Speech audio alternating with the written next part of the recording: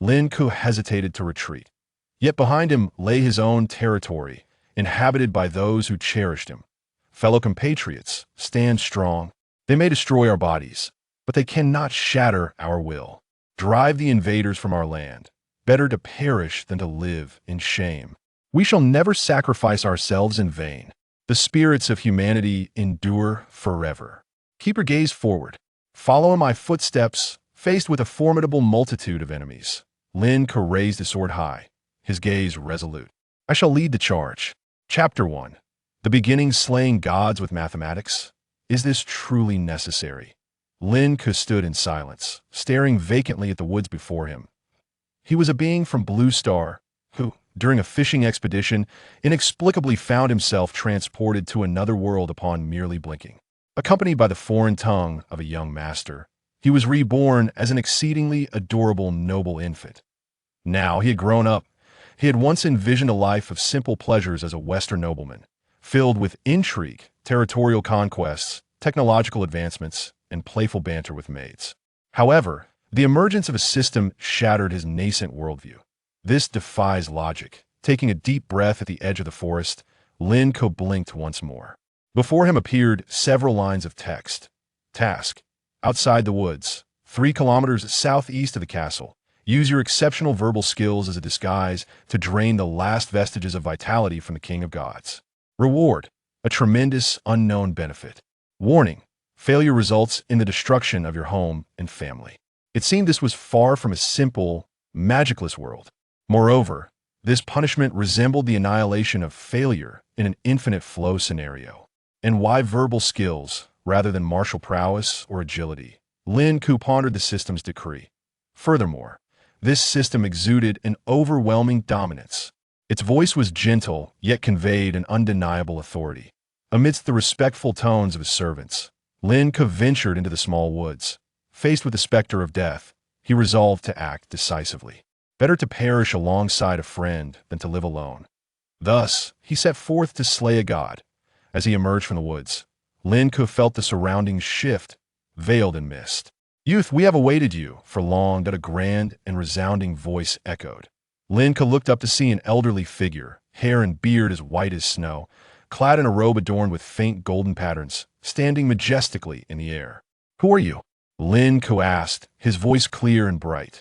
The elder smiled slightly, and from the void emerged a melodious recitation. I am Zelnatar, the Lord of the Gods, wielder of the dual powers of life and destruction, founder of the divine court, the faith of the deities, the ruler of the divine throne, heralding the dawn of the gods, the protector of humanity against the ceaseless onslaught of countless races. As the elder spoke, he began to radiate light, his eyes emitting beams of white brilliance. Stars illuminated the sky, and a myriad of lights flickered as hymns of praise arose. The earth trembled gently, and insects scuttled anxiously from the ground. In that moment, it seemed the very rules of the heavens, the skies, and the earth resonated with the elder's words. Though Lin Ke had anticipated such a reaction, he was still slightly taken aback that, of course, this display did not materially affect the world, merely influencing Lin Ke's immediate surroundings. May I inquire as to the purpose of your visit? Despite his inner astonishment, Lin Ke remained vigilant. His past experiences had taught him that those on the brink of death often sought to usurp the souls of others. Surely, this King of Gods was nearing his end. You need not be anxious, young one. I am the King of the human gods, a formidable force against the ceaseless assaults of the races from the astral realm. I have come to see you because your talent is exceptional. The King of Gods waved his hand dismissively, his expression, kind me? Exceptional talent? Lin Ke pointed to himself. The King of Gods nodded slightly. Indeed, young one, that I was engaged in fierce combat with a colossal beast from the astral realm when I sensed your remarkable gift, prompting my visit. Will you become my disciple? Disciple? Is it a position of great significance? Lin Ke pondered for a moment. The King of God smiled. Yes, noble youth. Lin Ke reflected for another moment. Then, with a serious expression, slowly shook his head. Well, as long as you are willing, great as I am. Wait, what? The King of Gods, previously smiling, faltered. Why do you refuse? My mother told me not to trust strangers. Lin Ke's voice was young yet firm. Incredible. I am the king of gods. How could I be a stranger? The king of gods raised an eyebrow, tempted to strike down the noble youth before him, yet he refrained. He considered that the young boy might be enamored with vanity and idealism. Thus he softened his demeanor. Young one, our people suffer greatly on this continent. Other races constantly seek to encroach upon our living space. Will you? Well, then, dear elder, you should go help them. Aren't you powerful? Lin Ke interjected. This child was indeed a handful. The king of gods mused internally, contemplating for 3 seconds before continuing. Young one, what do you desire? The power to rival dragons? Wealth beyond measure? Unwavering loyalty from beautiful maidens? Lin Ke scratched his head, feeling a bit embarrassed. Could I become a god instantly? If so, then I would consider being your disciple. Become a god instantly. The king of gods nearly erupted in anger. If I possess the power to make you a god on the spot, why would I waste time conversing with you now? Sensing the diminishing divine energy within him, a hint of urgency flickered in the king of gods' eyes. Yet his tone remained congenial. Young one, what must I do for you to become my disciple? Lin Ke keenly detected the urgency in the king of gods' eyes, and his heart steadied. Observing Lin Ke mimicking adult behavior, the king of gods nodded slightly. Yes, young one. Can you solve mathematics problems? Please help me with one. Lin Ke looked at the king of gods with a glimmer of expectation. My father assigned me a problem that I cannot solve. If you can solve it within 5 minutes, that would be truly impressive. Then I will believe in you. Mathematics? The king of gods frowned. Those who sought to defeat and kill him had created something called mathematics, which many nobles were now studying. As the king of gods, he was naturally aware of it, and though he might not be an expert, solving a problem should be simple enough. However, instinctively, he hesitated for a moment. Lin Ke then fanned the flames. I can share with you a swift method for increasing your followers, as my father instructed me. The king of gods smiled on the surface, yet scoffed internally. Nobles? What do those people know of faith? Nonetheless, he maintained his amiable demeanor. Pray, tell me, my child. Lin Ke felt disdainful. Had someone referred to his father in such a manner in his past life, he would have surely retaliated fiercely. All right. Lin Ke smiled sweetly, appearing as an innocent child. Yet his next words caused the king of gods' expression to shift dramatically.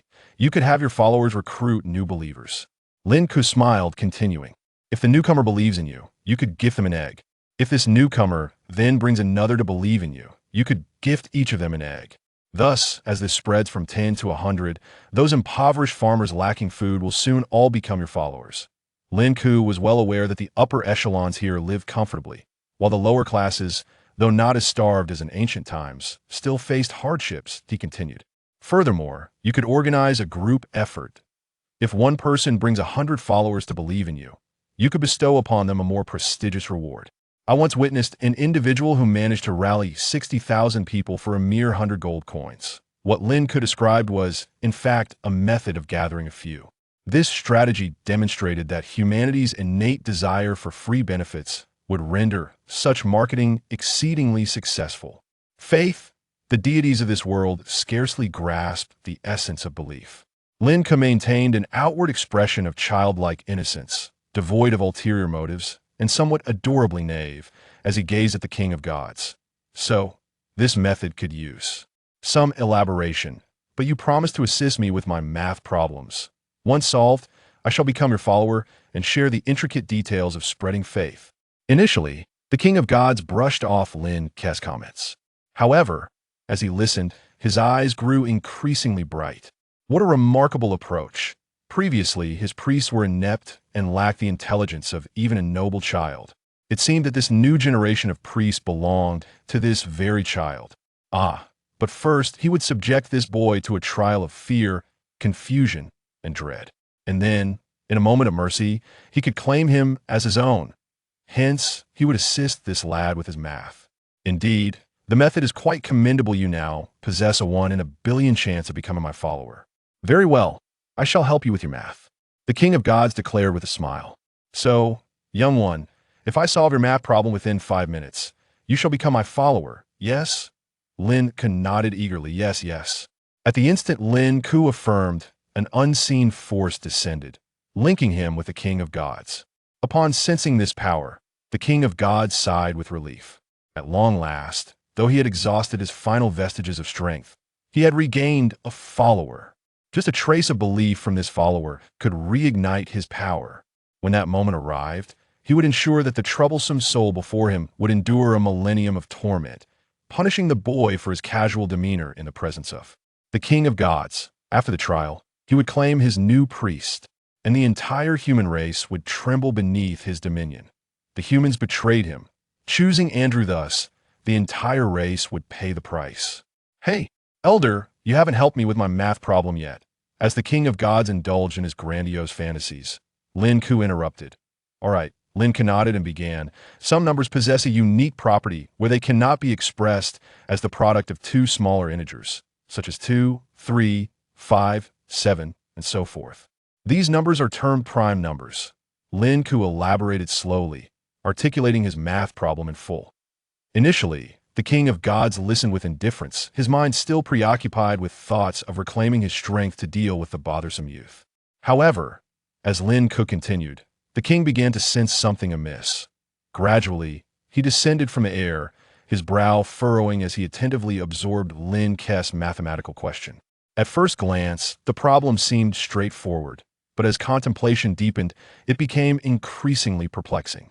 Finally, Lin Ke concluded, so, please tell me the answer. The king of gods frowned in deep thought, feeling as if his mind, which could withstand a collision with the king of beasts, was on the verge of explosion. Meanwhile, Lin Ke smiled, his expression a blend of anticipation, admiration, and skepticism as he regarded him. The question Lin Ke posed was one of the Millennium's greatest mathematical enigmas, the Riemann hypothesis. It would be absurd for the king of gods to solve it within 5 minutes. Lin Ke had previously gauged the scientific advancement of this world, which mirrored the ancient era of his past life, akin to the Xia dynasty. He had posed similar questions to many, none of whom could even manage basic arithmetic. For the king of gods to unravel the Riemann hypothesis, he would either need previous knowledge of the solution or possess the intellectual capacity to derive it himself. As time passed, Lin Ke stepped back slightly. The 5 minutes were quickly slipping away. The king of gods, however, ceased his brooding and instead fixed his gaze on Lin Ke, his stare unwavering. The king of gods raised a hand, pointing at Lin Ke, his eyes filled with venomous rage. You mock me. Such a question cannot possibly exist. Lin Ke sensed the king of gods' facade crumbling, prompting him to respond with less innocence. How could that be? This is one of the conundrums that has long plagued me. O great deity! The king of gods, feeling his life force waning, turned increasingly ferocious, his voice sharp and commanding. You, wretched child, quickly, believe in me, or I shall end you. Lin Ke stood still, silent and unmoving. Seeing this, the king of gods' eyes were gradually suffused with despair. He, the king of gods, Zernatul, was ultimately drained of life by this boy. The king of gods regarded Lin Ke once more, attempting to fathom him. This boy is extraordinary. He bore no essence of my greatest adversaries, nor that of a deity. He appeared merely as a common human. Yet, what child could maintain such composure before the king of gods? And that cursed math problem. Math is not merely about calculating 2 cows plus 2 cows equals 4, is it? In his desperation, the king of gods uttered what he believed to be the most malevolent curse. In the name of Zernatul, king of the gods, I invoke the foundational laws. I curse you. You shall become my heir. Just as I, a manifestation, walk the earth, you shall inherit the final rays of the gods, etched eternally upon your soul. You shall emerge as the new star, go forth as a scion of the divine, to resist, to overthrow, to annihilate. Upon concluding, no extraordinary phenomena occurred, it merely appeared as a simple verbal curse. Yet Lin Ke felt an inexplicable tightening in his chest. To inherit the king of gods meant inheriting all of his enemies. It was akin to inheriting a fortune, along with all its debts. No, please. Ha ha ha. Andrew, let this math problem meet you in the future. This world, this wretched world. Oh, what a marvelous world that in an instant, the king of gods devolved into madness, a stark contrast to his earlier demeanor. Suddenly, he staggered and collapsed to the ground, his form gradually fading into nothingness. Thank you, Riemann. Thank you, Dessen. Thank you, Cone. Thank you, the internet. Thank you, my friends. I have finally drained this God King dry. Lin Ke gazed at the diminishing figure of the King of Gods, his mind still preoccupied with the curses just uttered. Now, he could only hope that the enemies of the King of Gods would remain oblivious to him. Bang! At that moment, a light sound echoed. The King of Gods, master of life and destruction, Zernatal, was on the verge of vanishing. Upon his death, his body transformed into a sphere of light, floating in the air. Lin Ke blinked, and several lines of text materialized in his vision. Mission successful. The King of Gods has been drained of life by your exceptional verbal prowess. Reward, awaiting claim. Note, the curse of the King of Gods will take effect in 1 year. Chapter 2. The eldest son of the castle, Lin Ke, comfortably sank into the soft and luxurious velvet, exhaling deeply beneath the gentle fluttering of the peacock feather fan crafted by the servants. It was cool, pleasant, and relaxing. A stark contrast to the madness he had displayed just an hour ago when he had vanquished the King of the Gods, Zernatal. He closed his eyes and pondered quietly. It had been several years since he had traversed into this world, now at the tender age of 6. Upon his arrival, he was unable to speak. Yet the hieroglyphic script of this realm proved manageable to learn. The spoken language, however, bore a resemblance to the Latin phonetic system. While it shared similarities with his previous life, it was undeniably distinct. At times, he found himself longing for the blue planet he once called home, wondering how his parents fared, whether his friends and relatives were well, and if the red flags still fluttered throughout the cosmos. Nonetheless, a journey through worlds is just that, a journey. Furthermore, the recent demise of the King of the Gods, achieved through a mathematical conundrum, had demonstrated that his initial assumptions were incorrect. This place was not merely a mundane world reminiscent of medieval Europe. It was a realm of magic. Young master, the bathwater is ready. It has been infused with the milk of the gula cattle, the flower buds of perilla, and the juice of peach fruits. A man clad in splendid red silk entered his chamber, softly yet distinctly announcing the news. Understood, Uncle Billy. Lin Ke opened his eyes, leaping from the chair as he began to undress with the assistance of the servant. There was no alternative. He had grown accustomed to this feudal and decadent lifestyle. The layers of clothing, heavily influenced by Western aristocracy, were far more intricate than the sweetest milfud cake in the castle. He was utterly bewildered as to how to remove each layer. Since the time he nearly choked himself trying to undress at 3 years old, he realized that adapting to this era meant accepting that, in the corrupt nobility, one required assistance to disrobe. Undressing had become akin to deciphering a complex mechanism. It was far easier to let the servants handle it. "Where is my mother?" he inquired. "The lady has been invited by the matriarch to partake in afternoon tea. She has someone accompanying her, right? My mother's safety is assured, yes? Well, the matriarch, no need for elaboration. She wouldn't dare. I know that. By the way, my mother isn't aware that I ventured out to play, correct?" Uncertain, as he continued to shed the exquisite, ornate, and refreshing garments. Lin Ke conversed with Billy, ultimately making his way from the grand hall to the bath, a distance of 20 meters. Alas, in this wretched feudal era, the bedroom boasted an oversized bathing pool and toilet, making it unbearably inconvenient to traverse even to bathe. With a soft thud, the servant attempted to help Lin Ke remove the final layer, but Lin Ke gently swatted his hand away. He opened the door, his cherubic form resembling a plump little elephant as he entered the bath. Only Billy, the steward, followed him inside, while the other servants remained outside. The bath was spacious, reminiscent of a fish pond beside a flower bed in his past life, adorned with various pebbles, featuring an inlet for flowing water and an outlet leading to the castle's exterior. With a splash, Lin Ke jumped into the meter-deep water, perfectly suited to his 6-year-old physique. The steward watched with a smile, and when Lin Ke surfaced, leaning against the wall, he spoke softly, "Young master, shall we report today as well?" Lin Ke nodded faintly, his voice still high-pitched, with father absent as the eldest son. "I must assist Anne in managing family affairs. Let us focus on the essentials." Billy nodded in acknowledgement before gently continuing. "The maid, Sophie, spilled a bowl of soup and was punished by the head maid, prohibiting her from dinner. The hunter in the forest captured a wild boar, which has been cooked with gula cattle's milk and added." Stop, Uncle Billy," Lin Ke interjected, rubbing his forehead with his chubby little hand in exasperation. "I only wish to hear important information. Today, I am quite busy." He had little interest in trivial matters at present, There was a system reward yet to be claimed. His fascination with the magical realm eclipsed his concern for family affairs, and the seemingly benevolent curse also awaited resolution. At your command, my young master. Billy, unfazed, offered a bow, then thoughtfully continued. The procurement team wishes to visit the nearest city for supplies and is currently seeking the matriarch's approval. Just then, a young male servant rushed into the chamber, panic-stricken, exclaiming, "It's bad. John says the lady has been punished." "My mother has been punished?" Lin Ke's eyes widened as he abruptly stood in the water, glaring towards the door. Wasn't she invited by the matriarch for tea? It was the matriarch who punished the lady, according to John. The breathless servant stammered. His own mother punished? Get dressed. Lin Ke's voice trembled with anger. Punished. At that moment, Billy swiftly moved, his hands a blur as he dried Lin Ke's body and helped him dress without uttering a word. Lin Ke said nothing more, hastily departing from his grand chamber. The future master of the castle was indeed a dutiful and sensitive child, Billy mused, aware that the matriarch and Lin Ke's mother shared a bond akin to that of sisters. Yet, Lin Ke remained unaware of the true nature of their relationship, harboring unwarranted prejudice against the matriarch. After a moment's contemplation, Billy shook his head and proceeded to address the fragrant bathwater. Just moments prior, Lin Ke had hardly bathed. He had merely splashed about, but the water needed to be changed.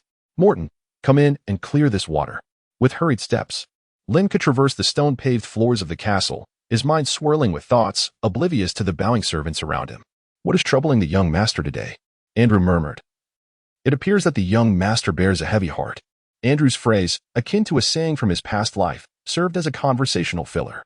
The servants whispered among themselves as Lin Ke passed, their expressions filled with curiosity. "The young master is remarkably astute. Surely, he can resolve this." "Of course. The young master's lineage is that of the Azen bloodline. May glory forever illuminate the family, and may fortune smile upon them." Previously, the young master would greet them with smiles and nods, displaying kindness, unlike the tempestuous demeanor he exhibited today. Nonetheless, the servants did not dwell on it further, for each had their own duties to attend to. As for Lin Ke, his mood was indeed quite dismal. He had just slain a deity, which led him to conclude that this world was far from the ordinary medieval existence he had envisioned. He had initially entertained grand ambitions of controlling the family and dominating the world, but now it seemed imperative to comprehend the magical structure of this realm. This was a world unlike the Western medieval period. Here, the culture, customs, traditions, and language differed significantly from his previous life. In a magical world, strength reigned supreme. He had no time for trivial family matters. He had planned to engage in strategic maneuvering with the matriarch, yet in a world where personal power varied so greatly, cunning and intellect paled in comparison to raw strength. Moreover, the curse, though it would only manifest in a year, loomed ominously. By then, he would be too weak to stand against the arch-enemies of the fallen king of the gods. Instead of worrying unnecessarily, he ought to seek a resolution. And then there was his mother.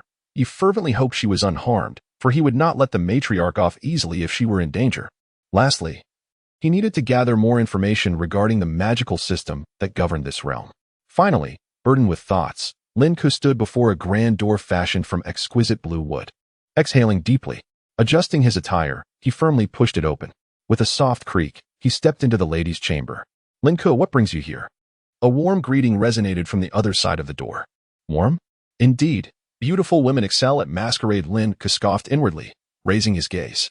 Before him sat an elegant woman, resplendent in her adornments, smiling graciously at him. Her tone was infused with affection. Yet Lin Ke was acutely aware that this was all a facade. Once upon a time, this lady had harbored intentions to take his life. She presumed he was oblivious, but the soul of his former self resided within the young boy. Thus, he discerned that the feigned joy and fondness in her voice were merely for the benefit of the three individuals standing nearby. Beside the lady stood three figures, a captain clad in armor, a burly head maid, and the leader of the procurement team. "Madam, where is my mother?" Lin Ke's tone was flat as his 6-year-old frame surveyed the room, searching for his mother. "Where is she?" "Lin Ke, I am currently engaged in discussions, and it would be inconvenient for you to remain. Perhaps you might step outside?" The lady replied with a smile. Observing her seemingly sincere demeanor, Lin Ke furrowed his brow. "I am the future heir of this castle. I have the right to inquire about any matter. Until your father departed this world, draped in endless glory, You were merely the future heir, the lady retorted with a chuckle, narrowing her eyes before leisurely savoring a small sour berry beside her. What is the reason? What grounds exist for punishing my mother? Lin Ke narrowed his eyes, pressing further. The reason? It is because her right foot was the first to cross the threshold of my chamber. The lady laughed lightly, as though the absurdity of her reasoning amused her. The right foot first? Preposterous. Lin Ke found no humor in this and felt his anger intensify. He chose to disregard the lady's words and turned his attention to the burly man from the procurement team, preparing to unveil his trump card for survival. Tell me, do you pledge your loyalty to the Azane family or the Brando family? The Azane family. Lin Ke's full name here was Lin Ke Azane. This was Azane Castle, and his aunt, the wife of his despicable father, belonged to the Brando family. Upon hearing the name Azane, the burly man instinctively knelt, bowing his head. I shall vow to defend the glory of the Azane family unto death. Until the stars fall, the world crumbles, and the very fabric of rules disintegrates unwavering until my last breath. Chapter 3: Followers and Bloodline. So, what about you? Lin Ke cast a fleeting glance towards the head maid and the captain of the guards, exuding an imposing presence despite his tender age of merely 6. This demeanor was cultivated from his previous life. I shall vow to defend. I shall. In an instant, the other two knelt on one knee, bowing their heads in solemn oath. Lin Ke nodded in satisfaction and turned his gaze towards the intrigued Lady Grandeur. And you, Lady Grandeur? He refrained from addressing her as Madam and instead opted for a more formal title. Are you still loyal to Azane? Lin Ke narrowed his eyes, his petite frame inching closer to the young lady of merely 20-something years. A deathly silence enveloped the room. The three kneeling figures dared not lift their heads, not even daring to breathe. They had never witnessed such a scene. I shall not betray Azane. After a moment, the lady elegantly settled into her seat and chuckled softly. Then, tell me, where have you taken my mother? Lin Ke took a step forward, gazing coolly at the lady. His voice, though soft and unassuming, sent a shiver through the three kneeling figures, nearly causing them to topple over in fright. Your mother? That commoner has vanished. What concern is it of mine? The lady raised an eyebrow, sensing Lin Ke's ire, as if teasing a young relative. My personal servant informed me that you have punished my mother. What was the reason? In this world, a personal servant is the most loyal and trustworthy of companions. A threat. This lady, accustomed to her tyranny within the castle, is oblivious to the fact that his scoundrel of a father has been absent since his birth. 6 years. Lin Ke smiled faintly. You dare not harm us, for you would not fare well either. A flicker of amusement danced in the lady's eyes, but she swiftly slammed her hand on the table, rising to her feet and bellowing. Insolence. The three on the ground trembled in fear, bowing their heads even lower. It is you who are insolent. Lin Ke raised his chin defiantly, declaring, I am Lin Ke Azane, the eldest son of the Viscount Azane. A sharp retort, having lived here for 6 years. Lin Ke recalled the time when he was merely an infant, alone in his room. The lady had stealthily entered his chamber, gently caressing his cheek, sighing, and then brandishing a dagger. Had it not been for Butler Billy's timely knock at the door, inquiring if the second lady was present and if he could enter, Lin Ke might have met his demise that day. Since then, he harbored a deep-seated wariness towards that woman with a heart as venomous as a serpent's. How dare you speak to me this way? The lady glared down at the 6-year-old Lin Ke. Unyielding, he stared back, his eyes filled with determination. The three kneeling figures remained motionless, as if petrified by fear, save for the beads of cold sweat cascading down their brows. Humph. After a moment, the lady let out a light huff, gracefully striding towards the exit, leaving Lin Ke alone in her chamber. Upon closing the door behind her, she exhaled deeply, glancing back with a tender expression before retrieving a small pouch of coins from her pocket and handing it to her personal maid. Go, give this to little Sophie. She did well. As she spoke, the corners of her mouth curled up, as if reminiscing about a fond memory. My lady, why? The maid hesitated, words caught in her throat. The lady chuckled softly, whispering, Little Lin Ke is so astute. He is most suited to thrive in such adversity. The maid nodded, though her understanding was uncertain. Within the room. Huh. The three on the floor simultaneously released a long breath, feeling as if they had been resurrected. Rise. The three of you. Upon hearing Lin Ke's voice, they lifted their heads. Just moments ago, Lin Ke wore an expression of indifference. Now, however, he beamed with a radiant smile, innocently extending his delicate hand to assist them. His smile was as refreshing as a spring breeze. Yet the three felt an unsettling chill run down their spines. Everyone in the castle knew the young master was precocious, but only Butler Billy, the lady, and these three, along with another farm team leader, understood that their young master had surpassed mere precociousness to a terrifying extent. The captain of the guards and the procurement captain exchanged glances, silently communicating. This young master is merely 6 years old. 6.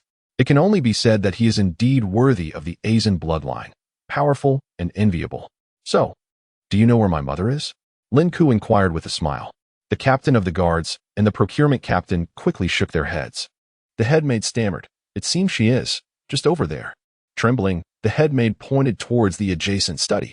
It was well known that Lin Ke treated the lower servants with kindness, and he was equally gracious towards butler Billy and his mother.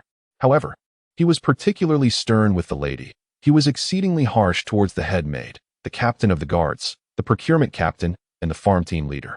Lin Ke was unaware of her thoughts, merely following her gesture. This castle contained only 2 studies, one belonging to his father and the other to the lady. He intended to visit his father's family study, while the lady's collection consisted of literature brought by the Grandeur family, books primarily for women. Without hesitation, he approached and opened the study door. "Mother." Upon entering, Lin Ke beheld his mother seated at the desk, quietly engrossed in a book. A cup of richly spiced red tea beside her, her expression relaxed and serene. Lin Ke's mother, adorned in a resplendent crimson noble dress, possessed a delicate, fair complexion, radiating an inexplicable charm. Innocent, lovely, and naïve. "Mother, you are not." Lin Ke stood dumbfounded. Was it not said that she had been captured for stepping into the inner chamber? Furthermore, little John, you must remember, you are not to tell her about my outing. Additionally, how well insulated is this door? The outside commotion nearly sparked a world war, yet it went unheard. "My dear, why is your hair so damp?" Lin Ke's mother, strikingly beautiful and appearing no older than 25 or 6, exuded a childlike innocence. She approached and gently ruffled Lin Ke's hair. "It's nothing." Lin Ke quickly deduced. She must have just bathed. Either his loyal servant John had betrayed him, inciting a conflict with the lady for undisclosed motives, or the tale had spiraled into an exaggerated rumor. Alternatively, it could have been Lady Brandeur's deliberate machination to spread such news. Or perhaps, a combination of both. Of course, considering his personal servant's unwavering loyalty, it was likely just a case of rumor-mongering. Lin Ke's mother observed his mature demeanor and playfully tapped his forehead. "You, always acting like a little adult, are not at all endearing." She was merely 25. "All right, go wash up. I will continue reading the fascinating book on professionals. It's quite intriguing." Lin Ke's mother pinched his cheek in satisfaction. Lin Ke mumbled a few half-hearted responses, hastily darting out, having not quite caught his mother's words. After all, at 25, she was likely indulging in novels such as The Overbearing Count Falls in Love with Me or 3 Lifetimes and 10 Miles of Peach Blossoms. He was a being from Blue Star, with his own parents, relatives, friends, and a career. Even after his transmutation, he could never forget, and he feared he might succumb to depression because of it. 3 years of depression. Yet, until that day, on his 3rd birthday, his mother, who was with him during his illness and high fever, imparted her maternal love, enabling him to truly embrace the world around him. He was no longer merely Lin Ke. He had become Lin Ke Azan. After 6 years, he had nearly acclimated to this identity. With his mother now in good health, he felt a slight sense of relief, as it appeared that the formidable lady had her limits.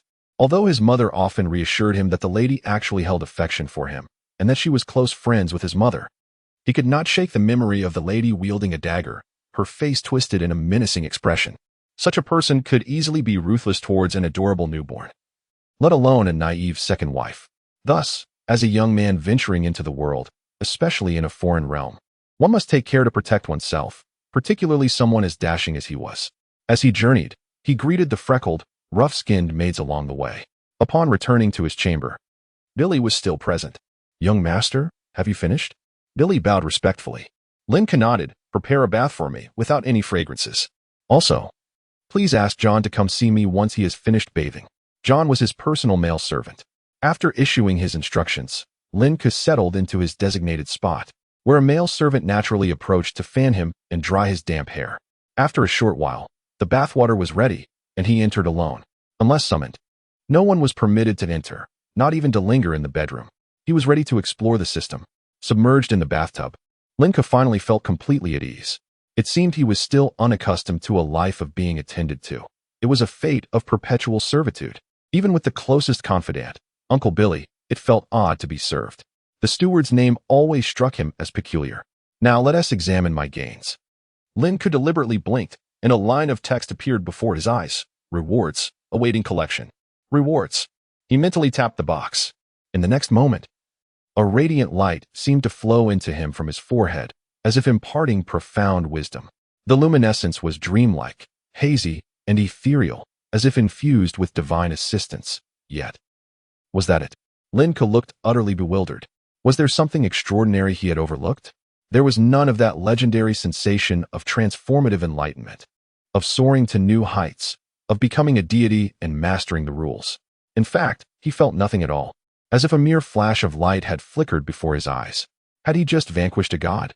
For this system, what is the meaning of this? What benefits does this confer upon me?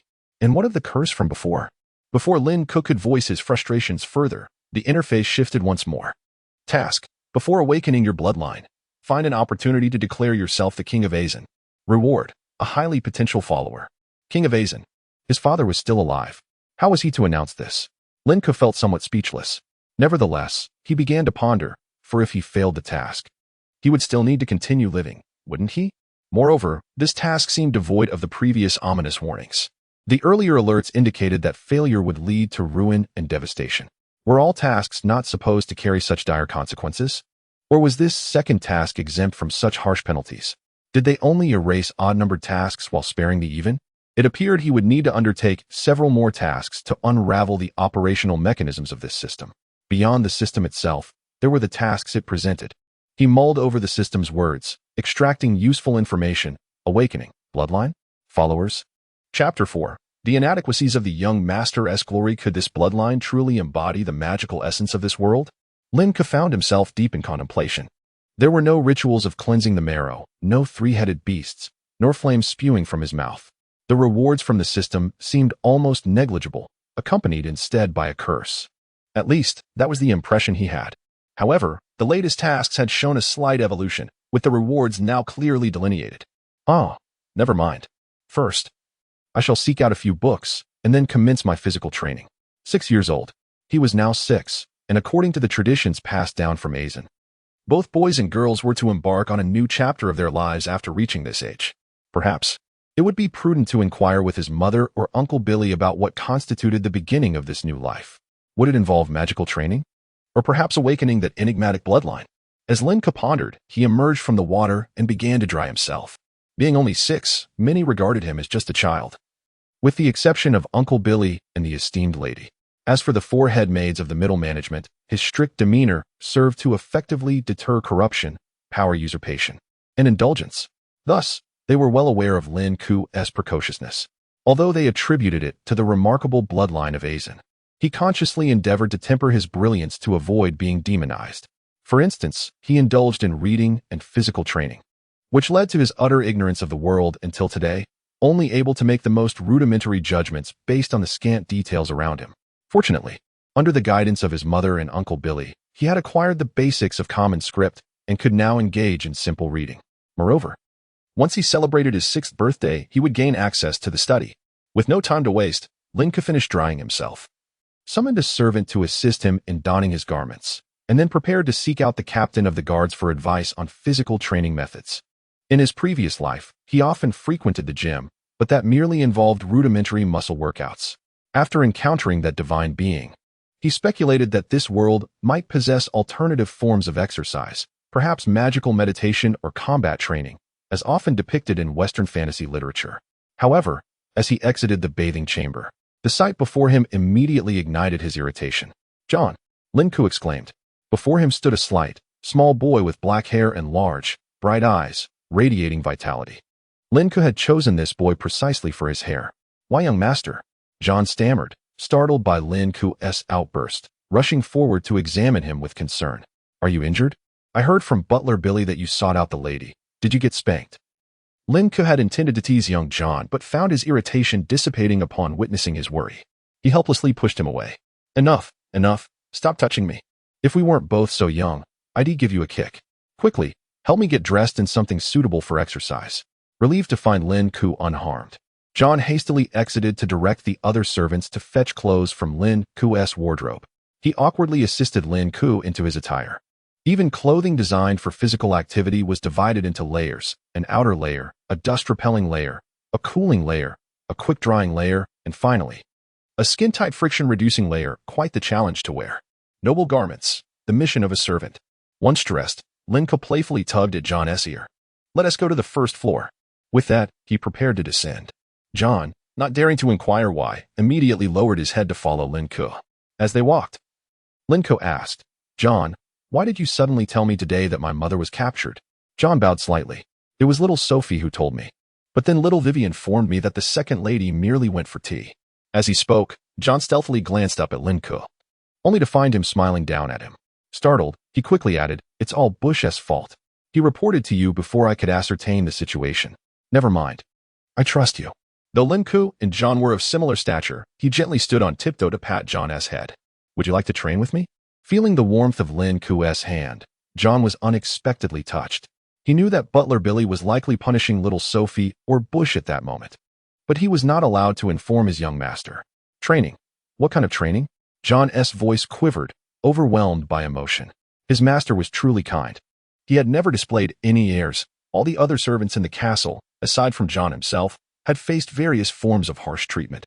Only because he was the young master's personal attendant had he escaped such fates, often being the one who bullied other young servants instead.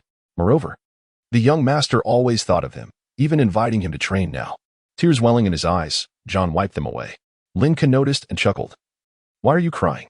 "I merely wish to exercise. Would you like to join me?" "Exercise? Oh, yes. But isn't the young master destined to become a great professional?" John replied, raising his head with a foolish expression, rubbing his bright eyes that glistened with tears. Suddenly, Lin Ke halted, the sound of his leather boots striking the stone floor echoing sharply. John skidded to a stop, pondering which of his words had gone awry. "You said, a great professional?" Lin Ke's tone was calm, yet laced with curiosity. John seemed to recall some teachings from Butler Billy and hastily clarified, No matter how great a professional, they could never compare to your glory, young master." What nonsense, a clumsy attempt at flattery. Lin Ke could only smile wryly. "You are my friend, a good friend. Do you understand, John? You are not just a servant. There's no need for such exaggeration." He shook his head and patted John's shoulder. "Now tell me, what does professional mean?" He had heard the term mentioned before, but as a child, he hadn't paid much attention, being preoccupied with absorbing language and literature. However, after his encounter with that old man, he had begun to take notice. Once he started observing, he discovered many clues he had overlooked before, such as professionals and bloodlines. "Professionals? They are truly remarkable beings," John exclaimed with excitement. "Our Lord is a particularly extraordinary professional." "What does it mean to be extraordinary? Please elaborate." Lin Ke was genuinely intrigued. How had he been unaware of this before? "Well," John furrowed his brow in thought, instinctively sucking his thumb as he pondered. Lin Ke typically would have swatted his hand away, deeming it unsanitary. However, today, in an effort to allow John to think, he remained silent, holding his breath in anticipation. After a lengthy pause, John finally shook his head. "I don't know how extraordinary. I just know they are very, very impressive." Lin Ke sighed inwardly. "Well, it would be more fruitful to ask Butler Billy than to inquire with you. Since there existed this notion of professionals, it seemed prudent to learn more before discussing training." Chapter 5, The Scholars. Where is Uncle Billy?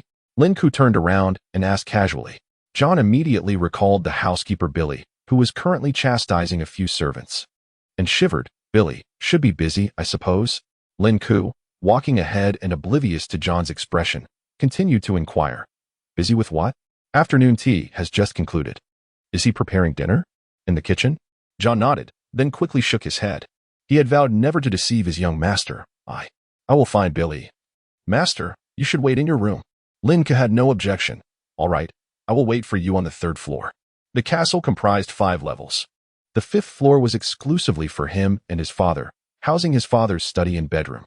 The 4th floor was where he lived with his mother and the other family members. The 3rd floor contained the reception rooms, dining hall, and other communal areas. The 2nd floor was designated for guest rooms and some servants' quarters. The lowest level was composed of the guards and slaves' quarters. Beneath the castle, there were dungeons and wine cellars. The castle itself was circular in appearance, constructed around a central stone pillar with a staircase wide enough for 4 people to walk side by side, connecting the various floors. Each room was linked by corridors, and every chamber featured balconies or ventilation openings. Outside the walls of the rooms stood the arrow towers. The overall structure of the castle was not overly complex. Lin Ke was now headed to the dining hall on the 3rd floor. He thought that chatting with Billy would suffice for dinner, saving him another trip. It must be said that life here had indeed made him somewhat lazy over the years. All right, master, I shall seek out Billy. John hurriedly dashed down the stairs. Lin Ke chuckled. John's nature was always like this, silly and impatient. He strolled leisurely down the stairs. The interior of the castle, which should have been quite dark, was well lit with oil lamps, creating a warm atmosphere. Upon arriving at the dining hall, he found that Billy was already waiting for him. Master, you have arrived, Billy said with a graceful bow, appearing slightly breathless as if he had been busy. Uncle Billy. Lin Ke nodded and took Billy's hand, leading him into the dining hall. Come quickly, I have some questions for you. His strength was minimal, yet Billy was effortlessly drawn along, indicating that the housekeeper was controlling the force of his pull. They entered the dining hall, where Lin Ke casually chose a seat and motioned for Billy to sit across from him. However, no matter how much Lin Ke insisted, Billy remained standing. Uncle Billy, Lin Ke exclaimed, narrowing his eyes. I command you to sit down. He had always regarded Billy as an uncle, for he had often protected him in secret during his childhood.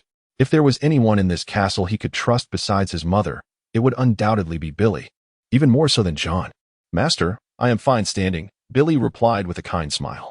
Are you inquiring about the professionals? Indeed, the moment the topic of professionals arose, Lin Ke's attention was immediately captured. Yes, Uncle Billy, what is a professional? Why have I never heard you mention it before? In Billy's presence, Lin Ke felt no need to feign innocence. After all, Billy was perhaps the one who understood him best in this castle. Billy smiled, recognizing Lin Ke's relaxed demeanor and profound trust.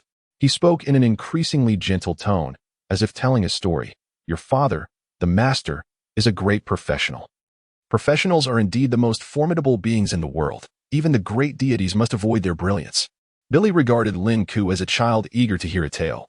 Much like his own nephew, Lin Ke nodded and directly asked, What must I do to become a professional? As he spoke, Billy seemed to dream. In due time, you will awaken your bloodline, and then select a suitable profession based on your lineage, ultimately becoming a great professional. Awakening the bloodline, selecting a suitable profession, and becoming a professional. So this was the process.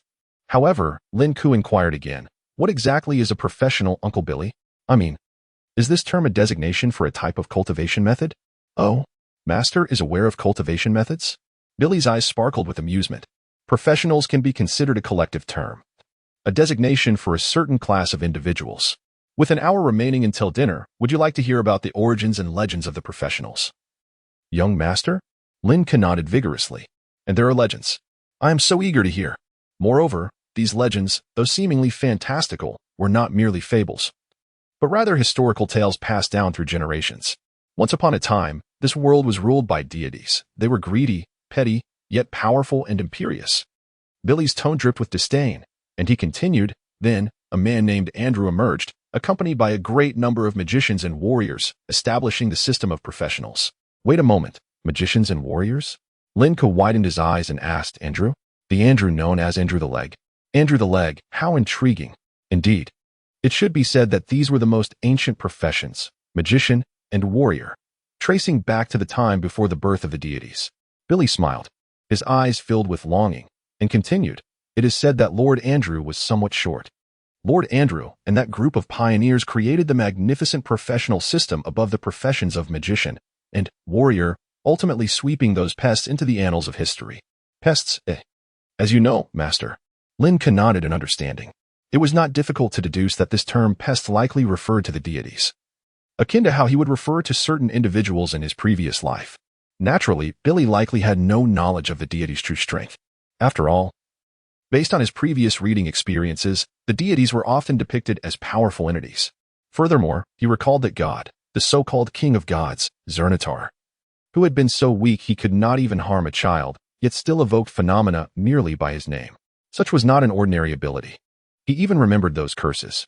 Lin Ke continued listening, harboring a measure of respect for Andrew, who had indeed ushered in a new era, a name that even the king of gods could not forget before his demise. At that time, the first profession established by Mr. Andrew and his companions was the scholar profession, derived from magician. Scholar, the origin of it all. Billy continued his narrative. Scholar is most suited for exploring the mysteries of the world. They serve as the foundation for countless professions researched, explored, and created. For instance, mystery scholar, mind catcher, shield warrior, thunder warrior, tide walker. Countless pioneers emerged from the foundations laid by innumerable predecessors, evolving into the flourishing continent we now know as the Nansenj continent. Chapter 6. No longer pretending to be adorable. The continent of Nansenj, how exotic it is. Furthermore, the occupational system is even more intriguing. Andrew's legs, this kind of transmigration, Lin Ke had never encountered in his previous life. There exists magic and fighting spirit, yet they have been completely supplanted. It is akin to cold weapons rendered obsolete by firearms, or worse. After all, even in the age of firearms, cold weapons can still serve a purpose in certain contexts. In Nansenj, however, practitioners have entirely replaced the magical and martial systems. Individuals now directly pursue the scholar profession rather than that of a mage. Even the lofty deities have been overthrown. Lin Ke could not help but marvel, feeling a yearning arise within him. How might I awaken my bloodline? Butler Billy smiled, then, rather audaciously, patted Lin Ke's small head. When the young master turns 6, the family will invite a professional enlightenment teacher to provide guidance. A professional enlightenment teacher, akin to a professional lawyer or accountant? So, this too is a profession? How fascinating. Lin Ke was suddenly filled with impatience. His birthday was just a month away. What could he accomplish this month? Could he engage in training like that of the former mages and warriors? He inquired once more. Some things are best started early, in his past life. There were even early education programs and prenatal education, along with countless preparatory classes during winter and summer breaks. Children are naturally playful, but at certain ages, such playfulness can lead to missed opportunities and wasted time. A balance between labor and leisure is the true path. Lin Ke did not wish to become a mere study machine or examination expert in this world, nor did he want to be a byproduct of joyless education. He could cultivate self-discipline and, through a harmonious blend of work and rest, surpass peers who lacked such discipline. Training? No, there's no need for training. Butler Billy gently shook his head. After you turn 6, young master, you will be able to study the knowledge of practitioners. The specifics will be taught by that teacher. My knowledge is too limited, and the accuracy of information is of utmost importance. Lin Ke understood. No wonder no one had discussed such matters with him before. Once one learns that green is indeed green and yellow is truly yellow, it becomes exceedingly difficult to convince oneself that green is yellow and yellow is green. Preconceived notions. Thus, the guidance of a master is paramount, especially when one is still a blank slate. Who makes the first stroke is crucial. As they conversed, servants began to serve the dishes. Although the Azen castle lies in a remote part of the kingdom, it boasts an abundance of certain resources. For instance, the territory produces a breed of cattle known as the Gula cow. These cows resemble Western bulls with prominent horns, but the females yield delicious fresh milk, making them a specialty of Azen. Tonight's dinner features Gula cow milk, braised wild boar, enhanced with basil and herbs from the southern marshes, and special snow crystal salt transported from distant northern lands, all presented in exquisite silverware. 2 maids, their skin as rough and their figures as stout as water buffalo. Each grasped the ends of a silver square pot, lifting the wild boar to the table. The pot was covered, yet the aroma could not be concealed. After placing it on the table, the maids greeted Lin Ke and Butler Billy before hastily departing, unable to suppress their salivation. The scent was simply irresistible. Even Butler Billy's throat involuntarily moved. Yet Lin Ke remained expressionless. The most challenging aspect for him was the cuisine. It was either roasted meat or stewed meat, either basil or herbs. Reflecting on his past, he longed for mapo tofu, boiled meat slices, pot-wrapped meat, roast duck, marinated chicken, Westlake vinegar fish, beggar's chicken, Xylong bao, century egg and lean meat congee, Cantonese breakfast, and bridge crossing rice noodles. Not to mention some exquisite delicacies, such as mushrooms that allow one to see little people. Robust health-boosting foods, and the endless northwest wind of poverty. Here, even a simple dish of braised pork left him yearning for more. In his previous life, culinary art was regarded as a way of life, whereas in other places, it was merely a technique for heating ingredients.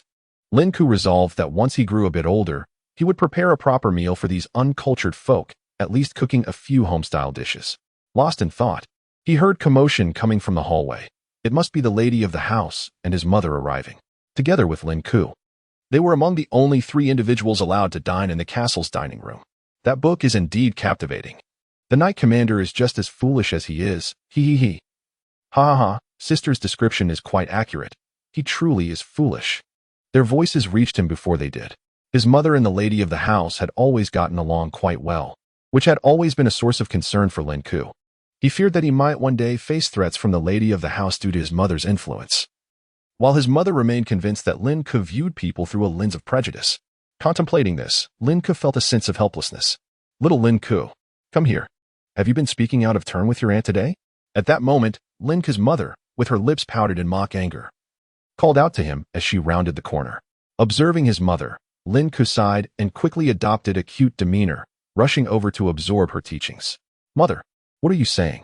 Lin Ke, with his short legs, opened his arms and rushed to embrace his mother's legs, looking up with innocent eyes.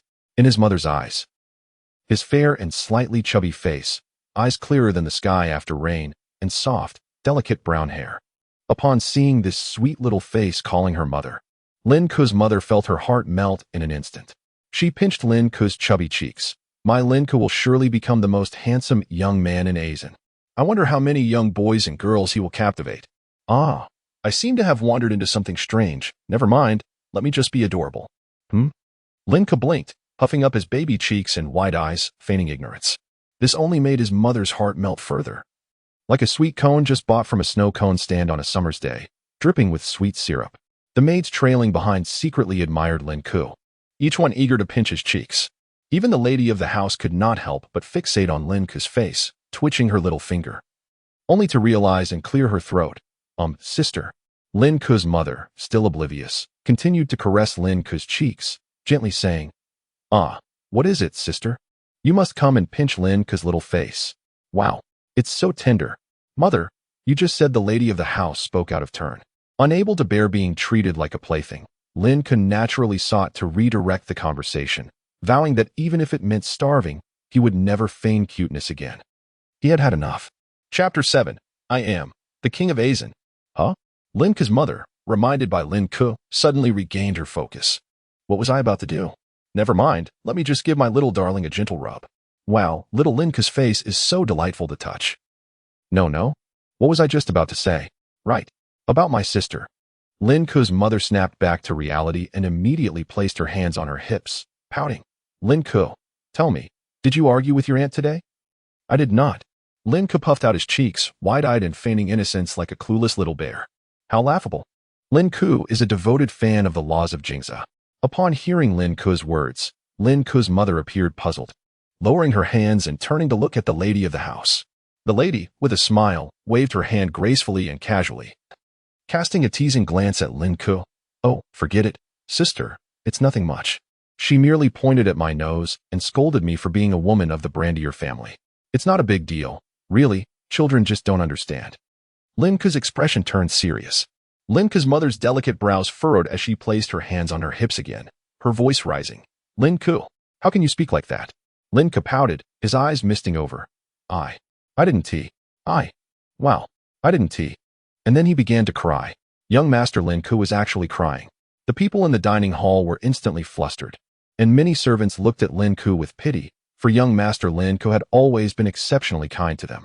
Of course, Butler Billy stood by with a smile, while the captain of the guards and the head maid bowed their heads, frozen in place. Young Master Lin Ke crying? How amusing. However, Lin Ke's mother was in a panic, quickly squatting down, her hands hurriedly wiping away his tears. Don't cry, Lin Ke. Be good, Lin Ke. Meanwhile, the lady of the house, seeing Lin Ke in tears, ceased her laughter, watching quietly with a smile in her eyes, saying, Oh, sister, he is still young. Just a child, perhaps a few spanks with a whip would suffice. Lin Ke, do you speak the truth? Lin Ke's mother glanced at the lady, momentarily stunned. Whoa, I didn't tea, whoa. Lin Ke's voice grew softer, gently sobbing. His mother, feeling heartbroken, immediately scooped him up, gently patting his back, and turned to the lady of the house. Sister, The lady extended her hand, softly stroking Lin Ke's head, speaking tenderly. He is merely a child, lacking understanding. Perhaps he overheard his personal servant gossiping. Yes, yes, Lin Ke's mother nodded, then continued to pat Lin Ke's back. Did you hear that, little Lin Ke? You mustn't speak carelessly from now on. She conveniently omitted mentioning little John. Before Lin Ke could respond, the lady of the house started walking toward the dining table. The wild boar meat today smells delightful, but the sow is not to my taste. I prefer roasted suckling pig. Its soft, tender flavor is truly exceptional. What a pity. As she spoke, the lady reached out to Lin Ke's mother with a smile. Sister, come quickly, let us savor this so-s flavor together. Good heavens. Is this a blatant insult to their modest origins, cloaked in rhetorical flourish?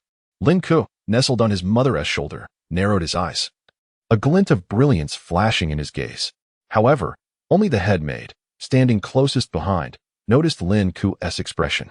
Lin Ke then glanced at the head maid again, who naturally lowered her head, pretending not to see the spark in Lin Ke's eyes. In this castle, Lin Ke was kind to everyone, except for the head maid, the captain of the guards, the head of procurement, and the head of agriculture. Those four dared not overstep their bounds. Come, little Lin Ke, sit down. Lin Ke's mother placed him in a seat, gently pinching his face. You must behave, act like a little adult, and no more crying, understood? Oh, mother.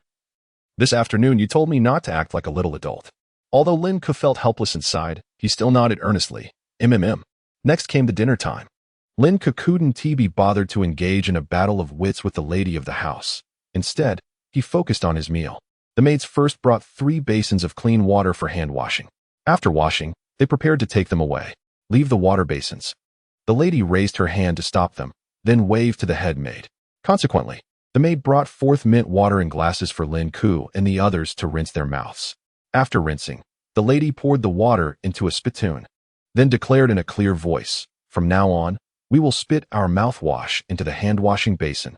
The dining hall fell silent for a brief moment, not exceeding a second.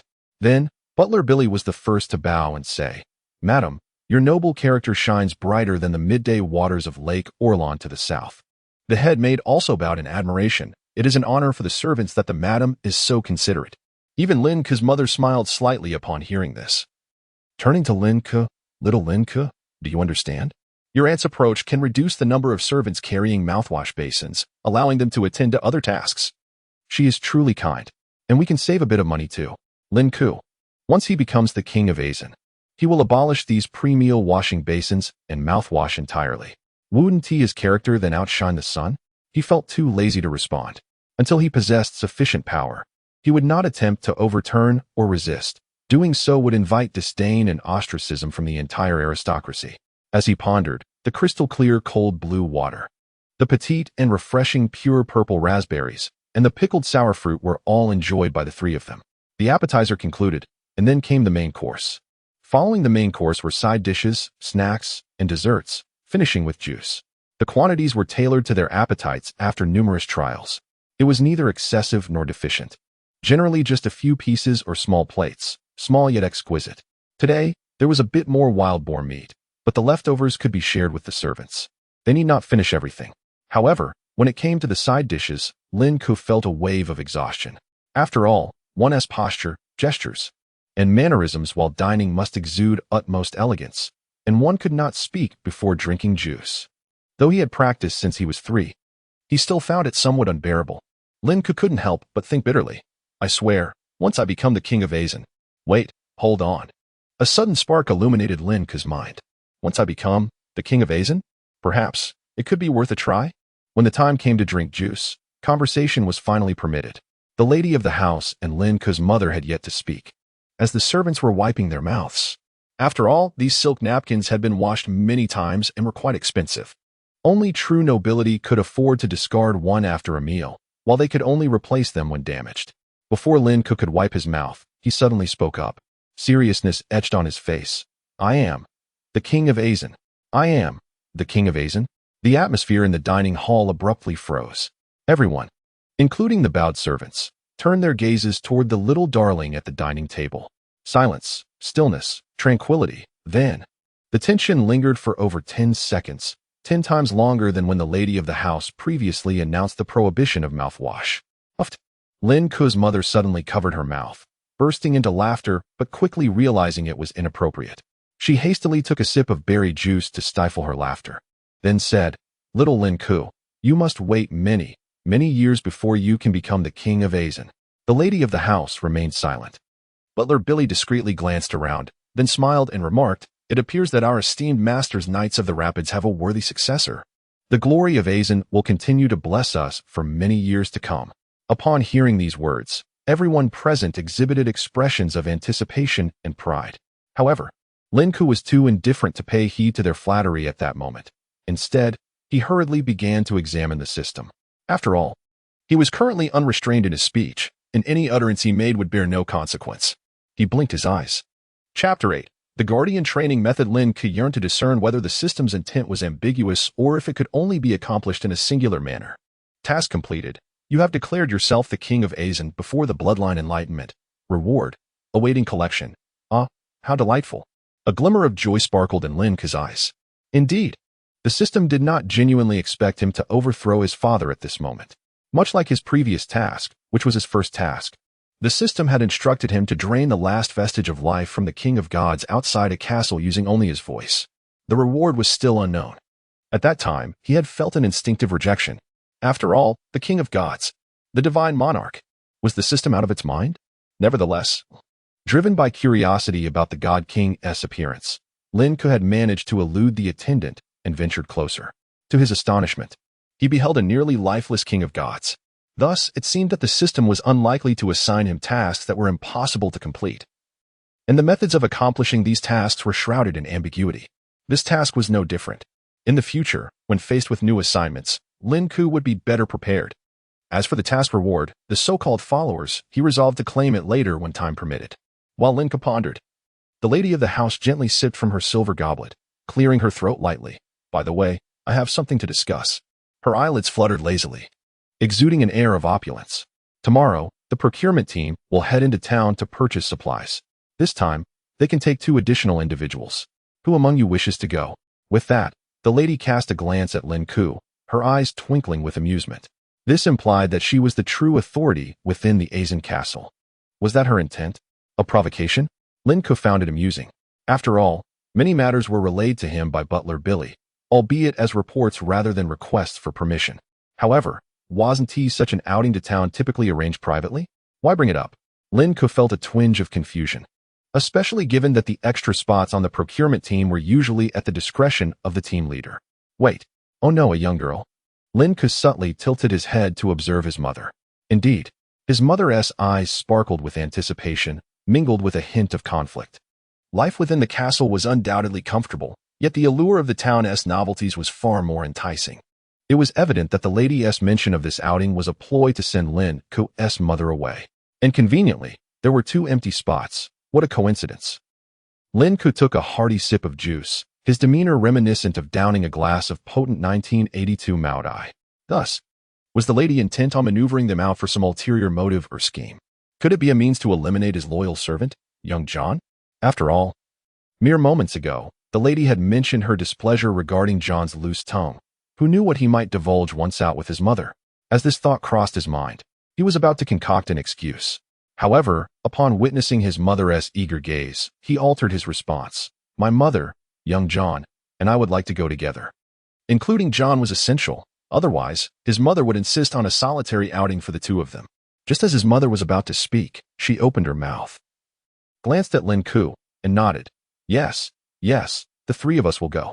Lin Ke understood that his mother, raised in a humble household, lacked assertiveness and often followed his lead.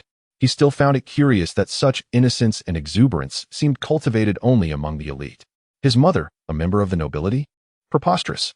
What noble offspring would lower themselves to become the wife of a viscount, let alone a second wife, akin to a concubine? At that moment, upon hearing Lin Ke's words, the lady furrowed her brow. There are only 2 additional spots. Too many people would be problematic.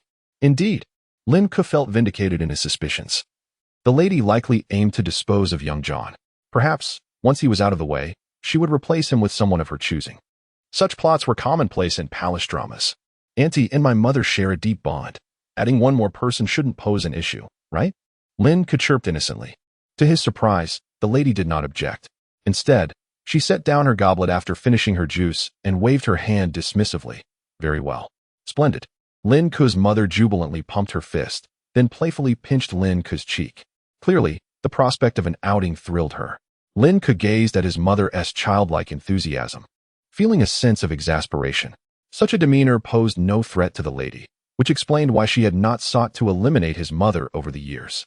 Observing Lin Ke's mother's playful antics, even the lady of the house pinched her brow and remarked, "Sister, do remember to uphold the decorum befitting a noble." Lin Ke's mother, realizing she had become overly carried away, sheepishly stuck out her tongue. "I understand." Thus, the lady, lost in contemplation, Lin Ke's mother, filled with delight, and Lin Ke, fixated on the potential followers, swiftly concluded their dinner before departing the dining hall, leaving the servants to promptly clear the table and leftovers. In the evening, Lin Ke, accompanied by butler Billy and young John, arrived at the open area outside the castle. The castle loomed magnificently, featuring 10 Western-style arrow towers surrounding its base, while higher up, a series of protruding balconies adorned the structure, culminating in the uppermost circle reserved for the Lord of Azen, comprising the study and bedroom. The castle's exterior was a striking contrast of black and vibrant red patterns, with several banners emblazoned with the name Azen hanging prominently. These patterns were said to be the handiwork of professional architects, designed to fortify the stone walls and enhance the castle's defenses. The red was the primary hue of Azen. Regardless of whether they were butlers, servants, or slaves, traces of red adorned their attire, a new tradition introduced by Lin Ke's unscrupulous father. The entire castle resembled a black gemstone embellished with red patterns, comparable in size to some of the smallest counties and towns Lin Ke had encountered in his past life. If pressed, it could likely accommodate tens of thousands. However, in reality, even with the inclusion of family members of servants and slaves, the castle housed fewer than 10,000 souls. Currently, this entire populace served only Lin Ke and his 2 companions. Such was the nature of this era. Before him stood 1,000 soldiers. Aside from 30 guards stationed at the arrow towers and the captain of the guards, the remainder of the soldiers was gathered here. Lin Ke observed them, hands clasped behind his back, and shouted in a youthful voice, "At ease. Attention." Before him stood a dense formation of 1,000 individuals, varying in height, build, and age. The only commonality among them was the resounding clatter of their rusty iron boots striking the ground as they stood at attention. Typically, they were not permitted to don formal gear, only allowed to wear it upon receiving explicit permission, and such gear was securely locked away. At ease. At ease. Attention. Attention. Bang. Bang. Bang. After approximately 4 or 5 repetitions, Lin Ke finally nodded in satisfaction. Very well. We shall commence with 3 laps around the castle. Remember to chant the slogan and maintain your formation. Prepare. Run. With that command, the soldiers dashed forward. The chant of Azen, Azen, echoed through the air, its pronunciation reminiscent of a blend of Latin and Chinese, akin to a rallying cry. As they ran, they shouted Azen in unison, much like counting off. As I observed the ranks of soldiers marching forth, the esteemed butler Billy remarked, "Young master, your lineage must be exceptionally distinguished. Such an astute training method would surely be admired even by your father." "It's not much," Lin Ke modestly replied. Given that Billy had served beside Lin Ke's rather despicable father in his youth, he had encountered numerous precocious races. Generally, regardless of the species, precocity often signifies a lineage of exceptional quality. Thus, upon discovering Lin Ke's early brilliance, Billy secretly vowed to protect the offspring of his master with unwavering dedication. Lin Ke, having undergone certain trials, came to trust Billy and affectionately referred to him as Uncle Billy. "What purpose does this serve?" John questioned, gesturing toward the squad of soldiers with a puzzled expression. "Stand at ease. Attention. Run," Lin Ke smirked. "What purpose? Huh. Foolish denizens of another realm." Chapter 9. Off to the city. John was utterly bewildered. His young master had been training the guards for nearly a month, yet with his limited intellect, he had failed to notice any changes. Lin chuckled softly. "I once observed ants. Under the command of a large ant, obedient little ants could easily slay a grasshopper, just like guards. However, without the guidance of the large ant, a swarm of little ants remains merely that, little ants." Upon hearing this, the butler Billy, who stood behind Lin, looked at him with increasing admiration. A month prior, feeling the weight of his lack of authority, Lin had expressed a desire to oversee the guards' training. Initially, Billy had not thought much of it. After all, the request came from the beloved heir of Lord Azen, the astute young Master Lin.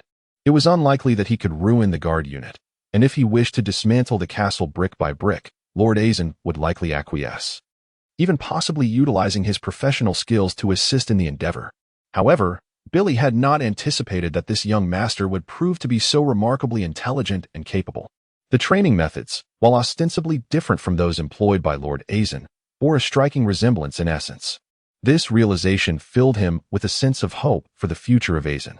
How could little ants become guards? John murmured, but he refrained from questioning further. Lin shook his head, realizing that young John was perhaps not destined for a military path. Why was discipline so crucial in training? The answer was simple: morale and obedience to orders were paramount in the age of cold weapons. While there were certainly many other important factors, regrettably, Lin had not delved deeply into various military formations, strategies, and tactics in his previous life. At most, he had encountered some principles from Sun Tzu's Art of War Online, which offered limited insights. The methods of warfare and the elements of victory in this world remained largely foreign to him. Having never fought a battle, it would be foolish to rigidly apply the strategies from his past life. Other worlds had engaged in warfare for ages, developing methods suitable to their unique political, technological, social, cultural, and economic conditions. To simply impose a foreign military template upon this realm, believing himself capable of dominating, was a naive notion. Adapting to local circumstances was vital. Nevertheless, discipline training generally yielded positive results. By instilling a habitual obedience in the guards, Lin believed it would mitigate the likelihood of mass panic during moments of morale collapse. Thus, a month ago, after a series of what he perceived to be fierce and perilous struggles with the lady of the castle, he had acquired all military authority except that of the guard captain. The lady, lacking insight, remained oblivious to the significance of military power. When Lin first encountered the guards, some wielded scythes, others carried dung buckets, and some had even donned their trousers improperly, a quintessential rabble. After all, the guards at Azen Castle were not fully professional. At times, they were required to engage in tasks such as farming. However, after a month of Lin's nightly training and the implementation of a reward and punishment system, these guards had begun to take on a semblance of order. Lin felt fortunate that these guards were not like the rebellious rascals he had read about online, who resisted authority and were unruly. Here, the guards were essentially a group of commoners who revered the nobility and took pride in being Azen guards. Thus, they naturally heeded the words of Lin, a prominent noble in the territory. Lin casually inquired, "Billy, how prosperous is Azen?" The butler slightly bowed, "Young master, Azen is the most affluent in the southern part of the kingdom. Our storerooms overflow with berries, vegetables, and meats, so plentiful that they could fill the beautiful Orlon Lake." Lin had long since labeled Billy as a middle-aged man prone to hyperbole. He glanced at Billy, suspecting a hidden agenda behind the lady's actions. Billy hesitated, feeling conflicted, but eventually nodded. "Very well, young master." It was clear that he did not entirely agree with Lin's ongoing conflict with the lady, as she was his lord's wife, and he was uncertain what offense the lady had committed against Lin. However, he understood that the lord's eldest son held a far superior status than any woman. Billy's discomfort stemmed from other matters. His biological mother could be called mother, but the scoundrel who had left him at birth, a barbaric viscount from another world, was hardly deserving of the title father. "Yes." Billy bowed, finding himself unable to address Lin in any other manner. From the moment he began to speak, this young master had exhibited an extraordinary aptitude for learning, grasping concepts with remarkable speed. Moreover, he possessed a strong sense of self, rendering him impervious to the influence of others. For instance, Lin had never referred to Gallos as father. Young John nodded vigorously, "Yes, but I want to give in to the young master." He had heard Lin mention that drinking gula milk was beneficial for health. As a commoner, John felt that Lin had treated him exceptionally well.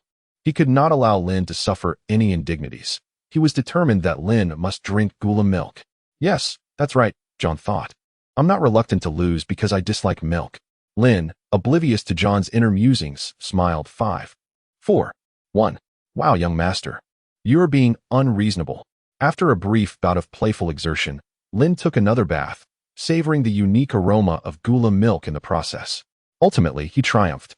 But how could he possibly lack gula milk? For not far from the castle lay a gula dairy farm. Subsequently, John was made to drink a large cup of milk, and Lin indulged in one as well. The time had come to attend to more serious matters. He blinked. Reward. Pending. The reward for this task was a follower of considerable potential. A follower referred to a person, didn't he it? How would it be granted? Would one simply drop from the heavens? Lin pondered. He clicked in his mind. The system interface disappeared, yet nothing transpired. Perhaps it required some event to trigger it? Or when the first follower pledged allegiance to him, their potential would be deemed considerable. Lin contemplated this, feeling somewhat lost. The system was enigmatic. He could not decipher it, nor did it provide any hints. He could only explore it slowly. Of course, he believed that as more tasks emerged, he would gradually unveil the essence of the system. Moreover, the system's simplicity and lack of sentience reassured Lin. Otherwise, he would certainly worry that a puppeteer lurked behind the scenes, manipulating events. After a bath, he slept soundly. The next day arrived. Before dawn, a dozen gula-drawn carts were neatly lined up along the roadside. Aizen had no horses. Lin had neither seen nor heard of them. Typically, these supply trains relied on oxen for transport. Hurry up, you foolish slaves. Guards, come over here and move this box. Don't forget the gula beans. The bulls wouldn't breed without them. In the early morning hours, servants bustled about, transporting baskets, food, and stone jars, wielding whips to urge the slaves into their laborious tasks. Heavy work was not permitted for the slaves, as any damage would be disastrous. Meanwhile, Lin, his mother, and young John arrived at the castle's entrance only after the sun had risen. Little Lin, today we're going to the city. Are you happy? Lin's mother crouched down to pinch Lin's cheeks, and feeling the softness, she playfully squeezed them a bit harder. Lin remained silent. Hey, I was quite happy. But if you keep pinching, I won't be. Chapter 10. The sudden new task. Aizen is a viscountcy. Yet it bears little resemblance to the noble titles familiar to Lin Ke from his past life. For instance, within this viscountcy, there exist several baronies, and it is rumored that a lord might also reside here. The structure of these titles appears to diverge from the traditional Western lineage he once knew. Among the nobility inhabiting this territory, some are contemporaries of their fathers, while others hail from the previous generation. Their residences vary. Some dwell in the city as lords, others in castles as barons, and some can only claim the title of village chief, akin to the role of a village elder. The vastness of this viscountcy left Lin Ke pondering that the continent of Nazinj might be even more expansive than he had previously imagined. What is young Lin Ke contemplating? In the carriage, Lin Ke's mother was indulging in sour berries. Observing her son's dazed expression, she couldn't resist poking him. How about we play the fisherman's game? Lin Ke, perched at the edge of the carriage, gazed vacantly at the wilderness and shook his head. I don't want to. The fisherman's game is a pastime where adults amuse children. Resembling a hand game he knew from his past life called 1520, serving as a form of mental exercise. Each participant simultaneously reveals their hands to guess the opponent's number. A correct guess signifies capturing the fishman, while an incorrect one invites ridicule, akin to being deemed foolish like the fishman himself. It is dreadfully dull. Come on, little Lin Ke. You used to adore it. Please, that was your favorite game.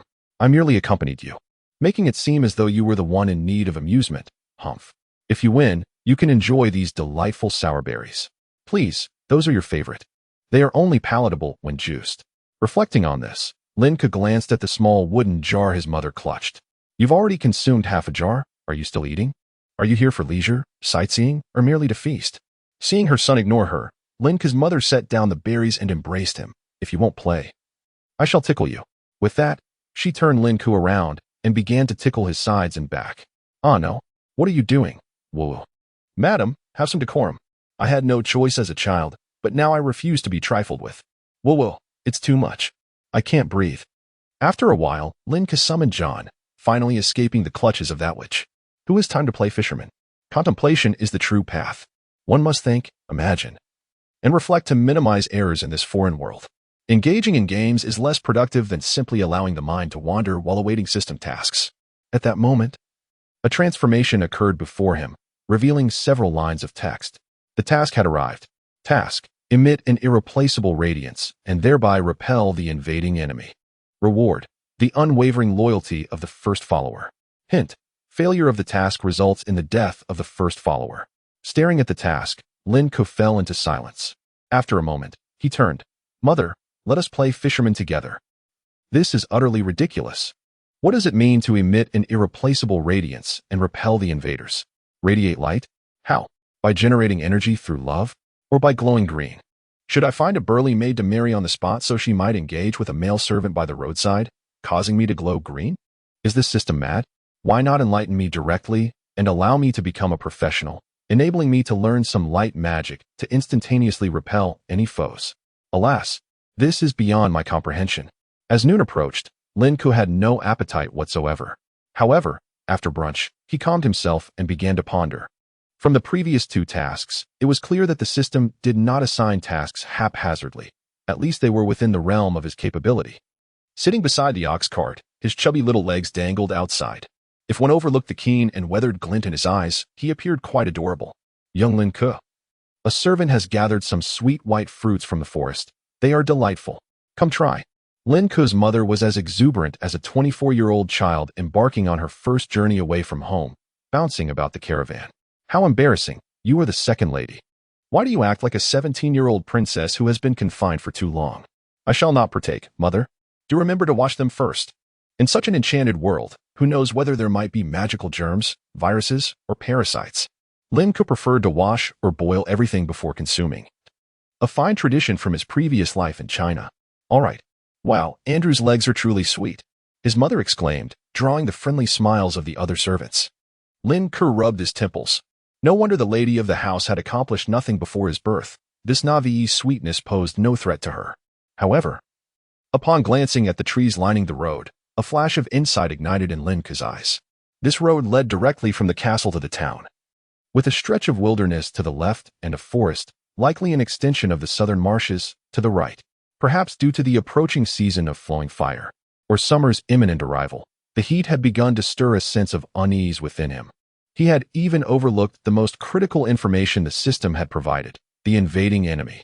How could he have neglected such vital intelligence? Lin Ke gently tapped his head. When will the enemy arrive? Today? Or later?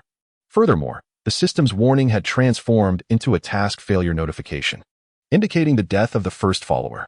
Thus, this system's task assignments serve as a form of foresight. Success or failure is borne by the individual, with the system merely providing a hint. After a few moments of reflection, he stood and faced the slowly moving ox cart. Addressing the caravan with a commanding voice, "Guard team, assemble swiftly." He coughed after a couple of shouts. His young throat was sore from the effort. Casting a glance at an unknown male servant nearby, he instructed, "You call out for the guard team to assemble."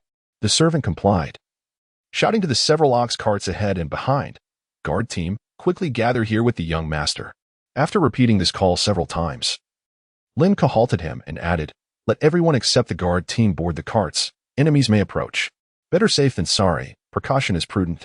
The male servant, upon hearing this, faltered and trembled. Enemies? As he spoke, his gaze wavered, nearly causing him to collapse in fear. "Get up." Lin Ke frowned and admonished, "You shout for everyone except the guard team to board the carts, and blindfold the oxen. The convoy must continue along the official road without stopping." If this male servant was so fearful, the female servants would likely not fare much better. The servant, chastened by Lin Ke's reprimand, stood up, but the thought of enemies caused him to nearly wilt again. "If you continue like this, I might as well end you myself." Lin Ke narrowed his eyes. He wouldn't actually kill him, but he knew how to instill fear. In this world, a noble could dispose of a non-noble with ease. Far simpler than swatting a mosquito. After all, one need only utter a word to determine the fate of a servant. The male servant gulped, the desire to survive overcoming his dread of the unknown enemy, and he bellowed. After shouting, the male servant stared blankly at Lin Ke. Lin Ke waved him off and called to his mother and young John. "Mother, John, come quickly." As they spoke, the ox cart advanced along the path, with fruit being plucked from the trees beside the woods. The servants of the wildflowers climbed aboard the cart, their movements languid and hesitant. The soldiers, having undergone rigorous training over the past month, exhibited remarkable discipline. One must remember that even a fortnight of military drills in a previous life could elicit the most basic response to commands. Although these farmers may not possess the comprehensive skills of university students, their instinctual obedience was truly commendable. Within a minute, over 300 Azane soldiers had gathered by the ox cart, each one visibly tense. Chapter 11. For the glory of Azane. Young Master Lincoln, what troubles you? From within the wagon, Lincoln's mother emerged, her countenance a mixture of curiosity and apprehension. "Mother, there is a potential threat, perhaps brigands or thieves," Lincoln stated with gravity. "Ah." His mother gasped, instinctively drawing him into a protective embrace, as if to shield him from unseen arrows. Her gaze darted about nervously, while her hand patted his back reassuringly. Where are they?" she queried, her voice laced with anxiety. Lincoln, warmed by her concern, reassured her, "They have not yet appeared. It is perilous outside. You must remain inside." He could not ascertain the nature of the impending danger. Without questioning his premonition, she deferred to her son's judgment. Her immediate inclination was to seek refuge. "Mother, I cannot. I must command the guard from the rear," Lincoln soothed. "Remember, I am the future Viscount Azan, with the blood of warriors coursing through my veins. The legacy of Azan is mine to inherit." Ignoring his words, she attempted to pull him into the wagon, prioritizing his safety above all else. Lincoln implored, "Mother, trust me. If you persist, we are all in grave peril." The gravity of his words startled her. "Therefore, mother, release me now and allow me to lead the guards into battle." Lincoln patted her hand with his small, alabaster fingers. Whether death was truly imminent and the identity of their adversaries remained uncertain. Nevertheless, he knew that they must prepare with utmost resolve, for underestimating any foe could prove fatal. His mother reluctantly released him, her eyes filled with worry. "Be careful," she cautioned. Lincoln nodded and gently pushed her back inside. "And Master Lincoln, are there truly enemies?" John, standing beside the guards, inquired with a trembling voice. 300 guards stood in formation, their attention riveted on Lincoln. "Enemies. There are enemies. And we are the guards." Surveying their expressions, Lincoln sighed inwardly. These guards were, in essence, mere peasants, lacking martial prowess. "Indeed," Lincoln affirmed, his youthful face hardening. Before they could voice their doubts, he leapt from the wagon and approached a guard. Clang! With a swift motion, Lincoln drew the guard's somewhat rusty iron sword. "Anyone who attempts to flee during the battle will meet their end at my hand." The sword, heavy in his grasp, required both hands to wield, and Lincoln struggled to keep it steady. Yet, his words rang with conviction. The guards were stunned by his declaration, while servants within the wagons began to murmur. Having overheard the news of the impending attack, Lincoln softened his expression, observing the varied reactions. "Fear not. These foes are mere thieves and bandits, no match for you. You are the guards of House Azan." The name Azan seemed to possess a magical quality, instantly quieting the guards. In an era where information was scarce, nearly everyone in the Azan territory took pride in their association with the house, particularly with the invincible Viscount Azan. And their leader was none other than the astute young Master Lincoln, the Viscount's eldest son, a prodigy since childhood. In this world, some individuals were simply born extraordinary, often due to their exceptional lineage. Their young Master Lincoln was such a being, a prodigy blessed by the glory of Azan. Unlike the previous world, where precocious children might be mistaken for demons and beaten to death, here, he was revered. "Yes, we are protected by the glory of Azan. Our ancestors, the Viscounts, will watch over us, and we have our wise young master. He is the future of Azan." Speaking out of turn during training was usually strictly forbidden, but Lincoln allowed it, waiting for them to finish before speaking again. Furthermore, anyone who distinguishes themselves in the upcoming engagement will be rewarded with 50 copper coins. A single copper coin could purchase a loaf of rye bread, enough to sustain an adult slave for a day. 50 copper coins were equivalent to 5 silver coins, or half a gold coin. The monetary system was both simple and chaotic, with a straightforward exchange rate of 1 to 10. 1 gold coin equaled 10 silver coins, which in turn equaled 100 copper coins. Upon hearing the promise of reward, the guard's breathing became noticeably heavier. First, the threat of execution for desertion, then the hope of victory, and finally, the lure of a generous reward. Only a few within Azan Castle, aside from the Grand Madam and Butler Billy, would likely comprehend his strategy. After all, without universal education, most people struggled to make ends meet and lacked the comprehensive understanding of such matters. Alas, there is no one here to play the straight man. Now, the squad leaders will lead patrols from the front to the rear of the convoy, keeping a watchful eye on the forest. The enemy will undoubtedly emerge from the woods, so do not overlook any rustling in the bushes. Our mission is to ensure the safety of everyone present. If necessary, abandon possessions. Your lives are paramount. Lincoln shouted as loudly as his undeveloped voice allowed, ensuring that the gathered guards could hear him. Yes, yes, yes. Though their responses lacked uniformity, the resounding chorus served to reassure the fearful servants within the wagons. Most importantly, Lincoln's declaration that lives are paramount instilled a profound sense of gratitude in the servants' hearts. and it seemed Lincoln was not yet finished. 4. The glory of Azan. Inspired, Lincoln raised the sword above his head with both hands and bellowed. Below, the guards, caught off guard, watched as John raised his fist high. For the glory of Azan. The guards, now understanding, drew their swords and roared in unison. For the glory of Azan. For the glory of Azan. For the glory of Azan. Their voices grew louder, as they channeled their fear into a cathartic roar, bolstering their morale. Even some of the servants poked their heads out of the wagons and joined the chant. Visual and auditory stimuli often have a stronger impact than olfactory ones. Moreover, being part of a group tends to diminish the fear that individuals experience when alone. Lincoln nodded slightly. Their morale is promising. As for Lincoln's mother, she stared at Lincoln's back, listening to the guards' boisterous cries, lost in a reverie. He resembles him so much. Unaware of his mother's thoughts, Lincoln remained vigilant, his gaze fixed on the forest. I must train some scouts in the future, he resolved, his eyes scanning the dense woods. However, in a world of professionals, there might be vocations better suited for reconnaissance than scouting. 10 minutes passed, and Lincoln continued to contemplate the essential elements of battle and warfare. For instance, scouts, priests, tanks, warriors, assassins, archers. Yet, just as he was immersed in a deepening reverie, an unexpected change occurred. Look over there. Quick, look over there. A sudden exclamation arose from behind. Lin Ke was instantly alert, her petite form springing into action as she turned to gaze in that direction. There, a group of guards was pointing in astonishment at the overgrown thicket of trees. Following their gaze, Lin Ke looked intently. This is the enemy? Chapter 12. The resplendent shadows. The jungle was overgrown with dense underbrush. Beneath the thicket, an object could be seen moving rapidly, causing the vegetation to sway conspicuously. Could the enemy be some sort of magical beast? No, it wasn't necessarily an enemy. The system referred to it as an approaching foe. Lin Ke furrowed his brow and shouted to the somewhat panicked guards. Guards, raise your blades. The intruder is but a beast. Upon hearing their master's command, the guards steadied themselves, tightening their grips on their swords and preparing for action. The creature moved swiftly through the grass, drawing ever closer to their convoy. Suddenly, a white figure leapt from the underbrush, charging towards them. Kill. For the glory of Azan. Kill. The dozen or so guards immediately swung their raised swords downwards. Yet, astonishingly, the white figure executed a deft maneuver mid-air, evading their blades and landing atop one of the ox-drawn carts, prompting a shriek from the maid inside.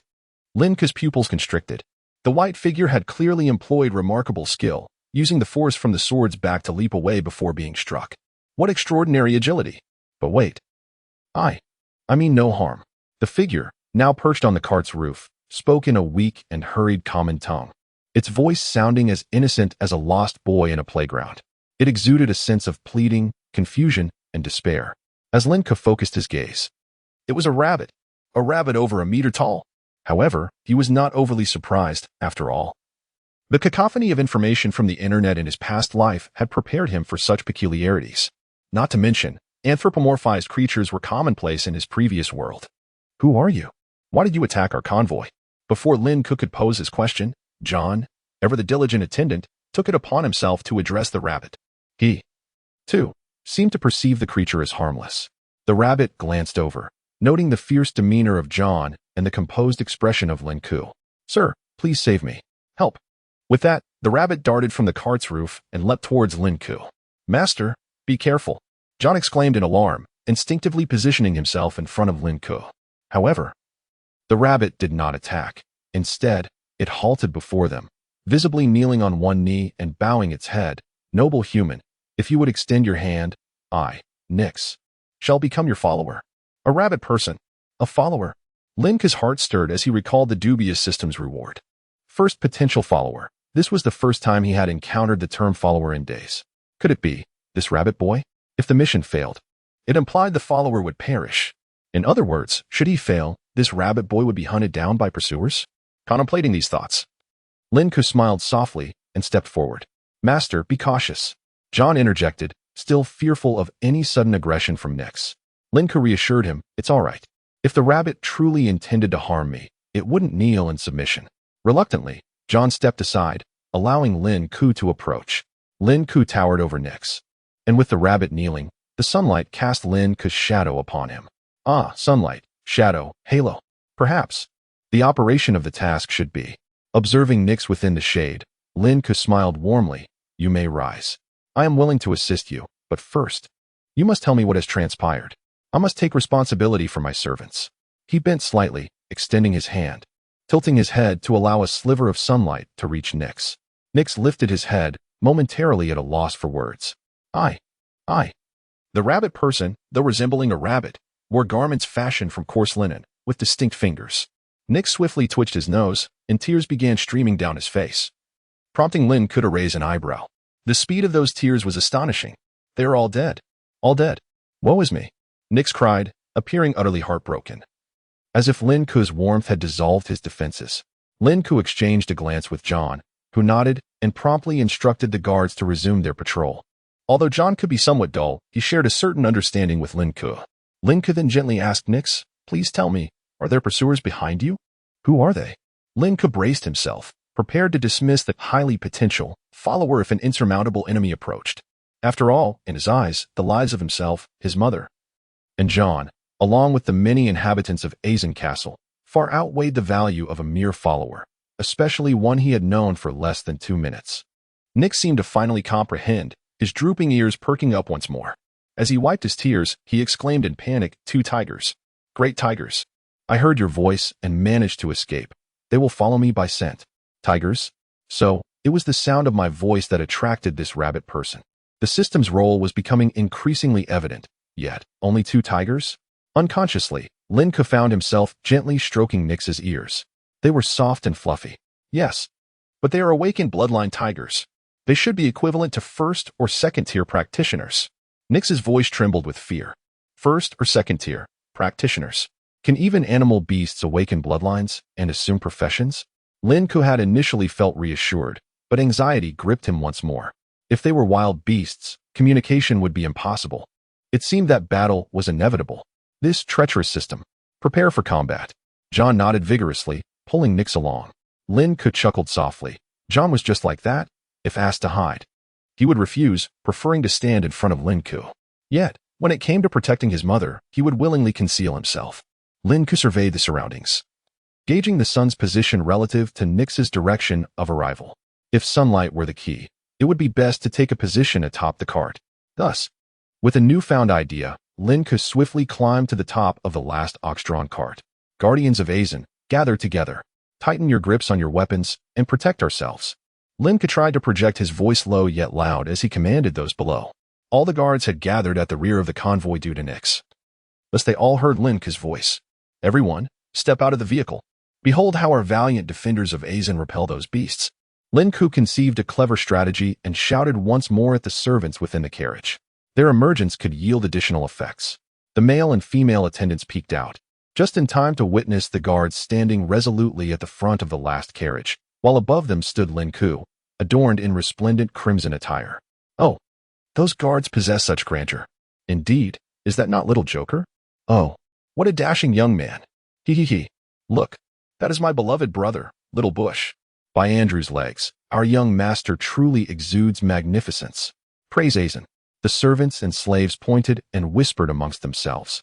Initially, the guards felt a tinge of fear, but upon hearing Lin Ke's words and catching sight of the murmuring attendants, they couldn't help but puff out their chests, striving to appear even more formidable. A yearning for recognition surged within them. Chapter 13. The ferocious, deep blue giant tiger with an audience present. The morale of the guards elevated slightly. Reflecting on the system's prompt, Lin Ke glanced at the sunlight behind him and commanded the guards, all of you, turn around. The guards promptly pivoted. And though Lin Ke deemed their turn somewhat lackluster, to the servants, it appeared remarkably synchronized, eliciting gasps from the onlookers. Even the subordinates of their lord, the Viscount Garrison, could not match such uniformity. The guards puffed out their chests, eager to impress the young ladies nearby, whether showcasing their faces or their physiques. Nothing could compare to displaying valor and bravery. I, Lin Ke Azen, the future heir of the family, hereby make a promise. Regrettably, his current titles were somewhat scarce. He aspired to accumulate a string of accolades and achievements that would sound more impressive. Lin Ke spoke with solemnity. In this battle, whoever slays the giant tiger will receive, in addition to the previous reward of coins, an opportunity from me. He paused for effect. The hearts and minds of the guards Servants, and even his mother, John, and Nix were captivated by his words. Lin Ke continued, "Let this opportunity be one to become a professional. If 2 individuals achieve this, I shall grant them both the chance to awaken their bloodlines. Awaken their bloodlines. Become professionals." In Lin Ke's perspective, this was akin to gaining admission to a prestigious university and embarking on a remarkable life journey. However, he was yet unaware of the requirements for awakening bloodlines and the process of becoming a professional, so he merely promised a future method and opportunity. After all, should the cost of hiring an awakening teacher prove exorbitantly steep, it would be better not to hire one at all. Yet, even just the prospect of an opportunity was sufficient. This was a chance to become a professional. The guards felt a surge of fervor, gripping their weapons in silence. Once they became professionals, they could secure opportunities from the kingdom's nobility to become pioneers, gaining the status of esteemed guests and possibly acquiring formidable power in the future. The advantages were myriad. Thus, the guards rallied with newfound vigor. However, it wasn't long before 2 tremendous roars echoed from the jungle. "Roar! Roar! On guard!" Lin Ke shouted urgently, feeling a wave of tension wash over him as he tightened his grip on his sword. No sooner had he spoken than 2 colossal blue figures emerged from the foliage. They were 2 massive blue tigers, their height surpassing 1.5 meters when crouched. With muscular limbs and powerful physiques, their long fangs protruding menacingly, they appeared utterly fearsome. The 2 giant tigers sniffed the air and turned their gaze towards Lin Ke atop the cart, emitting a low growl while crouching, poised to pounce. Merely the sight of their low posture made the previously confident young men instinctively take a step back. This was the innate intimidation of predators toward their prey. Observing this, Lin Ke furrowed his brow. Pay attention to the front legs of the tigers. When they bend, they are likely preparing to leap. When they are in the air, aim for their bellies and mouths. Lin Ke could only gauge the situation based on their movements. After all, he had never fought a tiger in his past life and had no idea how to win. He couldn't possibly use a sliding tackle. However, he surmised that the tigers' vulnerabilities likely lay in their bellies and faces, as was the case with most animals. As the tension built between the 2 sides, suddenly, one of the tigers arched its back and unleashed a deafening roar. Roar. The sound resonated like thunder. In that instant, Lin Ke felt a wave of dizziness wash over him, causing him to stagger momentarily. A few seconds later, he jolted back to awareness, shaking his head to regain clarity. Kill. Run. Run quickly. Below, chaos erupted. Several frail individuals curled up on the ground, clutching their heads. Some were wildly waving their swords at the 2 tigers, but only managed to leave minor scratches. Others surrounded the tigers, but stood frozen in fear. The servants were crying and shouting, while some were struggling to calm the ancient cattle, which had been startled by the tigers' roars. Among them, one guard attempted to flee, and others exhibited similar inclinations. Some wanted to escape. The entire convoy descended into disarray, many trembling in fear. This was merely the initial encounter. This could not continue. Once Lin Ke regained his composure, he steeled himself and gritted his teeth. He leaped down, landing heavily on his feet, and swiftly pursued the fleeing guard, channeling all his strength to thrust his sword through the panicked guard's throat. To his surprise, the rusted sword remained remarkably sharp. Thud! Blood erupted, and the guard attempted to turn, but his body slowly crumpled to the ground, gasping for breath, blood gushing forth, his eyes still reflecting terror. The scene fell silent for a moment, with everyone in shock. Lin Ke's heart raced, his face splattered with blood. Yet, he did not hesitate. He yanked his bloodied sword free and turned, bellowing, "Whoever dares to flee, I shall slay." Though his voice was youthful and childlike, it silenced everyone. Not only the guards were taken aback, even the 2 tigers paused momentarily. How could this human resort to killing his own kind first? Lin Ke did not linger any longer. He dragged his iron sword and strode confidently toward the battlefield. Team 1 and Team 2. Take on that one. Team 3. Focus on this one. Hold on until Teams 1 and 2 finish their task. He pointed to the 2 tigers, indicating that Teams 1 and 2 would handle the one that had disoriented him with its roar, while Team 3 would confront the other, which seemed less formidable. 300 individuals, buzzing about on the spacious dirt road, sprang into action upon hearing Lin Ke's commands. "Hurry up, George. Trained on you fool, get up. Use your swords. Use your swords." The leaders of the groups recalled Lin Ke's words. If they did not fight, they would be slaughtered by the giant tigers. Thus, the battlefield regained its momentum. Over 180 individuals surrounded one of the giant tigers, while more than 60 engaged the other tiger. Aim for the tiger's eyes, mouths, and their bellies. Be wary of their claws and tails. Lin Ke climbed atop the cattle cart's roof, using both hands and feet to ascend, then forcefully plunged his sword into the cart's covering, crossing his arms over the hilt as he surveyed the battlefield. 300 individuals appeared to be a significant number. In his previous life, Lin Ke had only commanded a class of 50 or 60, and even fewer at times. The siege of 300 encircled the giant tigers in layers, yet the two tigers remained formidable, with paws nearly the size of Lin Ke's body. A single swipe could send an adult flying, and their speed was astonishingly swift. How infuriating! Is this the power of awakened bloodlines, the might of professionals? Lin Ke mused with furrowed brows. 300 individuals, not to mention 300. Even 30 individuals armed with sharp blades and clad in armor would find it challenging to contend with two ordinary tigers. The initial roar alone had thrown them into disarray. Just then, a guard managed to strike one of the giant tiger's tails with his sword. The tiger's tail severed with a resounding crack, dropping to the ground. Roar! In an instant, the tiger whirled around and, with a swift swipe, decapitated the stunned guard, leaving behind a headless corpse that bled profusely. Fortunately, before Lin Ke could offer any guidance, a multitude of guards thrust their swords and daggers into the body of the colossal blue tiger with swift precision. With a roar of agony, the massive creature swung its forepaw, scattering the first 3 or 4 ranks of soldiers, and fled into the depths of the jungle. The other tiger, perceiving the situation, also made a desperate leap and vanished into the wilderness. Chapter 14. Establishing authority beside the caravan. We prevailed? The leader of the first squad, assisted to his feet by fellow guards, voiced his disbelief. So swift? So effortless? Well, perhaps not effortless. 30 or 40 men lay prostrate, several deceased. We are victorious. At that moment, Lin Ke, his person stained with blood, stood atop a carriage, proclaiming, "The glory of Azen. It shelters us. The glory of Azen." The guards echoed, exchanging glances, still somewhat dazed. "The glory of Azen," John exclaimed, bounding forth and brandishing his small fists. The guards, after a moment of contemplation, were enlightened and raised their swords aloft, chanting in unison, "The glory of Azen." Even some of the servants, their hearts stirred, joined the chorus. As they chanted, their gaze converged upon Lin Ke.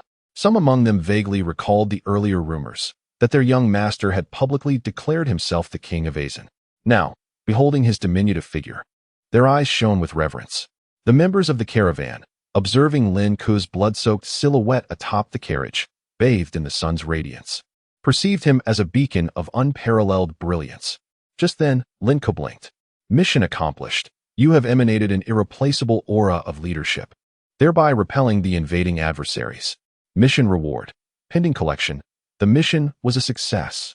Yet, Lin Ke did not rejoice excessively, but rather exhaled a sigh of profound relief. His perusal of the system was not for the sake of the reward, but to ascertain whether the invading adversaries had truly been vanquished. Had they been truly routed? The mission would have displayed success. Now that the mission was accomplished, it seemed the two deep blue tigers would not return. Lin Ke relaxed slightly, and incidentally, he tapped on the mission reward. Little Lin Ke.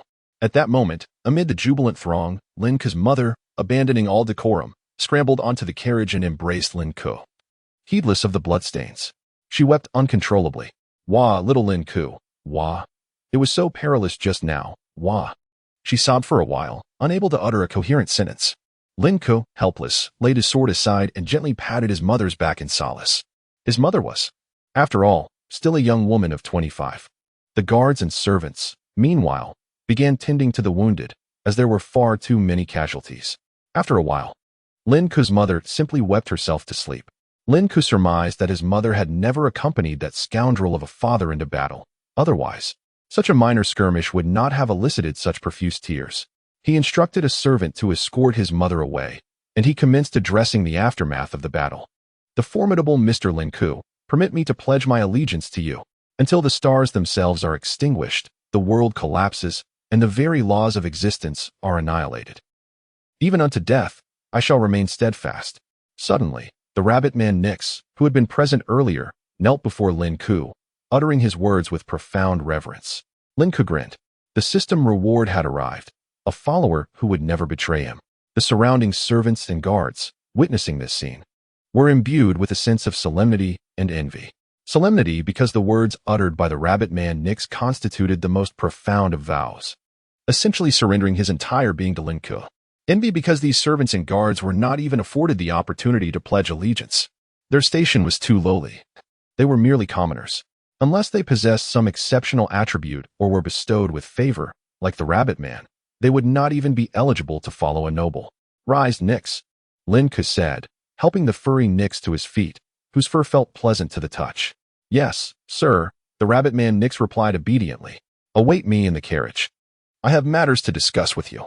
I shall address the battlefield first, Lin Ke said softly. Yes. The guards roared, their voices amplified, their faces radiant with smiles. Having experienced their first victory, their morale and spirits were transformed.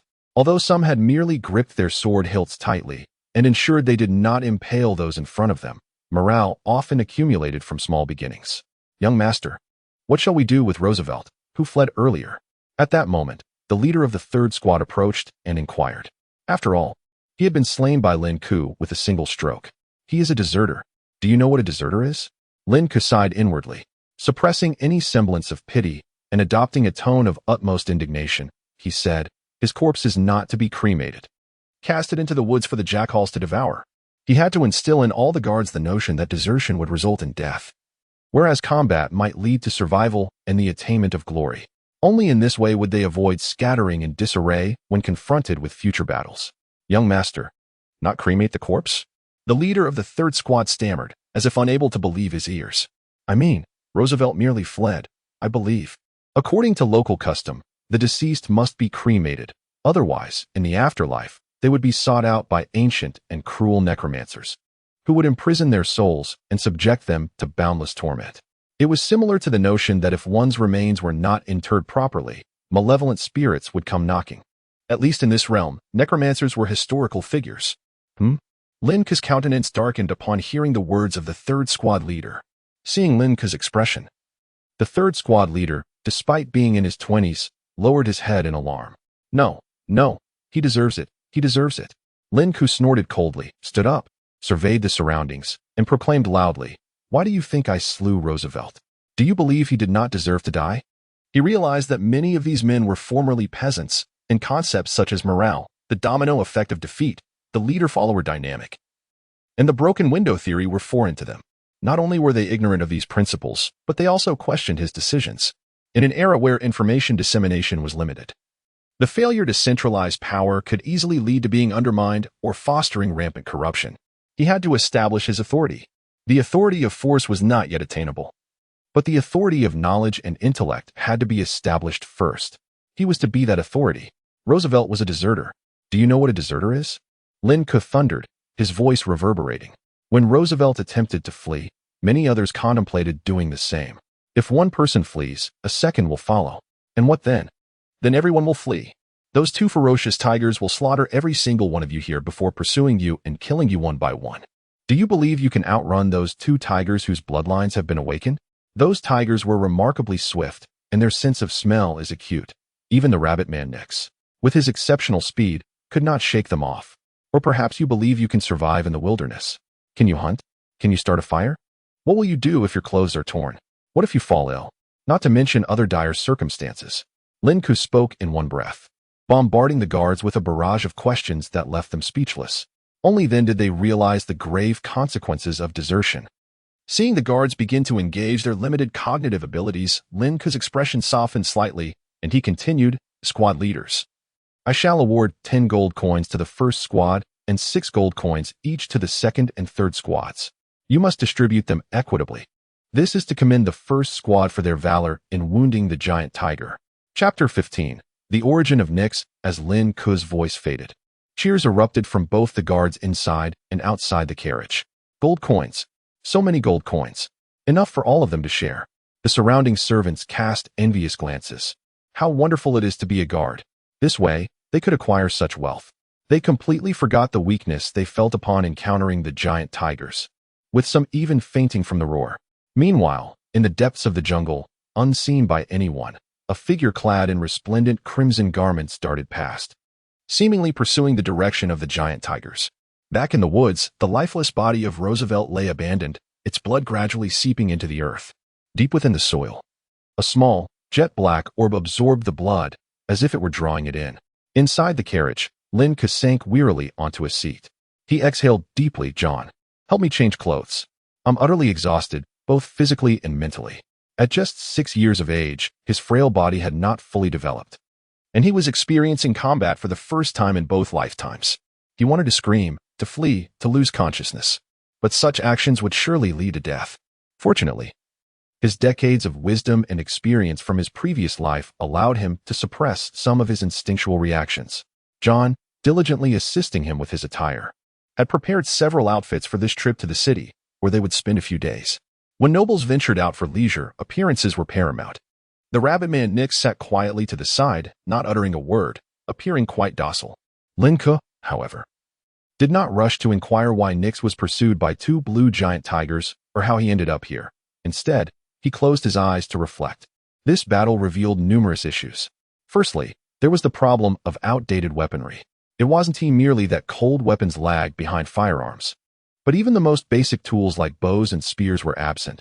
They had only swords and no large cleavers.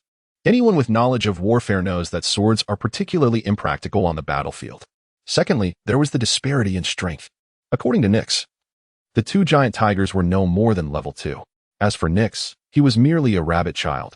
There was no need to dispatch the strongest professionals to chase him. They were likely just 2 hunting dogs. Yet, such hunting dogs rendered Lin Ke's 300 guards utterly helpless.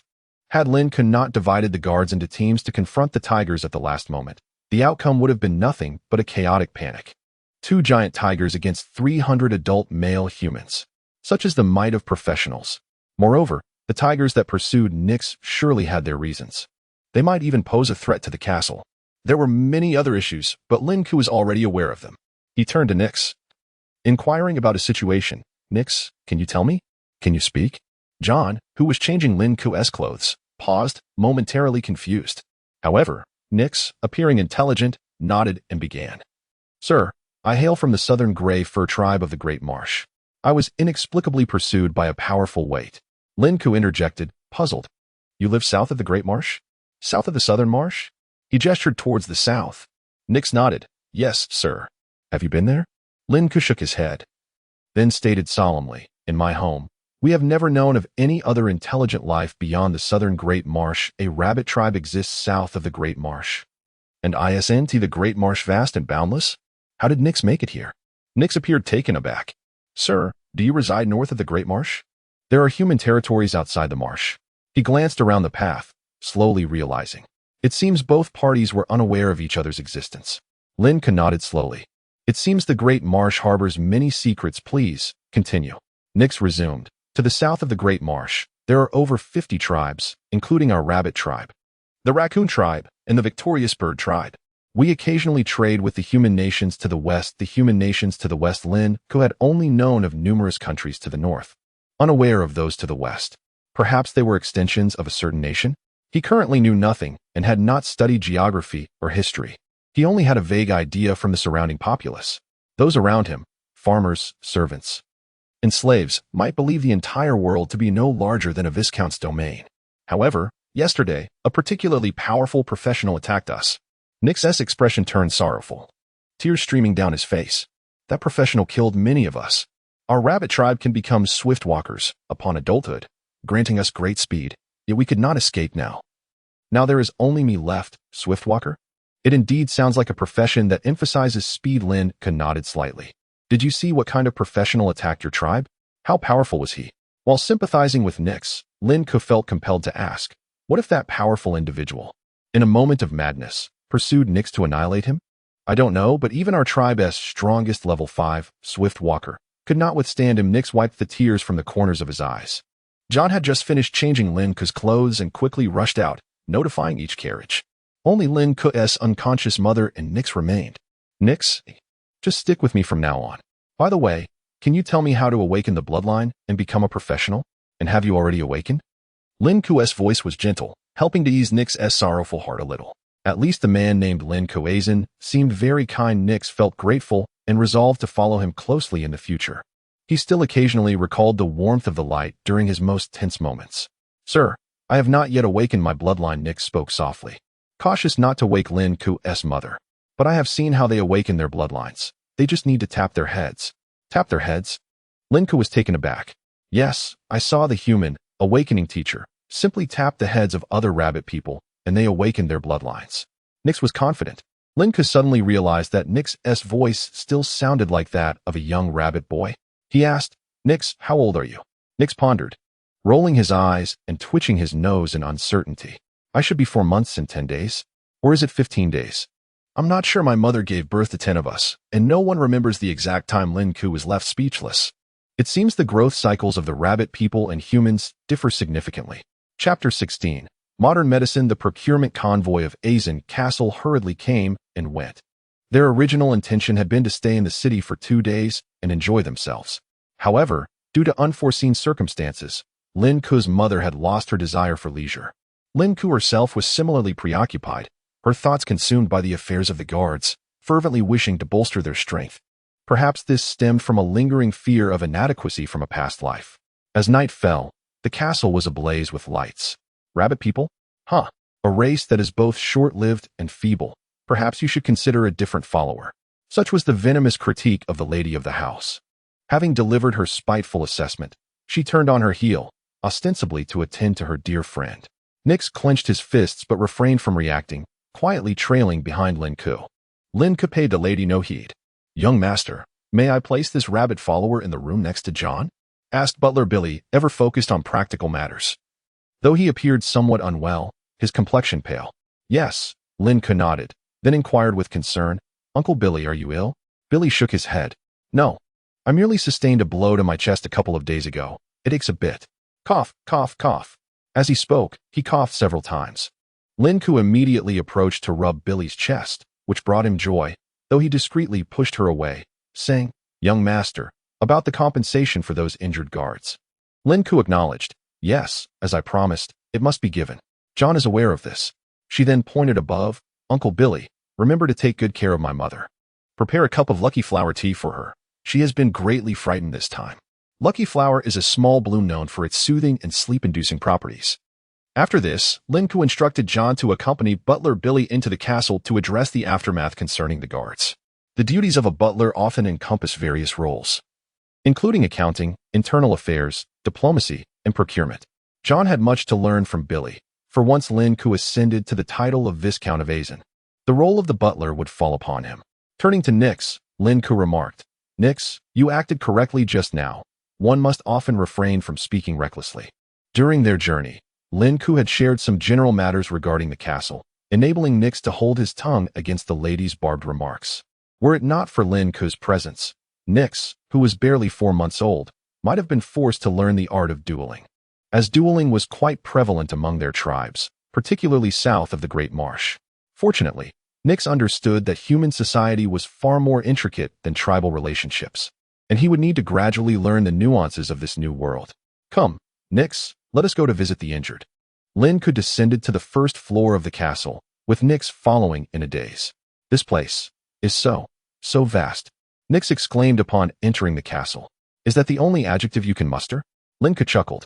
Even from afar, before reaching the castle, Nix had been in awe, expressing only simplistic exclamations about its size and beauty. The vows of loyalty he had previously proclaimed were merely words that every rabbit person in his tribe learned by 2 months of age. After all, the limitations of the rabbit people meant that those venturing outside their tribe for adventure and travel often sought the protection of the strong, rendering the learning of such oaths essential. What is an adjective? Nix asked. His earlier decisiveness and composure vanished. Lin Ke laughed softly, but did not elaborate. You shall find out in due time. He continued onward, while Nix scratched his head, his long ears flopping about as he hurried to keep pace. The guards were quartered on the first floor of the castle, yet there was no medical room. The injured lay in a communal bunk. The air was damp, filled with the stench of mildew, sweat, and even the odor of urine. Upon entering, Lin Ke wrinkled his nose at the overpowering smell. Nix, too, let his ears droop, covering his nose in silence. Before them were 30 beds, the full capacity of the room, arranged in bunk beds, from the lowest to the highest. There were 3 wooden tiers reaching up to the ceiling. The bedding appeared dark and grimy, likely untouched by washing for ages, and even in the dim light, mold was discernible. It seemed clear that, when capable, attention to the servants' living conditions would be necessary. Lin Ke sighed inwardly. Anyone accustomed to the opulent life of a past era would lament such a squalid environment. Not to mention, the slaves here lived in conditions worse than the guards. A healthy body was essential for accomplishing more tasks. It was evident that renovations were needed, or perhaps they should construct a shelter outside, Lin Ke mused. Butler Billy and John frequently followed him, often inquiring about the immediate need for such constructions, but with Nix trailing behind, the curious rabbit asked, "Why?" Lin Ke instinctively replied, "Because the air here is stagnant and warm, fostering bacterial growth. Normal individuals are prone to illness under such conditions, and if injured, their wounds are even more susceptible to infection." Nix gazed at Lin Ke with admiration. "Mr. Lin Ke, you understand so much." Lin Ke remained silent. Such knowledge was merely common sense in modern medicine, including the necessity of boiling water before consumption. However, it appeared modern medicine was absent here. With this thought, Lin Ke regarded Nix with interest, particularly inspecting his physique. The rabbit people here bore many similarities to the rabbits of his past life, including a penchant for cleanliness. Despite having recently fled, Nix's fur remained pristine white. "Would you like to learn? If you wish, accompany me tomorrow, and I shall teach you some methods of healing." Lin Ke inquired, testing the waters. Modern medicine. Here, Lin Ke was only aware of figures akin to priests and shamans, reminiscent of early traditional medicine from ancient times. Moreover, their practices leaned heavily on mysterious forces, namely the powers of practitioners. For instance, his mother had once knelt before a shaman for an entire day and night, imploring them to heal Lin Ke during his childhood illness. This experience was a significant reason Lin Ke had gradually come to accept his mother after emerging from his past life. Learn? To study alongside Mr. Lin Ke? Wonderful. Healing and aiding others. Nix's initial excitement rapidly dimmed as he seemed to recall a sorrowful memory, tears flowing down his cheeks. "My mother passed away last year due to illness. Our tribe's only shaman was not present." In his heart, Lin Ke pondered the potential of introducing modern medicine here, which could significantly reduce the instances of illness and disability. A well-trained soldier succumbing to a cold rather than dying on the battlefield would be a tragic waste. "Let us allow them to endure for today," Lin Ke decided, leading Nix out of the fetid room. After all, with so many people, it would not be too troublesome to construct a temporary shelter. "Come, Nix, by the way, are you certain you are interested in medicine?" "Yes, indeed, sir." Chapter 17, Preparing to Awaken the Bloodline. Nix has developed an interest in medicine, which brings Lin Ke a sense of joy, especially given the likelihood of illness or injury among those around him. It is impractical to rely solely on the town's shaman for assistance. Thus, cultivating one's own physician and even a medical system becomes paramount. However, that night, Lin Ke merely indulged in a leisurely bath before retiring to sleep, his mind too weary from the day's events to contemplate further. The following day, numerous makeshift wooden shelters were erected outside the castle, providing a cool and airy environment. Inside, some herbal remedies brought by hunters were available for rudimentary applications and dressings on wounds. Among those present, two individuals were particularly busy. Nix observed carefully. "First, we must remove any necrotic tissue and purulent matter, and all debris should be cleansed with fresh water before being disinfected with alcohol," Lin Ke instructed as he worked, teaching Nix simultaneously. Although his technique was somewhat unrefined, Nix found it impressive nonetheless. With rapt attention, Nix inquired curiously, "What does disinfection mean? Has someone placed a curse upon them?" "A curse?" The soldier, whose wounds were being dressed, turned pale, his lips trembling as he looked at Lin Ke. "Master." "Aye." Lin Ke shot a disapproving glance at the soldier and then glared at Nix.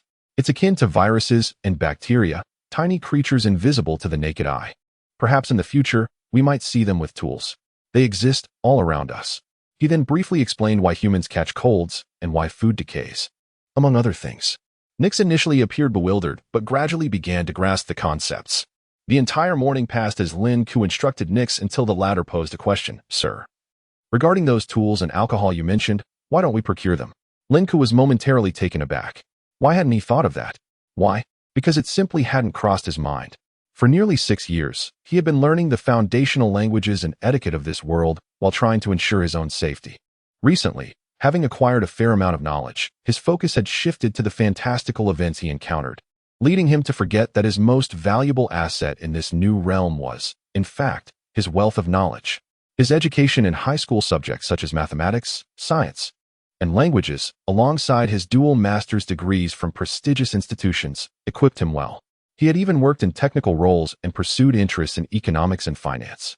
Although he did not naively believe he could outsmart the inhabitants of this world solely based on his own knowledge, he certainly could facilitate rapid development for his domain. For example, distillation, glassmaking, and alcohol production. Sir? Nix's gentle voice broke Lin Ke's reverie.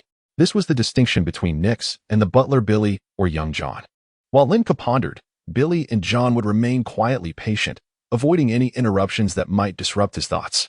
Nix, however, lacked such restraint. Fortunately, Lin Ke had already formulated a plan in his mind. He affectionately tousled Nix's fluffy hair. You are absolutely right. We shall procure these items in a few days. But until then, Nix, you stay here to tend to their wounds while I seek out Uncle Billy for some inquiries. With that, Lin Ke dashed towards the castle, leaving Nix standing there, clutching a bottle of sour fruit wine. Hey, little rabbit person, have you learned anything from our master's wisdom? If you have, come help me bandage these wounds. A soldier called out nearby. At the sound, Nix turned away from Lin Ke's retreating figure and nervously approached the soldier. Muttering to himself, first step, wash the wine off with clean water, then scrape away the meat. Huh, why should I wash away the alcohol? Never mind. Let's just scrape off 2 layers of meat. The soldier shuddered, recalling that the master had not instructed this method. Inside the castle, Lin Ke found John counting coins. John, summon Uncle Billy to me, he ordered and hurried upstairs. Billy seemed preoccupied, likely busy with the soldier's compensation matters. And Lin Ke thought it better to have Billy come to him than to search for him.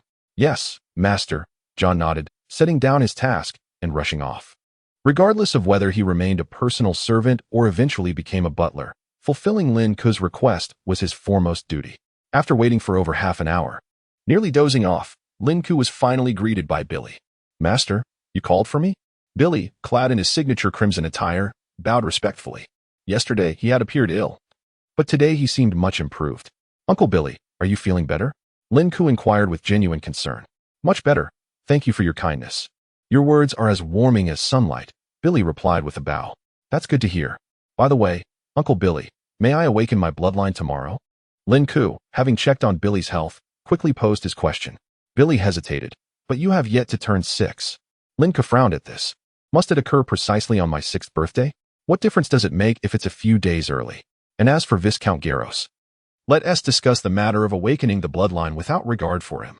Lin Ke waved dismissively, viewing his father through a modern lens as someone who had failed in his paternal duties. While he did not care for that aspect, it was the negligence of his father's responsibilities as a husband that truly concerned him. He had often observed his innocent, romantic mother gazing out the window, lost in thought, tears streaming down her face. Well, awakening the bloodline can actually occur after the age of 5, though it ultimately depends on the judgment of the awakening teacher. Billy, aware of Lin Ke's grievances towards the Viscount, chose not to elaborate further. Lin Ke nodded slightly. How does one engage the awakening teacher? Due to our amicable relationship, the fee for awakening is 1,000 gold coins per person. We have prepared 2,000 coins for you and John's awakening, Billy explained. 1,000 gold coins. Lin Ke pondered, well aware of the family's financial situation. Their estate encompassed 5 farms and 2 orchards, generating an income of approximately 4,000 gold coins monthly, with expenditures around 1,800. Being young and lacking personal income or pocket money, Lin Ke nonetheless had considerable accessible funds due to being the sole heir of the family line. However, the price of 1,000 was still a bit painful to part with. Perhaps an additional 1,000 coins could be allocated to help Nix awaken as well. With a sweeping gesture, he resolved to part with the gold, knowing that such an amount was inconceivable for the common folk. He hoped that the system's assertion of great potential would yield delightful surprises. The awakening of his bloodline would pave the way for industrial advancement. Chapter 18. The arrival of the teacher within the castle. The evening meal was nearing its conclusion. The lady and Lin Ke's mother had learned of Lin Ke's intention to spend 1,000 gold coins to assist Nix in his awakening. However, to them, this was a trifling matter, merely 1,000 gold coins. 1,000 gold coins? Insignificant. It was deemed necessary for the awakening of the bloodline of the followers. Hence no one voiced any objections. This was indeed a matter of great significance. Little Lin Ke, why the urgency? They could hardly believe it was due to a fear of insufficient power. Lin Ke chuckled softly. Mother, I have recently felt that my time has come. That I am meant to awaken, as if, well, as if my bloodline is urging me. In this realm, any metaphysical notion was grounded in reason, particularly such enigmatic sensations, which sometimes seemed more vital than mere experience to outsiders. Lin Ke, have you truly considered this? That is your father, the true Lord of Azen. Are you certain you do not wish for his presence during your awakening? The lady's brow furrowed, emphasizing the gravity of her words. Lin Ke, however, did not wish to engage in a verbal spar with her, knowing that half of the family's wealth lay under her control, while the other half was managed by butler Billy, who was blissfully unaware of the intricacies at hand. Seeing the determination in Lin Ke's eyes, the lady refrained from further discussion, finishing her juice before rising to leave.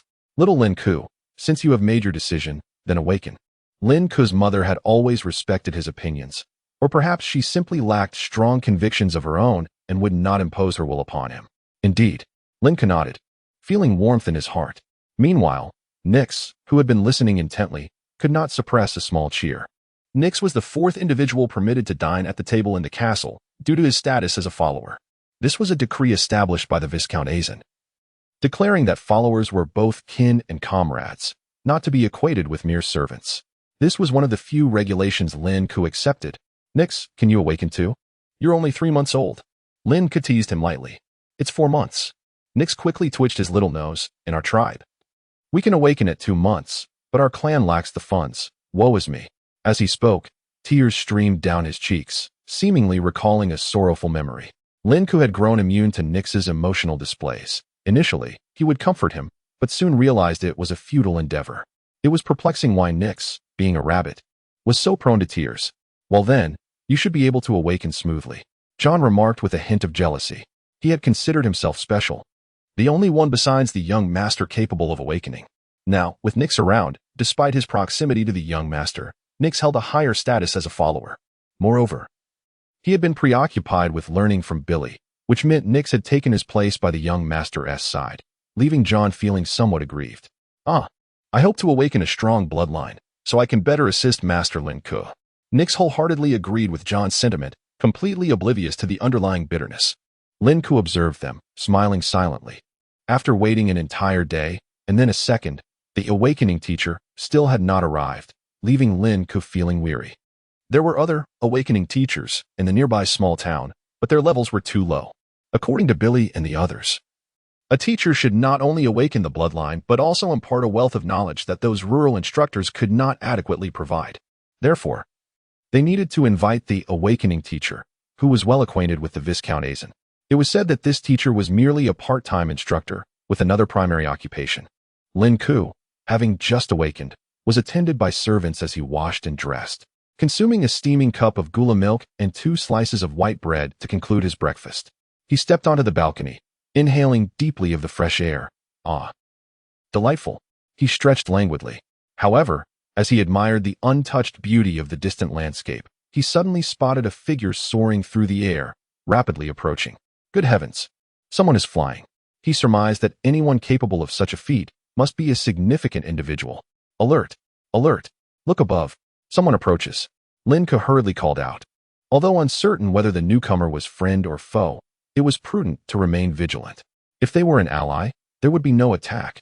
If they were an enemy, they would be met with a volley of arrows, for the castle was equipped with large crossbows. Upon hearing Lin Ke's warning, some guards sprang into action.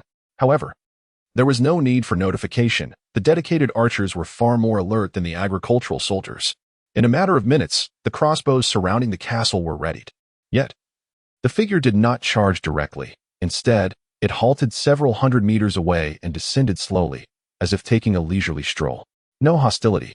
Lin Ke was taken aback, then quickly dashed downstairs, noticing that Billy and John were absent, and hastily instructed other servants to search for them. The arrival was likely that of a friend of Viscount Azen, the awakening teacher. Lin Ke had waited far too long for him, for the first time in 2 lifetimes. The appearance of mysterious supernatural powers had ignited a fervent curiosity within him. It could not be mere gunpowder. It must be a fireball spell, he mused. Racing down the stairs, he had an inkling, for the previous king of gods, coupled with the fact that the figure had flown unaided, indicated that this was indeed a magical world, and he could learn magic, becoming whatever profession awaited him. As he rushed along, his servants exchanged puzzled glances, wondering why their young master was so exhilarated. This was the first time they had witnessed such excitement on his face. He was usually characterized by friendly and amiable smiles. Upon reaching the first floor, Lin Ke tidied his slightly disheveled brown hair from running too fast, cleared his throat, and tested his tone to ensure it was appropriate. After all, this was a professional, and reportedly quite powerful, exceeding level 10. In his imagination, to surpass level 10 and reach level 11 was to become a mighty force on the continent. Of course, this was contingent on whether the maximum level was 10 rather than 100. Wow, young master. Ahead, John rushed over, his face lighting up with surprise upon seeing Lin Ke. Young master, you're already awake? Butler Billy sent me to find you. The teacher has arrived. John's expression was one of joy, as he too could awaken his bloodline. I know. Where's Nix? Go fetch him. We shall welcome the teacher together. Lin Ke was busy patting his face to appear more presentable. After all, this was a different world. What if the teacher deemed him unkempt and refused to assist with the awakening? Oh, I'll go find him, John replied reluctantly, akin to a jilted lover. He found the presence of a rabbit most irksome. Chapter 19, the task regarding social anxiety. After a while, the teacher had yet to arrive. Lin Ke stood at the forefront, flanked by the lady and her mother. Both were adorned in their most opulent attire. The lady wore a splendid gown of gold and crimson, embellished with an array of gold and silver jewelry, and a magnificent white jade gemstone hung from her necklace. She exuded an air of majesty and grandeur. Lin Ke's mother, in contrast, donned a simpler ensemble of pale green and red, devoid of any accessories, reflecting her modest background. Yet she appeared pure and refreshing. Behind them stood their respective maidservants, whose status was subtly inferior to that of John, Billy, and Nix. These maidservants were not their original attendants. The ladies had mysteriously disappeared, while Lin Ke's mother had never possessed one from childhood. Moreover, Lin Ke had instructed the guards to form 2 lines as a welcoming gesture. Uncle Billy, the teacher's name is Mr. Ove, correct? Lin Ke turned her head to confirm once more. Upon receiving affirmation, she redirected her gaze, quietly observing the approaching figure. The teacher, for some reason, had taken an unusually long time to traverse the several hundred meters. Just as this thought crossed her mind, Ove's silhouette finally appeared. An elderly gentleman clad in a light purple high-collared robe approached, his white hair and beard contrasting with the vibrant attire. He leaned on a staff made entirely of white metal, topped with a small, levitating purple crystal. Each step he took was light, yet an elusive spark of electricity surrounded him, propelling his speed to remarkable heights, 100 meters in a single stride. Lin Ke felt a mix of surprise and excitement. However, he gestured discreetly behind him. Billy immediately understood, turning to clap his hands at the guards. They promptly stomped their feet, creating a somewhat discordant yet spirited chorus, a warm welcome to His Excellency, Mr. Ove. Yet, before they could finish their greeting, Ove's figure vanished into the castle, leaving behind a trail of purple lightning. Everyone stood in astonishment. Young one, I await you in Gallows' study. At that moment, an ancient yet gentle voice, tinged with a hint of disarray, echoed. It was Ove. Lin Ke frowned slightly, pondering if perhaps they had not prepared adequately. Could it be that he found their welcome insufficiently grand? The lady too appeared perplexed, recalling Gallows' words about his friend being a powerful yet courteous gentleman. Gallows was indeed Lin Ke's father, the esteemed Viscount Azen. Young master, Lord Ove's temperament is rather unique. Perhaps you should go and see? Suggested Butler Billy softly, seemingly the only one acquainted with Ove, likely from his time accompanying Gallows. Well, it seems that is the only course of action. He beckoned to John and Nix. Let us go meet Teacher Ove together. As they walked, Lin Ke suddenly blinked. Task, the socially anxious Ove has arrived. What are you waiting for? Become his true disciple and keep him in the Azen castle for at least 5 months. Reward, fragment of a lost artifact, a task. This was a task. The information contained within was so overwhelming that Lin Ke nearly exclaimed in surprise. So, this Teacher Ove was socially anxious. It was no wonder he had descended so abruptly, taking an eternity to cover a mere few hundred meters. And why he had chosen to wait in her father's study. How curious that such a formidable figure could suffer from social anxiety. Moreover, the requirement to become his genuine disciple and retain him here for 5 months felt daunting. Yet the reward was indeed alluring, albeit merely a fragment. Its usefulness remained uncertain. She hoped it wasn't akin to the fragmented artifacts from the Penguin and Pig Farm enterprises, where one could never gather enough to form a whole. Lin Ke pondered as she walked, her brow slightly furrowed. Meanwhile, John and Nix followed quietly, Presuming Lin Ke was upset, given that Ove had ignored their meticulously arranged welcome ceremony. John glanced at Lin Ke's low spirits and leaned toward Nix's furry ears, whispering, "We must teach that Ove a lesson." In his eyes, all professionals and strong individuals were inconsequential. Only his young master mattered above all else. For the sake of his master's happiness, he would not hesitate to confront Ove. Na'vi and fiercely loyal, John mused. Ah. Nix squeaked in surprise at John's sudden outburst near his ears. He had been lost in memories of a peculiar human mentor who had visited his tribe long ago. A man with a similarly eccentric temperament who had insisted on sharing enormous turnips with several of his aunts. Just then, John's unexpected voice startled both him and Lin Ke. "What's wrong?" Lin Ke turned, puzzled.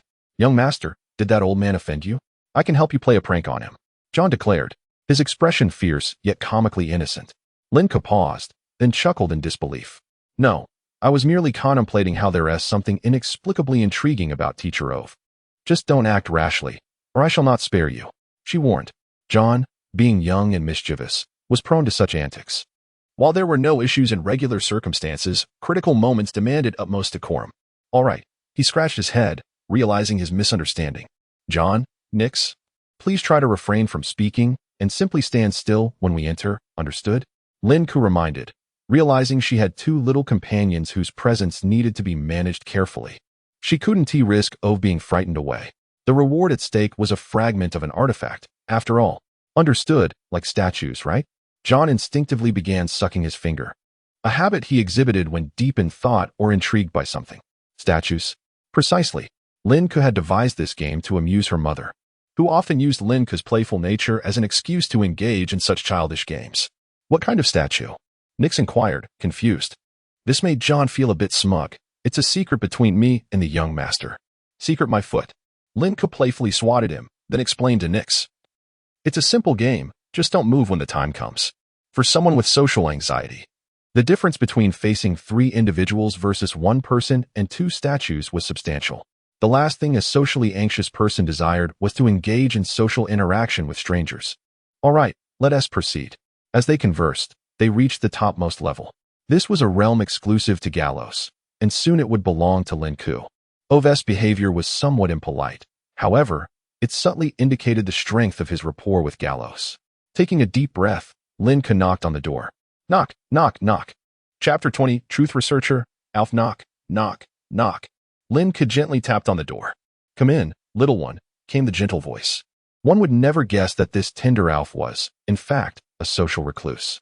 Lin Ke slowly opened the door, ushering in John and Nix. He had visited this rogue father's study before.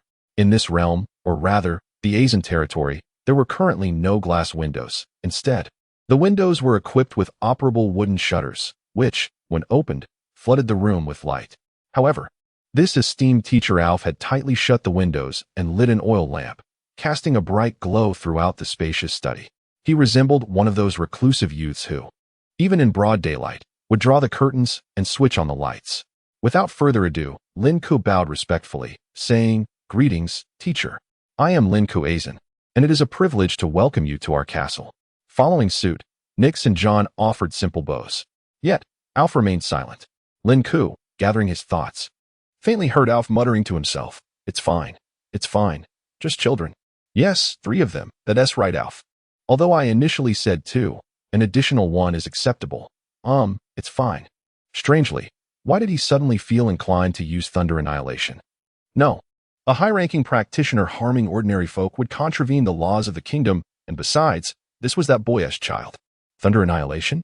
Lin Ke, eavesdropping, felt a chill run down his spine. Goodness. Speak quickly. Otherwise, we might be doomed. Ahem, Teacher Alf, how about you first assess whether I am suitable for enlightenment? I believe Butler Billy has informed you of the situation using a cuckoo. Lin Ke smiled, signaling the 2 behind him to remain still, striving to blend into the surroundings. No, to become as inconspicuous as air. This social anxiety was overwhelming. "Yes, I mentioned it. Come closer." "No, just stay there." "Good, very good. Well done." Alf's voice remained soft, albeit insisting that Lin Ke maintain a distance of 10 meters. 10 meters. Lin Ke was astounded. How could such a socially anxious individual be expected to engage with others? It had been 5 months. Money, beauty, affection. Perhaps it would be better to simply toss him into a dungeon? The ambience of a dungeon seemed like it would appeal to Alf. Children, allow me to introduce myself. I am Alf, a level 19 truth researcher and a part-time level 11 enlightenment teacher. Alf continued to smile, yet Lin Ke noticed that his smile appeared somewhat forced, resembling a stiff grin. Goodness, a level 19 practitioner. Lin Ke's heart momentarily skipped a beat, his attention diverted from Alf's smile. Utterly shocked by the revelation of Alf's level, the two level 2 tigers could not contend without 300 soldiers. Level 19. No wonder his magic was thunder annihilation and not merely thunder annihilation of the castle. Now, let me create a tranquil environment. Alf stood and struck the ground with his staff. A soft thud resonated. Immediately, countless crackling electric serpents erupted from both ends of his staff, swiftly enveloping the entire study. Lin Ke gasped, a flicker of fear coursing through him, yet he restrained himself from moving. Do not be afraid. I am merely cultivating a relatively comfortable space to facilitate your enlightenment. Wow. Lin Ke marveled at the enchanting spectacle, excitement bubbling within him. Indeed, the power of magic. Not fire. Not a generator. Magic. Alf, remaining 10 meters away, pointed his staff towards Lin Ke. Child. I shall first examine whether your body is suitable for enlightenment. Lin Ke nodded. Suddenly, a slender stream of soft, purplish electrical current, akin to water, shot forth from the tip of Alf's staff, no larger than a thumb, appearing almost alive. Before Lin Ke could react, the current struck his face. Zzz. The sound of electricity crackled, yet Lin Ke felt no sting. Instead, a refreshing coolness enveloped him. The current swiftly coursed through his body, lingering particularly around his heart, waist, and head. After several seconds, Alf remarked, "Very good. You are ready for bloodline enlightenment." He then assessed the motionless John and Nyx, arriving at the same conclusion. I shall now explain the matter of bloodline enlightenment before proceeding with your initiation. Alf smiled, lightly waving his staff, conjuring an ethereal figure composed of purple light points in the air. Focus. In an instant, a wave of power enveloped the room. Enlightenment teacher. Skill. Focus. Lin Ke felt all his thoughts drawn toward Alf, instinctively concentrating on his words. This was also extraordinary power. Bloodlines, a legacy accumulated and passed down through generations. Alf began his exposition. In essence, a bloodline represents a form of discovery and inheritance. The origins of the earliest bloodlines are lost to time, perhaps tracing back to ancient epics. However, the subsequent lines of inheritance are quite clear. Children inherit from their parents, and so forth. As for the significance of bloodlines, for instance, a person possessing a lightning bloodline will exhibit a unique affinity for lightning, an affinity that fluctuates with the strength of the bloodline's innate talents. The greater the talent, the stronger the affinity, potentially accompanied by special enhancements. Moreover, the distinction between a lightning manipulation bloodline and a lightning tempest bloodline may lie in their respective focuses on control and explosive power. Once an individual is enlightened to their bloodline, they may then pursue one or more professions based on that bloodline. For example, a person with a lightning bloodline might be well suited for professions such as thunder warrior or lightning priest. However, they could also take on roles like water flow assassin or ice sorcerer, albeit at the cost of their bloodline's utility. The bloodline serves as a framework upon which various professions may be established, yet overloading it with too many professions could lead to instability. Typically, an individual can pursue between 1 to 3 professions, depending largely on the nature of their bloodline. The relationship between bloodline and profession, as Lin Ke understood, resembled that of a charger and a battery. The bloodline acts as the charger, absorbing, converting, and storing various energies from the air into the profession, which then releases the energy at an opportune moment. Free energy, bloodline energy, professional energy. As for the myriad forms of magic, they function similarly to software applications activated by electric energy, once the various functionalities are established. Channeling energy into them allows for the manifestation of diverse magical effects. Of course, magic is an ancient concept. We generally refer to our abilities as skills now. Alf continued his soft exposition, and Lin Ke and the others listened intently. It turned out that waiting for Alf's elucidation was indeed worthwhile. This teacher Alf had a remarkable ability to simplify complex concepts, rendering them comprehensible. Even the two children behind him grasped the essence of the discourse. In a general sense, whenever one reaches a certain level, they may inscribe an additional skill slot on top of their profession, typically gaining 1 skill slot for every 2 levels achieved. Alf continued. As the number of skills increases, one may also experiment with combining them for potentially greater or lesser effects. Furthermore, ancestral skills may very well become the bloodlines of future generations.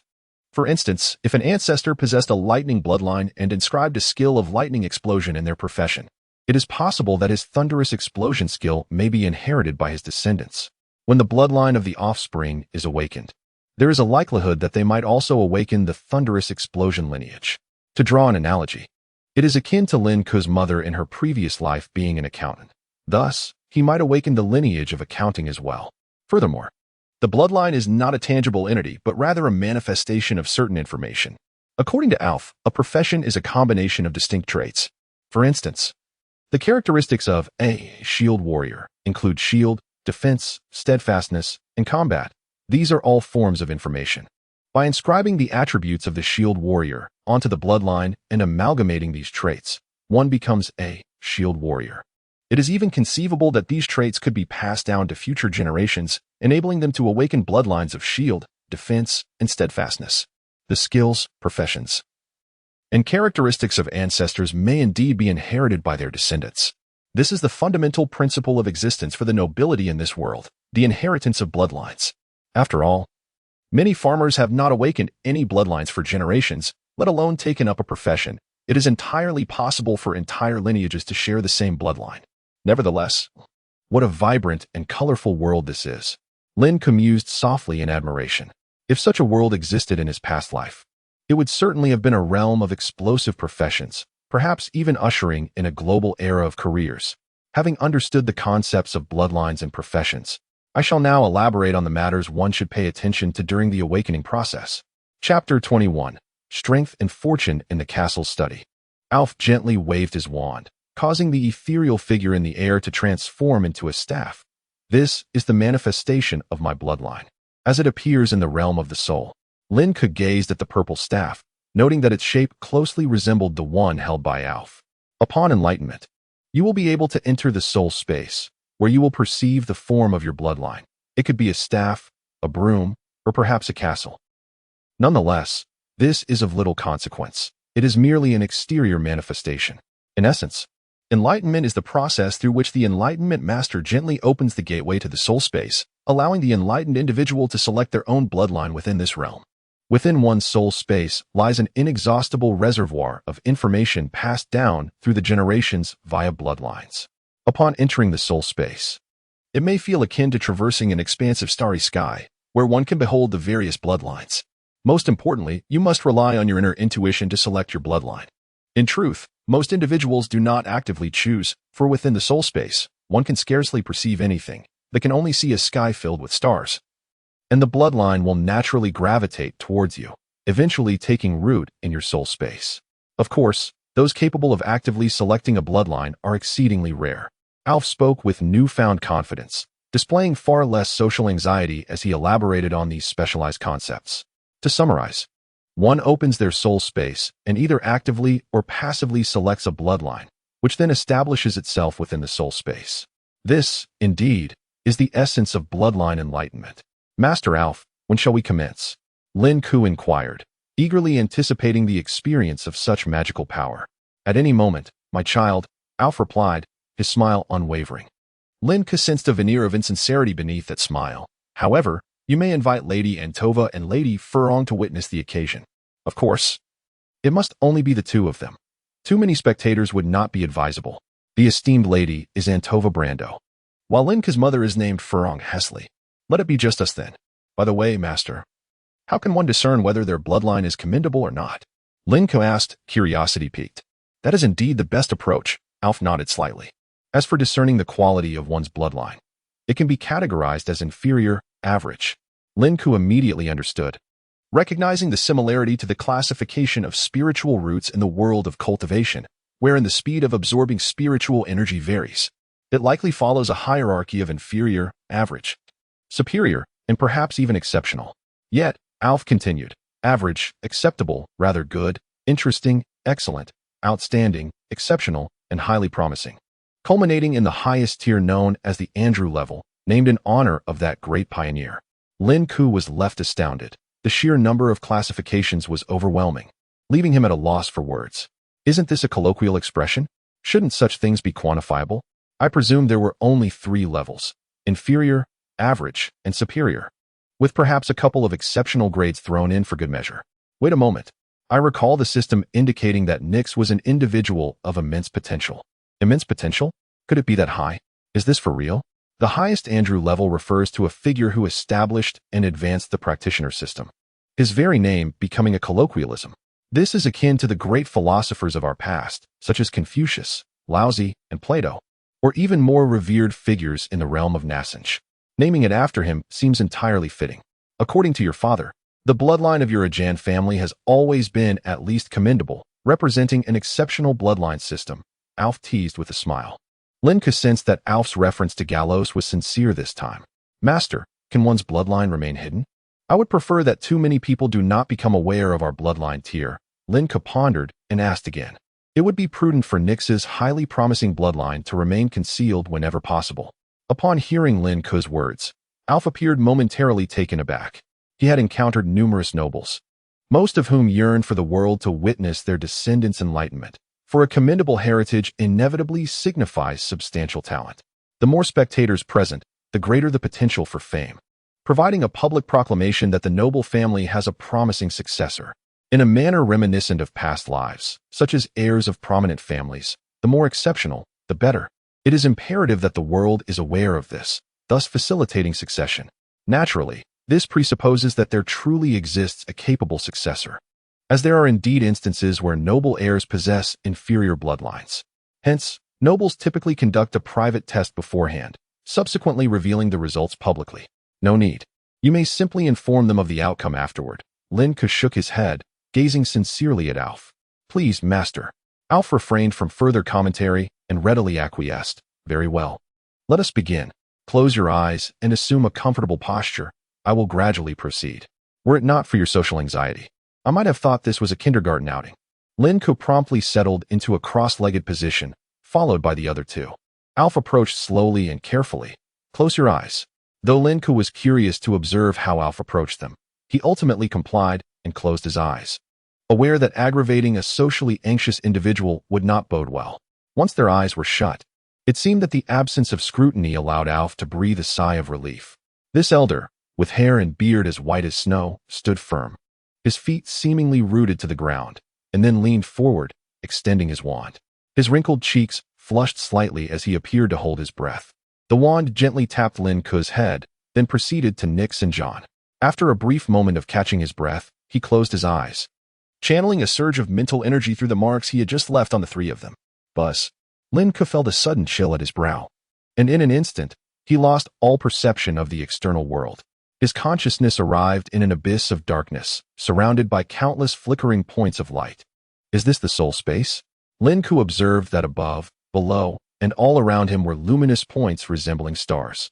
As Lin Ke's consciousness manifested, the light points surged toward him like a torrent of mud and stones.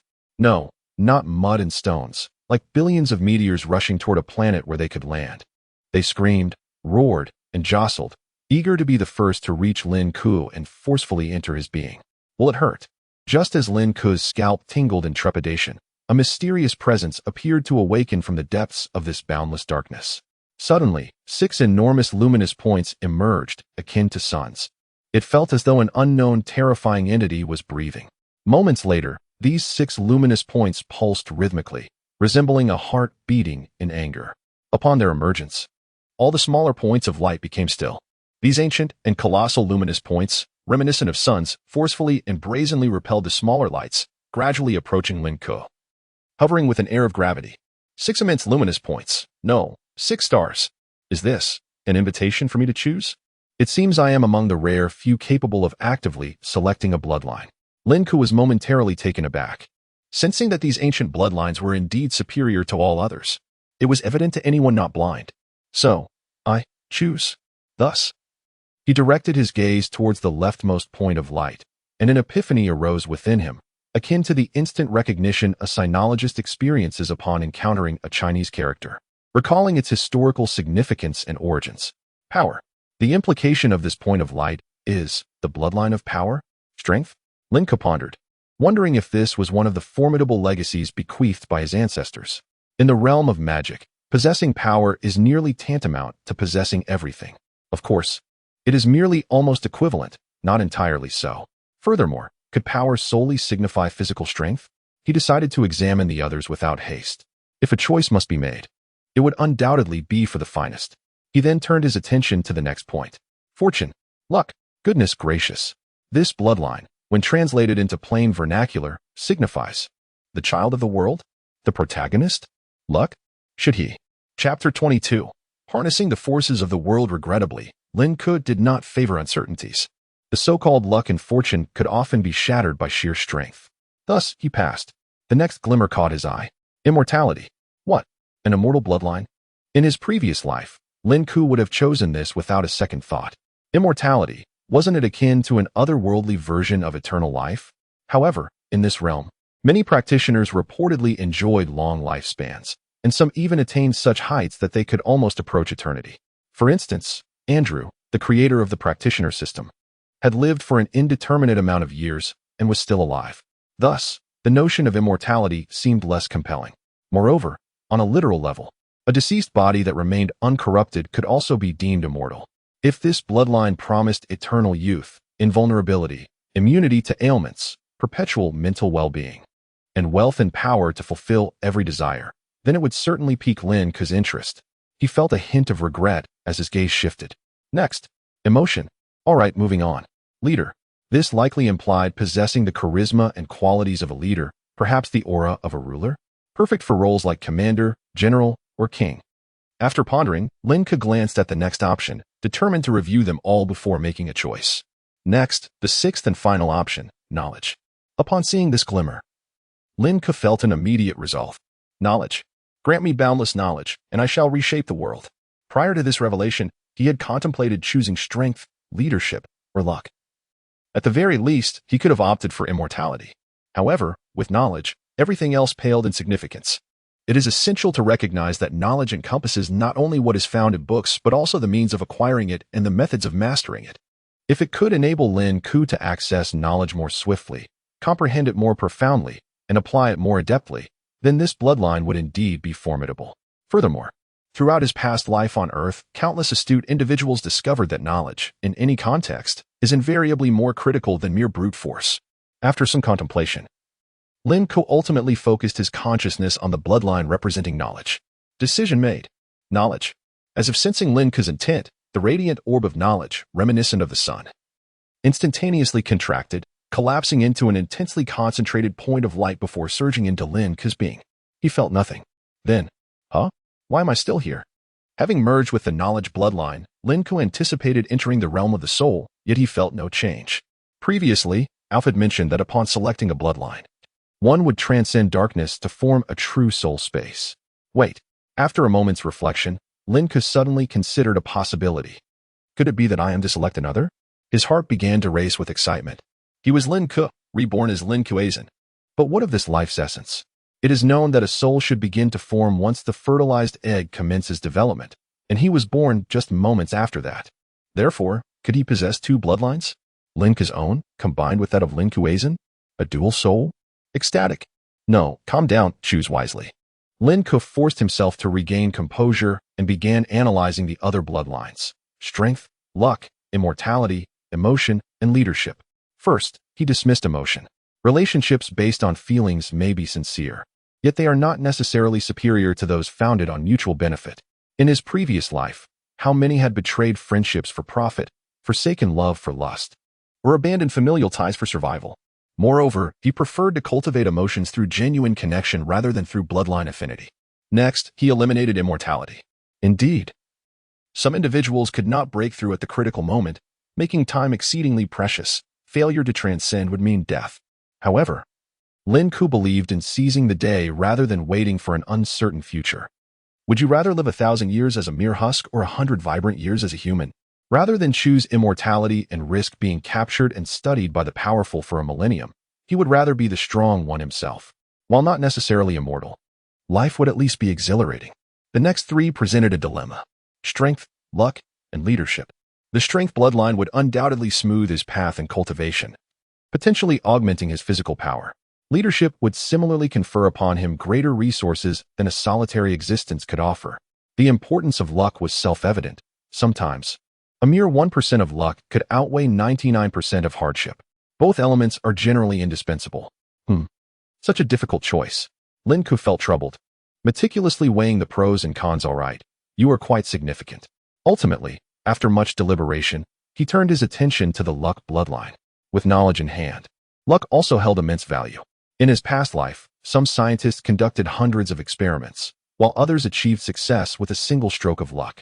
Not to mention, in battle, even the slightest deviation could mean life or death. Luck, immensely important. Lin Ke concentrated on luck. The point of luck contracted sharply before also surging into Lin Ke's being, followed by silence. What? How could this be? Could it be that I can possess all six? This time, Lin Ke was gripped not by excitement, but by terror. Could there be other souls within me? Why can I still choose? Instead of delight, he felt a chill run down his spine.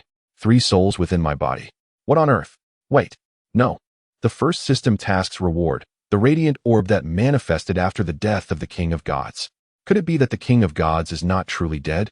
No, he must be dead. That orb must be something else, or else he would have been usurped long ago. So, this is the reward for the first system task? An additional bloodline? Lin Ke fell silent, contemplating, and ultimately chose leadership. In the end, the anticipated transformation into an adult did not occur. After selecting knowledge, luck, and leadership, the boundless darkness and points of light receded, revealing a point that was both infinitely large and small, into which his soul plunged. Soul space. His soul space resembled a small patch of yellow earth, at the center of which 3 saplings had just begun to sprout. These represented his 3 bloodlines. After a brief observation, he approached and touched them. Upon contact, information pertaining to knowledge, luck, and leadership appeared. Lin Ke nodded in satisfaction, feeling the ability to enter and exit the soul space at will, and subsequently retreated. Back in the study, Alf silently observed Lin Ke lying on the ground. Behind him, Nikes and John lay unconscious, their eyes rolled back in their heads. When Lin Ke opened his eyes, he was met with Alf's smiling visage, which, when paired with his furrowed brow, appeared exceedingly peculiar. You took 1 minute and 5 seconds to awaken your bloodline, Alf remarked, his brow still furrowed, yet his smile unwavering. Lin Ke did not grasp the meaning of this and weakly inquired, "Is that too long or too short?" Alf shook his head. "Child, it is too long. Even the noble offspring who can choose their bloodlines typically take only a few seconds." He gestured towards John and Nikes. Most awaken their bloodlines in an instant. Just like these 2. For those with a choice, they have at most a minute to contemplate, yet you possess 1 minute and 5 seconds. Could it be that you awakened 2 bloodlines upon your first attempt? Alf speculated wildly. Indeed, but it was 3, Lin Ke murmured inwardly. Awakening 2 bloodlines. Is that uncommon? Lin Ke inquired tentatively. Uncommon? That is a gross understatement. Alf exclaimed, a cascade of violet electricity coursing over his body like miniature serpents, betraying his excitement. 2 bloodlines. It is indeed true that 2 bloodlines exist. The leg of Andrew, the great pioneer, was correct in his conjecture. Lin Ke recognized the gravity of the situation, though he never intended to divulge too much. Initially, he planned to conceal it from Alf, as the fewer who knew, the better. However, Alf was already aware, and judging by his character, he seemed trustworthy enough to offer a warning, to prevent those 2 children from discovering. I sent them into a sweet slumber the moment their eyes opened. And now, yes, to test your talent. Alf was clearly beside himself with excitement. He then produced a crystal orb and placed it upon the ground, proclaiming, to test your talent. Chapter 23. The Pinnacle, Andrew Level. Ove placed the crystal ball upon the ground and turned to Link, saying, "Child, I require a drop of your blood to assess your aptitude. Is that agreeable?" Link readily acquiesced. With a wave of his wand, a droplet of blood emerged from Link's fingertip, gracefully floating to the crystal ball and merging with it. "What is this?" Link inquired, curiosity piqued. Ove replied, "Please wait a moment. This is specifically designed to evaluate talent, and you shall soon witness the results." Boom. Before Ove could complete his sentence, a beam of light, as large as a fist, shot skyward from the crystal ball. The intricate barrier of electricity Ove had conjured was instantaneously breached by the radiant column. The light pierced through the highest point of the castle, projecting outward. "What do I see? Is this normal?" Link raised an eyebrow. "Hey, Andrew Level, the highest tier?" Link was astounded. How could his potential be so extraordinary? This was unexpected. Wait, could it be the luminous orb from the aftermath of the God King's demise? How remarkable. Ove, could you possibly turn this off? Link pointed at the crystal ball. His scoundrel of a father was merely a viscount, and he currently lacked the ability to safeguard himself. A tall tree attracts the wind. Although Ove was socially anxious, he was not foolish. The spatial ring? Link discovered a new realm. You are aware of the spatial ring? Ah, yes, your father has seen one before. Ove stroked the ring adorning his hand, the astonishment on his face still palpable. Dual bloodlines, Andrew-level talent. This is, truly, Andrew's leg. Even for someone as erudite as he struggled to find the appropriate adjectives to encapsulate his thoughts. Yet, he maintained a smile that seemed incongruous with his astonishment. Teacher, should anyone inquire, please inform them that my level is highly promising. Link solemnly instructed. To declare oneself as Andrew level prior to genuinely achieving, it would be tantamount to courting death. Well, that could work. But if others were to witness the brilliance of your talent, Ove pondered, I could say I am researching a new skill. Thank you, teacher. Link seamlessly addressed him as teacher in succession. Azen belongs to the rural areas of the Gula Kingdom. There should be no formidable individuals. Ove nodded, then gestured to Nyx and John to each provide a droplet of blood. He retrieved the crystal ball once more and first dripped John's blood onto it. The crystal ball quivered slightly, a small column of light protruding from its surface. Not bad. It has reached the somewhat interesting level. Ove nodded slightly. Link calculated that ascending from the lowest tier to Andrew level would require approximately 13 levels, with somewhat interesting positioned at the 6th level, which was commendable indeed. Of course, this was only in comparison to Link, Nyx, and himself. Next was Nyx. Indeed, after the assessment, Ove declared it to be a highly promising level, just as the system had indicated. This highly promising level corresponded to the 11th tier of talent, a formidable ranking indeed. Your talents are exceptional. Ove opened his mouth to speak, but ultimately offered no further commentary, only expressing a sense of awe and melancholy. On the continent of Nassanj, the majority of individuals possess only mediocre abilities, with superior talents typically found among the nobility. However, I have only encountered the remarkable level at best. I never anticipated witnessing two such talents at once. Ove shook his head, at a loss for words. Link sensed the inner turmoil within Ove. It felt akin to preparing for university, accustomed to witnessing peers aiming for vocational schools or average colleges, only to suddenly encounter someone vying for the likes of Tsinghua or Peking University. As for you, Andrew level, according to records, only 2 individuals in history have ever attained this level, the original Andrew himself and the Star Prince from the Ocean of Stars. Ove lamented, moreover, Andrew may not necessarily possess the Andrew level talent. Link too felt a sense of wonder. If Nyx's aptitude were likened to Tsinghua or Peking University, then he himself was akin to the global champion, the singular one in history. Why do I feel a bit bashful? As for the Star Prince, he felt a vast distance away, being the prince of a nation. Nonetheless, for a mere viscount son from the countryside to possess such remarkable talent was already commendable. Even in the myriad realms I have traversed, various races displayed no talent as formidable as yours. I find myself pondering. Could it be that your talent surpasses that of the Star Prince? Ove muttered to himself, falling into silence as he gazed at Link with an unwavering smile, which began to feel a tad eerie to Link.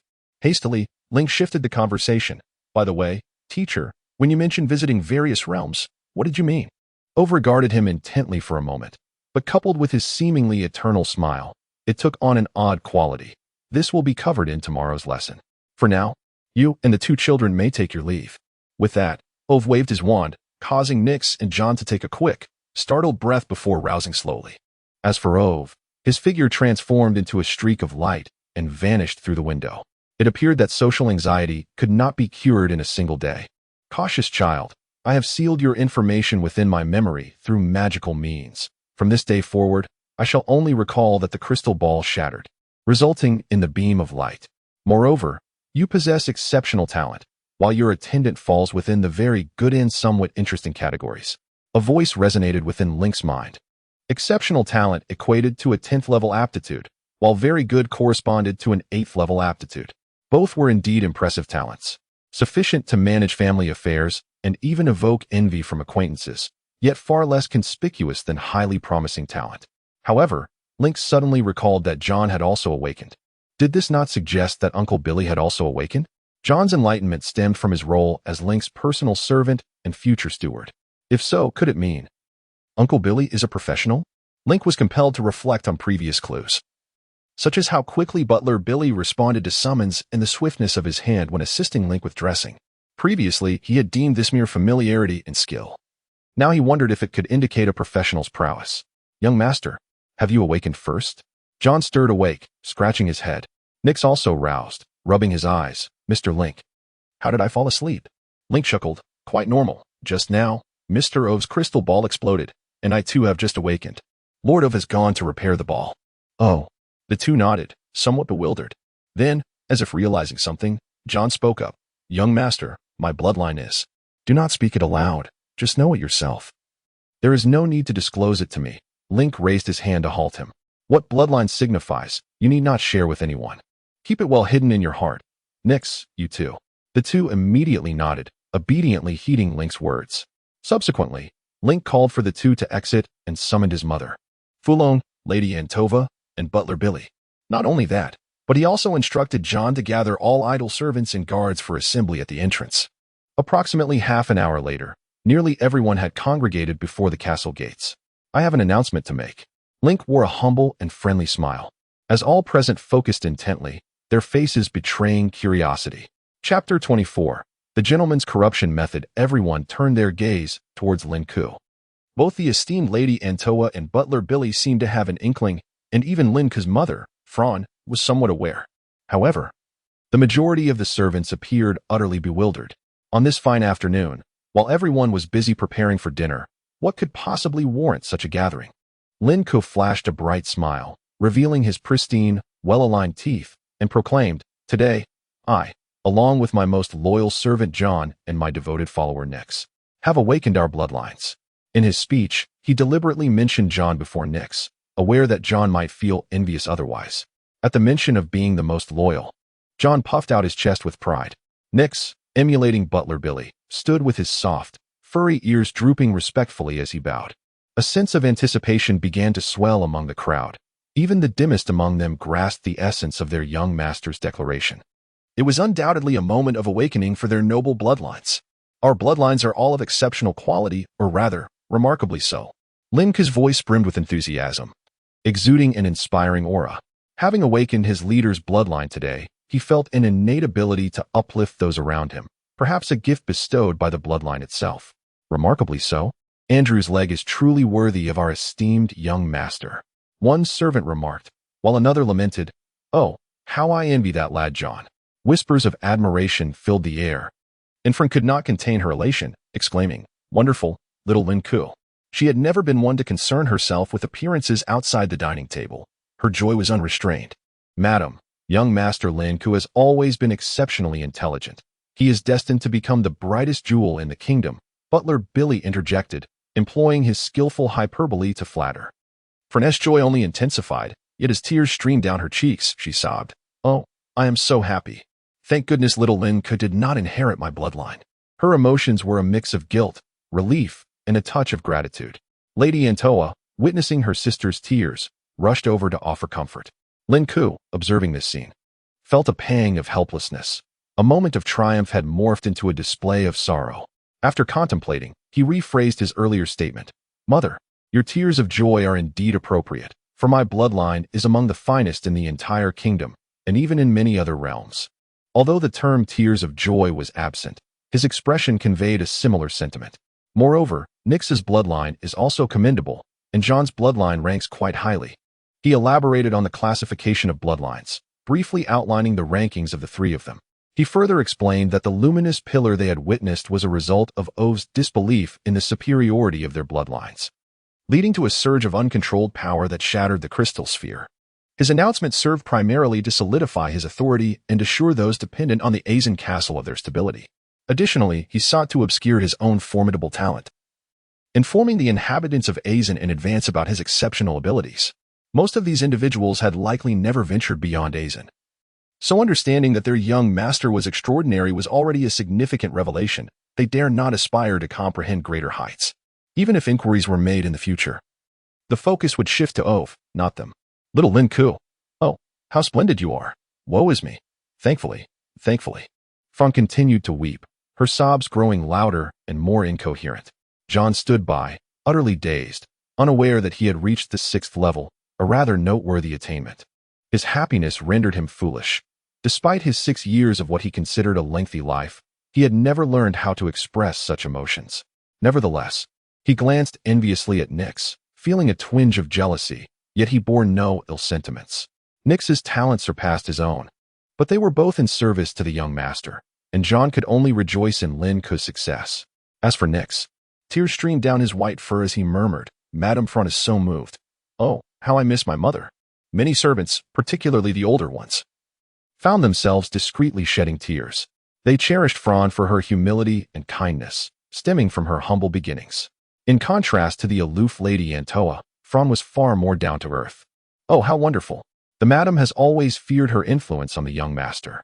Indeed, just the other day, the madam mentioned how wonderful this is. The servants, touched by Fran's emotions, began to wipe their tears in secret, creating a poignant scene of shared sorrow.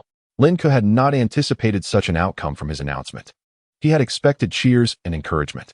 Lady Antoa supported Fran and called out to Lin Ke.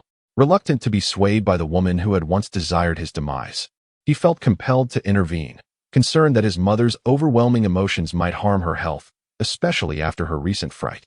The following day, in the study, Lin Ke had arranged accommodations for Ove, but it seemed that Ove greatly preferred solitude, as he had vanished without a trace. However, after enjoying breakfast, Ove summoned them to the study. The room was brightly lit, yet Ove had taken refuge behind the bookshelf, obscuring himself from view as if this would alleviate his anxiety concerning others. "Children, you have arrived." Ove's voice emerged from behind the shelves. "Master Ove, Lord Ove, Lord Ove." Lin Ke and the others bowed respectfully. Following protocol, Nyx and John addressed him as Lord Ove to emphasize Lin Ke's unique appellation of teacher. This was intended to leave a lasting impression in Ove's mind, facilitating the future mentorship. "Let us commence our lessons," Ove stated, his words few and his demeanor subdued, lacking the emotional fervor of the previous day. "One moment, teacher," Lin Ke gently called out to Ove and exchanged a glance with John. John nodded and softly clapped his hands, prompting 4 or 5 individuals to enter with exquisite refreshments, comfortable chairs, and blocks of ice preserved in the cellar.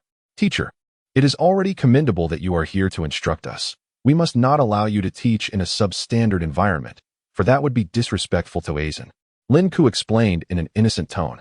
Thus began the treatment for social anxiety. The method of gentleman's corruption proceeded simultaneously. Chapter 25. The initiation of the scholar in the study. The servants carried in the items and promptly exited, leaving Lin Ke to proceed with the task himself. He laboriously dragged a chair taller than himself across the carpet to the farthest bookshelf. Why not let the servants handle this? Off, who seldom engaged in conversation, nonetheless recognized that such tasks need not fall to Lin Ke. "You have traveled a great distance to be here, as the master of Aizen Castle. It is only fitting that I perform this trivial task for you."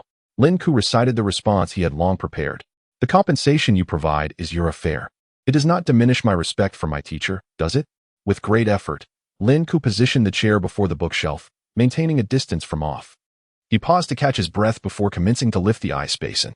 In winter, Aizen stored numerous ice blocks in the cellar, which would be retrieved for enjoyment in the summer. At that moment, Off seemed to finally react. Standing behind the bookshelf, he waved his staff and softly uttered, "Servant of truth." Suddenly, a purple current of energy coalesced in midair, transforming into a triangular frame crackling with electricity. "Please, take a seat. The servants can manage this." Although Off's tone remained calm, it seemed to carry a gentler quality. Lin Ke did not press further. Expressing his intentions was sufficient. The triangular servant of truth floated in the air, its body emanating 2 slightly thicker electric arms that connected to the ice basin, suspending it as if it were tethered by wires. 2 ice basins and 4 chairs were arranged, one set for Lin Ke and the other for Off.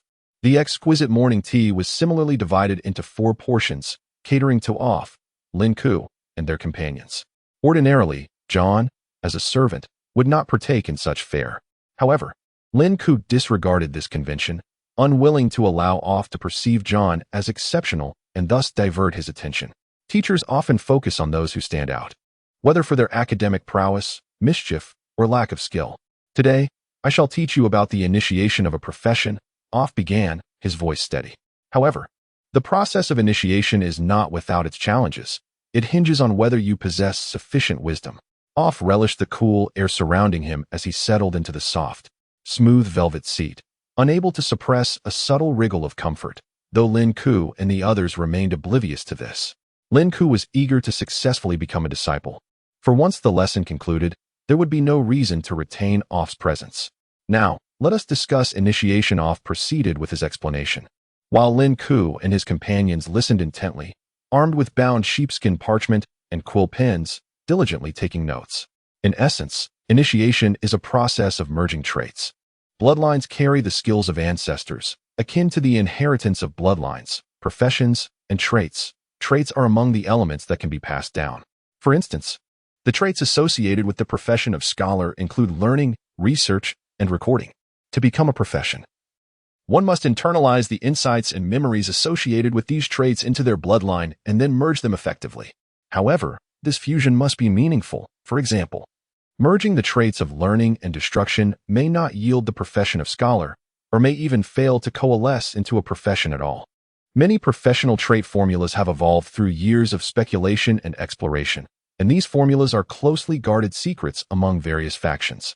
Only a few basic formulas, such as the one Andrew initially discovered for the scholar profession, are widely known. What Lin Ke and his companions must now do is to feel and comprehend learning, research, and related traits, thus becoming professional scholars. Indeed, all three of them must undertake this task, as the profession of scholar can easily transition into other professions. After all, a scholar may study magic or combat. In the future, one might evolve into a mage or a warrior with no adverse effects. Off concluded his lecture, allowing Lin Ke and his companions time to assimilate the information. Lin Ke, however, was left in a state of astonishment. Is it truly this simple? If one possesses sufficient insights and experiences, that is all that is required? Off appeared to notice Lin Ke's skepticism and cautioned, "Little Lin Ke, your talent is remarkable, indeed, exceptional, but you must approach this matter with seriousness. Your talent is outstanding, yet initiation is not merely about talent. It hinges on whether you truly grasp those traits." He reflected. It is said that the Star Prince, the only one with Andra-level talent, took nearly 3 days to become a knight. The knight is akin to the scholar, one of the fundamental professions. 3 days? Lin Ke nodded slowly, yet ventured to ask, "Master Off, may I attempt to enter the soul space now?" Certainly. Off chuckled, aware that many beginners mistakenly believed they could easily coalesce a profession, though often reality proved otherwise. Some individuals are so foolish that they resemble the Gula fishmen, taking 2 or 3 years to grasp a single trait adequately. Others, more fortunate, might accomplish it in 5 or 6 months. He estimated that with Lin Ke's sharp intellect, he might require only a week or 2. Very well, let us all attempt this together. Lin Ke signaled to John and the others. John and Nixis immediately understood, closing their eyes, and Lin Ke followed suit. They effortlessly entered the soul space. Upon arrival, Lin Ke beheld his 3 small saplings, much as they were before his departure. He approached the sapling of knowledge, touching it, and memories began to flow forth. Those were memories from his past life. The learning trait: 6 years of elementary school, 3 years of middle school, 3 years of high school, 4 years of university, 3 years of graduate school, 4 years of doctoral studies, and a lifetime thereafter. All were filled with learning. Next came the traits of research and recording. Memories from his past life flowed steadily, ultimately coalescing into 4 or 5 luminous forms that merged with the sapling. Lin Ke opened his eyes to find that at the top of the sapling, the lights gradually fused together, pulsating and flickering, before slowly solidifying. Is this really happening? Lin Ke had approached this with a mere experimental mindset, never expecting his sapling to inexplicably sprout from the soil of the soul space. He touched it again, and a piece of information surfaced in his mind. Scholar. Simultaneously, the insights he had just infused flowed through his heart. Learning, research, recording. It seemed he had truly succeeded. With a mix of disbelief and astonishment, Lin Ke exited the soul space. Upon opening his eyes, he noticed Off standing before the bookshelf, gazing at him with a mixture of surprise and uncertainty. Yet Off's expression retained a smile, leading Lin Ke to question whether his teacher was merely stoic. How could you? It has only been half an hour. Off's eyes mirrored the expression of a dying king, forming a fan-like shape of emotions: 6 parts shock, 3 parts lamentation, and a hint of jealousy. Confused, Lin Ke turned to John. Young master. It has been 23 minutes thus far. John counted quietly before gently reminding off. Master off. We have yet to reach 30 minutes.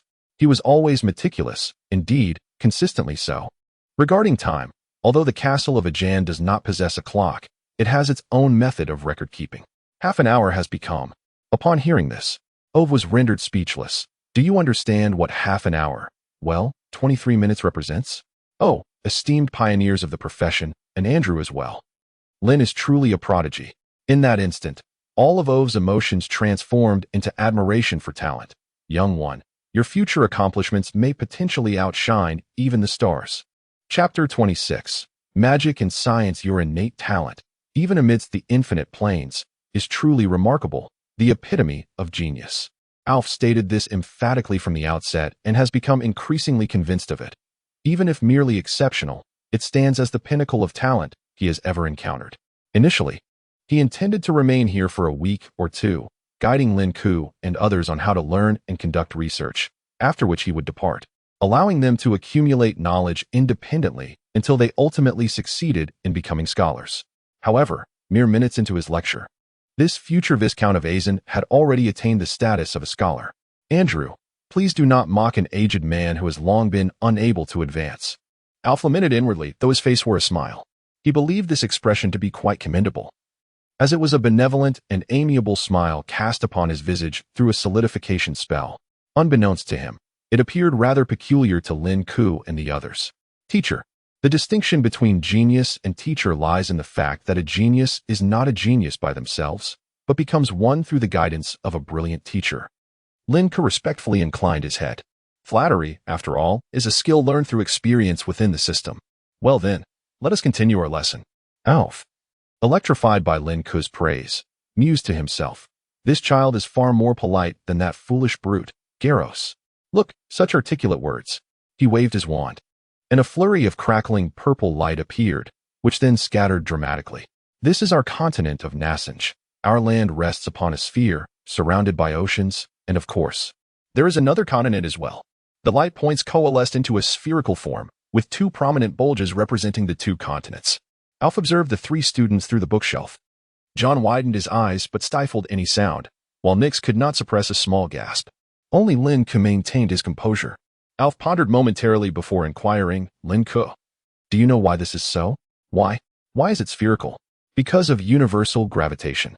Without external forces, all objects are drawn towards the center due to gravitational pull.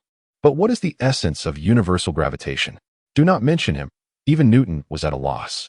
However, Lin Ke would not voice such thoughts. Teacher, I do not know why, but I have observed and know that our continent of Nasanj is round. This time, John and Nix turned their gazes towards Lin Ke. Their faces a picture of curiosity. Even Alf found himself intrigued. Can you enlighten me? Lin Ke replied, when I gaze into the distance. A person's feet vanish beyond the horizon first, followed by their body, and finally their head. If our Nasanj were flat, and less obscured by trees, I should always be able to see them. This was a simple demonstration of the spherical nature of the world, albeit a speculative one with little practical application. John and Nix slowly nodded, as some ideas become clearer once articulated. Alf could not help but feel astonished. Indeed, but given the mountains and forests surrounding us, your observation is quite impressive. He now thought Lin Ke was extraordinarily gifted, to the point where he desired to take him on as a disciple. Yet, he also considered that this young master, so astute, addressed him as a teacher merely out of respect. A child with such cognitive prowess would surely seek teachers of the highest caliber, those of level 21 or above, preferably learned and powerful. At present, he was only at level 19, not even reaching 20, let alone breaking into the legendary tier. What a pity. Never mind. I'll teach him to the best of my abilities. Alf then adjusted his role to that of an enlightening teacher, commencing a discourse on some fundamental knowledge regarding Nasanj. For instance, Nasanj is indeed a sphere, and in the outer realm, celestial bodies such as the sun and moon revolve around it. Furthermore, the stars are projections of the divine realms of legendary beings and their own planes. Beyond that lies the planar crystal barrier system, and breaching this leads one to the astral realm. In the astral realm, countless planes drift in and out of existence. Some consist merely of a continent, others, like Nasanj, are spherical, while some are vast oceans or voids. Since the establishment of the vocational system, pioneering scholars of the legendary tier have breached the crystal barriers to explore the boundless astral realm. Subsequently, a genius invented the time-space teleportation array, enabling non-legendary beings to traverse to other planes. Thus began the endless conflicts among the planes. Resources in Nascent are exceedingly limited, and countless powerful individuals and families seek opportunities for breakthroughs in the infinite planes, for these realms harbor diverse resources, cultures, and cultivation methods, including Lin Ke's father, who reportedly expended significant resources to acquire a time-space anchor point and is currently conquering that plane. It is essential to understand that the foundational rules of the world dictate that once Nascent establishes a time-space anchor in a plane, that plane becomes a subordinate realm of Nascent. This means that Nascent is the primary plane. It turns out this world is far broader than I had imagined. Lin Ke's eyes brimmed with astonishment. He had always assumed this was an ordinary planet, one with stars and satellites. Little did he know that the sun and moon were mere embellishments, and the glowing stars were but vestiges of the divine realms and personal planes clinging to the crystal barriers. After concluding the morning studies, Lin Ke felt he had gained immensely. Alf was indeed on the verge of becoming legendary. His knowledge, insight, and abilities far exceeded those of Butler Billy and his ilk, greatly benefiting Lin Ke. Let it be remembered that the cornerstone of our world is matter. Only those foolish idealists, akin to fishmen, would believe the world exists because of them. Finally, Alf concluded with a statement that etched his philosophical preferences into Lin Ke's memory. In the afternoon, they shifted to research. Although Lin Ke had successfully attained the rank of scholar, he possessed little insight regarding the world's study. His accumulation of occupational traits and understanding stemmed from his previous life. Today, I will guide you in the simplest form of research regarding the application of force. Outside the woods, Alf waved his hand, and several round wheels materialized. Could it be a pulley system? Lin Ke fell into contemplation. He wished to study magic, yet Alf was teaching them about pulleys? With that, Alf approached a tree, and a purple light enveloped him, causing Lin Ke to sense the surge of vocational energy. Subsequently, Alf flicked his fingers, and a small electric sphere shot forth. Crash! Crash! Crash! Countless trees instantly splintered, and within Lin Ke's line of sight, a dozen robust trees fell. John and Nix stood agape, while Lin Ke pondered deeply. This is how I inscribed the method of force accumulation into my first skill slot. With a mere flick of my finger, I can unleash 1,000-fold force damage, Alf succinctly explained. Indeed, it was a pulley system, intertwined with principles of mechanics. Lin Ke mused before speaking. Teacher, does not the angle of application affect the accumulation of force? Additionally, do the size and material of those wheels not influence the effectiveness of the force accumulation? This. Alf, who had just demonstrated his prowess, fell silent. Could this child truly be the descendant of that brutish Garros and that foolish girl Flawn? Chapter 27. Is Ove leaving? The entire afternoon was spent in a daze by John and Nix. Neither of them anticipated that a mere assemblage of 7 or 8 ordinary wheels could harness such immense power. Lin Ke, too, was somewhat astonished, especially after witnessing Ove employ a simple spell of smoothing, which visibly diminished the friction. Magic resembles a sword, while skills mimic firearms. This comparison pertains solely to their potency. However, practitioners, possessing solidified skills, can also wield some magic, much like a gunman might brandish a great sword. This revelation enlightened John and Nix on the concept of friction. Later, during dinner, Lady Antova, Lin Ke's mother Fulon, Butler Billy, and a host of servants gathered. They celebrated Lin Ke's ascension to a practitioner in half an hour, indulging in a feast prepared from the finest ingredients. Being a practitioner, at the very least, conferred a certain status in society. Even if Azen was to crumble now, Lin Ke could still claim the title of a pioneering knight, bestowed by the nobility for expanding territories. Ultimately, those pioneering knights who extend their lands often find themselves elevated to nobility. At the dining table, there were only 4 individuals, or rather 3 individuals and a rabbit person. And I require the family resources for numerous experiments and research, Lin Ke stated directly. He addressed her as aunt when he needed something, and as lady when he did not. This was his audacious manner. Lady Antova and Butler Billy controlled the household finances, and if they were unwilling to grant his request, they could conjure countless reasons to refuse. Thus, Lin Ke had to secure Lady Antova's consent. Antova, with her delicate, pale fingers, elegantly swirled the silver goblet containing a sweet and sour raspberry juice. Upon hearing the mention of money, she instinctively frowned. Yet, observing Lin Ke's expression, she slowly began. If you wish to use money, it is not impossible. She glanced at Lin Ke, seemingly hoping to witness him gazing up at her with pleading, doe-like eyes. However, she was met with disappointment. Lin Ke maintained a serene demeanor, awaiting her terms. Antova, feeling a tinge of boredom, furrowed her brow and deliberated. 500 gold coins. 500 gold coins. Lin Ke exclaimed, for he had anticipated only 100. After all, the purchasing power of gold coins was substantial. The exchange rate was approximately 110, 100, but Lin Ke calculated it to be around 114, 123. One gold coin could effectively purchase about 123 copper coins. It seemed that the financial understanding of the Nasan people was lacking, leading to arbitrary exchange rates for ease of computation. Had Lin Ke not been acutely aware that wealth necessitated power for preservation, he might have aspired to be a capitalist. I require 1,500 gold coins, Lin Ke boldly declared, as bargaining often necessitated a grand opening offer. Such a sum, that is excessive. Antova had not yet spoken when Fulong gasped in astonishment. Which side are you on? Lin Ke found himself concerned about his mother's intelligence. Antova's expression darkened. At most, 550 coins. 1,500 is far too much. That is nearly half of the castle's income. Lin Ke was well aware of this, feigning contemplation. The experiments I intend to conduct are quite costly. You are aware that the might of practitioners is built upon wealth. How about 1,000 coins, then? That should suffice. The might of practitioners is indeed constructed from wealth. Fulong, rather naively, absorbed Lin Ke's words and believed them. Antova shot Lin Ke a sidelong glance and remarked to Fulong, Sister, I recall our husband has never spent a single coin from our household, has he? He has never spent money. The maid, earning 3 silver coins a month, along with the captain of the guards and the procurement captain, smiled in anticipation. John, who earned a mere silver coin a month and had Billy managing his savings, looked utterly bewildered, while Nix was profoundly shocked. The entire rabbit tribe's harvest in a month, sold to merchants, barely amounted to a dozen silver coins, with their highest yield being 20. Very well, I shall grant you 600 gold coins. That is the amount you may receive as the eldest son, Antova said, taking a sip of juice and motioning for the maid to wipe her mouth. Preparing to leave the dining table. Then let it be 800 coins. This will sustain my experiments and expedite my rise as a powerful practitioner to protect the castle. Do not forget, the 2 old tigers have yet to arrive. Lin Ke smiled, referring to the 2 deep blue tigers that had previously escaped.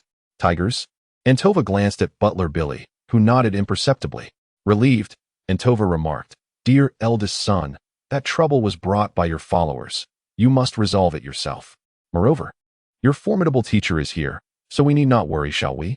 After several rounds of negotiation, Lin Ke ultimately secured a monthly budget of 727 gold coins, 5 silver coins, and 3 copper coins. This sum coincidentally matched his birth date. Deal.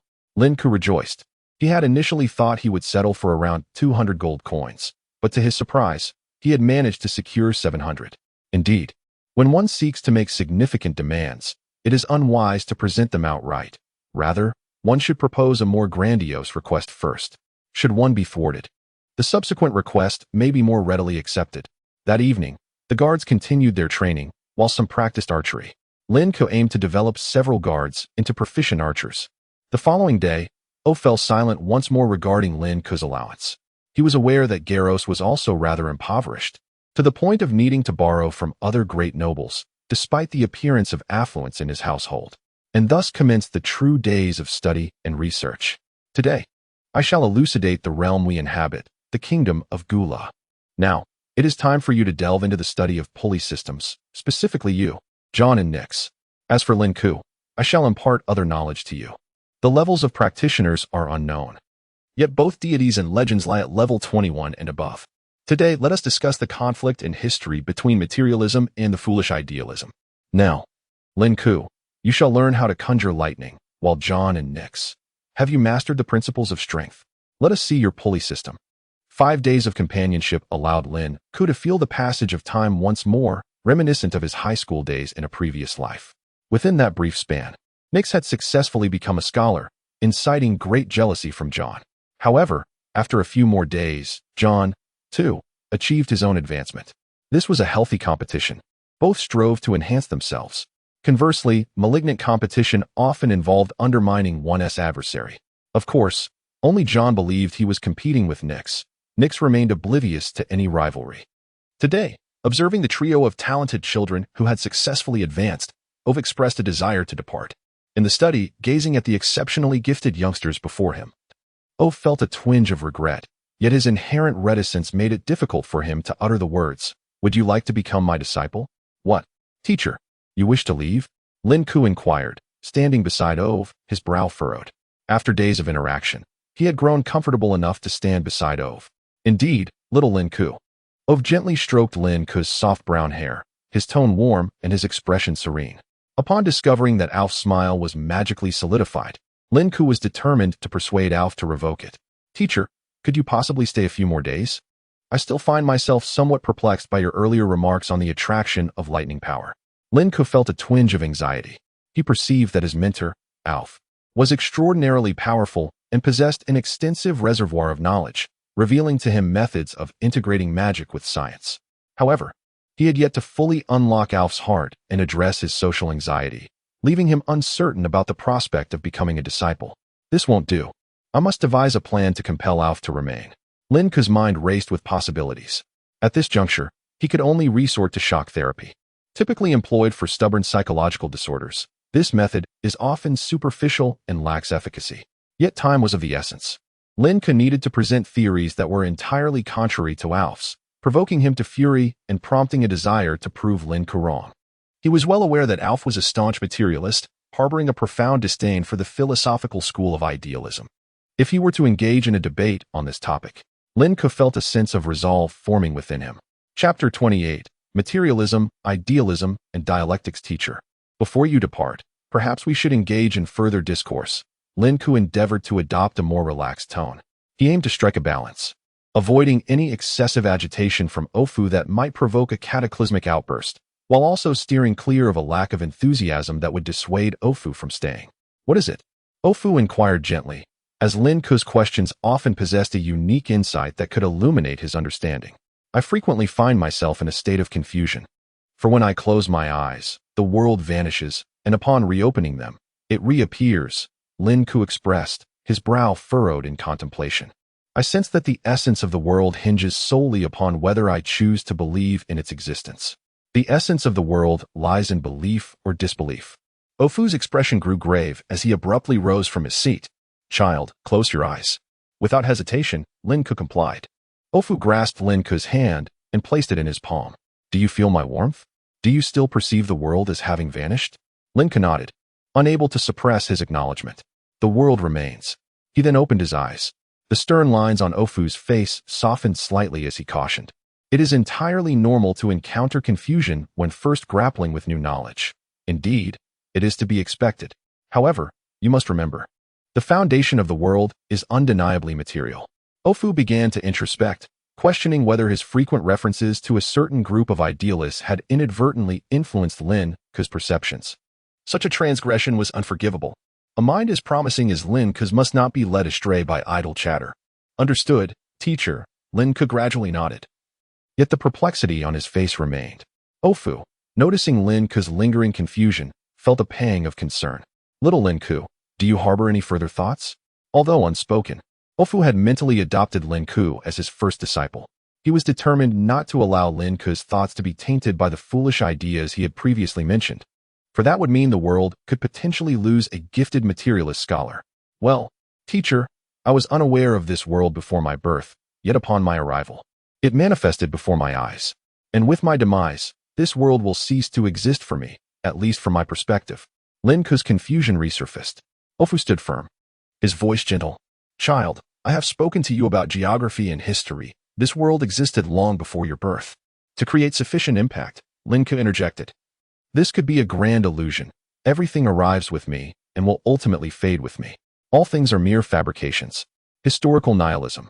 Ofu gasped, his eyes widening, brows knitting together. "How can you assert that these things do not exist?" "I have told you, child. Only that which can be proven true or false can be deemed a partial truth. Verification or falsification is the essence of science." That which cannot be proven is mere superstition. Upon witnessing Ofu's escalating agitation, Lin Ke breathed a sigh of relief. Then, teacher, please seek out that which lies beyond my understanding, for only then can it be proven that this world is not a mere creation of my mind. Here lay a decisive moment. One cannot conjure that which exists beyond their cognitive boundaries. All creation or innovation merely reconfigures existing elements. Lin Ke's intention was now clear. Ofu must present logical and effective evidence to demonstrate that the world was not merely a product of Lin Ke's imagination. Upon hearing Lin Ke's words, Ofu was momentarily taken aback, rendered speechless. Meanwhile, John and Nikes had long succumbed to drowsiness, having grasped only fragments of the earlier discussion. While the latter portions had devolved into incomprehensible jargon, the concepts of creation and destruction seemed too distant to them, far removed from their thoughts of dinner.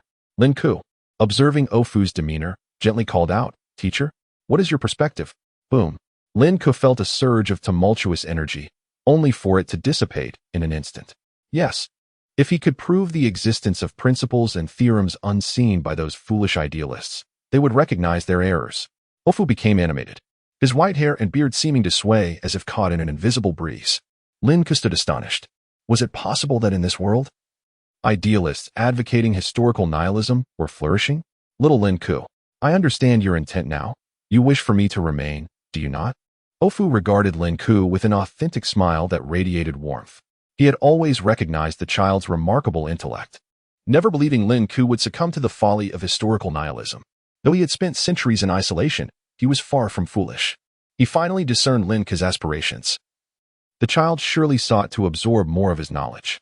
My knowledge is nearly exhausted. Ofu mused internally, feeling a tinge of awkwardness at the prospect of departing. He had little left to impart. Not that he was referring to the servant and the rabbit creature, who had yet to fully grasp even the foundational principles of power amalgamation. His lack of offerings stemmed from the fact that once he initiated a topic, Lin Ke could articulate it entirely, often providing insights that even Ofu found enlightening. Consequently, after depleting his century-old repository of wisdom, he intended to retreat to his own realm for a few centuries of focused study. However, upon Lin Ke's suggestion, Ofu suddenly recalled a long-held desire to take Lin Ke as his disciple. Yet, his social anxiety had rendered him hesitant, feeling unworthy to teach due to his own limitations. Yet, now seemed to be the opportune moment. In this realm of knowledge, knowledge equates to power. To acquire knowledge, the most effective approach was undoubtedly to seek a mentor and join their school. With this thought, Ofu felt a wave of nervousness wash over him, his palms sweating, his aged but pure gaze evading Lin Ke's eyes. Lin Ke felt a flicker of anxiety. After such extensive preparation, the moment to become a disciple was at hand. Would a being of such formidable power as a level 19 even consider him, a mere son of a viscount? Though gifted, perhaps in the eyes of these formidable beings, attaining the rank of a celestial being was the ultimate goal. The distinction between genius and celestial was but a single word apart, akin to an insurmountable chasm. Furthermore, his noble rank was quite lowly. A duke might possess boundless resources for research, while a viscount was limited to a mere pittance of gold each month. Lin Ke felt beads of sweat forming on his back, his gaze instinctively shying away from Ofu's penetrating look. Each time he encountered the elder's pure, innocent gaze, he felt a pang of inadequacy. Yet, just as he prepared to avert his eyes, he noticed Ofu subtly recoil from his gaze, his fingers unconsciously fidgeting with his staff, even his toes seemingly clenching within his boots. What was this? Was Ofu experiencing nervousness? Had his social anxiety resurfaced? Lin Ke regarded Ofu with a hint of concern, poised to speak, when Ofu nearly shouted, "Lin Ke, do you wish to become my disciple?" As Ofu spoke, a flicker of purple lightning danced within his throat, as if he were not addressing a child, but rather a formidable adversary. Lin Ke was left speechless. What was this? Why the ferocity? Chapter 29, Entering the City Again. Lin Ke, do you wish to become my disciple? Alf's voice reverberated like thunder, echoing throughout the entire castle. John and Nix, the closest to him, were startled by Alf's sudden roar. Alf himself was taken aback, his body stiffening after his outburst. How embarrassing! To think so many had heard him. Lin Ke, momentarily stunned, knelt down in an instant. Lin Ke is willing to be Alf's disciple. Although he was unsure why Alf had suddenly chosen him, he recognized the fleeting opportunity. Alf, astonished by Lin Ke's decisiveness, recalled the concerned gaze Lin Ke had cast upon him moments before. Indeed, he was a gentle child. Alf felt a warm surge in his heart. He had always been aware of Lin Ke's efforts to overcome his fear of others, and he had taken note of everything the boy had done. Child, rise. Alf's voice was soft. It seemed he would need to treat this teacher-student relationship with care moving forward. Thus, in that moment, both teacher and student found themselves increasingly fond of one another. Teacher, in a couple of days, I will be going to the city for some procurement. Would you like to accompany me? Lin Ke inquired after a moment. Not long had passed since their last procurement, yet Lin Ke had a plethora of materials to gather. Additionally, the castle required fine ingredients for 2 upcoming celebratory events, one for Alf's arrival and the other for Lin Ke's attainment of the title of scholar. As such, a significant amount of supplies was needed. According to Butler Billy, the now professional Lin Ke could no longer settle for ordinary provisions. Moreover, Lin Ke longed to explore the quaint little town, as their previous visit had been a hurried affair with no time for proper exploration. I think I shall not go, Alf replied, feeling the mere thought of the bustling crowd akin to being scorched by 100 lava beasts. However, after contemplating, he added, I heard you encountered a level 2 deep blue giant tiger last time. How about this? I will summon a level 5 servant of truth to accompany you. If you find yourself in danger, remember to call upon it. A level 5 servant was indeed quite formidable. Lin Ke understood that every 2 levels corresponded to an ability slot. Compared to magic, skills consumed less energy, required less time, and could inflict greater damage. While it may seem merely a variant of magic, one could discern the distinction when considering the difference between swords and firearms. Undeniably, in specific situations, swords proved more useful. Yet in most cases, practitioners preferred the efficiency of a well-aimed shot. Furthermore, a level 5 spell or skill could only be unleashed by a level 10 practitioner. The deep blue giant tigers they had previously encountered were merely level 1 and level 2 creatures. Thank you, teacher, Lin Ke expressed his gratitude. Alf nodded, momentarily dazed by the reality of having his first disciple before him, a feeling that was indeed novel for one so accustomed to solitude. The lesson commenced, with Alf imparting knowledge on various subjects. He possessed some understanding of the studies of strength and lightning, while his knowledge in other areas was merely superficial or based on hearsay. However, this allowed Lin Ke to swiftly absorb information and gauge the general academic level of this world. Thus, 2 days later, the ox cart set off once more. This time, the safety of Lin Ke and Fran was significantly enhanced. Due to Alf's presence in the castle, Lin Ke could assign more guards to accompany them. Moreover, the guards themselves had improved. Lin Ke procured some archery techniques from local hunters, crafting 200 bows and training the guards in marksmanship. Butler Billy remarked that his scoundrel father had never differentiated between infantry and archers, as his soldiers had always been knights, albeit merely professional knights. Little Lin Ke, we shan't encounter those tigers again, will we?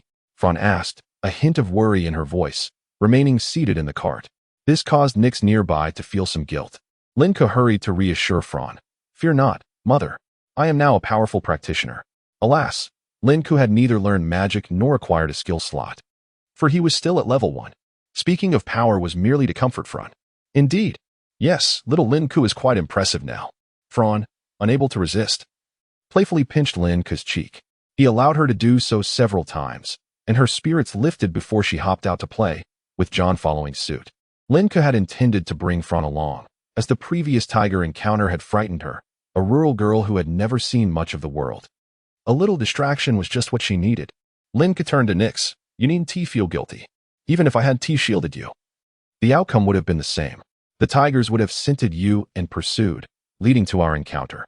When faced with the tigers, my first thought would surely have been that feral beasts had emerged from the woods to hunt and might attack at any moment. Thus, Nix had no reason to blame himself. Nix nodded in agreement, his expression relaxing. The convoy made its way north at a steady pace. Lin Ke closed his eyes in the cart, beginning his meditation.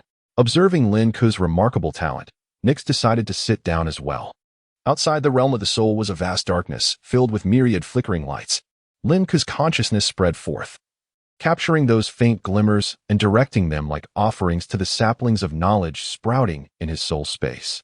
This was meditation. With his Andro-level talent, the saplings could absorb vast quantities of light, thus he needed to provide ample nourishment. Fortunately, his soul was robust enough. Likely due to the fusion of 2 souls from his arrival, and the lingering influence of the King of Gods. Suddenly, Lin Ke spotted a massive green light amidst the scattered points of illumination in the darkness. What a large wood element! He drew it into his soul space, unceremoniously directing it towards the bloodline of knowledge. Upon contact, the bloodline absorbed the wood element as if it were a sponge soaking up water. In an instant, a feeling of fullness surged from the bloodline of knowledge. Wow, so much! With that settled, Lin Ke, having barely closed his eyes, opened them again and noticed Nyx meditating beside him. He quietly stepped outside. "John, are you not meditating yet?" Lin Ke leapt from the cart, observing John joyfully placing flowers upon Fran's head. John, caught up in his merriment, froze at Lin Ke's words.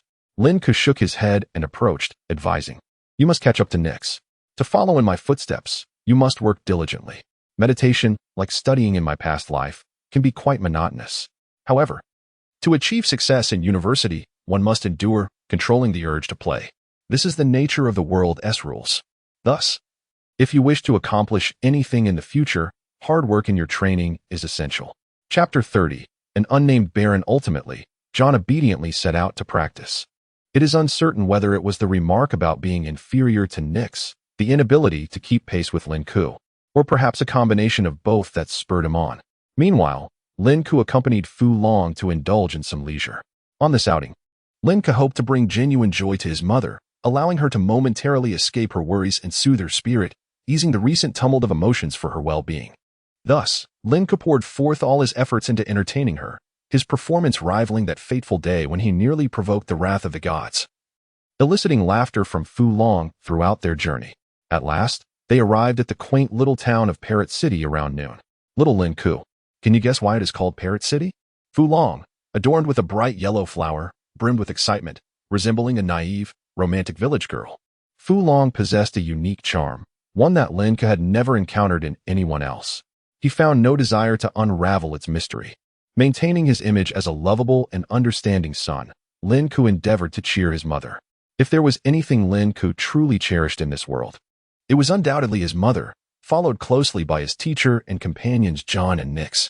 As for the so-called Viscount Azen, he ranked far below, perhaps around 100th place. Close to Old Ur, their family's servant tasked with mucking out the stables. Let me tell you, Parrot City is named so because every 5 years, a wave of parrots migrates here. Fu Long exclaimed with anticipation. "I saw them last time, and they were stunning. Red and green. Oh, how beautiful. Your father accompanied me then." Sigh. As she reminisced, a sigh escaped her lips. It had been 6 years since they last met. Seeing his beloved mother become sorrowful, Lin Ke felt a deep-seated resentment toward Garros, though he understood that Garros' endeavors on the battlefield were for the greater good. Ensuring the family's survival and resource acquisition, it did little to alleviate his frustration at leaving his mother behind without care. Garros may be a fine lord, but he was certainly not a good father, nor a good husband. "Mother, we've arrived at the city gates." Lin Ke pointed ahead to the towering walls. Before them lay a city established upon the plains, its grand gates flanked by a shallow, narrow moat, which connected to a river that meandered into the distance. This river had long captured Lin Ke's envy, as the only other nearby river was a mere trickle compared to this one. "Let us send the procurement team to shop. I'll take you to explore Parrot City." Fu Long's spirits soared, momentarily erasing her earlier worries. Lin Ke smiled and nodded as Nyx and John emerged from the carriage, joining him and Fu Long. The city gates bustled with villagers and merchants from various places, as well as procurement teams. Fortunately, the gates were wide enough to accommodate the flow of people. Upon noticing Lin Ke's caravan adorned with the Azen crest, the gate guards stood tall, saluting with pride. They were part of the Azen family and were well acquainted with their noble lineage. Originally, Garros' branch could not be considered direct descendants, as they had been assigned to such a remote castle. However, since Garros ascended to the rank of Viscount and led their family to prominence, he had become a member of the esteemed lineage.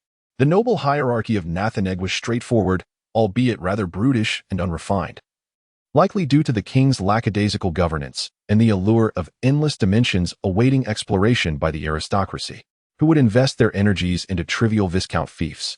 Little Lin Ke, let us proceed. John and Nyx followed suit, accompanied by 2 squads of guards for protection. Lin Ke, reluctant to be carried, could only tolerate Fu Long's fondness for holding him and pinching his cheeks. "Now, what shall we see first?" "Oh, let us visit the bustling street." Fu Long exclaimed, dashing toward a lively area, reminiscent of a girl who had been cooped up for far too long. Lin Ke swayed slightly, prompting him to gently pat Fu Long. Mother, please let me walk on my own.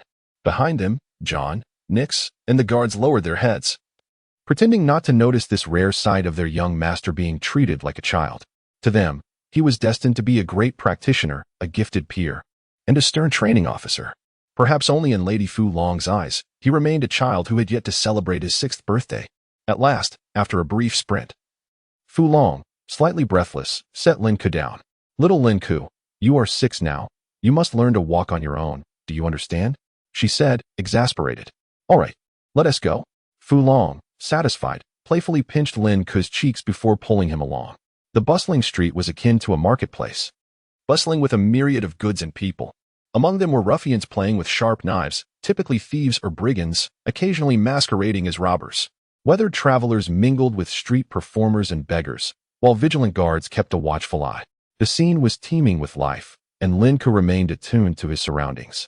As did John and Nix, their expressions filled with caution. Yet, one foolish girl. Wow, Lin Ke, look. They are breathing fire. Wow, that person jumped so high. Oh, what an adorable cat. Fu Long exclaimed, nearly bouncing with excitement. It was as if Lin Ke were leading Fu Long rather than the other way around. Roar. Quack. Squeak. Nearby, a place resembling a pet shop displayed several large cages filled with various beasts, though no magical creatures were sighted. Come, little Lin Ke. Let me show you the animals. Fu Long tugged Lin Ke toward that direction, as if it were his desire to see the creatures. Thanks to their vibrant red attire adorned with floral patterns and noble insignia, no lowly individuals dared approach them. This was indeed Azin's domain, where crimson was the prevailing color. Suddenly, a rather flamboyant gentleman appeared before them, exuding confidence. Ah, the esteemed Lady Fu Long, the sweetest flame of Azin, graces us with her presence. Welcome, welcome. His overly slick demeanor concealed not only his portly figure, but also the lewd intentions lurking in his eyes. The phrase sweetest flame was a compliment to Fu Long, reminiscent of the admiration she garnered on the day of her marriage to Viscount Garros. Baron Sander, good day? Fu Long replied with a radiant smile, innocent and enchanting, akin to a pure white daffodil. Chapter 31. A stroll through the pet shop on a bustling street, filled with the ebb and flow of people, the rather unremarkable Baron, whose name Lin Ke could hardly recall, greeted with an exaggerated bow, his corpulent figure swaying gracefully. He then approached Lin Ke, intending to bestow a kiss on the hand, a gesture reserved for familial relations where younger members pay homage to their elders. For instance, Lin Ke might perform such a gesture upon encountering an aunt or a great-aunt. However, it would be exceedingly improper to extend such a courtesy to the wife of a peer. Thus, Lin Ke swiftly intercepted the Baroness' pudgy hand, opting instead for a handshake. Greetings, not Baron Uncle. The Baron raised an eyebrow at the sudden appearance of the diminutive Lin Ke, yet upon recognizing him, he offered a faint smile. Ah, it is the esteemed young Master Lin Ke.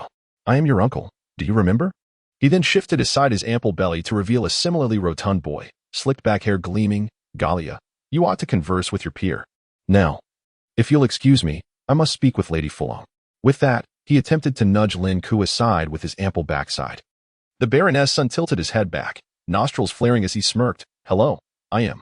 Lin Ke merely smiled faintly, disregarding the Baron's son completely, and seized Fu Long's hand.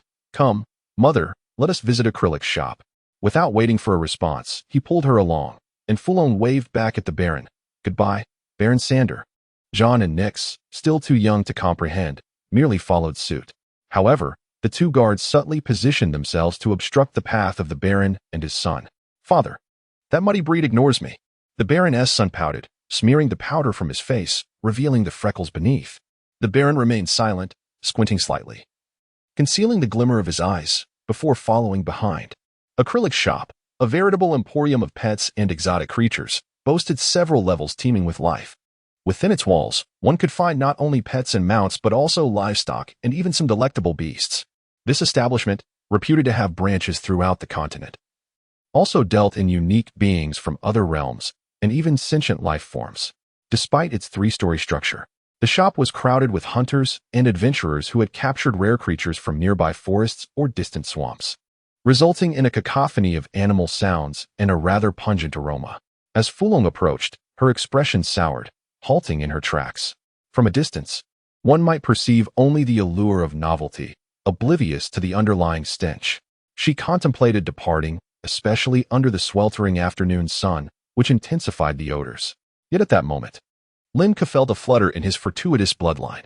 The lineage of knowledge conferred unique advantages in learning, acquiring, mastering, and utilizing information, while the lineage of luck heightened the probability of fortunate events. Thus, he exclaimed, "Mother, I wish to venture inside." He tugged at Fulong's hand, his innocent eyes wide with anticipation. Fulong's resolve softened, yielding to maternal instincts. "Very well," she replied, playfully pinching Lin Ke's cheek. "Success." Lin Ke exchanged a knowing glance with the guards, instructing them to convey to the Baron that he ought to depart if he wished to avoid dire consequences, lest he inform Viscount Gallos of the matter. With that, he led Fulong into Acrylic's shop. The guards exchanged glances, nodded in understanding, and turned to face the approaching Baron. Inside Acrylic's shop, it was evident that the space had once been expansive. However, with the two employees overwhelmed with customers, cages for numerous beasts were strewn haphazardly across the floor, creating a sense of congestion. At the back, a burly woman was haggling with 4 or 5 individuals simultaneously. 5 silver coins. No more than 5. Your greed rivals that of the goblins from Yulon. That marten is clearly painted. Next time, do remember to wash the dye from its claws, you fool. Suddenly, the shopkeeper, her arms covered in dark fur, spotted Fulong and Lin Ke. She pushed through the throng of hunters, her enthusiasm palpable as she approached. "And there you are, our territory's most precious jewel, the sweetest Lady Fulong." Her gaze then fell upon Lin Ke. Could it be the renowned and astute young Master Lin Ke? "Greetings," Fulong responded, visibly uncomfortable in the mingling odors of sweat, feet, and animal scents. However, Lin Ke was determined to discover the source of his bloodline stirring, so he pressed on, "Hello, dear lady. May my mother and I browse at our leisure?" Upon hearing Lin Ke refer to her as sister, the shopkeeper's eyes lit up with excitement. "Of course. My beloved young Master Lin Ke, your eyes shine brighter than the midday sun upon Lake Orlon in the south." She then bellowed to the shop, "Ruby, little Ruby, come here quickly. Show our Lady Fulong and young Master Lin Ke around now." A slender, dark-haired youth scurried over. "Ah, is this appropriate?" Fulong hesitated, noticing the bustling atmosphere of the shop. "Not at all, my lady. It is our honor to have you visit." The shopkeeper bowed graciously. Lin Ke marveled at the shop's adeptness in customer relations. Despite its status as a large chain, it did not adopt an arrogant demeanor, nor would it slight the local nobility. "Please, you need not concern yourself with us. We shall inform you if we wish to purchase something. Simply charge it to the account at the Azen Castle," Lin Ke asserted, as his intent was not merely to shop. "You are truly a charming and understanding noble." "Thank you for your kindness," the shopkeeper expressed gratefully, waving her hand to return to her duties. To minimize any disruption to others' business, Lin Ke guided his mother through the aisles. Here, the majority of creatures were mundane beasts, likely to be sold as exotic delicacies in local eateries. A select few were strikingly beautiful animals, often referred to as potential pets, captivating the hearts of all, regardless of age or gender. Most boys favored the imposing and powerful, while girls were drawn to the dainty and colorful. Fulong, for instance, paused before a cage, wrinkling her nose while her eyes sparkled with delight. "What an adorable little kitten. Lin Ke, look." She tugged at his sleeve. Lin Ke turned to see a small cheetah trembling in the corner of its cage. Chapter 32. The Price of Beast's Mother. Though it resembles a cat, being a member of the feline family, it is, in truth, a cheetah, Lin Ke asserted with unwavering conviction. Fulong nodded in understanding. Yes, I know. You must be fond of such a little cat, right? I'll purchase it as a birthday gift for you." It was unclear to whom the gift was intended. "Madam, could you please listen to what others are saying? This is not a cat. It is a cheetah. A cheetah." Lin Ke felt a wave of exhaustion wash over him, pondering whether the Viscount Azen might indeed be attracted to such a style of woman. "What's wrong? Don't you like it?" Fulong teased, pinching Lin Ke's cheek. "I do." Lin Ke glanced around, yet he felt none of the exhilarating thrill of fortunate bloodlines coursing through him. At that moment, the 2 captains of the guards arrived, followed closely by the rather unremarkable Viscount. Surrounding hunters and adventurers had already kept their distance from Fulong and Lin Ke, and upon the arrival of the Viscount, they retreated even further, resulting in a noticeable decrease in patrons within the shop. "John, we shall take this little cheetah. Mother and I will ascend first. You may register and join us afterward." As he mentioned going upstairs, Lin Ke felt his bloodline pulse once more. Ah, so it is upstairs. Lin Ke promptly took Fulong's hand and headed towards the staircase. Inquiring of the female shopkeeper, "Madam, may we go up to take a look?" "Of course, young master, but I must accompany you. There are some perilous magical beasts above." The shopkeeper replied, now somewhat free as the number of patrons dwindled. She locked the cash drawer, tucked the key into her pocket, instructed a staff member, and then led them upstairs. "Wait, I wish to see as well." The Viscount approached with a smile, having just inquired about John and the shopkeeper regarding their purchases. Upon learning that it was Fulong who made the acquisition, he generously offered to put it on his own account. "Lord Sandier, you have arrived." The shopkeeper seemed to have just noticed Sandier and quickly displayed a demeanor of deference. "Thank you, Baron Sandier." Fulong felt the Viscount's warmth and found it difficult to refuse. Meanwhile, the captain of the guards leaned in to whisper to Lin Ke. The Baron mentioned he merely wishes to entertain his sister-in-law on his own territory. His own territory. Lin Ke scoffed silently and quickly positioned himself between Fulong and the Viscount. The Viscount's son huffed lightly. "How old are you?" Lin Ke could hardly be bothered to respond. Yet the Viscount's son continued unabated. "I am already 7 years old, and I have just been appointed as a scholar a few days ago. I have been a professional for a year now." Lin Ke was genuinely astonished by the boy's talent. Even John had taken no more than 10 days to achieve his position. How had this Viscount's son managed to do so? Remarkable. Seeing Lin Ke's shock, the Viscount's son smirked triumphantly. "You must be a knight, right? My father says you foolish." "Enough, Galia. I will not permit you to boast excessively about your abilities, even if they shine as brightly as the stars. It is still the glory of Azen that grants you such light," the Viscount interjected sternly, then turned to Fulong with a smile. "I apologize, madam. Galia is still a child, and I often remind him to be humble." Fulong gently shook her head, remaining silent while gazing somewhat astonished at the overly pampered Viscount's son. Among the professionals she had encountered, aside from the Garas group, there were only Lin Ke and his companions. She was aware that the slowest among them, John, had taken a full 7 or 8 days to achieve his position. This child, how could his talent be so lacking? Noticing Fulong's expression of surprise, the Viscount could not help but let a smile creep onto his lips. As for Lin Ke, he suspected that news of his and John's professional status had yet to be disseminated. After all, the Azen Castle had only recently sent this procurement team to the city, and it was well known that young Master Lin Ke's birthday was still many days away. Creak, creak. Thus, the group, adorned with expressions of pride and surprise mingled with pity, ascended to the second floor. The atmosphere here was notably quieter, with a robust guard stationed at the entrance, and not a single customer in sight. The guard bowed upon seeing the Viscount and stepped aside. This place could be considered the one with the most magical beasts in the entire city. The Viscount, familiar with the surroundings, began to introduce the interior to Fulong, pointing out the larger, more spacious cages adorned with flowing runes. Lin Ke recognized some of the ancient characters among them, signifying strength, silence, and more. The inscriptions here were a mix of ancient script and common language, akin to the contrast between seal script and simplified characters in his previous life. Wow, what a fearsome snake. I once saw a similar one while playing with Garas in another realm. Fulong exclaimed, pointing at a snake at the far end of the enclosure. Lin Ke turned to look. It was a pure black serpent, coiling in a mesmerizing pattern within its cage, flicking its tongue. The wooden sign before the cage read, "Water-type poisonous snake, level 3 magical beast, bloodline inclined towards cold and ice, suitable for signing master-servant contracts, conducting experiments, or culinary purposes. 700 gold coins." Lin Ke's pupils dilated. Magical beasts are exceedingly expensive.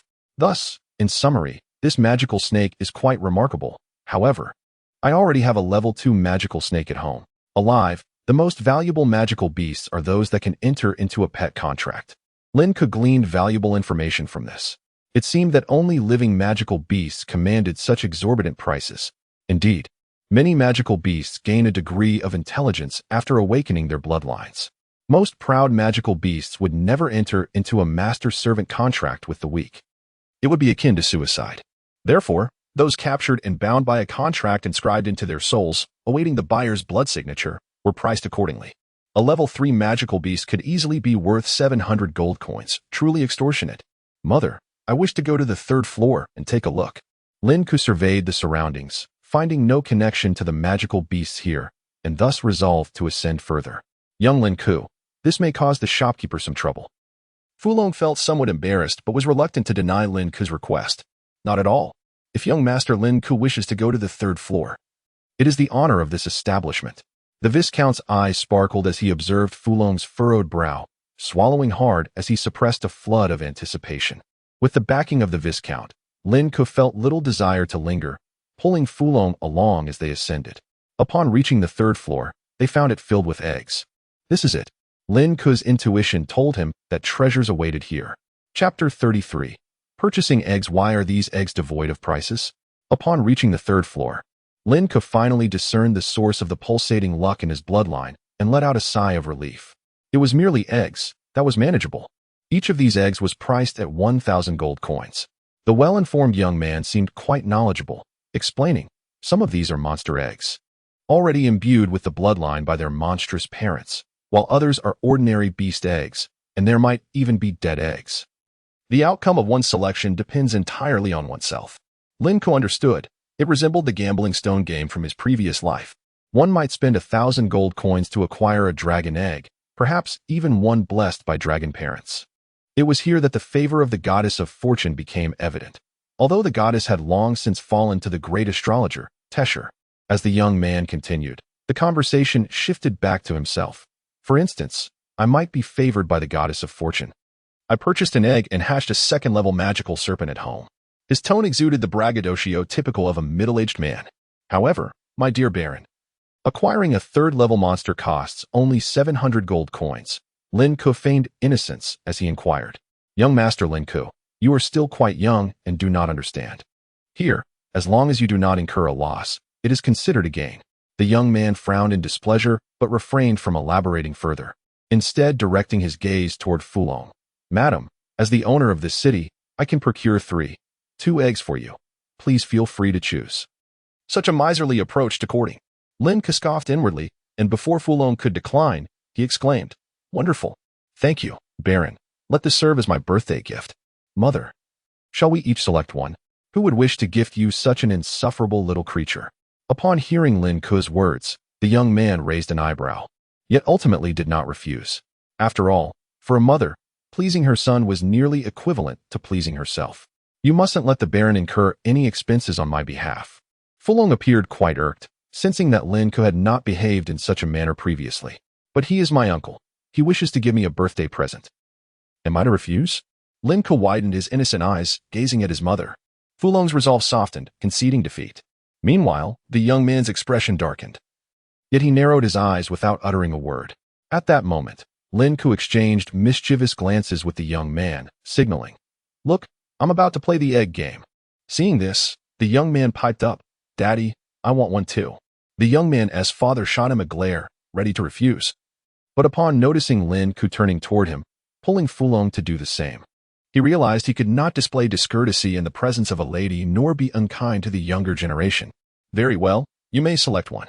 Thus, the 3 proceeded to choose. Lin Ke approached various large wooden frames, each adorned with runes of preservation and vitality. He strolled along and eventually halted before an unremarkable basket containing 10 eggs.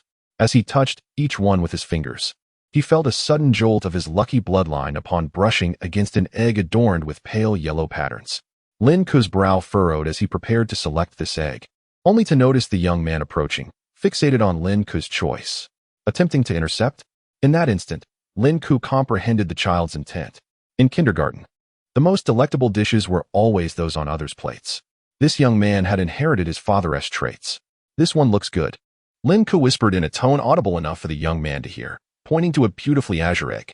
However, just as he was about to pick it up, the young man dashed forward, snatching the egg and exclaiming, Daddy, I want this one. He fled with the egg, seemingly afraid Lin Ke would contest him. How amusing. Lin Ke chuckled softly, then cradled the lucky egg he had chosen. Fulong, after some deliberation, ultimately selected a vibrant, multicolored egg that was quite appealing. Baron Sandiers, let us pay for our own eggs. Fulong approached with her egg, still a bit hesitant and conflicted. The young man observed Fulong's indecision with keen interest and waved his hand dismissively. No problem. It's merely 3,000 gold coins. As the lord of the city, his resources were undoubtedly more plentiful than those of a remote castle. Simultaneously, he contemplated extorting a few commoners later. No, rather, taxing them. Please, madam. He gestured with a flourish. Fulong nodded slightly.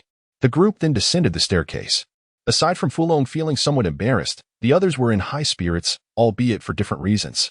Although John and Nix also wished to choose eggs, being children, the exorbitant prices deterred them.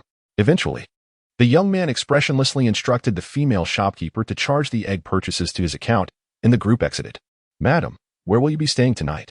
Upon stepping outside, the young man smiled, entirely disregarding the eggs they had just purchased. "We have arrived." Lin Ke maintained a calm demeanor, poised to respond at any moment. In the past, when the procurement team arrived, the young man had scarcely acknowledged them, as Fulong had not accompanied them. The last time they came, they left in haste, never staying in the city. Typically, procurement teams lodged in inns, and even when esteemed figures like Lady Antoa visited, it was merely the Baroness steward who made arrangements. This time, Lin Ke mused, it was peculiar that this young man displayed such audacity, seemingly unfazed by Garros's imposing presence. Lin Ke silently contemplated. Alas, sometimes, Lin Ke found his mother adorably naïve, while at other times, he wished to endow her with a touch of acumen. "Indeed, I have also prepared a sumptuous dinner. I hope the lady will join us." The young man finally revealed his ulterior motives. Lin Ke's alertness heightened instantly. Something was amiss. Wait, something is not right. Suddenly, Lin Ke discerned a possibility, deep furrows creasing his brow. Could this be an extravagant expense, Baron Sandier? Fulong, too, sensed that the young man's enthusiasm was rather excessive, though she did not ponder deeply, merely considering it a potential inconvenience. After all, the young man was a distant cousin of Garros, and his warmth towards his sister-in-law seemed entirely reasonable. Fulong could only think of the word warmth. "Do not worry, Madame Fulong. By the way, there happens to be an auction this afternoon. Might you be interested in attending?" The young man sought to showcase his wealth, for his martial prowess paled in comparison to Garros's. Young Lin Ke.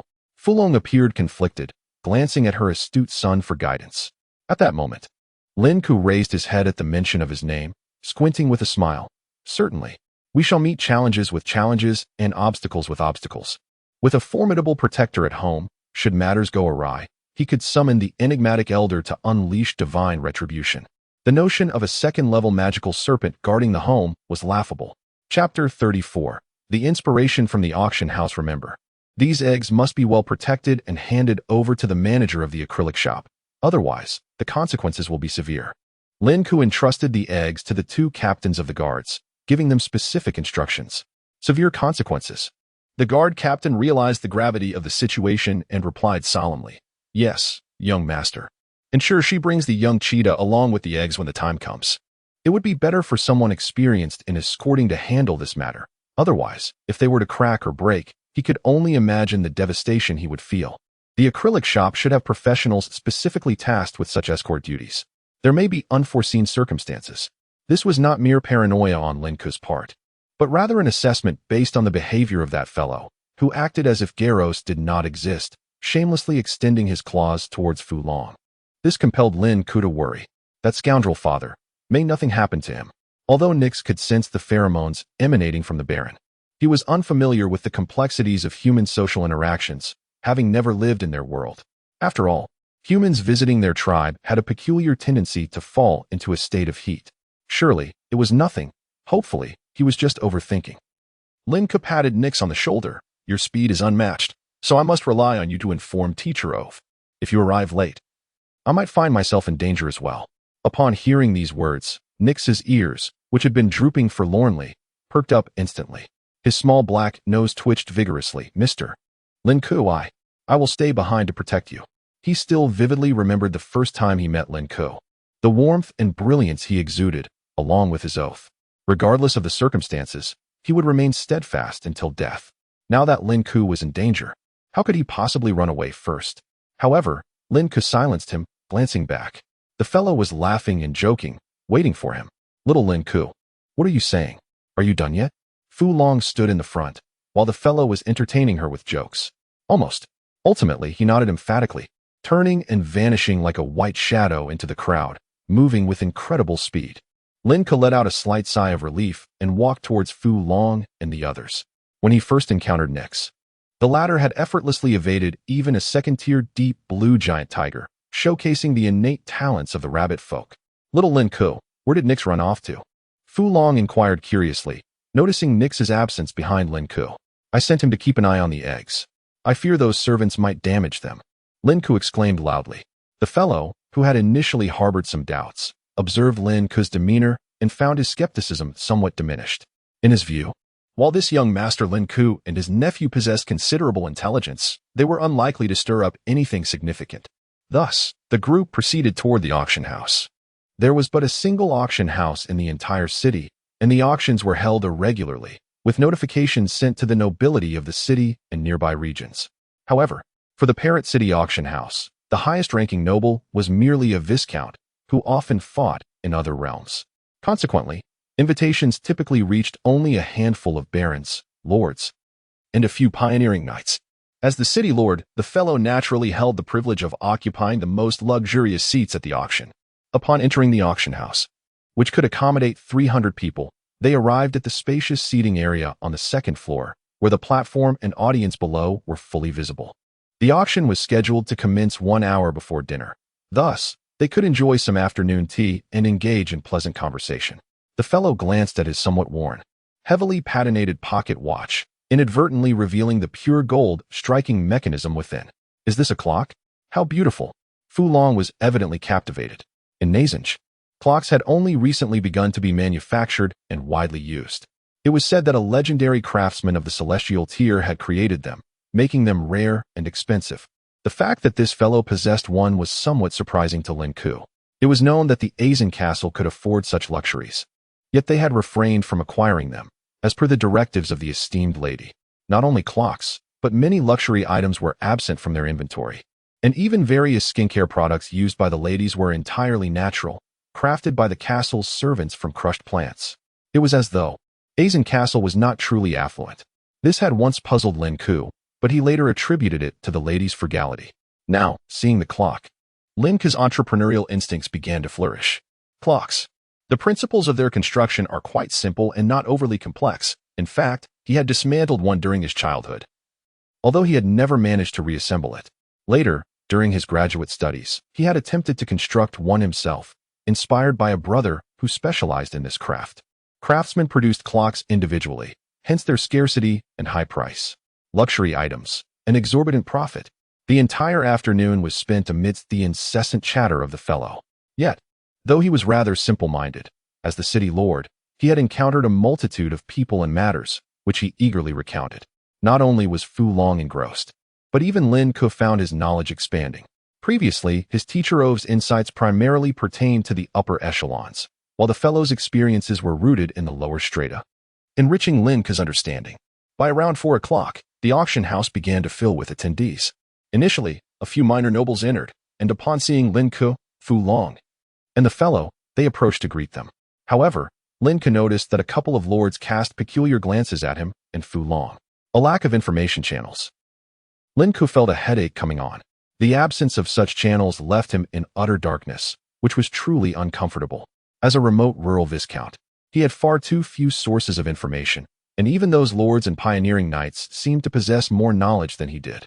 Esteemed ladies and gentlemen, our auction will officially commence in 1 minute. At this moment, a stunning woman dressed in formal attire took the stage.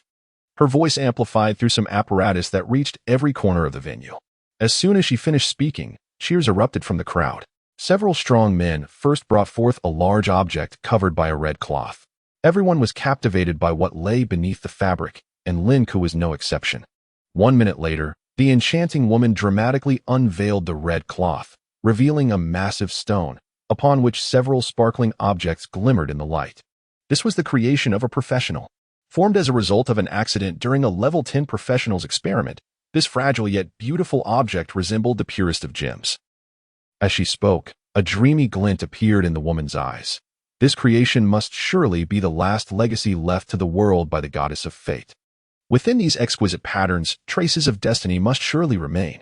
This piece, the legacy of the goddess of fate, has a starting bid of 500 gold coins. The enchanting woman extolled the virtues of the creation, and her words ensnared the attention of all present.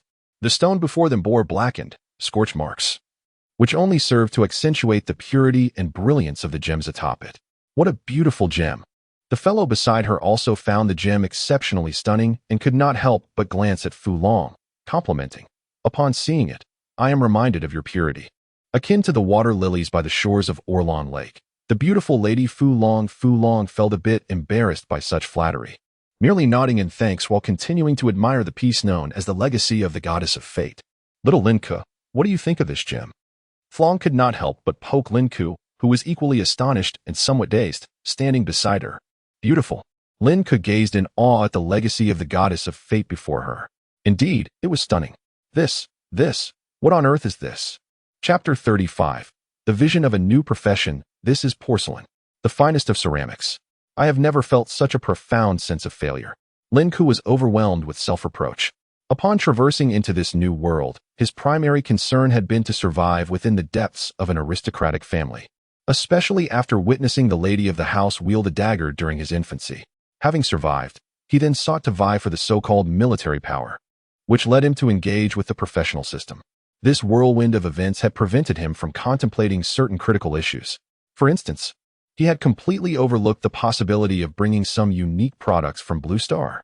How absurd that a few nearly shattered porcelain shards were being sold as the blessing of the goddess of fate. Lin Ke felt a deep sense of shame for the predecessors he had observed in his former life. I have embarrassed you all. However, beyond ceramics, there were soaps, cement, perfumes, paper, fertilizers, and hybrid technologies. A sudden realization struck Lin Ke. After living for so long in this world, he had discovered an astonishing lack of various commodities. Perhaps it was because his life had been so comfortable, with many tasks performed by servants, that he had entirely forgotten about his numerous advantages. Moreover, he pondered what kind of sparks might ignite from the collision of the professional system and the scientific realm. Lin Ke's mind was racing with possibilities.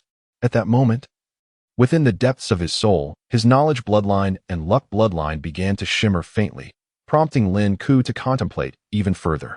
The knowledge bloodline, facilitating the effortless acquisition, learning, dissemination, and exploration of knowledge.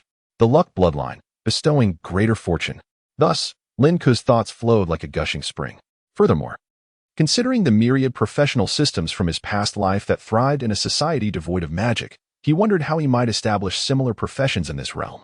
His imagination soared, and his eyes sparkled with excitement. Professions are fundamentally constituted by the fusion of unique traits, and the quest to ascertain which traits to combine would require exploration and speculation. For example, the profession of computer programmer, which would never exist here, relies on traits such as coding, numbers, and systems. Without computers, the profession could not manifest. Creating computers would prove too arduous. Yet, one could invent other things, or even achieve results without manufacturing anything at all. Professions such as doctor, psychological counselor, courier, engineer, fund manager, and film director sprang to mind. The doctor, unlike the shaman Lin Ke had encountered, seemed to possess its own advantages. A film director could produce movies, and should the material conditions permit, Lin Ke would showcase what advertising and value dissemination truly meant to the inhabitants of this world. Additionally, the financial system harbored professions such as fund manager, stock trader, and banker. In due course, he would possess an abundance of wealth, compelling the entire world to labor for him, harvesting the fruits of their toil. The psychological counselor would possess the ability to discern the minds of adversaries, while the engineer would conceive extraordinary architectural designs. By merging these professions from his previous life with the enchanting professional system of this world, he envisioned scenarios where a doctor could heal wounds with a mere touch after performing surgery, or an engineer could erect a city composed of magical towers. A film director might weave a small illusion, providing an immersive experience. As a denizen of the information explosion era, Lin Ke found himself only mildly acquainted with numerous fields. Yet, that level of understanding sufficed.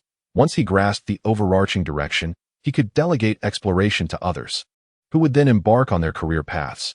It is crucial to recognize that knowledge monopolization in this world is alarmingly severe, with the traits required for many professions tightly held by powerful kingdoms, esteemed families, and significant factions.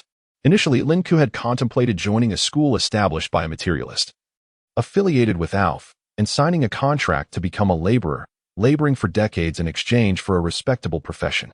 Should the contract prove excessively stringent, he was prepared to resign himself to a life as a scholar, a path that aligned well with his knowledge bloodline. His wayward father-esque profession as a knight provided a fitting opportunity for him to embrace a leadership role. As for the remaining luck bloodline, he could only rely on fate. However, After the auction, he experienced a profound awakening. The magical professional traits of this life could be entirely informed by the professions of his previous existence. Yet, he was well aware that such a notion was improbable, compelling him to stifle the burgeoning excitement within. Epiphanies may be fleeting, but seizing them is paramount. When these flashes of insight materialize into true inspiration, the timing becomes inconsequential. Meanwhile, within the auction hall, items were being auctioned off one by one. Initially, several shards of porcelain fetched a price of 800 gold coins, purchased by a lord who intended to pass it down as a family heirloom. How fortunate I am, merely by attending an auction, to conjure such thoughts. As Lin Ke sat savoring exquisite pastries, a sudden realization struck him. Luck? He quickly closed his eyes, delving into his soul space, where he indeed witnessed the softly glowing knowledge and luck bloodlines. Just as I suspected, Lin Ke opened his eyes. Concepts that had eluded him for 5 to 6 years, which he had found difficult to conceive even with a sudden inspiration, required a considerable stroke of fortune. Fortunately, a third of his bloodline was imbued with luck. Before him stood a cage, within which a deep blue tiger cub roared defiantly. The deep blue tiger, or perhaps it was more accurately described as a small deep blue brain axe. It displayed a mix of ferocity and innocence, growling in a show of strength, yet slowly retreating under the gaze of over 300 spectators until it reached the back of the cage. This was a tiger of awakened bloodline, possessing the innate gift quite acceptable, hailing from the eastern region's deep blue ducal territory. Starting bid, 200 gold coins. The auctioneer's voice remained energetic, yet the previous enthusiasm had waned, accompanied by a routine reminder. The deep blue tiger was a failed creation, with a growth limit of only level 2, capable of mastering a single skill known as intimidating roar. Attendees were urged to consider their bids carefully. After all, the items in the middle of the auction were merely transitional, and even if they failed to sell, it would not bear significant consequences. Typically, the most valuable items were auctioned last, while the most intriguing ones were presented at the outset, like the blessing of the goddess of fate. What an adorable little tiger! Fulong found herself utterly captivated by this fluffy feline, and Lin Ke was enlightened by the scene. It seemed his mother would soon become a devoted cat lover. Upon hearing Fulong's voice, the previously disinterested Yufeng suddenly became animated. 211 gold coins. He instructed a nearby maid to place the bid. In that moment, several commoner adventurers and hunters began to bid as well. After all, the deep blue tiger, deemed unworthy by the nobility and associated with level 2 professions, presented an invaluable companion for those without an awakened bloodline, potentially enhancing their quality of life. However, upon learning of the noble's interest and subsequent bid, the adventurers cursed and withdrew from the competition. No one wished to contend with a wealthy yet miserly noble. Chapter 36, the grand finale. Baron Sander, how could you? Who would have thought that after the auction, Yufei would hand over that pet contract to Flan? No worries, it's merely a token of goodwill, Yufei smiled. After all, he had already spent thousands of gold coins today. An additional 200 was but a trifling matter to him, akin to losing a leg and then plucking a few hairs. A mere drizzle, a mere drizzle. No, you have already given us enough today, Flan firmly declined. She too began to sense something amiss. One could be naive, but not foolish. After all, even with her close relationship with Galisette, it would still be painful to accept such extravagant gifts. Who would spend over 2,000 gold coins merely to entertain a sister-in-law? Mother, we all have our gifts, but Annie has none. Lin Ke chimed in, her bright eyes wide with innocence. Flan furrowed her brow at these words.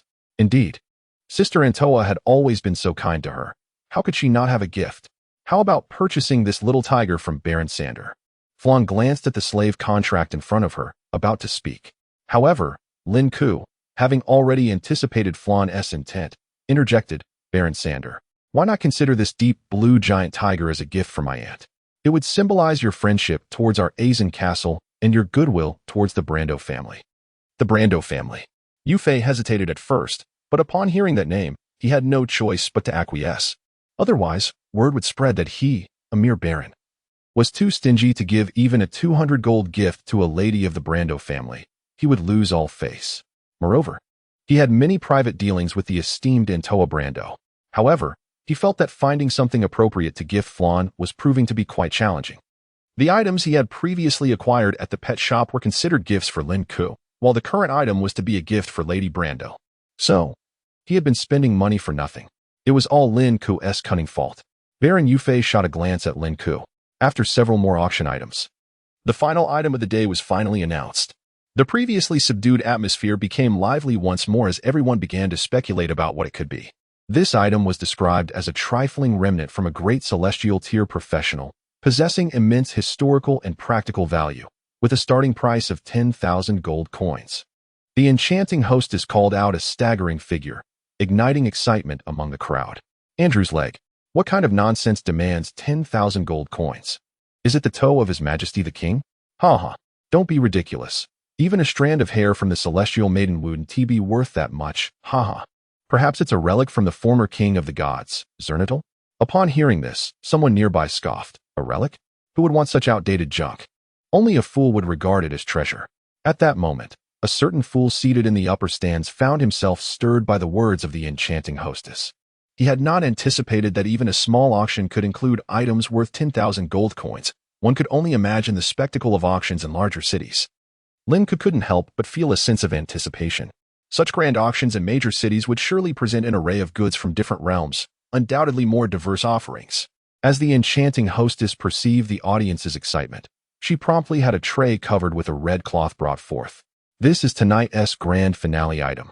As she spoke, the hostess unveiled the red cloth, revealing an object that appeared grotesque, resembling a shriveled, irregular tree root, and was even missing half of its form. What is this? It looks like my wife. Nonsense, it clearly resembles my wife. I don't believe it. Unless you let me try? A group of lower-tier adventurers swiftly diverted their attention to some peculiar directions, as they were certain they could not afford 10,000 gold coins. If they could, they wouldn't be seeking a living in the Great Marsh. Thus, they merely exchanged banter for amusement. Yet, their crude remarks drew discontent from the nobles above, who seemed to be reminded of their own wives upon gazing at the unsightly object. Could it be? At that moment, a lord suddenly stood, leaning against the railing, his eyes wide with astonishment. What is that, old man? Speak up.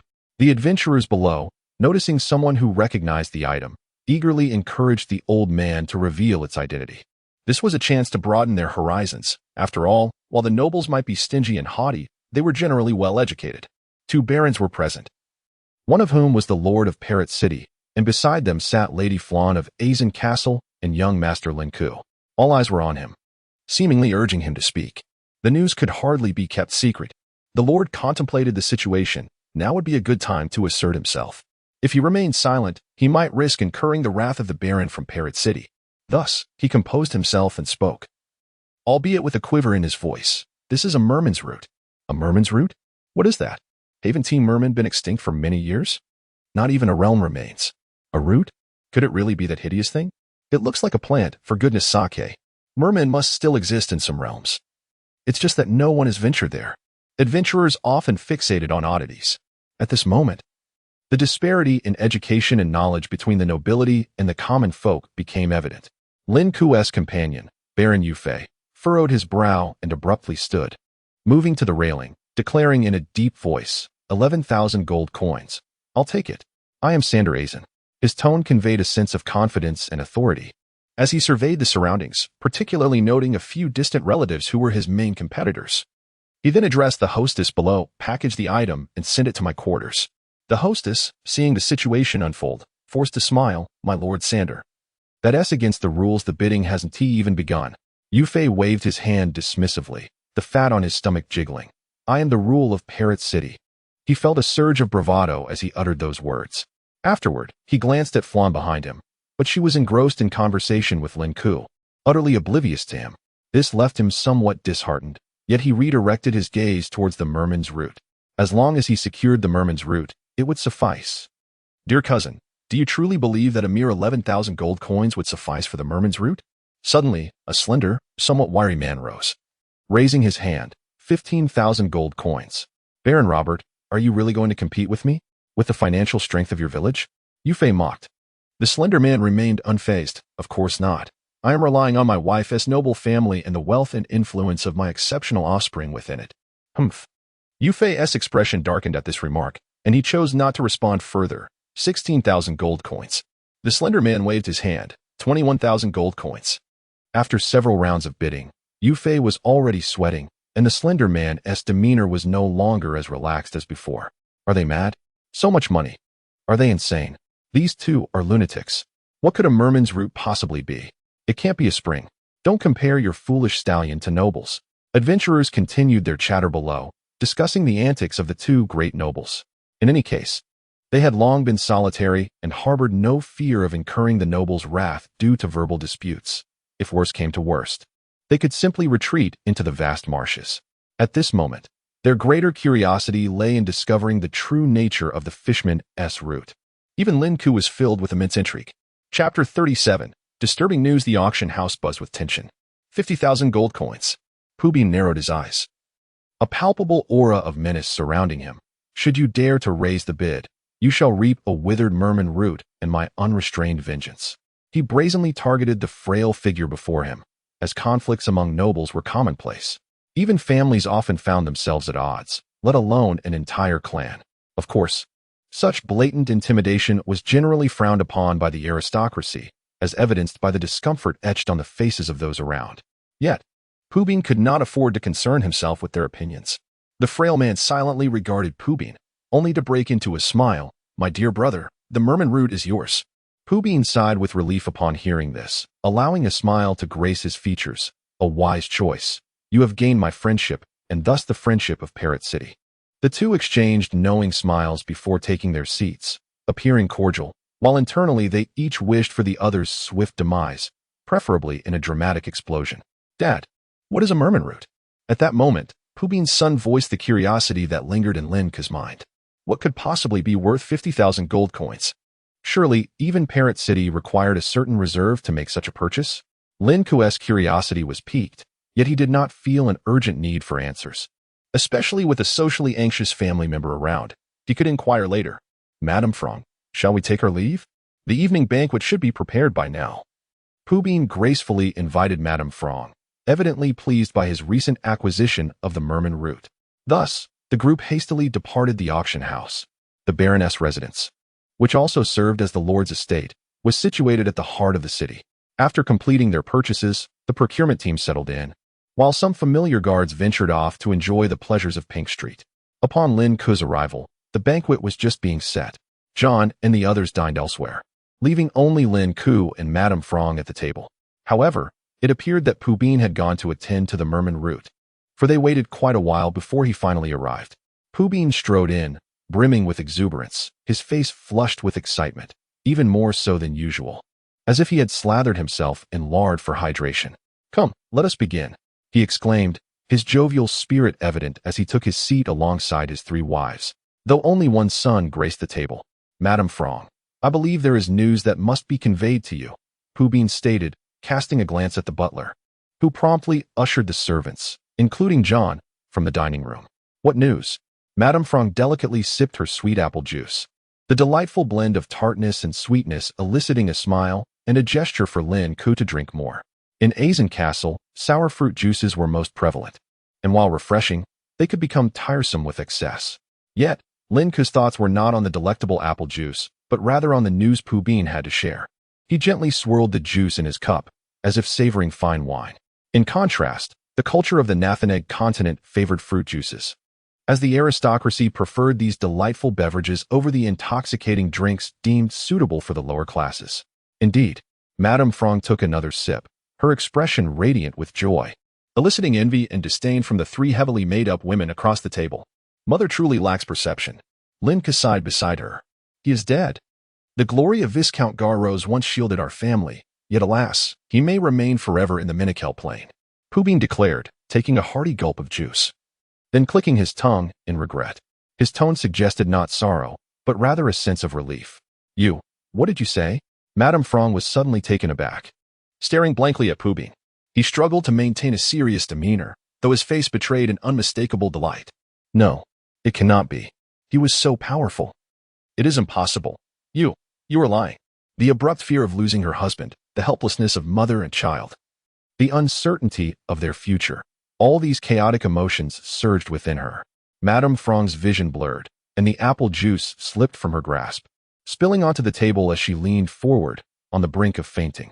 Lin Ke, startled, leapt from his chair, disregarding decorum as he scrambled onto the table to pinch her nose. Meanwhile, the three women erupted in laughter, seemingly mocking Lin Ke's frantic actions. Pu Bin's son laughed heartily, shouting, "Are you the infamous curly baboon or just a foolish merman? Ha ha, you hardly resemble a noble. You look like a muddied blend of noble and common blood." Pu Bin ignored his son's antics, instead smiling as he finished his juice before admonishing, "Do not speak so. Madame Frong is the sweetest fire-red daffodil in the Asian territory. And young Lin Ke is your cousin." Lin Ke paid no heed to their jeers, focusing instead on reviving his mother. Fortunately, whether through the pinch or sheer will, Madame Frong gradually regained consciousness and met the gaze of her son. Upon seeing Lin Ke, her eyes brimmed with tears, cascading down like a broken dam as she wept uncontrollably. "No, no, Garros, Garros," Madame Frong cried, clutching Lin Ke tightly. Then abruptly rising, "Where is he? I must save him. I must save him." Her eyes were bloodshot, filled with desperation. "His remains must surely lie buried in the Minikel plain," Pu Bin remarked.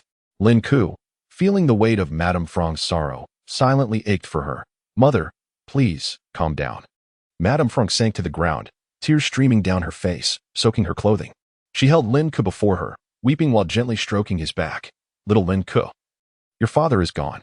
Little Lin Ke sobbed. As she continued to weep, Madame Frong embraced Lin Ke tightly. "Do not fear. Little Lin Ke, mother is still here, and I will protect you." With those words, a flicker of strength crossed her face as she prepared to rise. Women may be gentle, yet a mother is fierce. Witnessing Madame Frong's heartbreak and her effade of strength, Lin Ke felt a pang of sorrow. He held her tightly and calmly addressed Pu Bin. "Baron, may I inquire if you have confirmed the death of Viscount Garros?" "Of course, dear young Lin Ke. My poor elder brother has no chance of survival," Pu Bin replied with unwavering confidence. "No chance of survival?" Lin Ke raised his voice. "Then how did you come by this news? And where might the remains of Viscount Garros, or his followers, be?"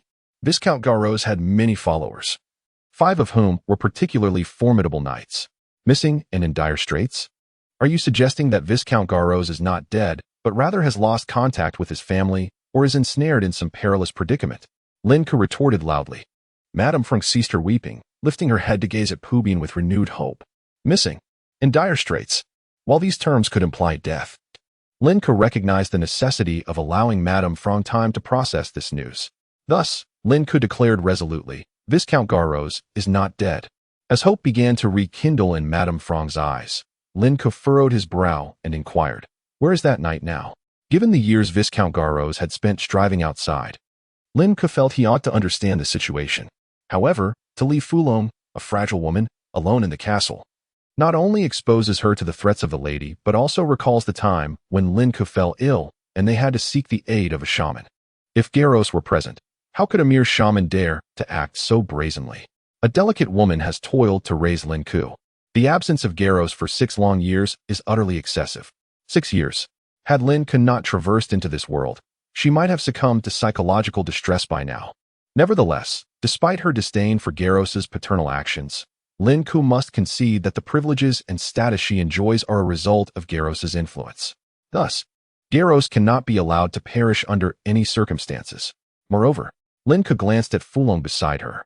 Furthermore, Garros is not only her biological father, but also Fulong's husband, upon whom she relies. Surely, the knight dispatched by my father did not report that he has passed away. Did he? Lin Ke spoke with unwavering certainty. Where, then, is that knight? Chapter 38. The turning point, yet not completely turned in the restaurant, when the knight emerged. He was covered in blood and reportedly dead. Baron Bushin spoke in a deep voice. Lin Ke, upon hearing this, helped Fulong to her feet. He displayed a demeanor starkly contrasting with the obedient and docile appearance he had shown earlier that day. Previously, it had been said that young Master Lin Ke was remarkably intelligent, but today I realized that those foolish individuals had no inkling of the true depth of his wisdom. Bushin squinted at Lin Ke and then gestured outside, chuckling. "I have stationed guards at the residence, capable of providing excellent protection for both of you." Following this, Bushin stood up, hands clasped behind his ample belly, and approached with a broad smile. "Moreover, I have dispatched my professionals to Aizen Castle to temporarily take control and prevent any greedy factions from encroaching upon the Viscount's interests." The plot thickens. Lin Ke's pupils contracted. He had wondered why Bushin would spend thousands of gold coins to curry favor with Fulong. It seemed foolish. Now it appeared that the aim was to delay both her and Lin Ke. The arrival of outsiders to take control of the castle would inevitably arouse the suspicions of Butler Billy and Madame Antoa, prompting them to send inquiries to ascertain the truth. With Lin Ke present, Aizen Castle had a steady hand, for only he bore the bloodline of Garros. None of the others within the castle possessed such lineage. Everyone in the castle would heed Lin Ke's commands, a vow they had taken on their first day of service, perhaps even in childhood. Should the Garros bloodline be absent, and with Bushin dispatching professionals, it was likely that the castle's internal defenses would soon crumble under such threats. If Madame Antoa and Butler Billy could be controlled, it would equate to a seamless takeover of the castle. Indeed, if Baron Bushin were to eliminate Lin Ke and subsequently seize Fulon, no wonder this Baron Bushin could lavishly spend today. His true intent was not merely to woo, but rather to gain control over Aizen Castle through Fulon. Lin Ke mused that a ruler of a city could hardly be a simpleton driven solely by base desires. This was troublesome. Lin Ke could only hope that Nyx would arrive soon to help discover and resolve the troublemakers before they reached Parrot City. How about it, young Master Lin Ke? Will you be staying here for the night? The outside is quite perilous. Bushin inquired again, his tone dripping with implicit menace.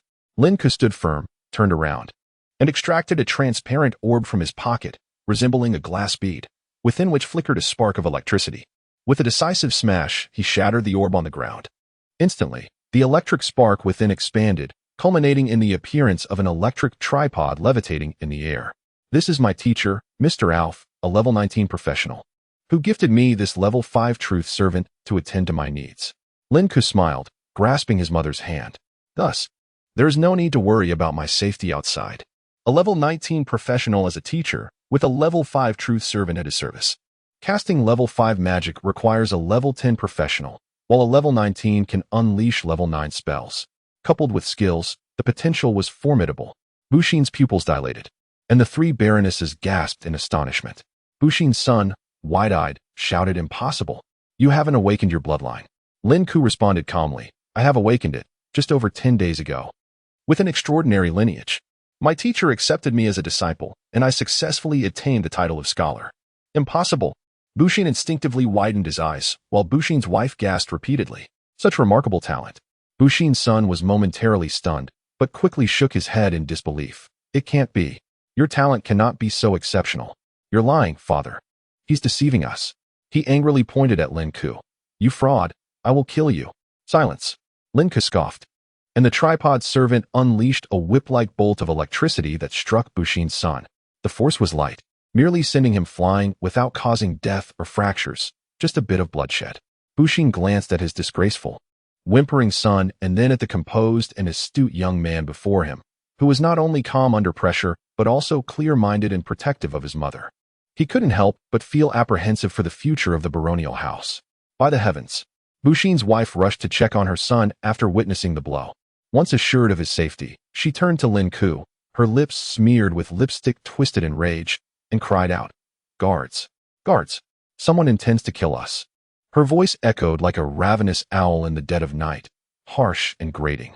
Instantly, her cries summoned a dozen guards who burst through the door. It was noteworthy that just moments ago, Bushin had dismissed both guards and servants. Yet these guards had evidently been lying in wait outside, indicating that Baron Bushin had indeed harbored ulterior motives. "I am Lin Ke, and this is my mother Fulon. Do you dare to harm me?" Lin Ke rebuked the armored guards before him. Although Bushin had previously warned his guards of potential trouble tonight, the name of Garros carried significant weight, and it was clear that the guards were intimidated by Lin Ke. Bushin ignored his son and the distressed woman, offering Lin Ke a smile instead. He has changed his mind. The original plan was to eliminate this mudblood Lin Ke with a flurry of blades and place my son upon the throne as the heir to Aizen. Otherwise, why would I spend so lavishly on courting? However, this Lin Ke possesses astonishing and even terrifying talent, backed by a level 19 force. I cannot afford to overstep. As for a level 19 figure coming after him for such trivial matters? Absurd. He was a noble. As long as there was no evidence or the level 19 was unaware, he had nothing to fear. After all, he had done nothing but encourage Lin Ke and his mother to spend the night, showering them with gifts. The kingdom of Gula was protected by a host of legends and deities. To kill indiscriminately as if they did not exist?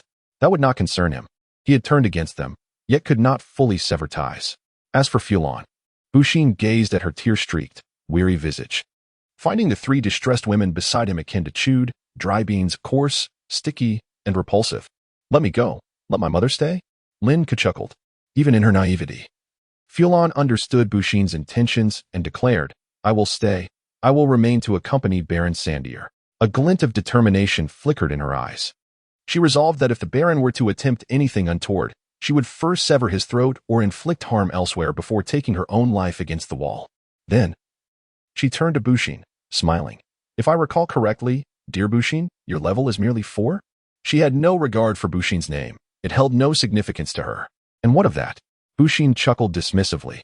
"Little one, in battles among lower-tier professionals, numbers and elite soldiers are foundational elements of victory." He gestured toward the guards. "Your truth's servant cannot save you. Perhaps you should let your weary mother rest for a while." He smiled with pride and raised his juice glass once more, even though it was devoid of juice. He believed it lent an air of sophistication. Thunder rumbled outside. "Look, it is raining, and navigating through such weather is indeed a troublesome affair."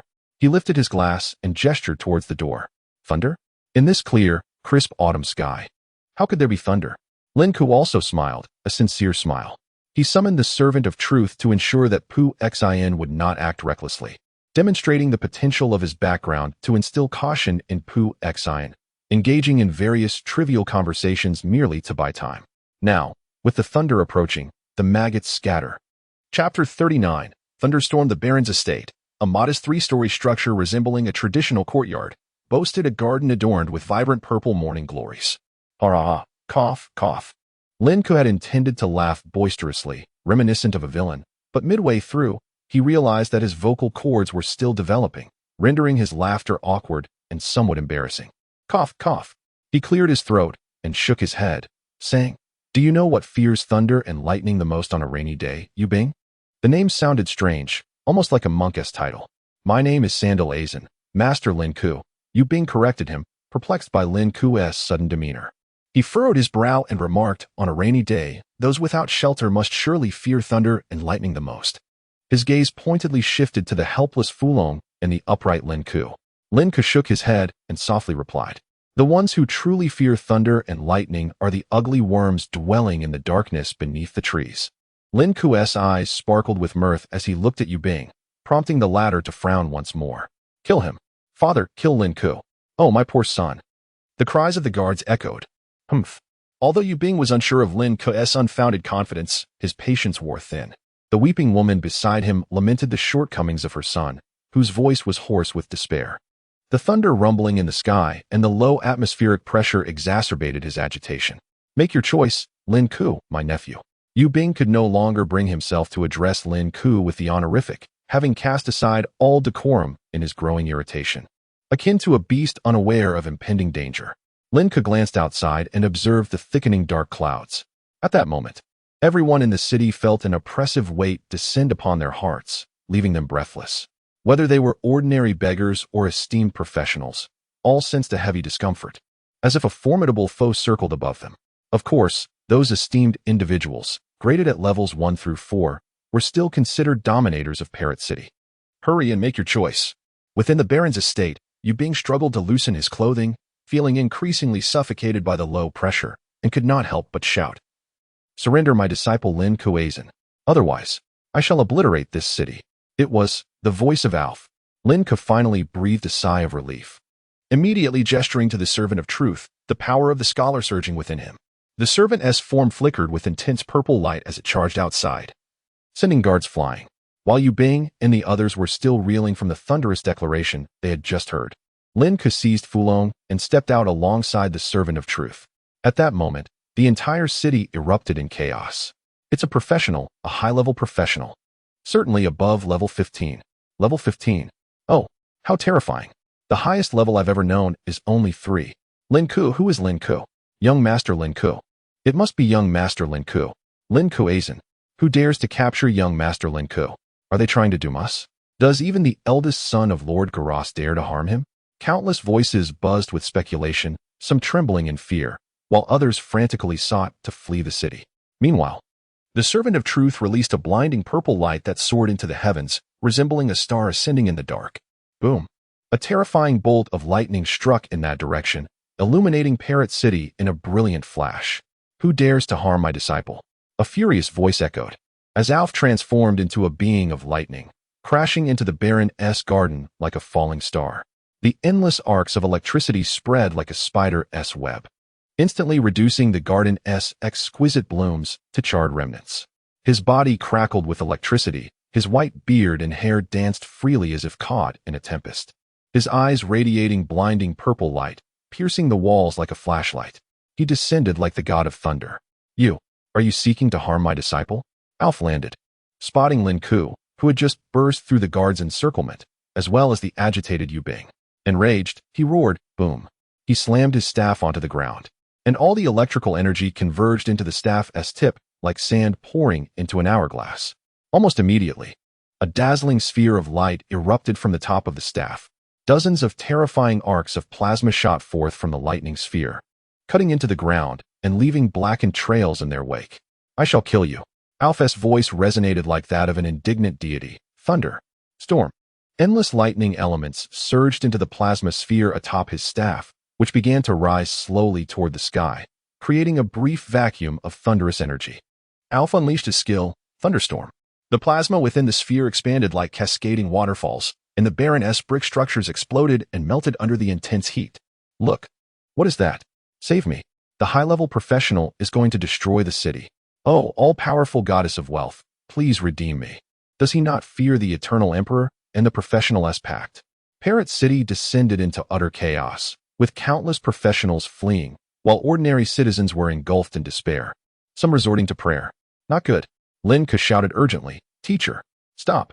Nixus is deceiving you." "I'm fine." "Oh heavens." Was Alf about to annihilate him as well? "Teacher, please retract that sphere." Lin Ke, alarmed by the ever-expanding sphere, feared it would harm innocents and potentially obliterate Parrot City, which he had come to regard as his personal possession. Thud. Upon hearing Lin Ke's plea, Alf slammed his staff into the ground once more. Boom. The terrifying plasma sphere, now resembling a balloon, gently detonated, scattering a shower of light points. A colossal skill was thus halted, and Alf emerged unscathed, showcasing his remarkable control. Lin Ke extended his hand to feel the remnants. Those light points were remnants of the lightning elements that had yet to fully dissipate, sending tingling sensations across his skin. Little Lin Ke, what on earth has transpired? At that moment, Alf seemed to shed his social anxiety, ignoring the fallen servants convulsing on the ground. He turned with concern toward Lin Ke, and upon confirming his safety, he sighed in relief. "I'm fine, teacher. Nixus did not deceive you. It was merely a dangerous situation, prompting my frantic cries." Lin Ke expressed his remorse. "As long as you were unharmed. Before I came here, I captured several level 1 professionals on their way to Azen Castle and interrogated them. They claimed your father was in dire straits." Alf's expression grew grave as he patted Lin Ke's head, casting a glance at the weary Fulong, sighing deeply, his earlier fury dissipating. "It's all right, teacher." Lin Ke felt warmth from Alf's concern. "As for this Baroness family, I shall take care of them for you." Alf turned his gaze toward the dining hall, where Yu Bing's family sat on the ground, paralyzed by fear, their faces ashen. No, spare me, spare me." Yu Bing scrambled toward Alf, rolling and crawling in desperation. He was utterly paralyzed by the recent tempest unleashed by Alf. That was divine wrath. It was all him, all his doing. It had nothing to do with us. Over there. The distraught mother pointed at her husband with a piercing scream. "Galia is the son of me and the captain of the guards. We are innocent. It is all him. All the deeds are those of Sandal." She was utterly terrified. Without a moment's hesitation, Sandal turned and roared, "Wretch! It is all you and your cursed spawn. It is your family's insatiable greed and demands that drove me to this peril. Cursed offspring." He too was gripped by fear, consumed by the instinct to survive. I saw father fighting with the head made on the bed. The mother's panic was palpable, blood trickling from the corner of her mouth. The trio, mother, son, and wife, engaged in a ferocious exchange of insults, their expressions twisted and voices harsh. Under the terrifying pressure of a level 19 professional, they were reduced to mere maggots, desperately yearning for survival. Chapter 40. The mysteriously completed task. It turned out that one's son may not necessarily be one's son, and one's wife may not necessarily be one's wife.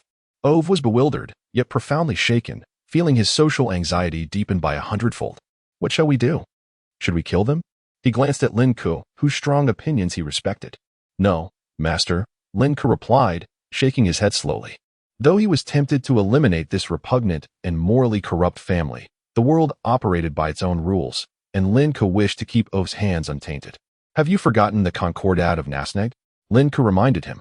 The Concordat was an agreement forged by several kings and celestial beings, explicitly stating that practitioners could not wantonly slaughter nobles and commoners unless there was a deep-seated vendetta. Otherwise, they would face the united wrath of the kingdoms and legendary figures.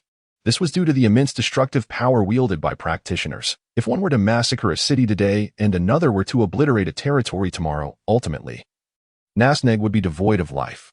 The cycle of killing nobles would lead to societal collapse and chaos. There were infinite realms teeming with life. If one craved bloodshed, they could seek it in those realms. In essence, the actions of Baron Pushin today were not egregious. He had not even laid a finger on them. Lin Ke could not even articulate a grievance. It was hardly reasonable to claim that Pushin coveted the dominion of the Azane family or the beauty of his mother. Was it? In short, there was no incriminating evidence for Lin Ke to grasp. The Baron had acted with considerable caution. Lin Ke needed proof, something tangible. However, this was merely a legal matter. He would not subscribe to the notion that revenge is best served cold or that time heals all wounds. Yet, he had etched the name of Baron Pushin into his memory. Should the opportunity arise, it would be a matter of life and death. At worst, I could retreat to my own realm and never emerge again. I have never been fond of dealing with others. Upon hearing the mention of the Concordat, Ove's expression turned slightly unnatural, but he firmly stated, "Let it be, master. I shall present today's events at the family council and ensure Baron Pushin receives his due punishment."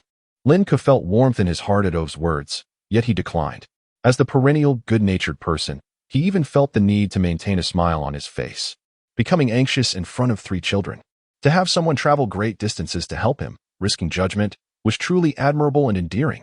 At that moment, Ove pondered another matter, seemingly reaching a decision. He spoke to Lin Ke, however. "My good friend is in dire straits, and though you are wise, you are still young. It is better to have you by my side."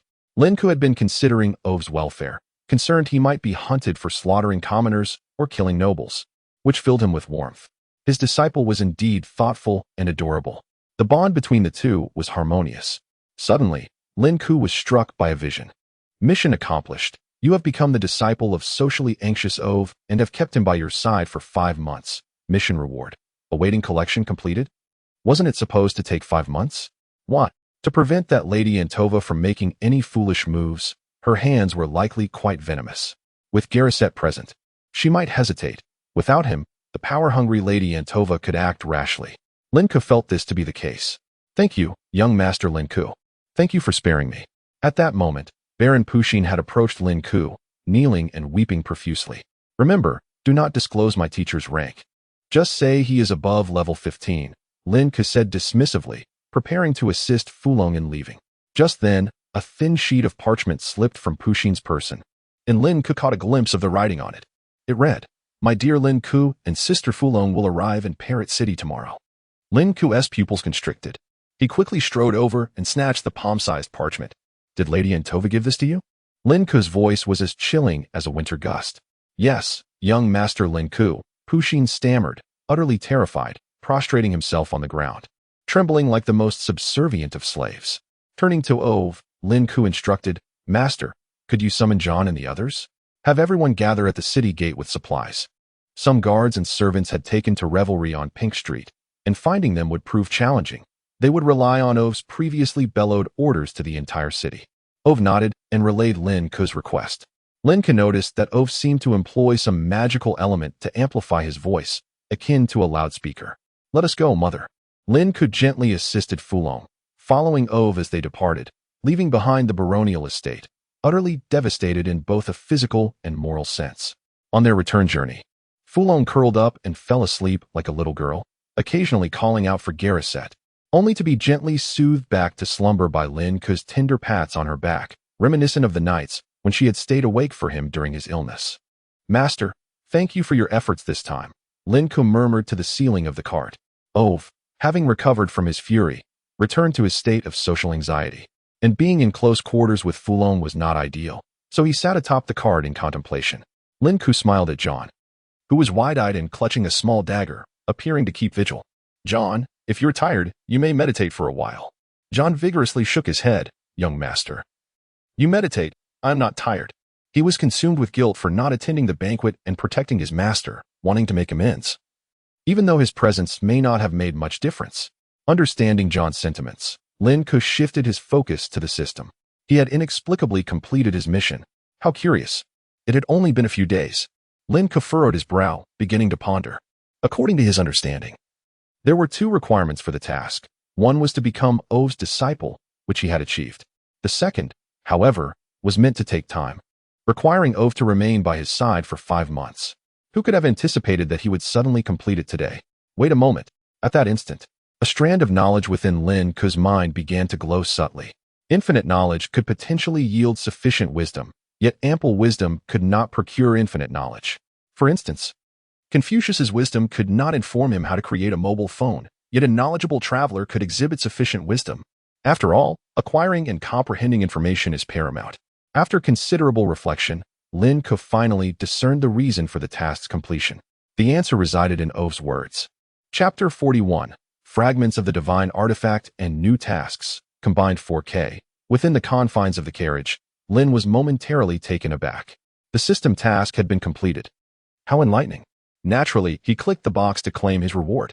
In what manner would the fragment of the divine artifact materialize here? This reward slightly dispelled the gloom lingering in Lin's heart, and he began to feel a sense of anticipation. Surely, it could not simply descend from the heavens, could it? With a lighter heart, Lin embraced his expectations and commenced meditative practice. Currently, he possessed no levels, nor any magical power. Only upon reaching level 1 could he learn fireball spells, slippery techniques, and dust-flinging incantations. It would take level 2 to acquire skill slots. Thus, he resolved to exert himself diligently, refraining from relying on external aids such as guards or teachers. He settled his thoughts and entered the realm of his soul, beginning to capture the errant elements that drifted in the darkness. His knowledge lineage burgeoned, eventually feeding back into his scholar profession. After a time of cultivation, a massive green element manifested within his consciousness. Goodness, what a substantial wood element. Lin felt a flicker of joy. This large element seemed far more appetizing to his lineage than numerous smaller ones. However, as the knowledge lineage consumed the wood element, it began to glow. Wait. Lin paused, suddenly feeling that this scene was eerily familiar. Had he not encountered a similarly gigantic wood element at the same location earlier today? Indeed, he firmly believed that extraordinary occurrences often heralded something amiss. After all, the appearance of such a large wood element in an otherwise ordinary elemental environment was decidedly unusual. Opening his eyes, Lin carefully laid his mother down and gestured for John to remain silent before stepping outside the carriage. The ox cart was not particularly swift. He could explore leisurely and catch up. Yet, as soon as he disembarked, he felt something hard beneath his feet. A metallic object? Wood? Or could it be? No way. Lin bent down to retrieve the object beneath him. A piece of decayed wood. So, I overthought it. Lin had half expected to stumble upon something like a dragon ring. Just as he prepared to discard the rotten wood, a jolt of excitement surged through his mind. Lin's hand froze. A possibility struck him. Could this be the fragment of the divine artifact? Little Lin, what are you doing? A voice, both aged and gentle, echoed from atop the roof. Nothing. Teacher, my leg feels a bit numb. I'm just stretching, Lin replied, uncertain if this decayed wood was indeed the artifact fragment. Nevertheless, he tucked it into his pocket and continued on. The teacher inquired briefly but said no more, aware that they were in a safe area with guards present. Lin was no reckless child, and the road was wide and open, devoid of dangers. After walking 2 or 3 kilometers, Lin found nothing but stones and that piece of decayed wood. Could this truly be it? He examined the soft yet resilient texture of the wood. The pressing question remained, what artifact did this fragment belong to? He had no inkling. Teacher, are you meditating? Lin asked softly as he settled beside Alf. Currently, Alf was only approachable by Lin, John, and Nix. Anyone else who drew near either frightened Alf away or was repelled by him. Teacher, I have some inquiries, Lin began, intending to ask about the nuances of trait ratios, job transitions, and enlightenment, paving the way for his exploration of new professions. However, before he could articulate his thoughts, a system task notification abruptly appeared before him. Task reward. A number of unwavering followers equivalent to the new professions you establish. Hint. The The followers granted by this reward possess exceptional bloodline talents. What splendid talents! This corresponded to level 7, which was indeed remarkable. It appeared he needed to create new professions. The more high-level followers he garnered, the better. Although he was still unsure of the disparities between different bloodline talent levels, he could glean some insights from Alf's teachings. For instance, across the entirety of the Nasanj continent and the Infinite Plains, 99% of living beings possessed only first or second level talents, categorized as low or medium. The remaining 1% boasted third level talents or higher. Even though 1% of 100 billion still amounted to 1 billion, the scarcity in proportion was undeniable. Lin was determined to seize this opportunity to acquire as many talented followers as possible. Little Lin. Little Lin? Alf gently called, noticing his pupil lost in thought. Upon learning that the enlightenment of bloodlines merely consumed a certain amount of energy, Lin felt reassured. He could later ask Alf for assistance in enlightening his bloodline. At worst, he could pay for it. After a brief exchange, Lin inadvertently inquired about the grotesque fishman root he had seen at the auction that day. What? The fishman root? Alf exclaimed, rising in astonishment. Has it already been consumed by that recent, overly confident baron? He had assumed the baroness' name was indeed overly confident. Is that so? What exactly is it, teacher? Lin asked with curiosity. If even the level 19 Alf was so taken aback, the root must hold some significance. Well, the fishman is a vicious and foolish lowly race, as you are aware, right? Alf explained, to which Lin nodded. Alf continued, to put it simply. Fishmen are a lowly and mindless race, at least in my understanding. This race has long been eradicated in Nasanj, and it seems none have been discovered in the Infinite Plains either, though they might have been concealed. This was not particularly surprising. After all, new races emerged in this world at any moment, such as the previously mentioned Deep Blue Giant Tiger clan. Conversely, many races had vanished throughout history, like fishmen, kobolds, and wild boars. However, one fateful day, a starving adventurer consumed a certain plant root from a fishman's remains and subsequently exhibited enhanced talents. Following investigations, experiments, and the dissemination of information, all of Nasanj was set ablaze with excitement. Talent signified an easier path to advancement, a better capacity to capture elements during meditation, and a bloodline that could absorb more elements in a single session of meditation. It seemed the fishman root had the potential to significantly elevate one's talent. While Nasanj possessed items that could enhance talent, they were exceedingly rare and often had non-stacking effects. For instance, consuming a legendary purple lotus fruit was only effective upon the first consumption, granting an increase of 1 to 2 talent levels. Yet, the fishman root could augment talent indefinitely. That princely figure of the stars had acquired a vast quantity of fishman roots through the abundant resources provided by his parents, leading to a near depletion of fishman roots in both Nasanj and other planes. This had granted him talent at the Andrew level. Alf sighed. If only the fishman root were still available, you could consume it and enhance your talent. The Star Prince was the second, or perhaps the first, individual in the Infinite Plains to possess Andrew-level talent, as no one knew what talent Andrew himself had. In Alf's memory, Lin's talent did not reach the Andrew level. He had sealed that memory away to protect Lin. Lin was aware of this fact, but chose not to voice it. Nevertheless, he felt a twinge of sentimentality. The once maligned fishmen, after years of extinction, had yielded something capable of enhancing human talent, an idea that had indeed eluded many. This, however, served to illustrate the grandeur of nature's power. As he listened to Alf's description, Lin could not help but reminisce about the various ways Alf had treated him. Alf's concern for him was genuine. Humans are social beings, inherently communal. After years of solitude, Alf found companionship in Lin Ke, which truly reflected his deep care. With this in mind, Lin Ke pondered for a moment, then reached into his pocket and produced a worn piece of wood. What is it, Lin Ke? Alf inquired, puzzled. Teacher, during my meditation this afternoon, I discovered a significant green element. Lin Ke began to share his insights and speculations. Upon finishing, Alf took the piece of wood, scrutinized it carefully, and then closed his eyes to enter a meditative state. After a brief interval, he opened his eyes and nodded slightly. Indeed, there is an element present. Subsequently, Alf caressed the wood before retrieving his thunder staff from his spatial ring. Gradually, currents of electricity began to course through him as he brought the gem at the staff's tip closer to the wood. A faint hum resonated as the gem emitted a violet glow, while the wood responded with a cerulean light, as if in harmony. However, It was evident that the brilliance of the Thunderstaff's gem was being subdued by the wood. Subdued? Lin Ke glanced at Oph, who returned the wood to Lin Ke and explained, "The owner of this artifact must have been a deity from Nazinj, though it is unclear why it has become unclaimed." With a smile, Oph added, "This piece is evidently beneficial to you, and it seems its current form is not its original state. Perhaps, with prolonged use, it has absorbed your essence and recognized you as its master, leading to a transformation in its appearance. Is this truly an artifact of a deity, now unclaimed? And its current form is not its final manifestation?" Lin Ke pondered inwardly.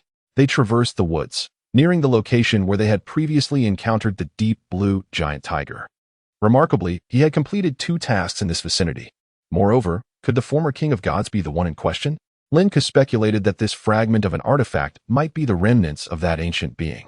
It is worth noting that Azin was situated in an extremely remote border region, at the southernmost part of the Gula kingdom. From the information Lin Ke had gathered, it appeared that many deities and legends congregated in the heart of the kingdom, with such rural areas being scarce, if not entirely devoid of them. Amir Baron was already the ostensible sovereign of Parrot City. Thus, Lin Ke deduced that this piece of wood must indeed be an artifact of the King of Gods. Considering his previous encounter with the King of Gods, it was plausible that this wood was lost here after being shattered during a conflict with another powerful entity. The relic of the King of Gods. Lin Ke could not help but grip the piece tightly, then loosen his hold, gazing at Oph. "Teacher, does this fragment of the artifact aid you?" He extended the wood toward him, his eyes clear and sincere. Oph looked into Lin Ke's eyes and smiled gently. "This wood will be of the greatest benefit to you. Keep it." He gently guided Lin Ke's hand to hold the wood, then spoke in an explanatory tone. "An artifact is merely an object nurtured by a deity, crafted according to their divine essence." "Teacher." Lin Ke tightened his grip on the wood. "However, the bloodline of a deity may not necessarily align with their divine duties, while legendary weapons are always in perfect harmony with the bloodlines and professions of legends." A proud expression crossed Oph's face. "Those who walk the path of legend need not emulate the powers of deities. Our strength lies within ourselves, unlike the gods. Mere parasites of the rules. Parasites of the rules. Power lies within oneself." Lin Ke contemplated Oph's words, gaining a vague understanding of the dichotomy between legends and deities. Yet he remained cautious, aware that his teacher, Oph, as a proponent of the legendary path, might unconsciously belittle the divine path. Therefore, Lin Ke aimed to maintain an objective perspective, free from preconceived notions. "Teacher, what about your Thunderstaff?" Lin Ke inquired, intrigued by Oph's artifact. His anticipation surged at Oph's response. "Very well, my student." They then delved into a discussion regarding the selection of future tools. Lin Ke dismissed all notions of conventional weapons, swords, guns, or clubs. The real world, unlike novels, is not solely about violence and conflict. War and battle are merely extensions of interest. When interests align, conflict can often be avoided. However, after extensive deliberation, Lin Ke remained uncertain about what he desired, deciding to wait for future circumstances to guide his choice. As time passed, they drew closer to the Azin castle. Chapter 42. Disclosure outside the castle of Azin. A row of guards stood vigil, some wielding swords and spears, others armed with bows and arrows. These were the soldiers trained by Lin Ke, organized into 4 distinct groups: swords, spears, bows, and arrows. Lady Antoa and Butler Billy awaited outside the castle. Both Lin Ke and Fulon were weary. The lady appeared to have been weeping, her eyes swollen and red, a sight too genuine to feign. Even the usually courteous Butler Billy wore a furrowed brow. A pall of despair enveloped the castle of Azin, cast by the dire straits of the Garros family. With tears in her eyes, Lady Antoa first addressed Lin Ke, then hastily turned her attention to Fulon. Witnessing the lady's sorrowful demeanor, Lin Ke felt a twinge of compassion. Surely, the plight of Garros weighed heavily upon her heart. However, it seemed that Lady Antoa had been secretly corresponding with Baron Pushin. Alas, Lin Ke, as a noble, could only petition the noble council to adjudicate matters involving other nobles with clear evidence, and he lacked sufficient proof. Moreover, Lady Antoa was the wife of the Viscount Garros, while Baron Pushin was also a formidable noble, at least within the realm of Azin. If a commoner dared to plot against him, Lin Ke would have dealt with him swiftly. Yet, he remained bound by the constraints of his noble status and his position as the eldest son of Garros. All that he possessed stemmed from his lineage rather than his own prowess. If he were to disregard the rules and slay Pusheen, his own longevity would be in jeopardy. As for Lady Antoa, even with Fulon-esque presence, Lin Ke would not resort to murder. At most, he might have her whipped and exiled. Regarding Baron Pusheen, Lin Ke intended to have Butler Billy draft a report detailing the circumstances to be sent to the noble council composed of the Azin family's aristocracy, seeking judgment against Pusheen. Of course, he could already foresee the outcome of such a bureaucratic endeavor, without Garros. It was uncertain whether the other nobles of Azin would rally to his defense. Nonetheless, these matters would eventually require accountability as he grew stronger. At present, he needed to remain cautious and guard against ambushes from the other nobles of Azin. Yes, he must be vigilant against treachery from his own relatives. For if Garros were to perish, Lin Ke would become the sole heir to the Viscountcy. Conversely, should Lin Ke meet his demise, the heir could very well be one of the other nobles of Azin. The legitimacy of the Viscount of Gula was an unimaginable reservoir of resources and wealth, and those short-sighted nobles would undoubtedly be tempted. Young Master Lin Ke, I must remain ever vigilant. At that moment, Butler Billy seemed to share Lin Ke's thoughts. Frowning as he leaned in to speak softly, he intended to express the need to protect Lin Ke at all costs. However, he was interrupted by Lin Ke. Uncle Billy, you must safeguard my mother. My safety is assured with Master Ove by my side. Lin Ke glanced up at the castle's roof, where a formidable presence emanated, increasingly palpable to higher-ranked practitioners. It was Ove's aura. Ove preferred solitude, particularly when surrounded by strangers. Thus, he had taken to the castle's summit for vigilance and meditation, instilling fear in potential wrongdoers. With Lord Ove present, well, Billy nodded after sensing that presence. In his hierarchy of protection, Lin Ke ranked second, after Garros, with Fulon following. However, knowing Ove was on watch offered Billy some reassurance. Young Lin Ke, please come to my chamber later. I have matters to discuss with you, Lady Antoa said gently, comforting Fulon. Very well, Lin Ke replied with narrowed eyes. A revealing moment? Under Ove's watchful gaze? No, that seemed unlikely. As for Ove, Lin Ke had spotted him atop the castle. It was only an hour later that Lin Ke felt secure enough to enter the castle, arriving at the door of Lady Antoa's chamber. Upon his arrival, her voice beckoned from within. Come in. Lin Ke pushed the door open. Lady Antoa sat at a table on the balcony, gazing into the night sky, the cool breeze rustling her skirts. My dear Lin Ke, did you know I regard you as my own child? She said, staring into the darkness. Her back turned to him.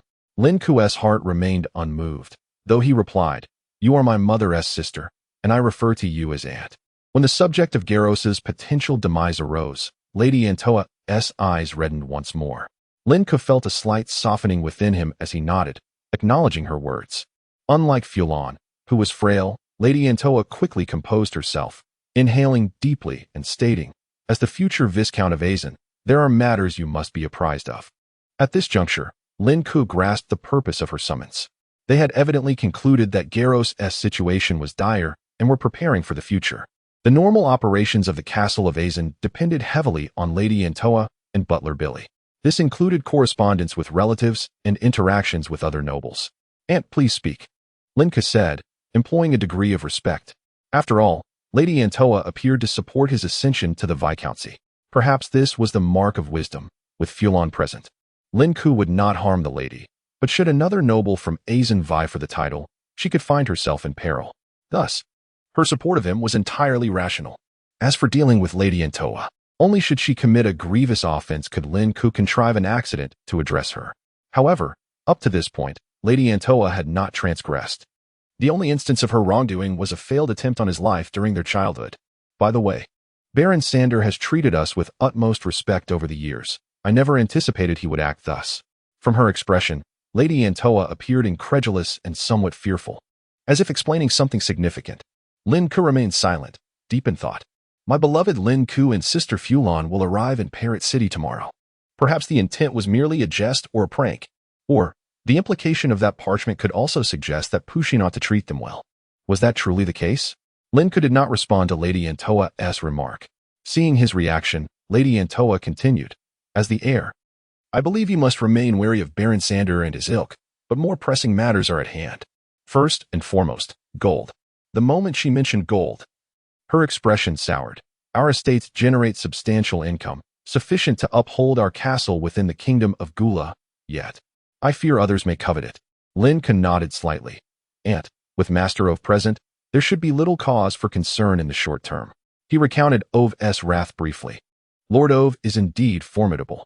Lady Antoa sighed with some relief, though her brow soon furrowed again. However, we frequently engage with Duke Deep Blue. Might that nobleman harbor designs on us? Duke Deep Blue? The very one who created the powerful Deep Blue giant tiger and who resided in the east? The notion that such a Grand Duke would associate with a mere Viscount was perplexing. Lin Ke furrowed his brow. The Duke's status surpasses that of a mere Baron. He likely would not covet our holdings. Lin Ke's tone wavered, uncertain. Yet, we owe Duke Deep Blue a considerable sum. Lady Antoa lamented once more. The establishment of Garros' river riders was made possible through the Duke's patronage. This expedition to the plains by Garros was an attempt to recover valuables to repay Duke Deep Blue. A creditor? This posed a complex dilemma. Lin Ke pondered for a few moments before inquiring, how much? 280,000 gold coins, the matron revealed, her voice heavy with the weight of the figure. Moreover, it is agreed that it must be repaid by the end of this year. 280,000 gold coins. If Garros were present, Lin Ke might have playfully approached him and delivered a couple of light punches. Ultimately, it all boiled down to gold coins. Lin Ke spoke up. With Alf's presence, there is no immediate cause for concern. Therefore, at the heart of it, the castle's primary worry is indeed the matter of finances. No wonder the matron had been so frugal in numerous aspects. It was evidently due to the impending deadline. The end of this year is merely a few months away, and December here is a month of abundance. A headache indeed. Of course. The matron observed Lin Ke's contemplative expression, her eyes revealing a hint of concern. She attempted to mask her troubled countenance with a semblance of laughter. You need not dwell too much on financial matters, with me around. I can simply request some from the Brando family. What you must focus on now is to become a powerful practitioner, akin to your father. Lin Ke raised his gaze to the matron, whose face bore a facade of resolute strength. I will strive for that, he affirmed, meeting her gaze to convey that he was indeed a practitioner. There was yet another significant matter to address. After the month of abundance, the Great Marsh would see the emergence of magical beasts, necessitating defensive measures. This was one of the responsibilities of Azen Castle, standing at the edge of the marsh. The matron spoke again. Of course, the villagers are sufficient for this task. Upon hearing this, Lin Ke's heart grew heavier. It became clear that during the winter's onset, the matron would often visit Parrot City to enlist mercenaries for the purpose of exterminating magical beasts, wasn't it? The matron's expression turned grave, her fair face etched with worry. The tide of magical beasts. Lin Ke found himself at a loss for words. However, this time, Alf would be present. With Alf's strength. As long as the magical beasts from the marsh were not overwhelmingly powerful, he could manage them.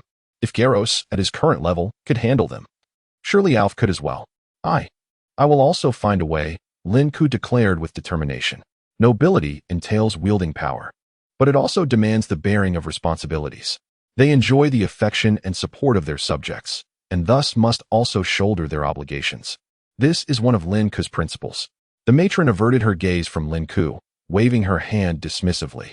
She turned her back, lost in thought as she gazed at the moon. Debts, magical beasts, war, and the curse looming a year ahead. The curse. Lin Ke had inquired about it with Alf. Even someone as formidable as Alf had been unable to detect its presence on him, leaving Lin Ke with little choice but to place his hopes in others. The curse of the King of Gods remains a matter of utmost importance. Otherwise, a year from now, those who sense the presence of the heir of the King of Gods would undoubtedly come rushing forth. The following day, in front of Azen Castle, soldiers, servants, and slaves were busy constructing a square wooden platform. The wood for the platform was crafted from ancient trees in the southern forest, robust and sturdy, supported by numerous large stones beneath. Alf was manipulating these first-tier true servants from the sky. Lin Ke stood beside the platform, flanked by butler Billy, John, and Nix. Uncle Billy, how is my mother faring? Lin Ke inquired softly, his concern for Fulong evident. The second lady was enjoying an engaging book and delightful brunch under the matron's company. Billy bowed in response, revealing faint dark circles under his eyes, indicating a long night's labor, during which he had dealt with several first-tier practitioners sent by the Baron. Moreover, he had to contain the news to prevent chaos from erupting within Azen Castle and the 5 villages. Good, Lin Ke nodded slightly. He had assured Fulong that Garros would certainly return within the year, and he even made the promise in Alf's name. Initially, Fulong and Antoa were skeptical. But when Alf himself confirmed the news, they became half convinced.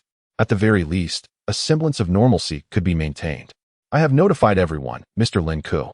I spent the entire morning running around and just finished the notifications, Nix reported, appearing not overly fatigued, likely due to his swift pace.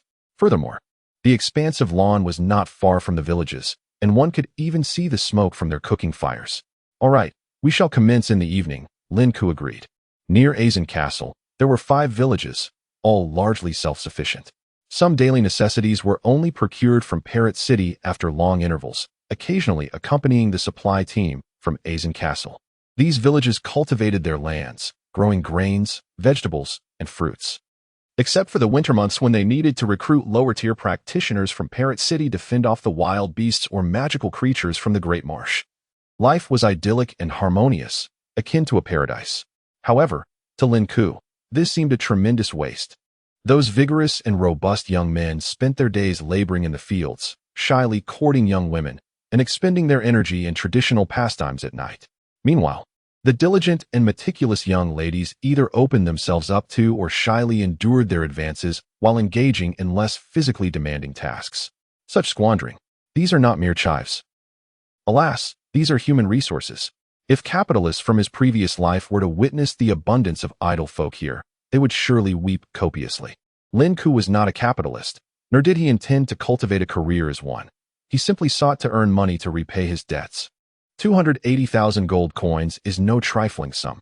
What if that Duke of Deep Blue happened to be in need of funds and marched his army forth?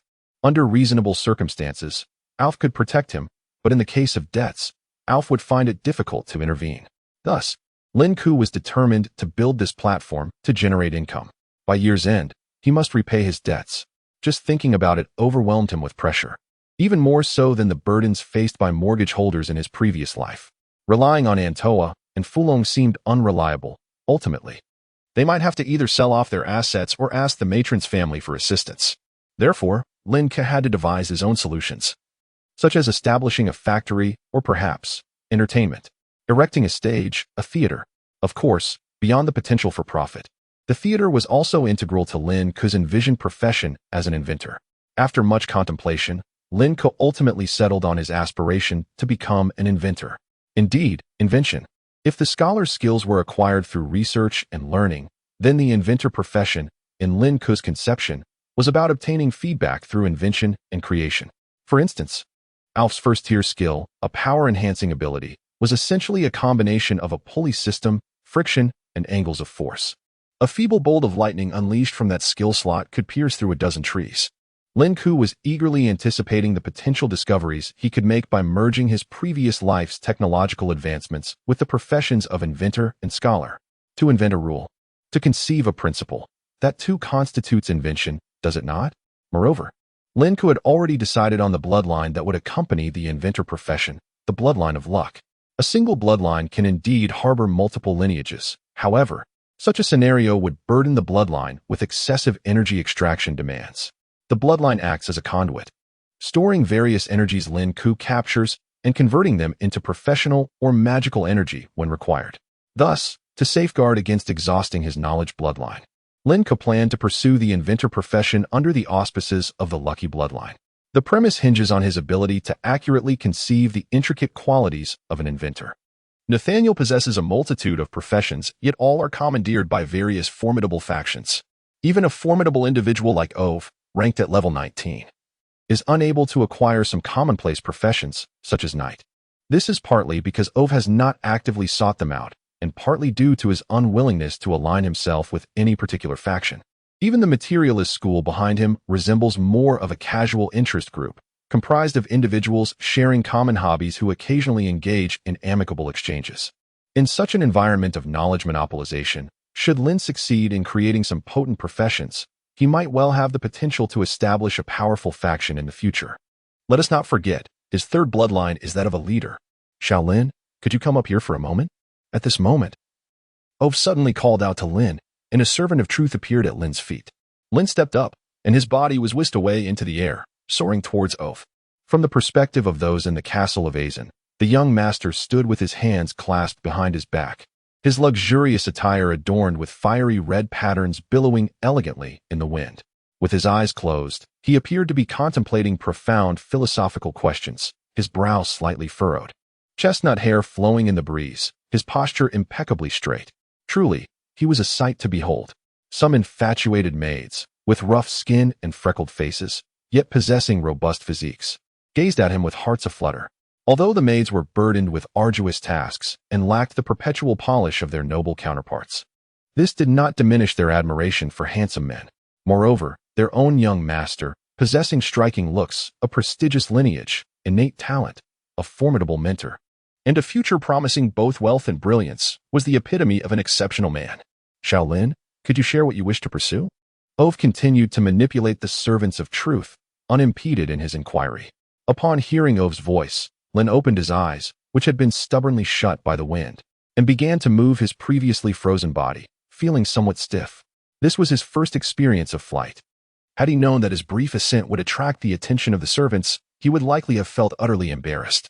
Teacher, I have numerous ideas regarding certain professional traits. Before Ove could pose his question, Lin eagerly expressed his thoughts. He had no intention of concealing anything from Ove, for after being regarded as one of his own, Lin had genuinely accepted Ove in his heart. The notion of creating professions piqued Ove's interest, causing him to momentarily forget his initial inquiry. Chapter 43, The Stage, Theater. And casting in the ethereal realm, Alf bestowed upon Lin Ke the enchantment of levitation, enabling him to stand aloft in the air. Teacher, it is like this. Lin Ke began his discourse. However, instead of discussing the role of an inventor, he chose to elaborate on that of a doctor. Compared to the inventor, which necessitates the creation of tangible items, the profession of a doctor bears a semblance of simplicity. After all, basic supplies such as alcohol and towels can be utilized for surgical sanitation and dressing, while medicinal treatment, in the absence of modern analytical instruments, leans heavily on experiential knowledge. Doctors, too, are categorized. Some require no surgical skills or pharmaceutical creation, merely the ability to diagnose ailments. In contrast, invention demands an understanding of material properties, functions, and durability, alongside knowledge of the effects resulting from material combinations.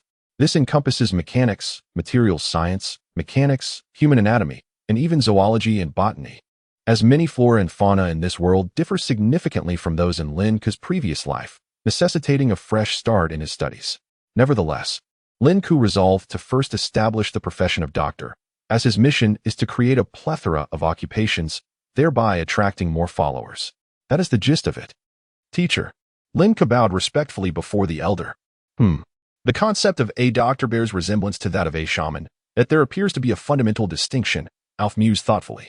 The creation of professions is a notion that every nascent individual has contemplated, including Alf in his youth. However, the aspirations of most children and young adults often revolve around trivial transformations, such as converting a sword warrior into a shield warrior, lacking innovative and effective ideas. Initially, Alf presumed Lin Ke's thoughts mirrored those of the majority, merely seeking a change of weaponry. Yet now, he found himself genuinely contemplating the feasibility of Lin Ke's proposed profession. He was aware that shamans typically heal through the activation of life force or various healing skills. Beyond healing, shamans employ voodoo practices, serving as both offensive and supportive roles. Additionally, certain devotees of deities take up the role of clerics, possessing commendable healing abilities. However, the doctor as proposed by Lin Ke is entirely distinct. Young Lin Ke, are you suggesting that even ordinary individuals could serve as doctors? Much like carpenters or stonemasons. Alf's expression turned slightly serious after a moment of contemplation. Indeed, teacher, many hunters and farmers possess certain doctor traits. They are familiar with basic herbal remedies. Lin Ke gestured towards the servants below, stating, many individuals with injuries do not seek the aid of a shaman, as they cannot afford such expenses. Instead, they rely on the remedies of the elderly for minor ailments. Perhaps it is feasible. Alf was inspired by Lin Ke's insights. The Azan territory, located in the remote reaches of the Gula Kingdom, naturally lacks a plethora of professionals. Thus, for minor ailments and injuries, it appears that reliance on rudimentary treatment is indeed the norm. Alf's excitement surged as he delved into this exploration of knowledge. Otherwise, he would not have secluded himself in his own realm for decades in pursuit of understanding. Wait a moment, teacher, Lin Ke interjected with a bemused smile. The work below is yet unfinished. He pointed to the newly constructed platform below. The servants had completed the stage, and Butler Billy was now guiding them in erecting structures for shelter against rain, sun, and wind. Speaking of which, young Lin Ke, what is this structure you are building? A training ground for warriors? Alf's curiosity piqued regarding Lin Ke's unusual absence from his studies today. Opting instead to construct a stage, he inquired about it, recognizing that this endeavor might give rise to myriad professions in the future. Lin Ke smiled mysteriously. Teacher, you shall discover its purpose tonight. Upon hearing this, Alf's face lit up with childlike curiosity. Very well, I shall await it. Lin Ke felt a sense of admiration. His teacher's eyes always made him feel inadequate, filled with purity and sincerity. It is precisely such individuals who can assume the enigmatic role of truth researcher, dedicating decades or even centuries to exploration and study within their own realms. In the afternoon, Lin Ke, accompanied by his maids, exuberantly shouted in front of the castle, even selecting some dapper or distinctive male servants. Rumor had it that Lin Ke was in search of a personal attendant, though not of the sort like John, but rather a different kind. He evaluated numerous types of maids, cleaning maids, clothing maids, dining maids, kitchen maids, ultimately selecting nearly 30 of them. The male servants were fewer in number, totaling 13, while he chose over 40 guards. This caused some discontent from the esteemed Lady Antova, as Lin Ke's activities, constructing a stage and summoning people, disrupted the normal operations of the castle, incurring unnecessary expenses. Of course, the normal operations referred to ensuring the two ladies and Lin Ke lived happily and comfortably. However, presently, Lin Ke was preoccupied with earning money, fulfilling his tasks, repaying debts, and acquiring loyal followers endowed with exceptional bloodline gifts. Sing a couple of lines. Mimic me, Lin Ke instructed the maids, who stood before him. Their expressions a mix of confusion and curiosity. Do, re, mi, fa, so. The maids' off-key singing was nothing short of a cacophony. This won't do, Lin Ke mused, realizing that teaching them to sing would be a formidable challenge. Several hours later. Now, here, raise your voices. Lin Ke commanded in front of a small grove, wielding a branch as he directed the 30 assembled guards. Under Lin Ke's guidance, the guards practiced their military stance, standing with discipline and precision. As Lin Ke vigorously waved the branch, the guards erupted into a loud chant. The wind howls, the cattle bellow. Glory to Azin! Glory to Azin! Their voices, however, were not only uncoordinated but also oddly pitched. Lin Ke could not help but pinch the bridge of his nose in frustration. In this realm, songs were scarce, mostly consisting of the uneven recitals of wandering bards or the chants of devout followers. Monotonous, repetitive, and peculiar. While some might hum inconsequential tunes, none had coalesced into a formal musical system. Let us do this. Listen to me sing once more, and then continue your practice here. Lin Ke cleared his throat and began to sing the grand chorus of Azin. Upon finishing, the guard's eyes sparkled with awe. The young master's voice, or what he termed singing, ignited a fervor within them. As a former karaoke champion, Lin Ke had an extensive repertoire of songs. While they continued their practice, he ventured to another group nearby, the drama troupe. Chapter 44. The marvelous place. Nightfall arrived as anticipated.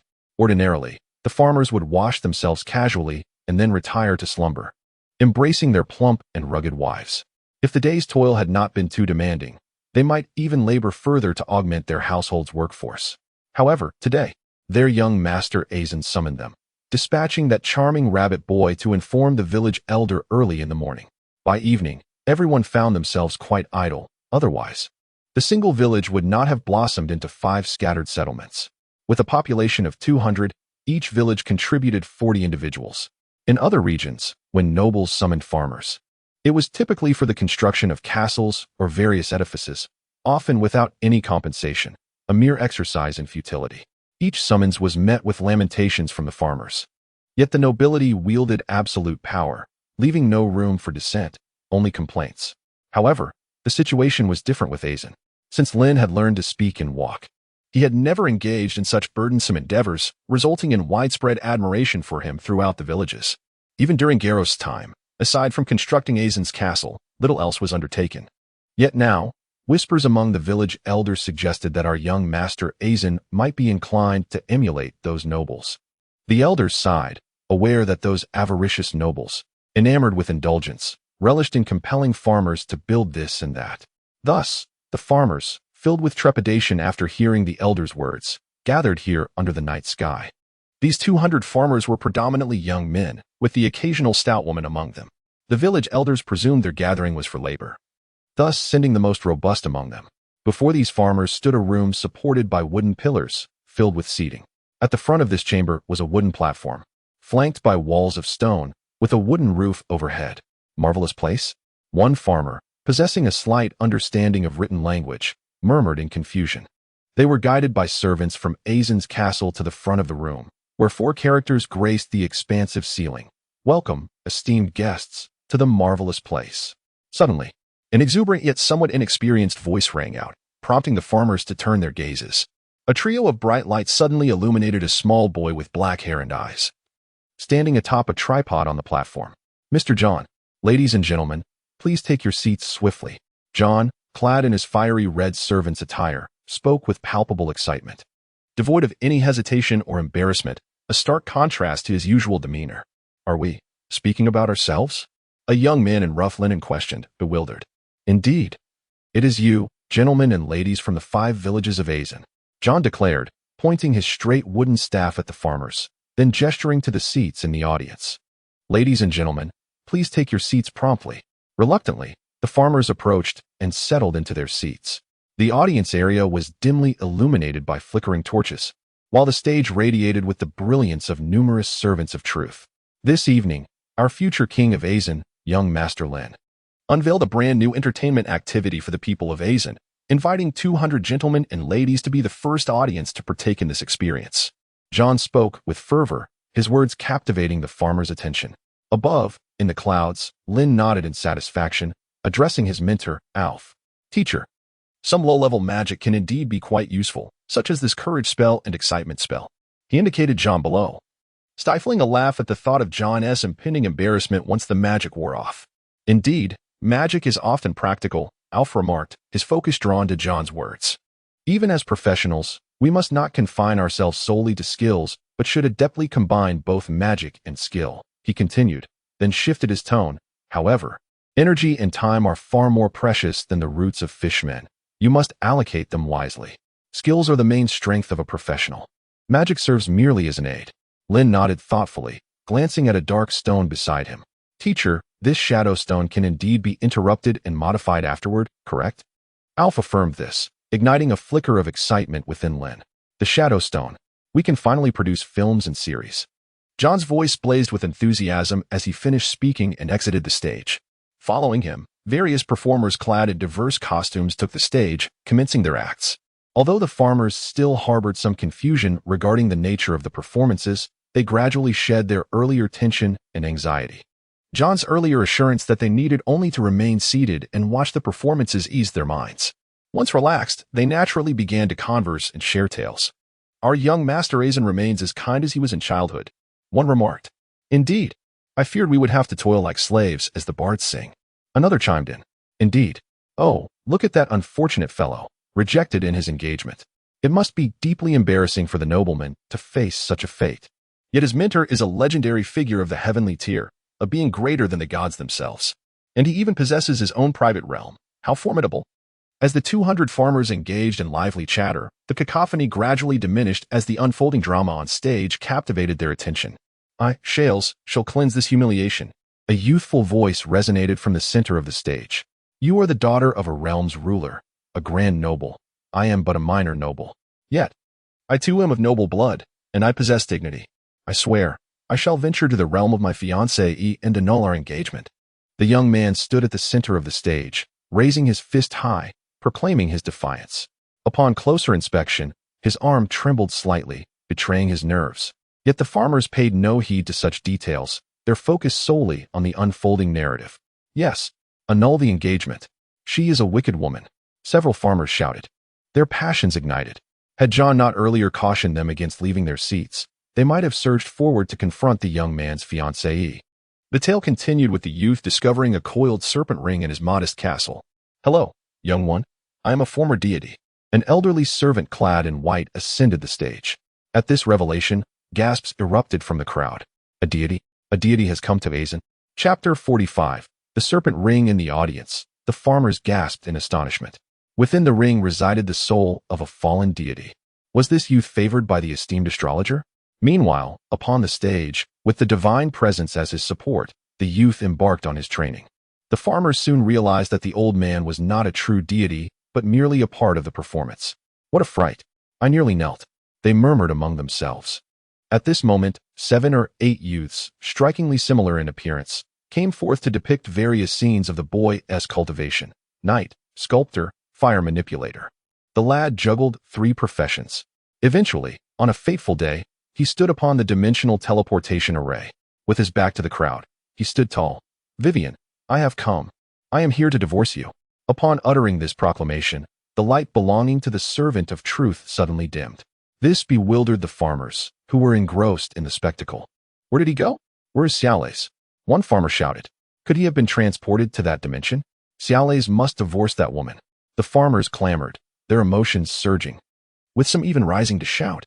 Just then, the stage illuminated once more, revealing John. John ascended the stage, still brimming with fervor. The farmers then began to comprehend. That just now was merely a performance? How thrilling it was. They engaged in animated discussions, occasionally casting respectful glances skyward at Lin Ke and the others. They praised the future master of Azen, truly remarkable. John, this time, spoke little, offering only a few words before stepping down.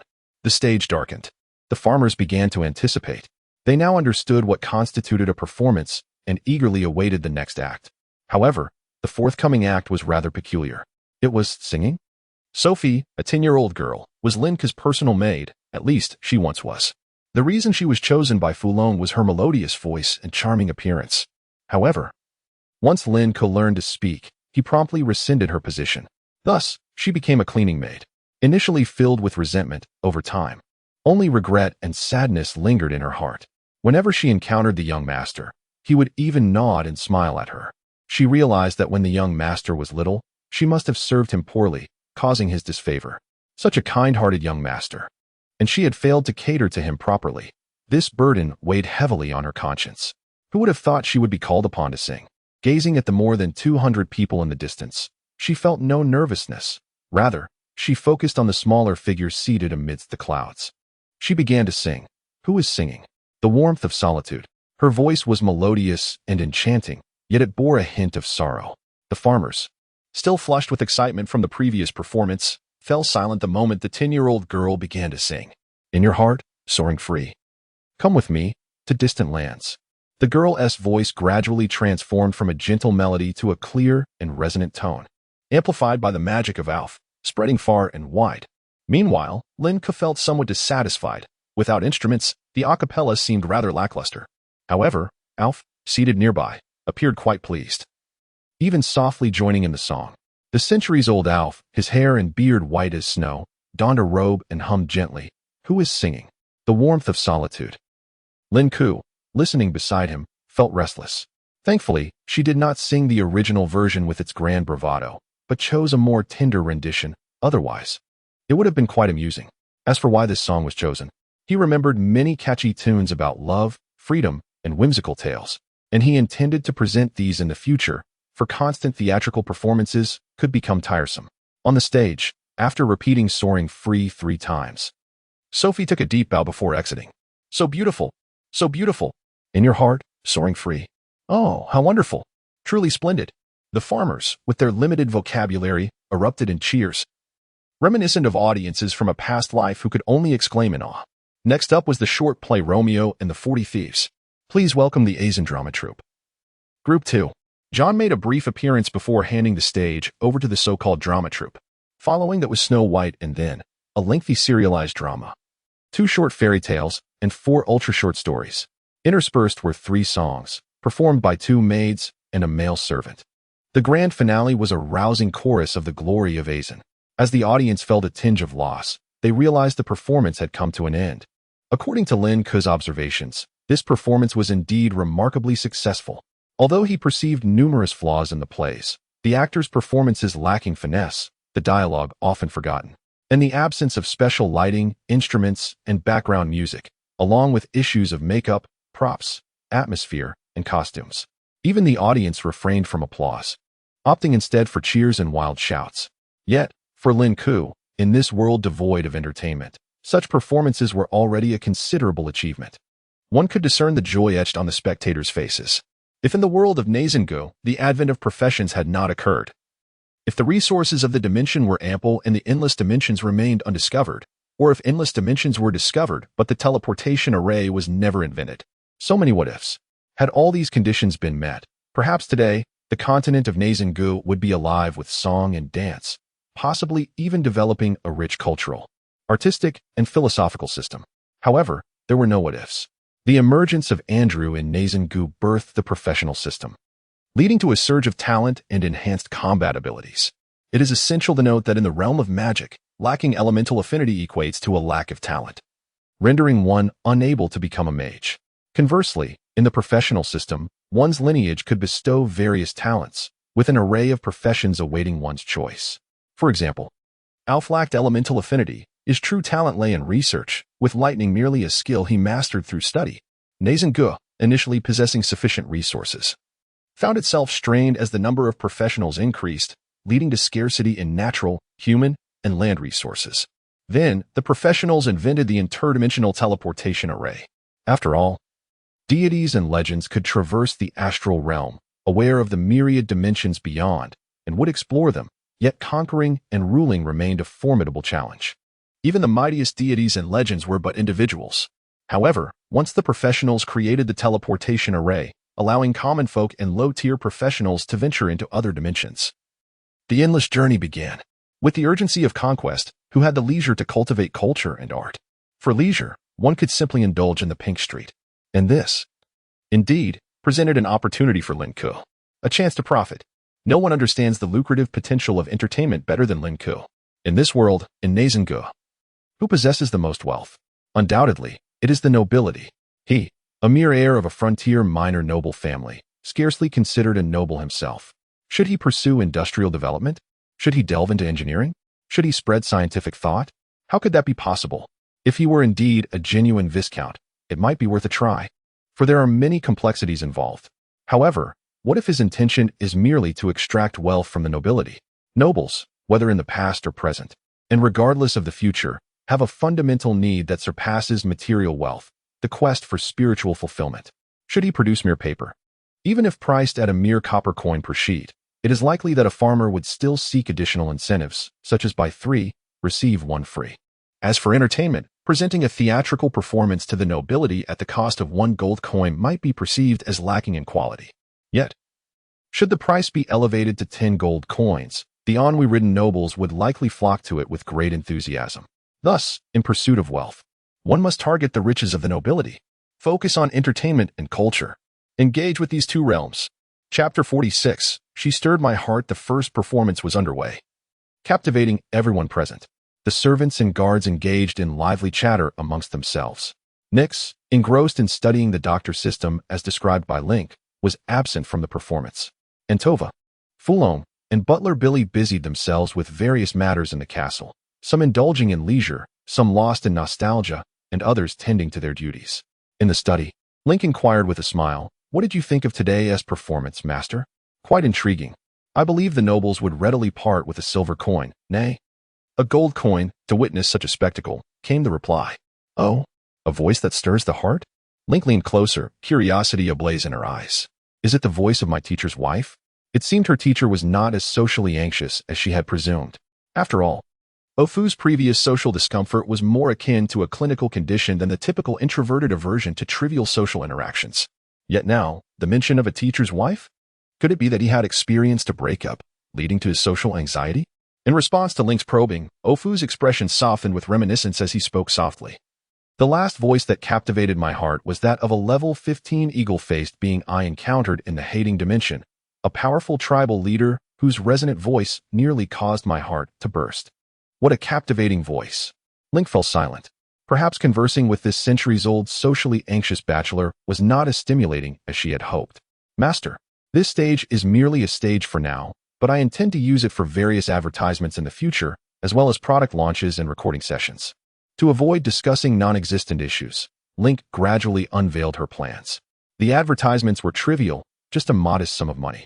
What truly mattered were the product launches. After all, The inventions he would create needed an audience. The more they were utilized, the greater the potential for profit and feedback. As for the recording sessions, that was solely due to the existence of the memory stone. Otherwise, Link had never considered producing a series or film at this juncture. However, the flurry of terms in Link's speech left Ofu bewildered, struggling to comprehend. Could you repeat that? I fear I may not have grasped the precise meanings of some of those terms. Ofu's life revolved around research and learning. Ah, these are terms I have coined. Let's leave it at that, Master. You may simply observe as we proceed. Link chose not to elaborate further, as many concepts could take days to explain, such as the adage that wealth can accomplish anything, cultural exports and invasions, the advocacy of values, and the financial cloud of entertainment systems. Delving too deeply into such matters could lead to entanglements with sociology, economics, and finance. To say too much would be unwise. Link's current knowledge was justifiable through early wisdom, but exceeding that threshold would be untenable. Do remember to meditate. With your innate talent, it shouldn't be long before you reach level 1, at which point, your bloodline will sustain itself, and you will be able to wield magic. Ofu advised gently as a mentor. Link nodded in agreement. Presently, his knowledge was limited to growth through external input, lacking even the energy to perform first-level magic. Typically, only second-level mages could conjure first-level spells, which generally included rudimentary techniques like dust manipulation, not true magic. I shall now meditate.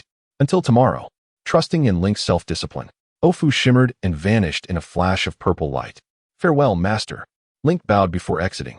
Upon returning to his chamber, he found Butler Billy, Nyx, and John waiting for him.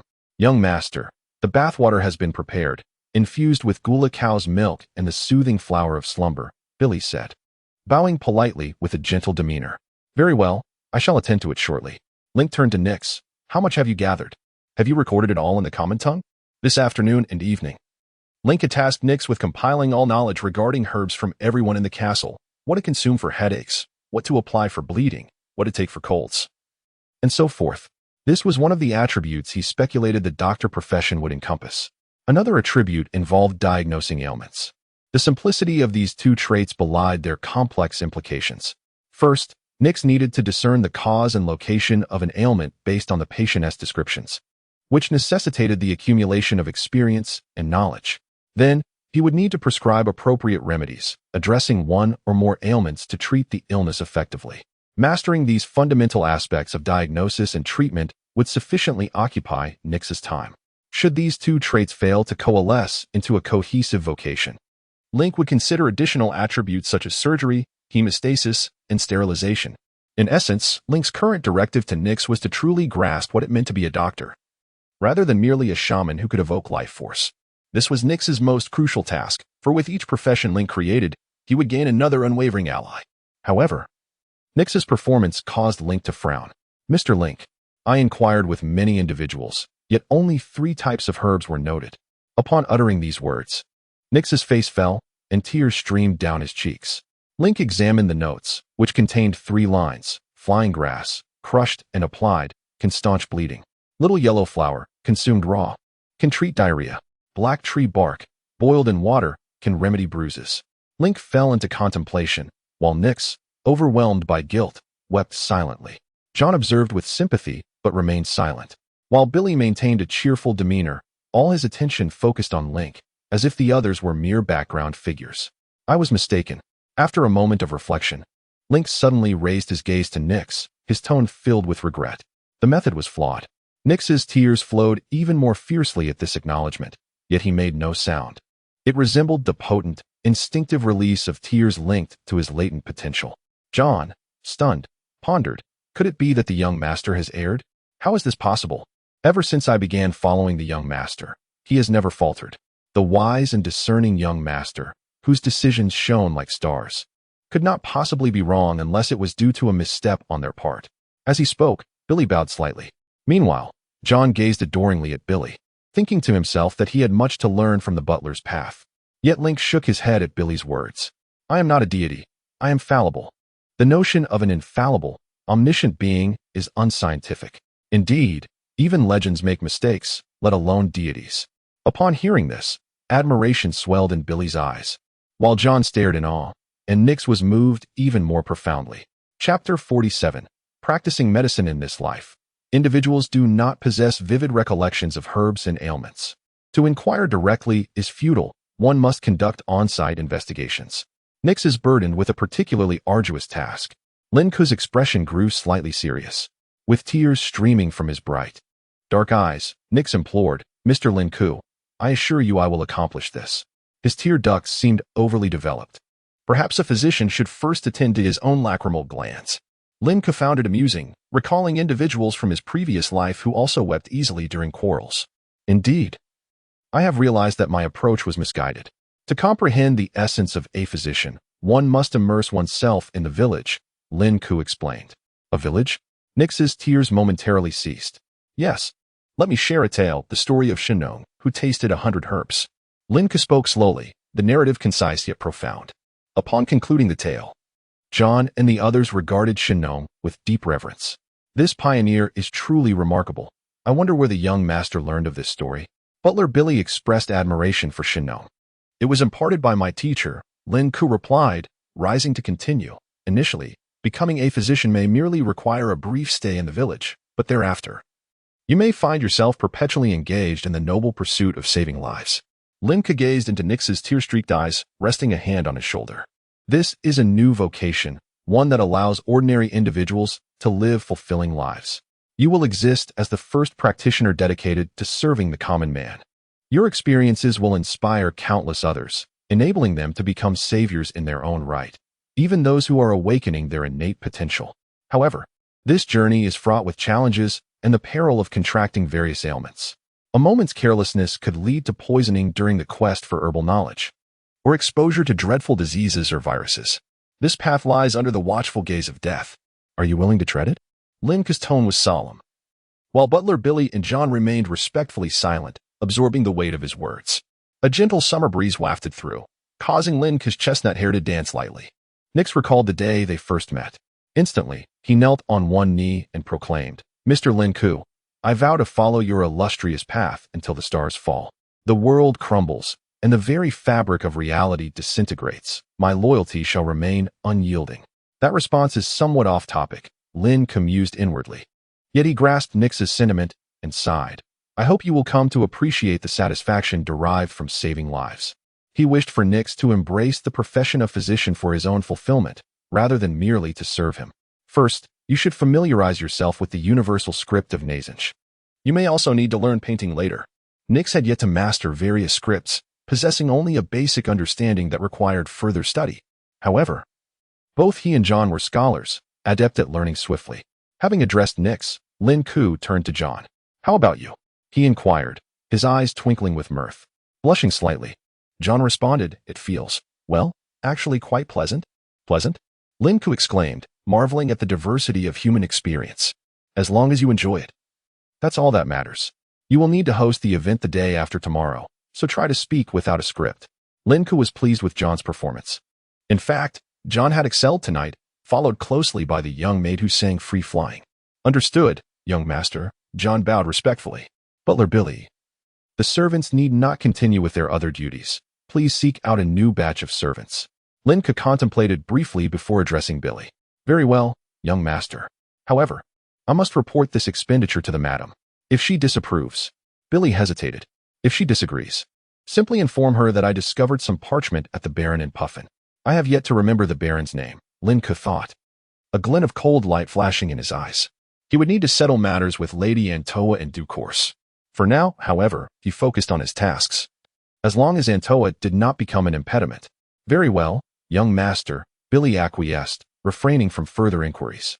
As for the financial aspect, you need not worry. I shall resolve it later.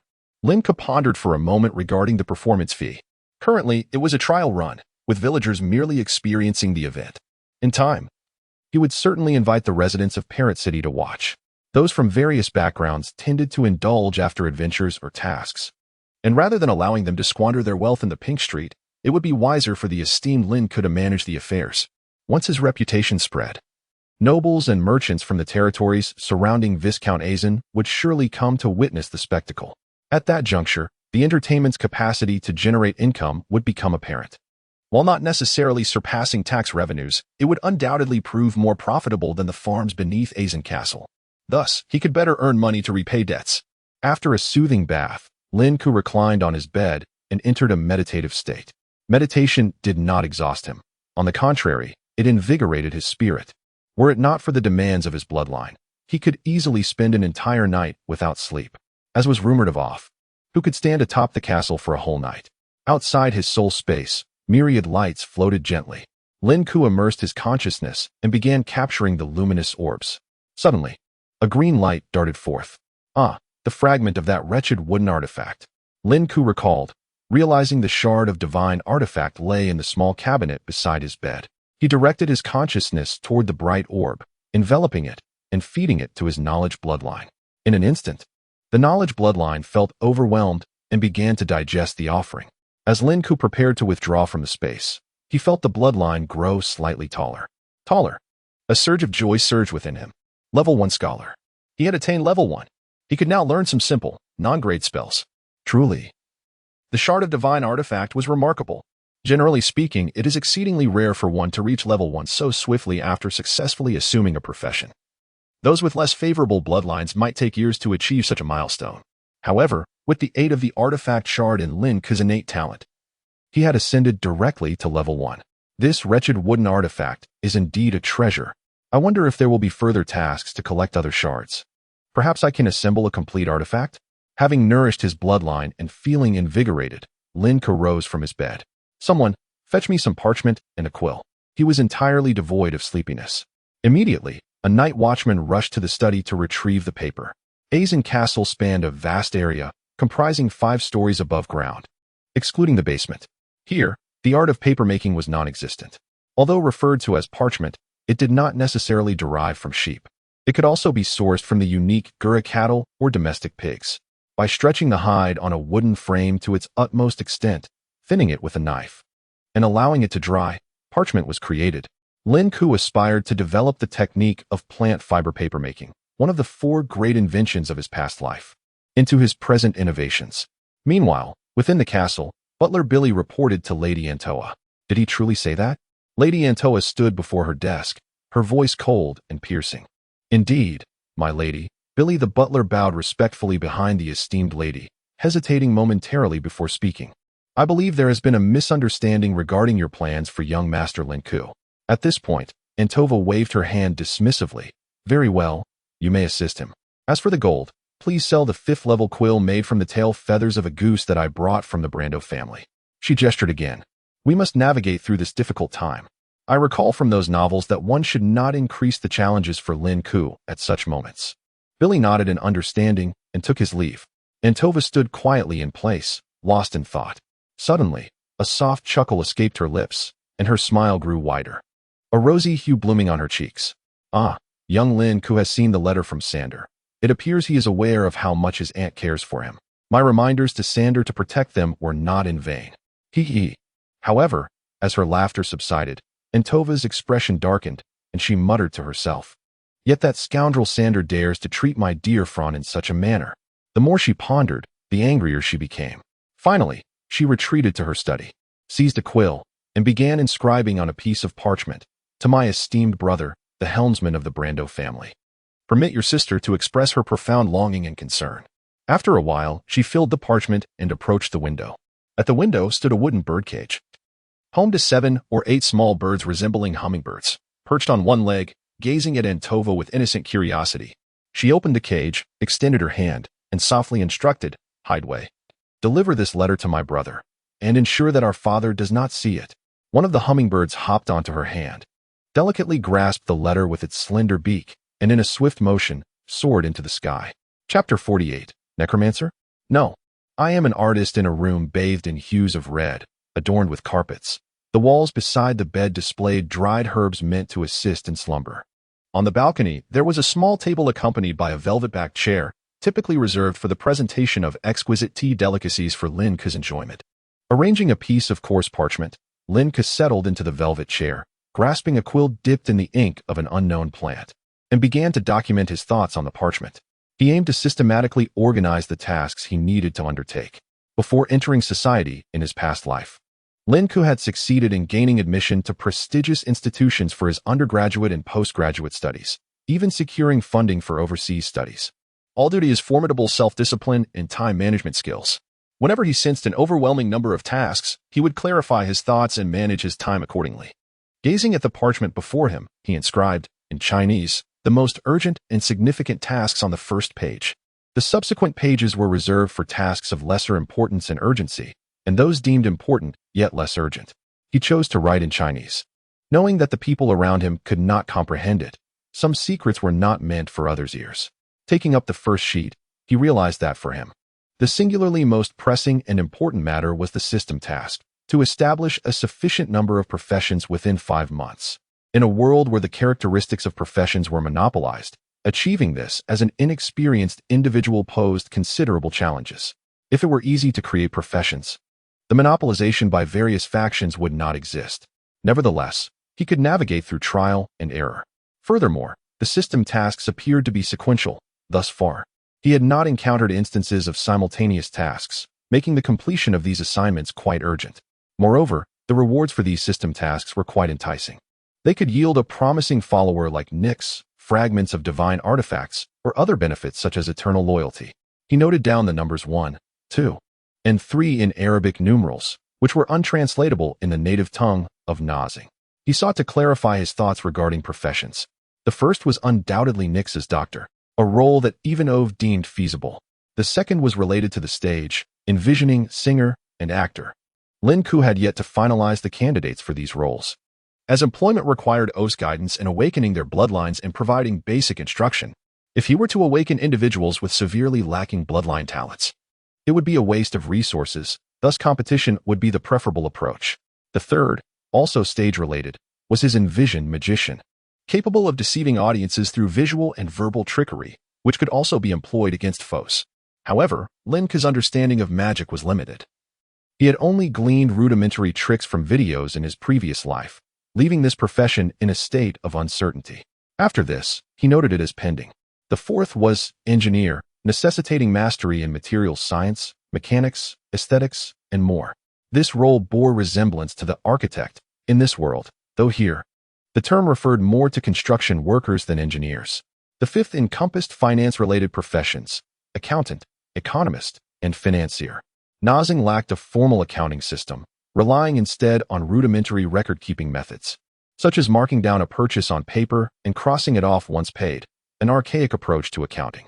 Economically, nobles and monarchs focused solely on obtaining dimensional coordinates from legends to establish colonial rule, showing little understanding of macroeconomic regulation or market economies. Fortunately, there was a nascent banking system here, represented by the Temple of the Goddess of Wealth, located several earldoms away from Azen. Lin Ke had grand aspirations for these 3 finance-related roles. For instance, could he create a financial demigod to topple the Goddess of Wealth? Yet, this remained a distant dream, as teaching financial principles would likely be a formidable challenge within 5 months. The 6th category involved legal professions, lawyer, judge, executioner, among others. The legal landscape across various kingdoms and territories was chaotic, often dictated by the whims of the nobility. For instance, if a noble disdained the slaughter of cattle, laws against such acts would emerge within their domain. Lin Ke, with limited energy, would require assistance in drafting suitable laws and ensuring their enforcement to bolster his authority and influence. Completely replicating the legal frameworks from his previous life was unwise. Adapting to local conditions was the true path to efficacy. Nonetheless, while direct replication was impractical, he could draw inspiration from his past experiences. Upon listing these professions, Lin Ke recognized the disarray of the entire societal structure in Nazing. Were it not for the formidable power of the actual rulers and the redirection of internal conflicts towards external expansion, this land would likely have been embroiled in perpetual warfare. His current professional considerations were limited to these, with additional ideas such as designer and film director being set aside for the time being, as they either lacked immediate relevance to his territory or required a well-established societal foundation. However, there was one more prospect: inventor. This profession, which he envisioned for himself, also demanded a robust foundational knowledge. Fortunately, he believed he could manage it, particularly if it were tied to a fortunate bloodline.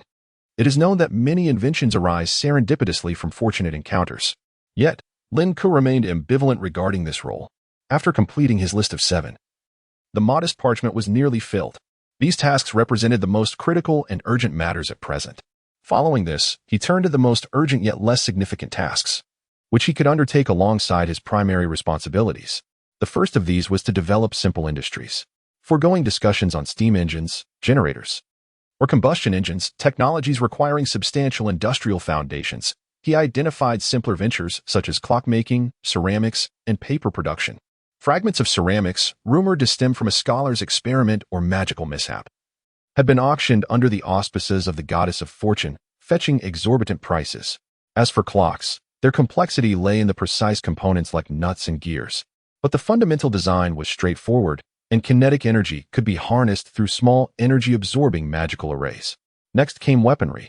The methods for hydraulic forging were uncomplicated. Yet the initial conception of such methods was the true challenge. Presently, weapon production was limited to individual crafting, resulting in a scarcity of weapons and even fewer masterfully forged items by blacksmiths. Thus, the immediate yet less critical endeavor was to establish a sufficient industrial framework, which could subsequently enhance the productivity of military, agricultural, and textile sectors. With ample production capacity, human resources could be liberated, leading to a substantial population base. Additionally, rare bloodlines and exceptional professionals could emerge from this larger pool. Simultaneously, a burgeoning population and abundant production capacity would fuel the growth of the entertainment industry. Consequently, Lin Ke could amass sufficient gold coins to pursue even more ambitious projects, fostering a virtuous cycle. Therefore, the establishment of an industrial system was imperative. As Lin Ke meticulously documented, two furtive figures materialized on the periphery of a wooded area bordering the official road. They cautiously ventured into the copse. Their bodies stooped as if in search of something. Presently, the female figure emitted a gasp of dismay and collapsed to her knees. After a period of frantic groping, she began to weep, her face buried in her hands. The male companion approached and knelt beside her. After a protracted silence, the woman finally lifted her head, her expression contorted with venom. "That wretched young Master Lin has discarded Roosevelt's corpse here," she exclaimed to the man beside her, her voice laced with bitterness. "It's gone." Roosevelt had been a member of the Guard, slain by Lin Ke for deserting his post when confronted by a deep-sea behemoth. At her feet lay a desiccated corpse, the tattered remnants of its attire identifying it as a guard from Eisenach Castle. The woman's fingers had been probing Roosevelt's remains. "The power of the gilded sovereign is gone. What will we do?" The man, though sounding grief-stricken, hesitated. "Should we seek refuge with?" "Impossible," the stout, middle-aged woman interjected, her features contorted in rage. At that moment, a gust of chilling wind swept through the area, causing the man to shudder. He frantically scanned their surroundings, but found nothing beyond the gnarled trees. The sight of these trees filled him with unease, and he urged the woman to incinerate Roosevelt's corpse and depart, citing rumors that necromancers in Nazinger were wont to defile corpses and manipulate souls. The woman scoffed at his fears, dismissing tales of necromancers as mere fables concocted to frighten children. She stared vacantly at the desiccated corpse, then murmured, "We must seek out more children, those capable of perfectly nurturing the gilded sovereign's essence." Upon hearing this, the man's face fell, the despair of their situation eclipsing his fear of the surrounding shadows. "Eisenach is teeming with powerful individuals, and we've lost our strength. We're mere mortals now. If we're discovered, we could be apprehended by the castles." The woman abruptly cut him off. "Silence. Do not speak of Eisenach. Those accursed nobles deserve to perish. They all deserve to perish." She launched into a tirade, her words escalating into physical violence as she rained blows upon the man. He cowered, shielding his head, but eventually retaliated, striking her across the face. "Enough. If not for your ambition to enter the Prism Spire, we would never have found ourselves in Nazinger." Stunned, the woman sank to the ground, her face a mask of disbelief. "You struck me. You dare strike me?" Though trembling with fear, the man's tone was resolute. "We can no longer sense the gilded sovereign's power. Without sufficient noble gold, we will perish. We require gold. Gold imbued with the aura of the goddess of wealth. And only Eisenach Castle possesses gold with that divine essence." His brow furrowed deeper with each word. "But it is guarded by a formidable steward, and now a sovereign resides there. Infiltrating it is impossible." The woman, still reeling from the blow, listened silently. "Eisenach, cursed Eisenach," she muttered, glaring at the man before resuming her vitriolic curses against Eisenach. Suddenly, an unexpected voice shattered the tense atmosphere. "Greetings. Esteemed visitors from a lesser plane, could you direct me to Azanin Castle? The voice was bright and cheerful, belonging to a young man in his 20s. But in the dead of night, neither the woman nor the man found it comforting. Sire, we are humble peasants from Azanin village. May I inquire as to your purpose in seeking our lord? The man stammered, seizing the woman's arm and forcing them both to kneel before the unseen youth. The man trembled, sweat beading on his brow, while the woman wore an expression of abject terror. You are not being forthright, the youth said, appearing before them in an instant. Commoners do not refer to themselves as humble peasants. The man raised his head, his pupils constricting at the sight of a fair, delicate face, framed by flowing pink hair. The youth leaned in, his nose almost touching the man's. Unfamiliar souls. Gilded? What an uncouth title. 20 levels to become a sovereign in your realm? The youth's eyes curved into crescents as he peered into the man's eyes. The man desperately tried to retreat, but his body was paralyzed, and he screamed internally. Soul, you are touching my soul. A necromancer. A necromancer. Legend had it that necromancers tracked the scent of death, eager to defile the souls and corpses of the deceased. In reality, the light in the man's eyes flickered and died, and he slumped to the ground, lifeless. The youth licked his lips, revealing a crimson gem embedded in his tongue. Fear. Anger. Passable. He was a warrior, perhaps even a seasoned one. A frogman warrior, how quaint and intriguing. He turned his bright, dark eyes to the woman. Who are you? Do not kill me. I am an apprentice of the Prism Crystal Spire, a disciple of a Saint-tier master. She cried hysterically, the man's death having shattered her composure. The youth's eyes lit up at her words. He straightened, then tapped his left breast with his delicate fingers. I hail from the abyss. I am a soul manipulator. I am not a necromancer, but an artist. You may call me Riven. Remember, I am an artist. I do not like being addressed as master. Furthermore, life is but a grand decay. Would you care to experience it prematurely? Riven smiled. The woman's expression of shock dissolved into a blank stare as she met Riven's gaze. Her body collapsed like a rag doll, and she fell silent. Riven clicked his tongue, then licked his slender fingers, his expression one of dissatisfaction. Envy, arrogance, greed. Bah! He spat, an action incongruous with his refined appearance, then wiped his mouth.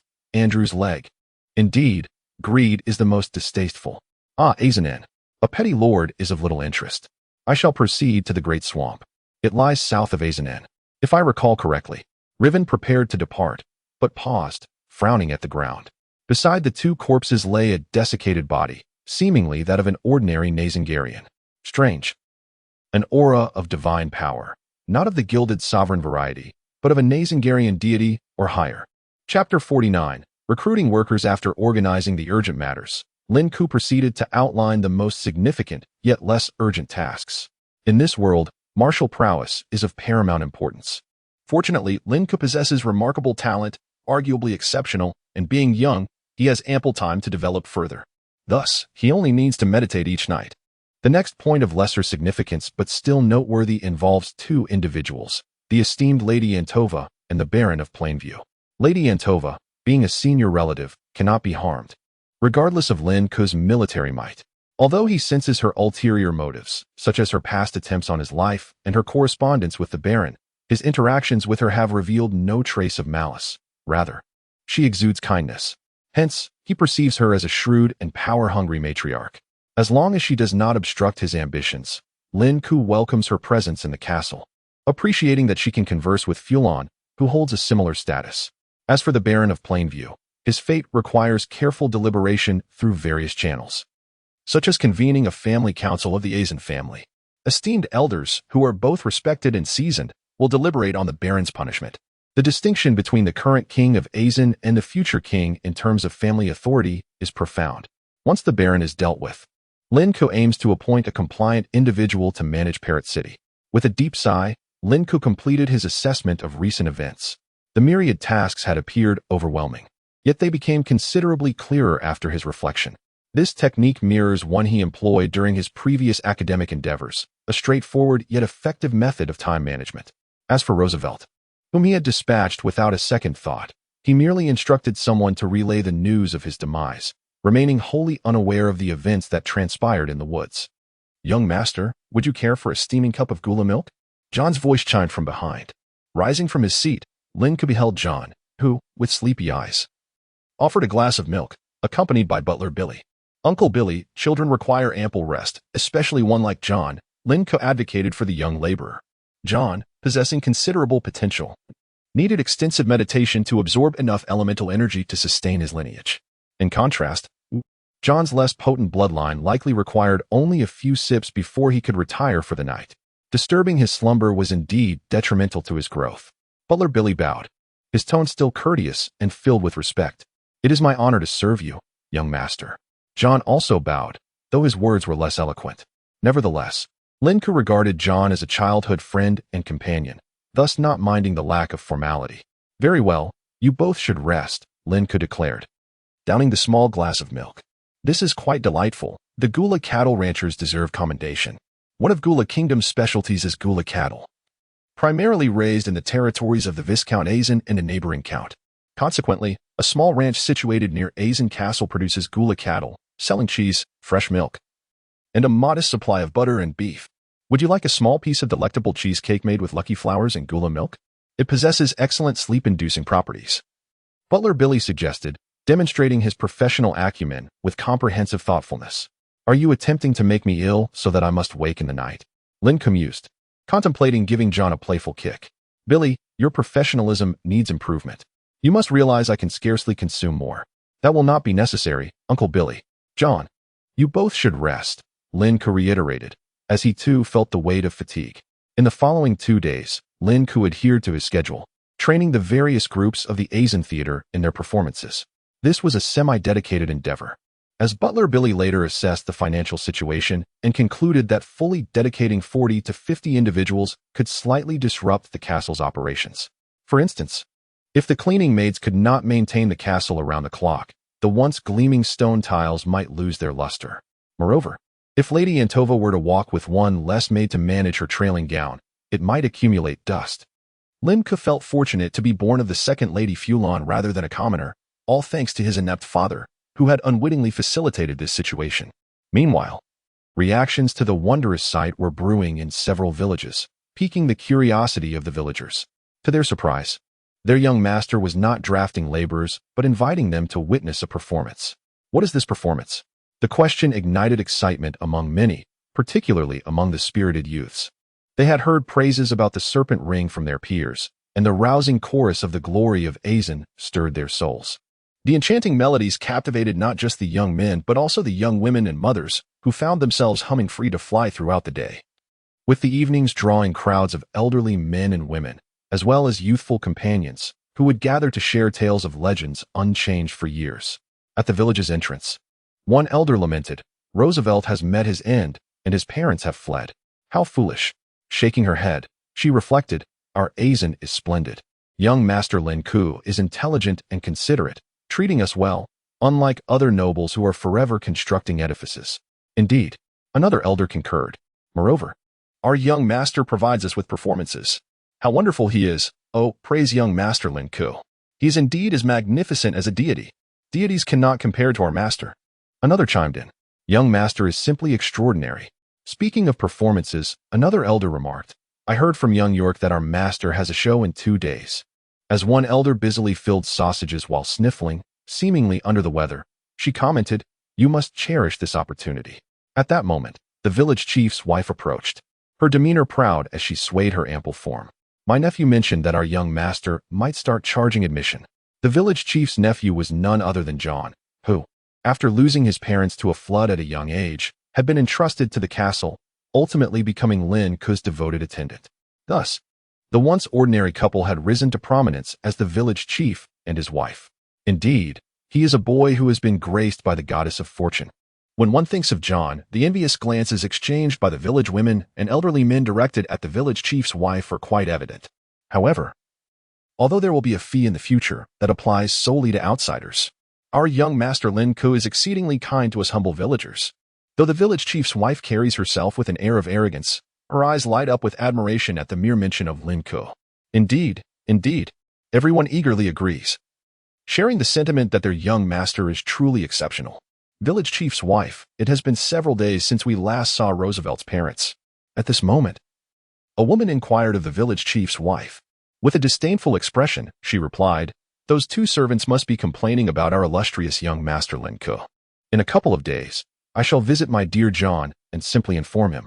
As for their remaining assets, at the mention of assets, a hush fell over the gathering, with the women exchanging glances, each harboring their own hidden agendas.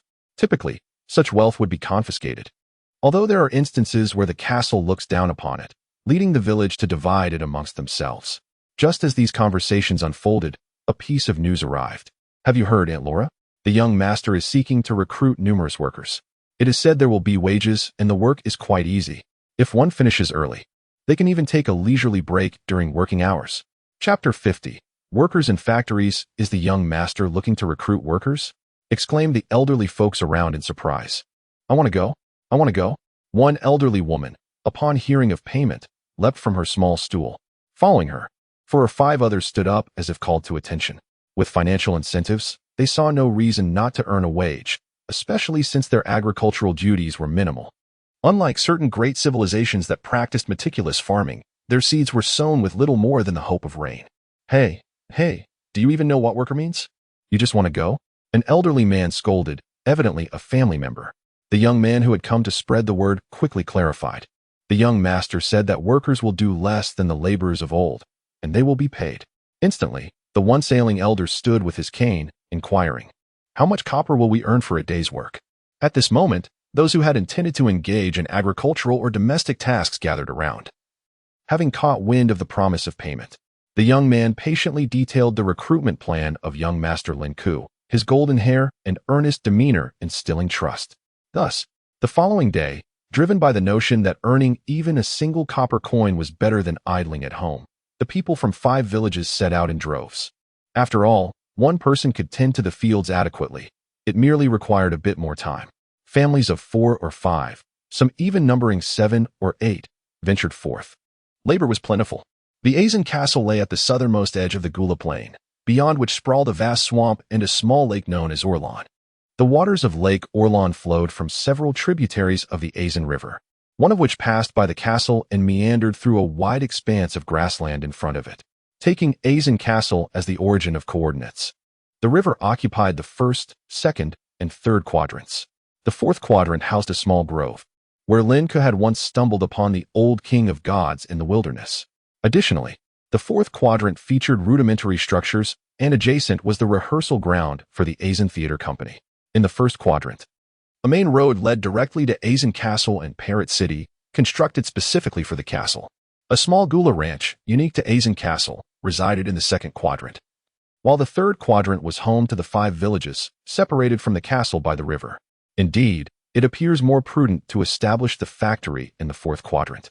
Lin Ke thought as he surveyed the coordinate axes drawn on the table, finalizing the factory's location. Establishing it in the 1st or 2nd quadrants risked polluting the downstream water sources. The 4th quadrant, being close to the villages and downstream of a small river, offered ample space and was ideally suited for the factory. Teacher, Lin Ke rose from his seat, glancing back at the curious Alf. Shall we proceed now? Alf's eyes sparkled with curiosity. Is this what you call mathematics? Those numbers seem unrelated to this drawing. His school, characterized by its freedom, had scholars who specialized in mathematics, elevating their understanding to levels beyond 15. He couldn't fathom the utility of such numerical focus, especially when the present matter did not involve numbers. This is called a coordinate axis, a rather practical technique. However, let us first proceed to construct the factory, shall we, teacher? Lin Ke chuckled, knowing that mathematics was one of the foundational pillars of modern science. Very well, you may take the lead. Alf was not particularly interested in mathematics, but assumed Lin Ke was eager to showcase his newfound skill, much like a child excited to share a newly learned idiom with their parents. He found a peculiar fondness in being regarded as an elder in this context. With this sentiment, Alf guided Lin Ke to a spacious clearing. This locale was not far from the village. In the south, the outlines of small trees bordering the swamp could still be discerned. This will do, teacher. Lin Ke observed the flat terrain, perfect for constructing the factory. The first factory he intended to build was a paper mill. In his previous life, Lin Ke had been unaware of the specific plants used in ancient papermaking or the intricate processes involved, but he was determined to research it. His destined vocation, bestowed by his fortunate lineage, was that of an inventor, characterized by traits of invention, manufacturing, innovation, and imitation. He firmly believed that imitation was among the most vital abilities, followed closely by innovation. Throughout history, humanity's earliest inventions stemmed from imitating the myriad forms of nature, gradually evolving from imitation into innovation. Lin Ke's inaugural invention would be paper, a medium to preserve and transmit human civilization. Be it the laborious to produce and difficult to write on parchment or bamboo tubes requiring carving. Neither could rival the ease of writing and recording offered by plant fiber paper. Moreover, it was far more economical and conducive to industrialization. Once paper became widely accessible, education would flourish, subsequently propelling societal development. Thus, Lin Ke's first creation would not be a clock or ceramics, which might yield greater profits. Rather, it would be paper. Though the latter two might be more lucrative, Lin Ke's current finances were merely pocket change, and he was in no rush to amass wealth. Furthermore, paper could be categorized into inferior, medium, superior, and exquisite grades, each possessing substantial profit potential. Teacher, please demonstrate your magical prowess and exceptional control. Lin Ke alighted on the ground, gesturing toward the clearing ahead. With a gentle smile at Lin Ke's compliment, Alf raised his right hand, summoning the thunder staff, which he brought down forcefully onto the ground. A resounding shockwave radiated from the base of the staff, causing the earth to undulate like waves. Shall we construct it according to your earlier drawing? Alf, electric energy coursing through him, gazed at Lin Ke with eyes ignited by violet light. The energy surged, even causing their garments to flutter without wind. Yes, teacher. Standing beside Alf, Lin Ke felt the tumultuous energy waves, secretly envious. Truly, he was a level 19 practitioner. All right. Alf extended his right hand toward the quaking ground, fingers splayed. Observe closely. This is another skill of mine. Gravity. In an instant, mounds of earth surged upward. Coinciding with Alf's proclamation, ancient earth mages could easily achieve this, yet they were limited to controlling earth elements. While a practitioner of the truth researcher class can manipulate various elements through gravity. Gravity, despite Alf and this world's lack of profound understanding, was a concept whose mere recognition sufficed. One wondered if anyone here had ever been struck by an apple. With a rumbling sound, as the earthen walls rose, Alf concentrated once more, his palm clenched. The wall solidified inward, becoming increasingly sturdy, and upon reaching a certain density, Alf glanced skyward. With a thunderous crack, on a clear day, 7 or 8 bolts of lightning cascaded down, striking the earth, which had become as solid as steel. Thus, a factory without a roof was born. Chapter 51. High-end combat power is the primary productive force. A medium-sized paper mill, covering several hundred square meters, has been successfully established. As for the roof, it was a simple task for Alf, who once again employed the same techniques to create a factory imbued with an otherworldly aesthetic. I can only take it this far. You will need to invite an architect to inscribe runes such as sturdy and ventilated, and a rune master to depict protective and concealment barriers. Alf offered his expert advice. Truly, Alf is a remarkable mentor. It seems the professions of architect and rune master are not present in Parrot City. It appears I will need to inquire in the cities of other noble territories. However, Lin Ke suddenly had an idea. Teacher, is there perhaps a tome, like the Compendium of Professions, that records the characteristics and capabilities of various professions? Alf was taken aback. How could such a miraculous book exist? Seeing Alf's reaction, Lin Ke merely took note and refrained from pursuing the matter further, instead stating, Teacher, I shall commence my research on paper. Alf expressed his approval. Excellent. If you truly manage to create superior paper, the feedback could elevate your level by 4 or 5. The scholar profession is defined by relentless learning and research, yielding feedback from successful endeavors that liberate one from constraints. For instance, Lin Ke's current studies under Alf, encompassing the common tongue, history, and politics, provide him with minor feedback, enabling him to accumulate knowledge without encountering the level 1 or 2 bottleneck. Without such constraints, as long as his professional energy is sufficient, he can level up. Alf has been trapped at the 19th level bottleneck for quite some time now, yet minor experiments fail to yield the necessary feedback. His profession as a truth researcher hinges on the pursuit of deeper understanding of truth itself. Consequently, while his side profession as an enlightenment teacher has reached level 11, his truth researcher remains stuck below 20. He has gleaned too little insight. For Lin Ke, researching and inventing paper could benefit the scholar profession. Upon the invention of paper, it is possible that Lin Ke might also secure a future role as an inventor through his lucky bloodline. By the way, little Lin Ke, what profession do you aspire to pursue next? If it is the truth researcher, you will need to join my school. As Alf and Lin Ke strolled leisurely by the river, they engaged in casual conversation. No, teacher, I do not wish to join a school. I prefer a more diverse spectrum of thought, Lin Ke replied, shaking his head gently in refusal. Teacher, adhering to a singular logic and perspective for an extended period may lead one to forfeit numerous possibilities. Even idealism, I believe, holds certain aspects worth emulating. Alf, upon hearing this, recalled some of the idealistic philosophies Lin Ke had previously shared. Yet, he recognized that Lin Ke would not fall into the same extremes as some. Your perspective is intriguing. Alf began to contemplate Lin Ke's words.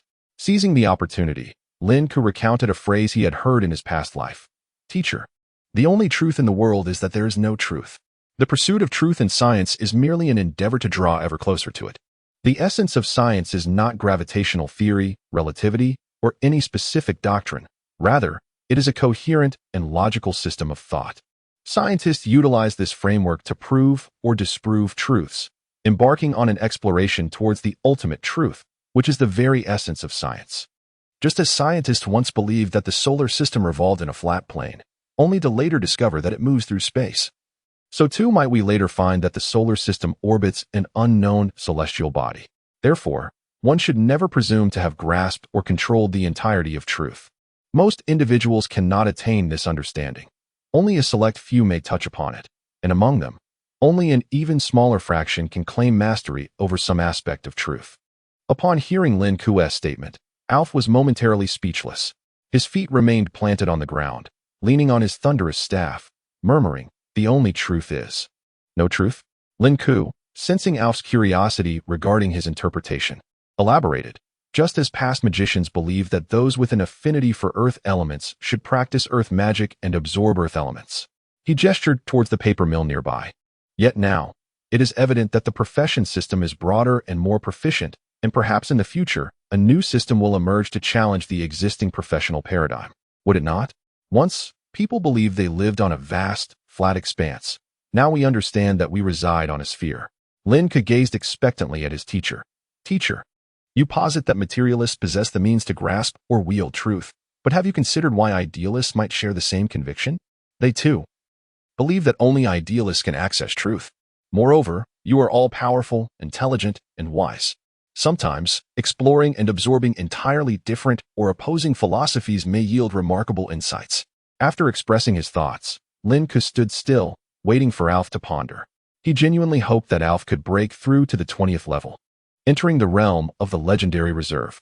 Ideally, he would also advance to the 21st level, attaining legendary status. Yet, this was merely a wish. After all, 999 of people cannot surpass this barrier, as the feedback required is immense. Much like those cultivators who need profound insights to ascend, sufficient understanding is essential for breaking through. If a scholar remains untransformed until level 20, breaking through the 21st level barrier cannot be achieved through just a few minor research projects. Lin Ke had numerous experimental methods that could assist Alf, yet he could not explain their origins. Thus, progress must be gradual. For instance, distillation requires glass. Suddenly, Lin Ke's lucky bloodline sparked with inspiration. He did not see it, but he envisioned electric currents dancing around Alf. If this were the ancient times, his teacher would undoubtedly be a formidable lightning mage. Lin Ke mused. At that moment, several fine arcs of electricity etched scorching lines across the ground. Startled, Lin Ke quickly dodged and distanced himself nearly 4 to 5 meters to observe. In doing so, he caught sight of a glimmering reflection near Alf's feet. Reflection? What could be reflecting? Wait, could it be glass? Lin Ke smacked his forehead. Of course, glass can be produced. This would enable him to conduct metal experiments to ascertain metal properties and calculate elemental reactions, potentially leading to the development of chemistry. Chemistry, the periodic table of elements. Various chemical materials and products. How could I have overlooked glass?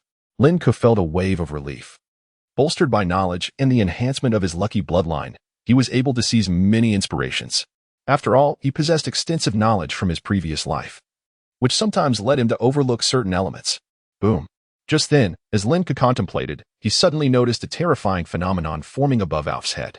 The sky darkened with dense clouds, streaked with lightning, as if every lightning point within 100 miles had been drawn to Alf. More alarmingly, His entire form was enveloped in blinding currents, resembling a humanoid lightning bolt. The thunder in the sky began to dissipate, having lost its focal point.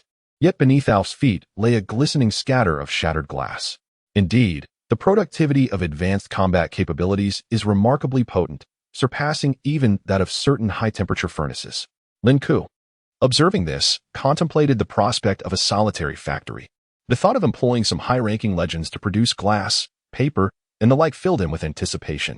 Meanwhile, at the moment of Alf's breakthrough, not far from Lin Ke and his companions, there lay the periphery of a small grove adjacent to a desolate expanse. Beyond the desert to the south lay the renowned Great Marsh. In the very spot where Lin Ke had previously vanquished the Old Man King, a figure emerged, a woman. Draped in a blue and white striped dress, she resembled a cascading wave. This woman possessed long, light blue hair cascading down to her waist. Skin so delicate it seemed fragile, and her irises were a striking contrast of left white and right blue, standing nearly 1.90 meters tall. She stood before a stone, furrowing her brow in deep contemplation, seemingly striving to perceive something. This stone was the very one Lin Ke had toyed with the old man before his demise. After a moment of intense scrutiny, she transformed into a massive wave, surging towards the distant marsh, simultaneously transmitting a message to the heart of the marsh. I am Tidal. Inform His Majesty the Sleepless that the King of Gods, Zernidal, has dissipated, and the core of the dimension is untraceable. In 10 days, summon all beast kings to meet me. Chapter 52, The Art of Papermaking by the Riverbank. Thank you, Lin Ke, said Alf, gazing at his disciple with profound emotion. If it weren't for you, I would not know when I would break through to the Starry Radiance level. The Starry Radiance, a tier just beneath the legendary, is the closest level to legend. Legends and deities shine like stars, and the essence of Starry Radiance signifies possessing a fragment of legendary power. Beyond Starry Radiance lies the realm of legend itself. Reaching from level 20 to 21 is a formidable hurdle that has ensnared countless individuals striving for Starry Radiance and demigods. Overcoming this threshold grants one the freedom to soar as high as the heavens. Master, my previous statement was trivial. What truly matters is the journey you have traversed. The accumulations therein, for that is the key to your ascension. The prospect of his teacher's breakthrough filled Lin Ke with genuine joy, not only due to their mentor-disciple bond, but also because it reinforced Lin Ke's own standing. Starry Radiance. It is indeed the pinnacle beneath the legendary. The path you have walked, without your gentle push, I would not have succeeded, Alf replied with a hearty chuckle, his face alight with happiness. Now let us take a stroll. You mentioned needing plant fibers to create paper, did you not? He felt a slight embarrassment, but Alf readily agreed. Indeed, once one reaches level 15, or even 10, meditation becomes less crucial. What holds significance is the feedback from one's profession. Lin Ke sighed in relief. That's wonderful. Master, I have suddenly discovered another potentially useful resource. He pointed to the crystals beneath Alf's feet. What is it about these sands?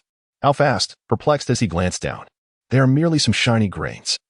Lacking the hardness of diamonds, they are merely aesthetically pleasing and of little utility.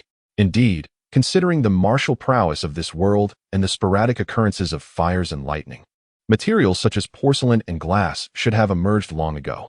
Had Lin Ke not been previously aware of glass's utility, he might have overlooked those glimmering substances as well. Master, shall we wager? Lin Ke chuckled lightly. Oh, what kind of wager? Alf inquired with keen interest. I bet that these materials will prove to be as useful in research as diamonds, and in many instances, even more so, Lin Ke asserted, gesturing towards the mixture of sand and glass. Alf looked down, then back at Lin Ke's eager expression. Very well, what shall the stakes be? Stakes? If I win, you shall agree to let me work for 4 months, solely focused on the creation of this material. If I lose, Lin Ke pondered. What would happen if he lost? He had no intention of losing. Yet, stakes were essential. However, Alf lacked for nothing. It was Lin Ke who needed Alf, not the other way around. If I win, you will give me your first earned gold coin. Alf chuckled softly. Our little Lin Ke should be capable of earning money on his own. No? Master. Lin Ke suddenly looked up, eyes brimming with gratitude. Very well. Just tell me how you wish to proceed. Master, creating this material requires certain tools. Let us resume our work tomorrow. For today, I would trouble you to construct another factory, Lin Ke suggested, pointing to the vacant land beside the papermaking workshop. This area was particularly spacious. And one of the reasons Lin Ke chose this location was its ample space. Identical to the first? Alf inquired. Lin Ke nodded, and thus, under Alf's command, a similar structure rose from the ground. The process of constructing the glass factory differed from that of the paper-making workshop. In fact, the buildings ought not to be identical, but minor adjustments could be made once all materials were gathered. The castle's rooftop was extraordinarily spacious, forming a circular platform that offered a view of the castle's arrow towers and the surrounding scenery, a delightful sight, albeit slightly windy. Should Garros later take on additional wives and bear more children, this platform would become the 6th level, and construction would continue to ascend. As Alf and Lin Ke descended, the guards stationed at the arrow tower cast a few glances before returning their gaze to the distance, fulfilling their duties diligently. At that moment, the platform was equipped with several boilers, reed mats, stirring sticks, and other tools. The initial process of creating plant fiber paper was not overly complex. The challenge lay in the refinement and evolution of various procedures until they culminated in something akin to modern A4 paper. Paper-making necessitated the cooking and separation of plant fibers, followed by pulping to create a slurry. Finally, the pulped material would be drained to form a wet sheet, which would then be dried to produce paper. Upon hearing of this method, Alf immediately recognized its feasibility. If successfully developed, it could potentially replace the expensive and durable parchment. This left Alf continually astounded by Lin Ke's intellect. After all, this process was akin to a mere layer of window paper, and breaking through that layer relied on fleeting flashes of inspiration. His disciple, Lin Ke, was precisely the type to possess boundless ingenuity. The master and disciple commenced their work. Alf set about cooking various common coarse fiber plants in 8 small cauldrons. With a gentle tap of his thunderous staff upon the ground, a magnificent fiery bird coalesced from the air, drawing gasps of astonishment from the servants, the Azen troop, and the guards at the arrow tower, who pointed and marveled at the bird, which was wider than the castle itself. Lin Ke felt a wave of heat wash over him and couldn't help but chuckle. Master, perhaps we could summon a smaller flame bird using less magical energy. Apologies, I have just advanced, and my control over power is somewhat unstable. Although Alf could not see it, the attention garnered by his summoned creature made him feel slightly uneasy. He quickly waved his hand, transforming the flaming bird into 8 smaller birds that descended and enveloped the 8 cauldrons. The intense flames ignited, causing the pots to gradually come to a boil.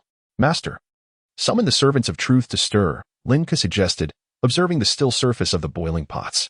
With a wave of his hand, Alf summoned 8 servants of truth, who began stirring with a wooden stick conjured by his lightning arm.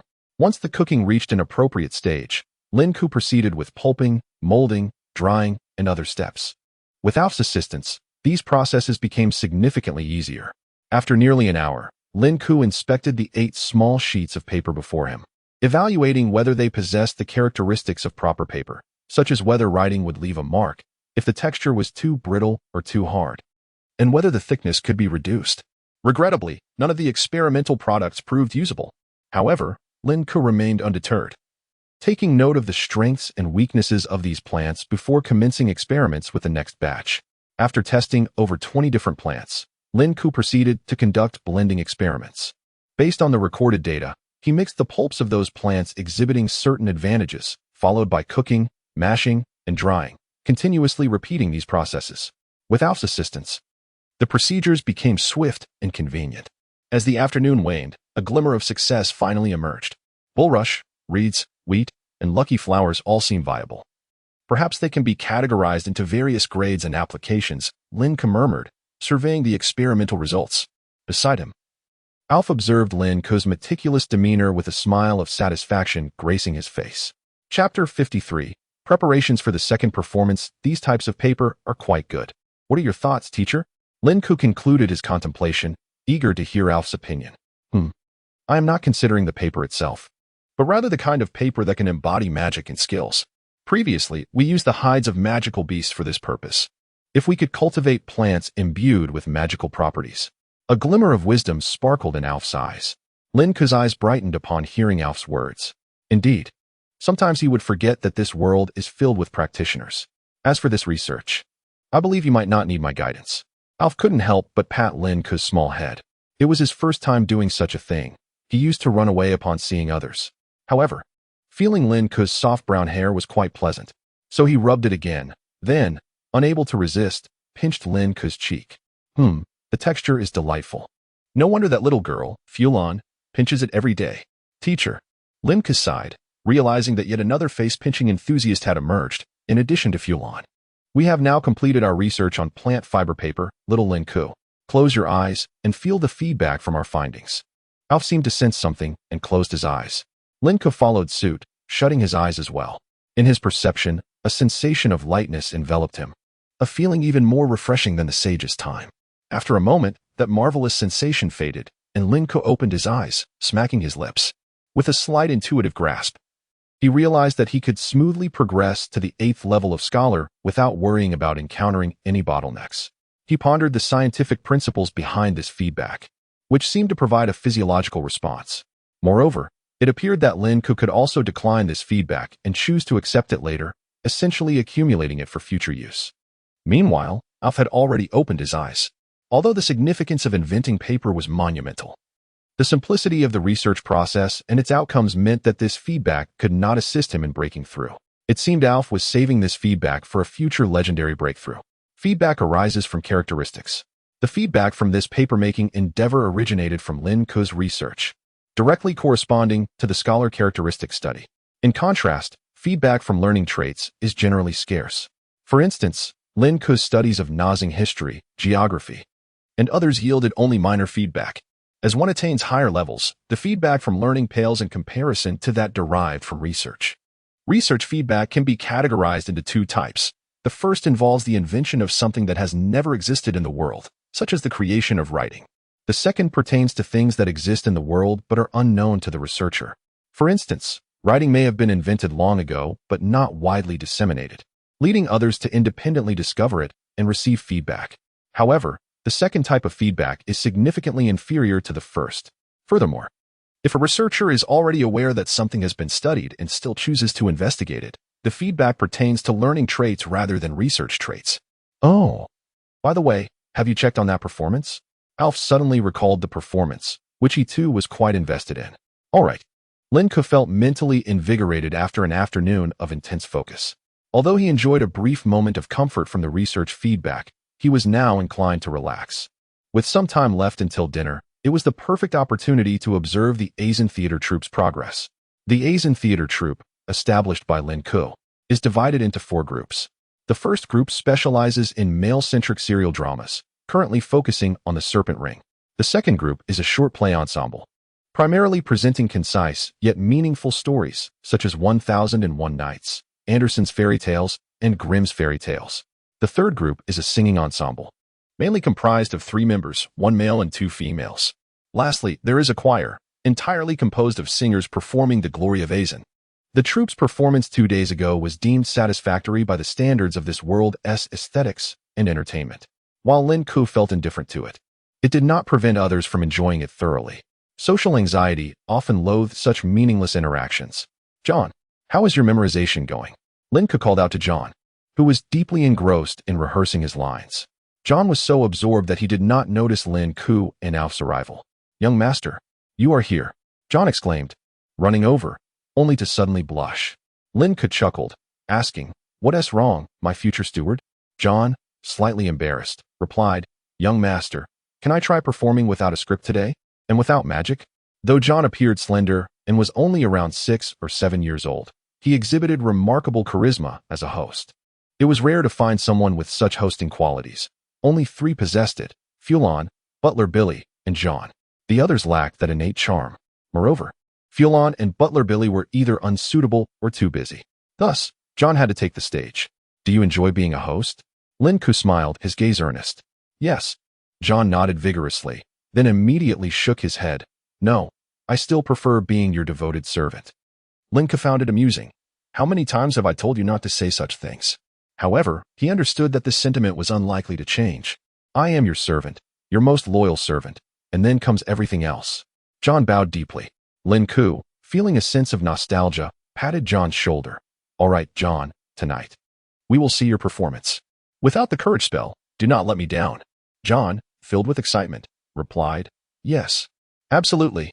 He recalled the exhilarating feeling of hosting before an audience of over 200, where he could stir emotions through the art of language. He adored that sensation.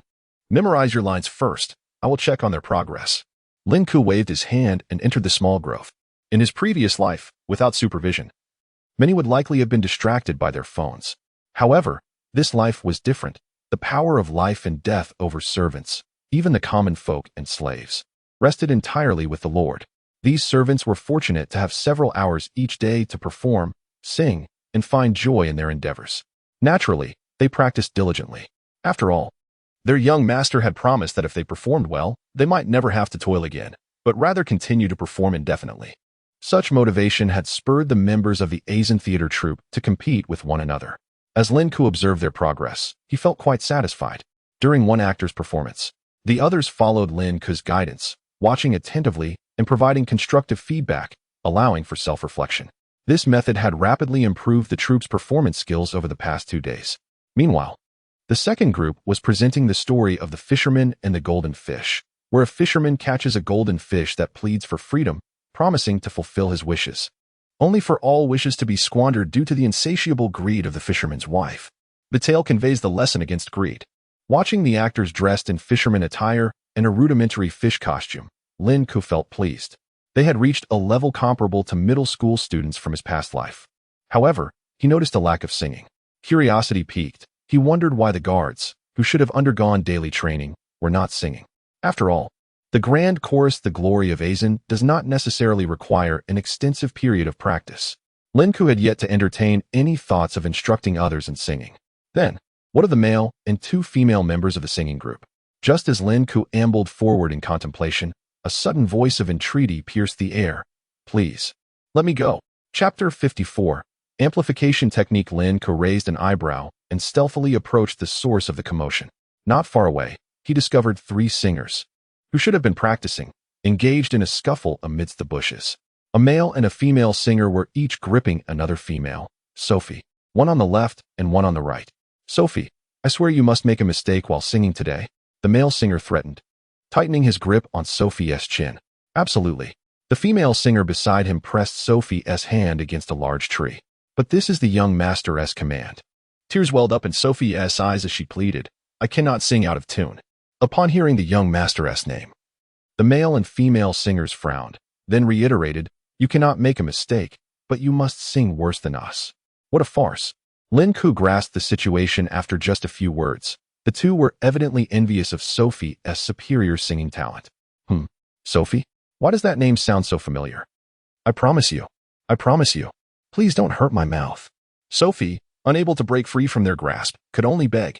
Finally, they prepared to release her, exercising caution to avoid any visible injuries. This was the survival strategy among the castle's servants. They could quarrel amongst themselves, but must never let the master or the young master discover their disputes. At that moment, a small figure, a child of about 7 or 8, caught Lin Ke's eye. The 2 singers were startled. "Who permitted you to act this way?" Lin Ke emerged slowly from behind the bushes, his expression devoid of emotion as he regarded the pair. "Young master." The male singer immediately knelt, cold sweat trickling down his brow. Damn it, wasn't the young master supposed to conduct experiments this afternoon? Beside him, the female singer turned pale, frozen in place, unable to utter a word, seemingly stunned by fear. Sophie fell to the ground and turned to see Lin Ke. "Get up, practice well, and ensure there are no mistakes tonight." Lin Ke spoke softly, like a gentle breeze. However, Sophie never expected to confront him under such circumstances. "Young master," she murmured, "stand up and go practice now." Lin Ke was quite pleased with the song Sophie performed. She was at the level of a child star and would soon reach the status of a singing sensation, though he would have cultivated the other 2 as well. Given that they were his servants, he was displeased by their willingness to engage in the entertainment industry's petty rivalries at such an early stage. Indeed, where there are people, there will be conflict, but he preferred that such competition stem from skill, vocal ability, expressiveness, and character rather than from malicious rivalry. "You 2 should also perform well tonight." He glanced at the kneeling male servant and the female servant, who had slumped weakly beside him. "Thank you, young master." "Thank you, young master." The male servant hurriedly bowed in gratitude, while the female servant, whose composure faltered, followed suit, bowing in thanks. "However, after your performance, go and explain the situation to Butler Billy. Otherwise, I will have to intervene on your behalf." Was he that talented young starlet only around 10 years old? The male and female singers were both in their 20s. This was the root of Lin Ke's indignation. Had these two not remembered for whom they were serving? He would have truly considered replacing them, though he had no other suitable candidates for singing, and these two were hardly melodious. At least they conveyed some semblance of feeling in their performances. Young Master, the female singer, however, followed Lin Ke, her expression tinged with fear. Don't be afraid of them. Just go practice, he reassured her. Moreover, he suddenly recalled, wasn't he this girl's name, that of his former personal maid? In this context, a personal maid could play an essential role in one's sexual awakening. Lin Ke had no intention of entrusting his first experience to a bewildering noble initiation. Sophie halted, looking somewhat forlorn. Come to me when your singing is good enough, Lin Ke called back as he walked away, his voice lingering in the air. Sophie's previously sorrowful expression vanished as she stood rooted to the spot, gazing at Lin Ke's retreating figure, an unnameable glimmer sparking in her eyes. Night fell as expected, and within the marvelous place, the clamor was deafening. Rows upon rows of truth servants and torch-bearing guards were maintaining order. Lin Ke had anticipated spectators, but he had not expected such a multitude. Fortunately, the guards were plentiful, and under Professor O's seemingly boundless magical prowess, the truth servants were equally inexhaustible. Yet the cacophony was overwhelming. Amidst the noise, Lin Ke felt as though he might burst. Little Lin Ke, it's so noisy here. Beside him, Fulon plugged her ears with her fingers. It is indeed loud, a throng of commoners, Lady Antova remarked with a placid demeanor. Antova and Fulon appeared emotionally stable, devoid of the sorrow and despair they displayed upon learning of Garos's plight. It seemed that the assurances from Ove and Lin Ke were indeed effective, while Butler Billy's emotional mediation played a crucial role as well. Do you need me to quiet the crowd, ladies? Butler Billy inquired respectfully, bowing before Antova and Fulon. Beneath their feet lay a mosaic of triangular truth servants forming a platform for the four of them. Ove stood at a higher level, although he and Fulon were acquainted. Their relationship barely masked his inherent social anxiety. Please wait a moment. Lin Ke cleared his throat, a surge of magical energy coursing through him. Taking a step forward, he commanded with authority, silence. His voice, though not imbued with the magic of courage or any other spell, seemed to resonate with an unearthly power, echoing outward. This was not quite magic, but rather a technique for amplifying sound. Not yet a second-tier practitioner, he could not wield first-tier spells. This was merely a minor skill he had acquired to spare his throat from constant shouting. Who is that? That is the voice of young Master Azen. At that moment, Lin Ke again called for silence, and the crowd gradually hushed, conversation fading into whispers. The atmosphere grew tranquil, save for some rustling sounds. Wow, little Lin Ke. You can use magic now, Fulon exclaimed with wide-eyed delight, while Lady Antova and Butler Billy exchanged surprised glances. Lin Ke did not deny it. No. This is merely a small technique taught to me by Professor Oaf. Though it was just a minor skill now, he anticipated the future mastery of larger spells, such as Soundwave Blade and Destructive Resonance. How wonderful! Fulon cheered, then turned to Antova. Sister, shall we celebrate tomorrow night? The chattering male servant? John? Lin Ke found it amusing. Lady Antova spent her evenings either gazing vacantly at the night sky or having her personal maid massage her back, a waste of precious time. However, with a staggering debt of 280,000 gold coins looming over her, she likely found little peace in her life. Seeing Fulon regain her former vitality brought Lin Ke comfort. Thus, he remained silent, continuing to observe the stage. At that moment, on the stage, John had donned a striking red butler's uniform, wielding a wooden staff amplified by Ove's spell. He had no script in hand, indicating he had memorized it well. Ladies and gentlemen, welcome to the marvelous place, John proclaimed, his voice filled with enthusiasm yet betraying an undercurrent of tension and tremor. Without the aid of courage-enhancing spells, he felt a twinge of nervousness in the presence of the darkened crowd. However, as soon as he finished his greeting, an unexpected silence enveloped the venue. No one responded. An awkward pause ensued. John suddenly swallowed hard, momentarily forgetting the script he had rehearsed for so long. Chapter 55, Sophie's Self-Enlightenment. Alas. Lin Ke suddenly comprehended the reason for the awkward silence. Initially, he had called for quiet due to the noise below, but the common folk, lacking experience and having only encountered such a stage for the second time, were oblivious to the concept of ambience. They were entirely unaware that the silence before a performance did not equate to silence during the act. Lin Ke grappled with whether he should intervene and suggest that they could now make noise. However, doing so would have projected an image akin to that of a tyrant. Even tyrants typically allow their subjects to express themselves, as it serves little purpose to suppress them. In a moment of contemplation, Lin Ke glanced upward, pondering whether to have the teacher grant John a few enhancements. It would suffice for John to continue with his narration. His thoughts crystallized in an instant. Indeed, John should proceed. To his surprise, John displayed neither panic nor embarrassment. He bowed slightly towards Lin Ke and inquired, "Young master, may we cheer now? For your greatness and wisdom, as well as for this splendid performance?" Instantaneously, the commoners turned their gazes upward, looking at Lin Ke as if he were standing upon a cloud. They instinctively believed that Lin Ke's demand for silence was to enforce quietude throughout the performance. Thus, they remained obediently silent. Lin Ke exhaled a sigh of relief and declared in a slightly elevated tone, "The silence has concluded. Let your cheers resound." The commoners exchanged glances, and then erupted into a chorus of cheers and whistles. Even Flan could not contain her exuberant shout, only to be met with a disapproving glare from Antoa beside her. Unbeknownst to Antoa, her expression and the corners of her eyes were subtly transforming, revealing a hint of delight. Emotion and atmosphere are indeed of paramount importance. Meanwhile, John breathed a sigh of relief and, with fervor radiating from his countenance, proclaimed, "Our first performance is by the third troupe of the Azen Theater, Sophie. She will be singing the most brilliant Azen, composed by the illustrious young master Lin Ke Azen." With that, amidst the applause, John exited the stage, his back already damp with perspiration. In that moment, he realized the art of hosting, as spoken of by the young master, demanded linguistic finesse and adaptability. He felt a stirring within. Sophie considered herself fortunate. Once, she believed that her shortcomings had displeased young master Lin Ke. After all, he had been quite young, and perhaps she had failed him in some way. Yet now, not only had he refrained from reproaching her, but he had also rescued her from the clutches of her two companions. Furthermore, young master Lin Ke had not forgotten her. "When you believe your voice is worthy, come find me, Sophie," were his exact words. He knew her name. It is well known that he has an exceptional memory, yet he struggles with names, often lamenting, Western names are so difficult to remember. How vexing." Although they, the servants, were unaware of any connection between themselves and the West, they recognized that aside from a select few, he could not recall anyone's name, not even that of their headmaid. Yet, he remembered Sophie's name, composed by the illustrious young master Lin Ke Azen. At that moment, as John concluded this proclamation, the stage dimmed. However, as darkness enveloped the stage, a series of rhythmic sounds emerged. The audience gasped in astonishment and curiosity as Sophie gradually made her entrance, the lights of the servants of truth illuminating once more.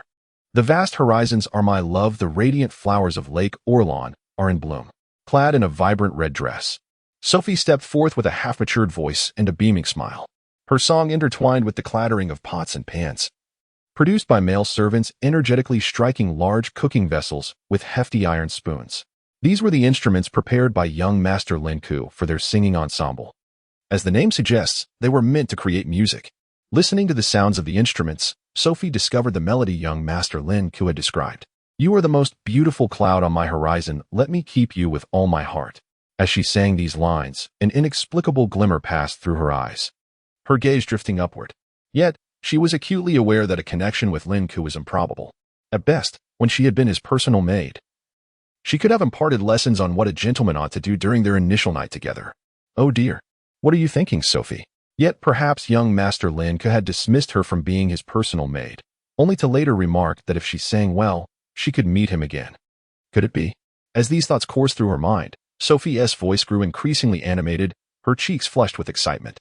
The anger of past abandonment, the resentment born from misunderstanding, the grievances of clarity, the fear of coercion, the joy of encountering the young master, and the emotional warmth of being remembered all mingled within her.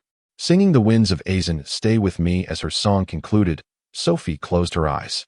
The audience, having just begun to stir with excitement, erupted in applause. "Marvelous! Absolutely marvelous!" they exclaimed. "This girl is truly exceptional. She must be a goddess." The audience buzzed with fervor, the atmosphere charged with enthusiasm.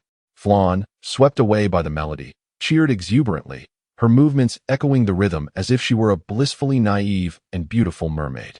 Lin Ke observed the amplified instruments below with satisfaction. While Sophie's singing was merely average by his standards, to the audience, it was a revelation, something they had never before encountered. However, Lin Ke recognized that there remained a long journey ahead for them. Moreover, there were possibilities for further development in instrumentation, perhaps drums, horns, lutes, zither, harps, and the like. Yet, these considerations paled in significance. Lin Ke sought to cultivate a diverse stage, one that could potentially foster careers and loyal followers, while also generating income to settle debts, rather than merely entertaining for entertainment's sake. This performance was indeed commendable. Lady Antoa nodded thoughtfully, attempting to maintain her composure, though her flushed cheeks betrayed her inner feelings. She glanced at Lin Ke, acknowledging, "Little Lin Ke, you are truly astute." Lin Ke smiled subtly, reveling in the rare praise from an adversary. Flan continued her jubilant cheers. "Little Lin Ke, that was magnificent. That girl's performance was simply enchanting." Like a vocabulary-challenged gorilla, she could only exclaim how delightful the singing was. "Singing is an art," Lin Ke corrected her. "It is merely one form of performance, albeit a unique one, expressed through melody rather than dialogue and action." She remained engrossed in her cheers, attempting to join in with her off-key singing. Seemingly eager to join the audience, whom Antoa had derogatorily referred to as the commoners. Yet, just as John was about to ascend the stage, Sophie unexpectedly halted, closing her eyes. The audience continued to cheer, but Lin Ke sensed something amiss. The song had concluded, John was ready to take the stage, yet Sophie remained, her eyes shut. With freckles dotting the bridge of her nose, her cheeks aflame, and her golden hair shimmering in the light of the servants of truth, it appeared that our dear Sophie was still lost in the echoes of the audience's applause. Let us bid farewell to little Sophie with even more exuberant cheers. At this moment, John, seizing the opportunity, prepared a few phrases that Lin had taught him, speaking them as he ascended the stage, inadvertently nudging Sophie. He was acquainted with Sophie, having often been in contact with her, and they shared a close friendship.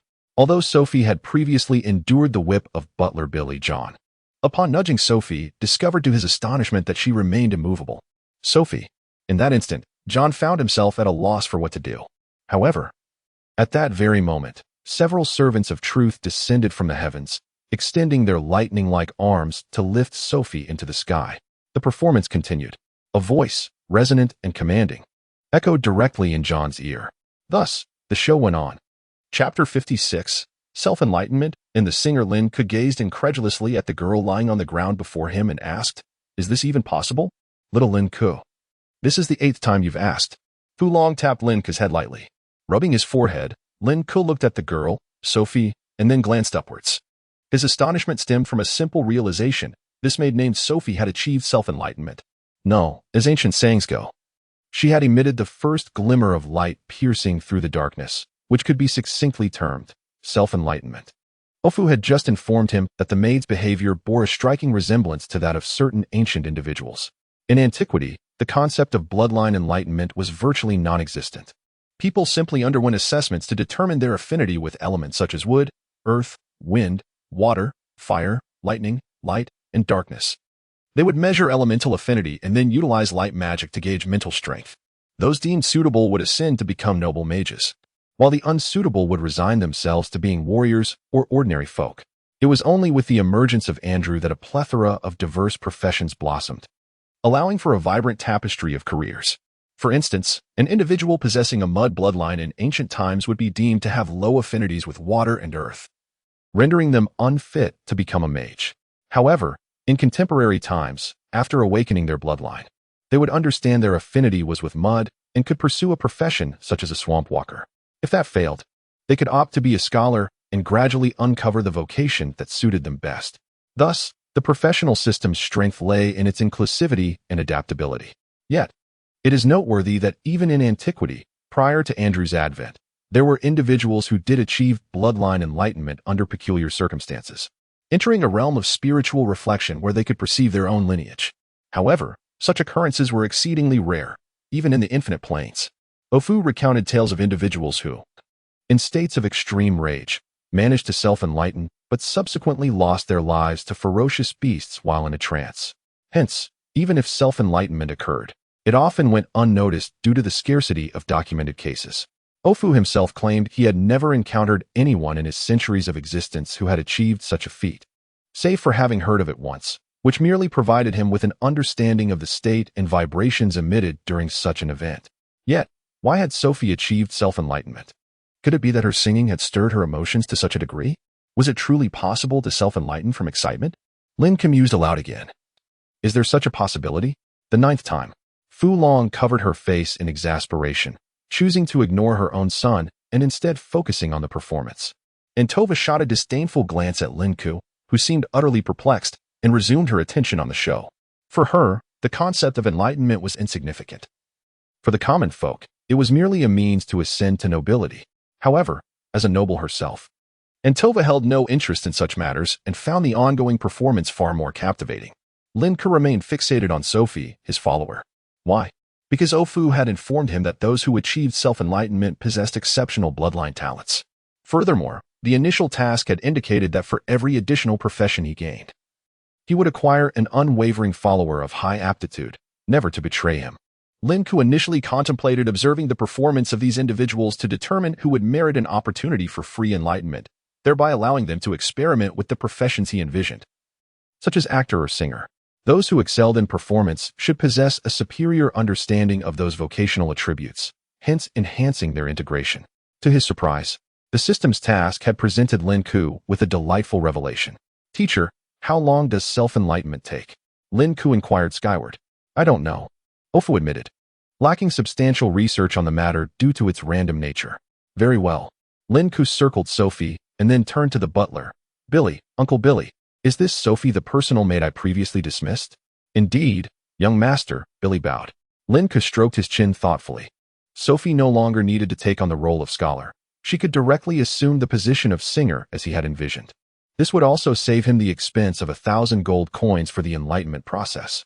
If the system could enable every one of his followers to achieve self-enlightenment, he might save several thousand gold coins. A single copper coin was equivalent to 4 or 5 soft currency units, and a gold coin equated to 4 or 500.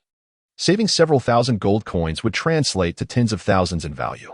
Of course, purchasing power and exchange rates varied greatly, but in essence, self-enlightenment was remarkably cost-effective. Billy. Starting tomorrow, Sophie will completely sever her ties with the castle and fully join the Asian theater troupe, Lin Ke commanded decisively. Such a talent, destined to become a professional, should not waste time as a maid. What mattered was her potential. Overhearing this, Antova's ears perked up, but she remained silent, while Billy dutifully acquiesced. To Billy, it mattered not whether Lin Ke desired a maid or intended to replace the entire maid brigade with muscular male servants. He would comply without hesitation, for he understood all too well how much his fiery-tempered master cherished his eldest son. Then let us continue to enjoy the performance. Lin Ke recognized that this seemingly stoic butler harbored a fondness for theatrical displays. Indeed, it was Billy's strong suggestion that had led Antova and Fu Long to attend this event. As the performance unfolded, Lin Ke's thoughts drifted towards the vocational attributes of the singer. Clearly, singing was essential, along with previously contemplated traits such as pitch, timbre, and perhaps rhythmic quality. Should he include characteristics of unspoken rules? No, not necessary. Every industry has its implicit norms, though society often only acknowledges those within the entertainment realm. For now, he would consider these 3 attributes and see if they sufficed. On stage, a succession of short plays, interwoven with singing and instrumental performances, effortlessly stirred the emotions of the audience. Joy, sorrow, anger. Not just the common folk. Fu Long had transformed into an avid follower of the performance, eagerly inquiring about the plot of the Serpent Ring. Even the dignified Antova, who typically appeared profound in Lin Ke's eyes, shifted her focus to him, hoping for a glimpse of the storyline's progression. Following a story is an intrinsic aspect of humanity, yet revealing spoilers is not. Thus, Lin Ke refrained from divulging anything and stated that the revelations would come 5 days later during the 3rd wondrous performance. Yes, 5 days. Lin Ke planned to expand this wondrous venue into a grand theater and invite the citizens of Parrot City.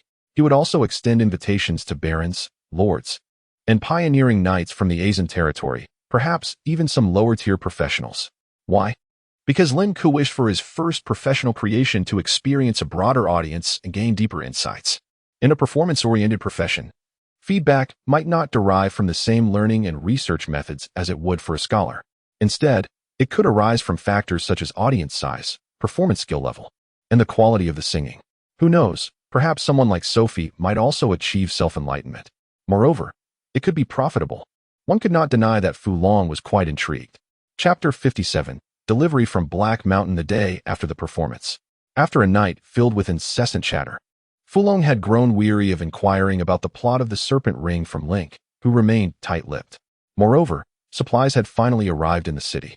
Previously, she had purchased a small leopard from the pet shop, while that infatuated man had procured a deep blue tiger cub at an auction to curry favor. These two creatures were to be delivered later at Lin Ke's request, as she had been concerned about the potential repercussions from the infatuated Baron towards the procurement team. Today, just as Lin Ke had seen off Nyx, who was preparing to seek experience in the countryside, she spotted the convoy. "All right, Nyx.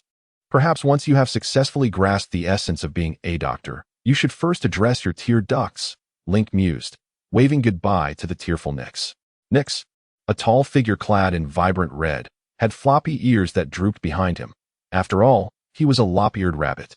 "Mr. Lin Ke, I shall quickly comprehend these traits," Nyx replied with gentlemanly courtesy, bowing as he had learned from butler Billy, though his tear-streaked eyes somewhat marred his composure. The bond between John and Nyx was quite strong. "Very well, Mr. Nyx," John affirmed. As Nyx wiped away the tears that had dampened his fur, he tightened the straps of his small backpack and embarked on his journey to visit 5 villages. Perhaps this journey would lead him beyond those villages. Maybe even into the territories of some barons in Azen. Who could say? After bidding farewell to Nyx, Lin Ke turned her attention to the leader of the convoy. A robust woman with coarse, dark hair.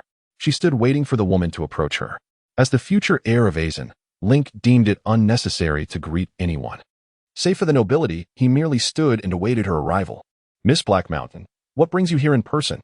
Lin Ke inquired, recognizing the stout woman as the manager from the Acri store. With her short, dark hair tied back and a slightly tanned complexion, the manager bowed humbly. "Young Master Azen, I bring greetings from Count Acri."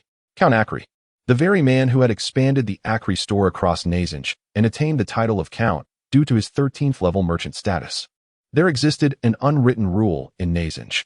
Only those with a level of 15 or higher could attain the title of Count. Of course, this strength could stem from individual prowess, family lineage, or even the influence of a spouse. To achieve the title with merely 13th level standing indicated Count Acri's immense wealth. Lin Ke would not underestimate the world merely because his teacher held a 20th level status. However, Count Acri's goodwill, the goodwill of the pet count. "Madam, would you care to join me for a delightful brunch? Our castle's lucky flower milk cake is quite delectable," Lin Ke proposed, addressing the manager more respectfully. "It would be my honor, polite young sir," she replied. "John, please make arrangements for these small animals and prepare some refreshments." "Oh, and I would like a cup of gula milk without the lucky flower," Lin Ke instructed John before leading the way into the castle. "Very well, young master," John responded, now devoid of the reluctance he had shown just moments before when bidding farewell to Nyx, instead brimming with enthusiasm and grace, qualities essential for his future role as a butler. The manager followed John upstairs to the study on the top floor, where Lin Ke awaited her. Unbeknownst to them, perhaps since Ulf's arrival, Lin Ke had grown accustomed to this place. Once considered a semi-restricted area, now Lin Ke frequented it daily. "Madam, please take a seat," Lin Ke invited, intrigued by the seemingly rough yet inwardly refined woman before him. "Yes, Mr. Lin Ke. If it pleases you, you may refer to me by my code name, Black Mountain," the manager responded, taking her seat with a hint of restraint. "Very well, Lady Black Mountain. Might I inquire what esteemed Count Acri wishes to convey or command?" Lin Ke asked, noting the appropriateness of the code name in light of her appearance. Yet he maintained a respectful demeanor. "Mr. Lin Ke, as the esteemed young master of Azen, how could the Count possibly issue commands?" Lady Black Mountain replied, her eyes reflecting greater respect upon realizing Lin Ke's indifference to her code name. "I am here on behalf of Count Acri to extend greetings and to congratulate you on the emergence of a formidable presence exceeding level 15 within the Azen family." A formidable presence exceeding level 15? Lin Ke's heart raced with understanding. So that was the reason. Why would a store manager personally deliver such supplies? Now he comprehended. It was due to teacher Ulf. Previously, Ulf had been enraged when Lin Ke was imprisoned by the infatuated man in Parrot City. Though merely a border town, it was the closest city to the Azen castle. It must be noted that the heart of Azen's dominion lay not within the core of its territory, but at the southernmost point, where the Azen castle stood. After all, that castle housed the most powerful entities. Thus, when Ulf nearly destroyed a city due to Lin Ke's predicament, the news spread like wildfire. An individual of undeniable strength, surpassing level 15, had chosen Lin Ke as his disciple. It was worth noting that even the king of Azen was merely a 12th level knight. To be over level 15 was to be considered a powerhouse, not to mention the presence of the 10th level Viscount Galas. Many who were unaware of the full context speculated that the Azen title might soon change. As for Parrot City, which had narrowly escaped destruction, it attracted little attention. Even the most junior Viscounts typically governed 1 or 2 planes. The destruction of a city or two, so long as it occurred outside their own territory, was inconsequential. Perhaps a wayward legend would intervene, but who cared? They were far more concerned with discovering the identity of this professional and whether Lin Ke's teacher had indeed allied with the Azen family. If so, the hierarchical status of the Azen Viscounts would undoubtedly rise. Surrounding territories would likely reassess their alliances, choosing whom to befriend and whom to challenge. After all, while the planes are infinite, the coordinates are limited. The presence of an individual with a level of 15 or higher behind them was intolerable to many Viscounts and Barons, signifying an intensification of competition. It could even mean that the Gula royal family would bestow or sell plane coordinates to Azen. However, Count Akri, as a merchant, likely prioritized trade and relationships over territorial conflict. With these thoughts occupying his mind, Link couldn't help but smile. Chapter 58, A Plane? My mentor has always been my strongest support, and conversely, I am theirs. Lin Ke chuckled softly. Lady Heishan immediately understood upon hearing this. That being of level 15 or above was merely Lin Ke's teacher and had not joined the Azen family. Perhaps Lin Ke might join the family only after becoming the king of Azen, but that was a matter for many years hence. And there was no need to worry about it now.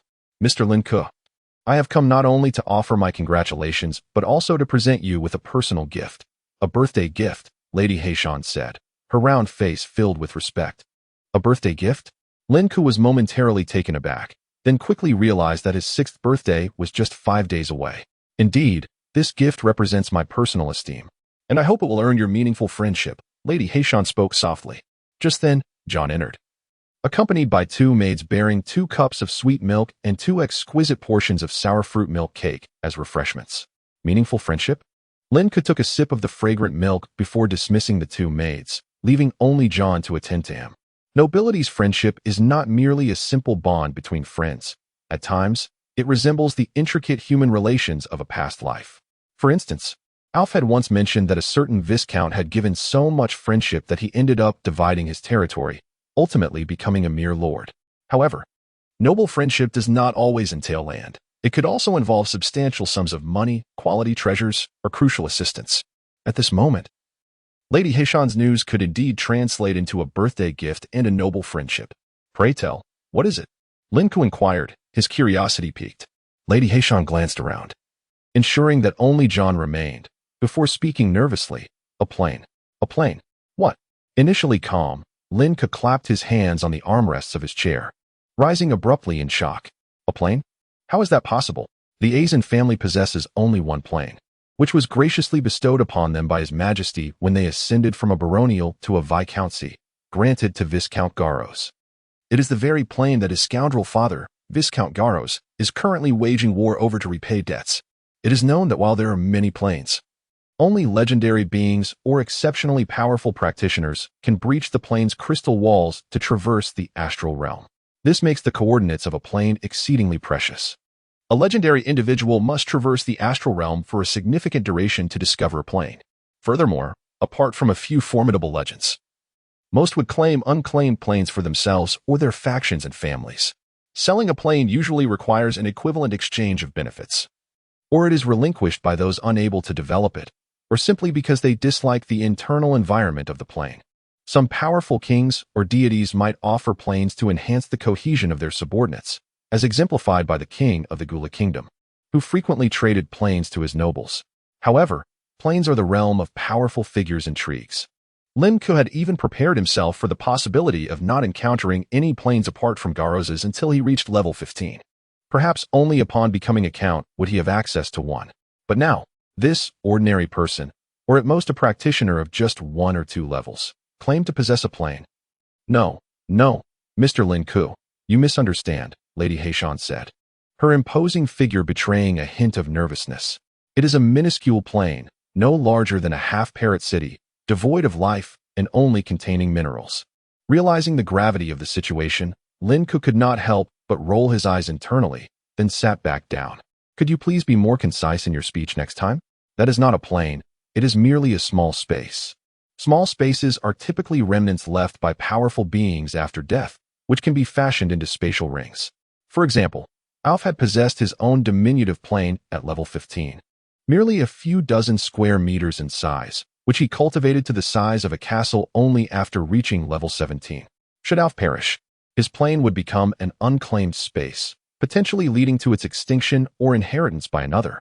Of course, there exists an exceedingly rare chance for it to grow into a larger plane and eventually nurture souls, becoming a main plane like Nazing. I apologize, Mr. Lin Ke. It was my failure to articulate clearly, Lady Heishan said contritely. No matter. Will you provide me with the coordinates of that space? Lin Ke's tone returned to calmness. A small plane's utility is limited, especially given the vast territory of the Asian domain. Indeed, Mr. Lin Ke, that plane contains a small iron mine, which I hope will be of assistance to you, Lady Heishan said respectfully. Ah, so it is a plane, but in truth, you have gifted me an iron mine, albeit a concealed one. Nevertheless, having a plane is advantageous. I could establish a laboratory there or something similar. Lin Ke waved his hand, accepting the mine. In the future, should you require my assistance, I will grant you 2 opportunities, and I will do what I can. He had no intention of engaging in foolish endeavors like land grants, at least not under certain circumstances, as that lay beyond his means. Mr. Lin Ke, here is the key to the plane. You may use it to enter and exit the plane, as well as to transport individuals through certain magical arrays, Lady Heishan said, her heart swelling with joy upon receiving Lin Ke's promise of assistance. She promptly extended her large hand to produce a light green key from her bosom and offered it to him. Lin Ke glanced at John, who stepped forward to take the key, carefully inspecting it to ensure there was no danger before passing it to Lin Ke. This is the key, a tool that inscribes spatial coordinates within it. Thank you for your gift. I truly appreciate it, Lin Ke said, a smile of genuine happiness gracing his face. To claim that I do not like it would be disingenuous. I have yet to experience traversing planes. I have yet to visit Alf's realm. Now, he felt an eager anticipation to explore it, though he would not act rudely while guests remained. Thank you, Mr. Lin Ke. However, I wish to utilize one of your promised aids right now. I mean, your humble friend is in need of your assistance, Lady Heishan said. Having discreetly observed Lin Ke's joyful demeanor, her expression revealing cautious eagerness. No? Are you certain?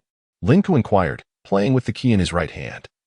His brow raised in surprise. Yet, in his buoyant mood, he sought clarification. It is known that assistance from someone with Lin Ke's evident potential is immensely valuable. Exchanging a small space for 2 opportunities of help is a wise bargain, once he becomes a Viscount or exceeds level 15.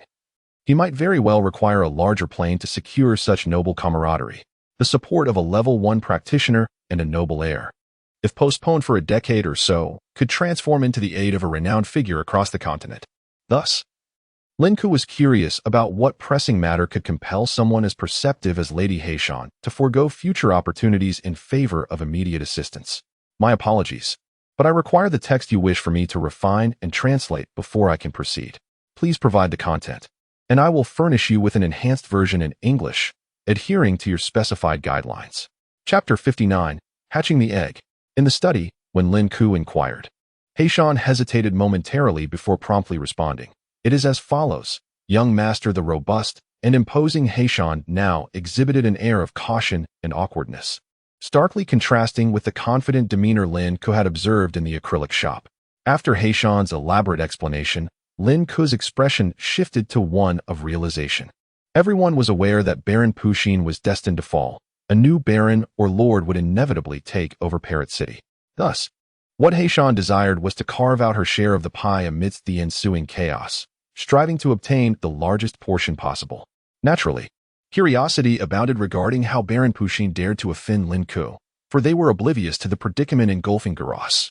Now, Heishan intended to request Lin Ke to lend her the butler Billy for 5 days, revealing her acquisition of Lin Ke's friendship as a means of wielding influence. The figure represented by Lin Ke, the esteemed Alf, would be pivotal for Heishan in her quest to leverage power. Parrot City? Very well. Even if you were to unify all underground forces, that would be acceptable.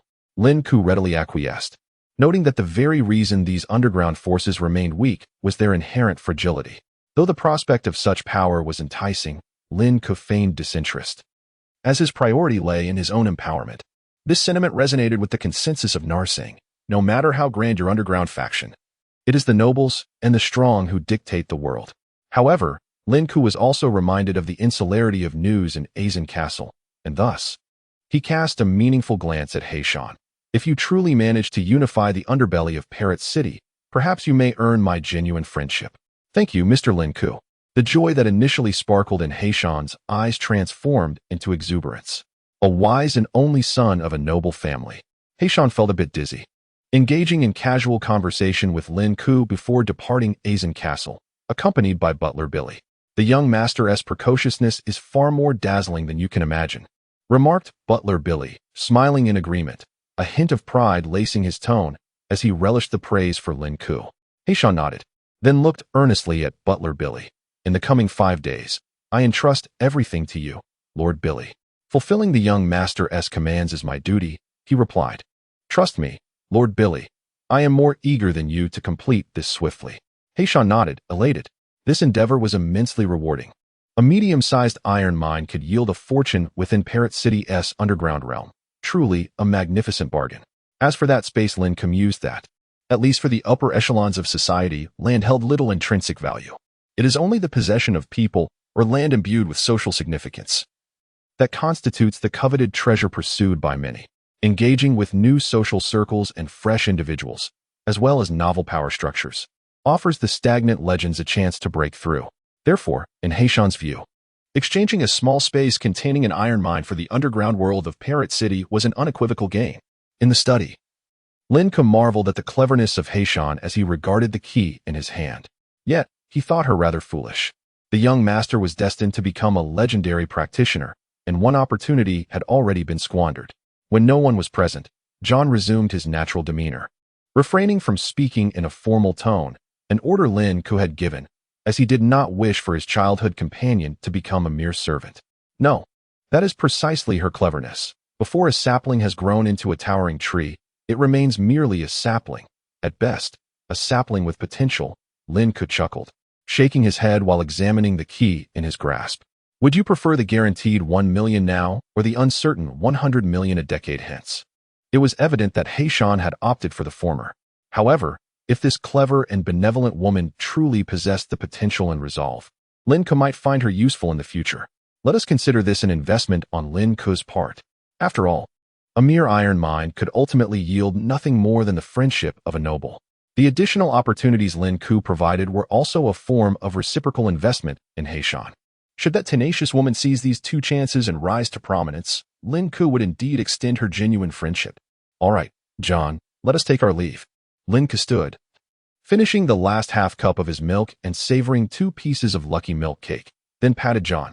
Let us check on how those 2 kittens are being trained. I cannot allow my mother's beautiful visage to be marred.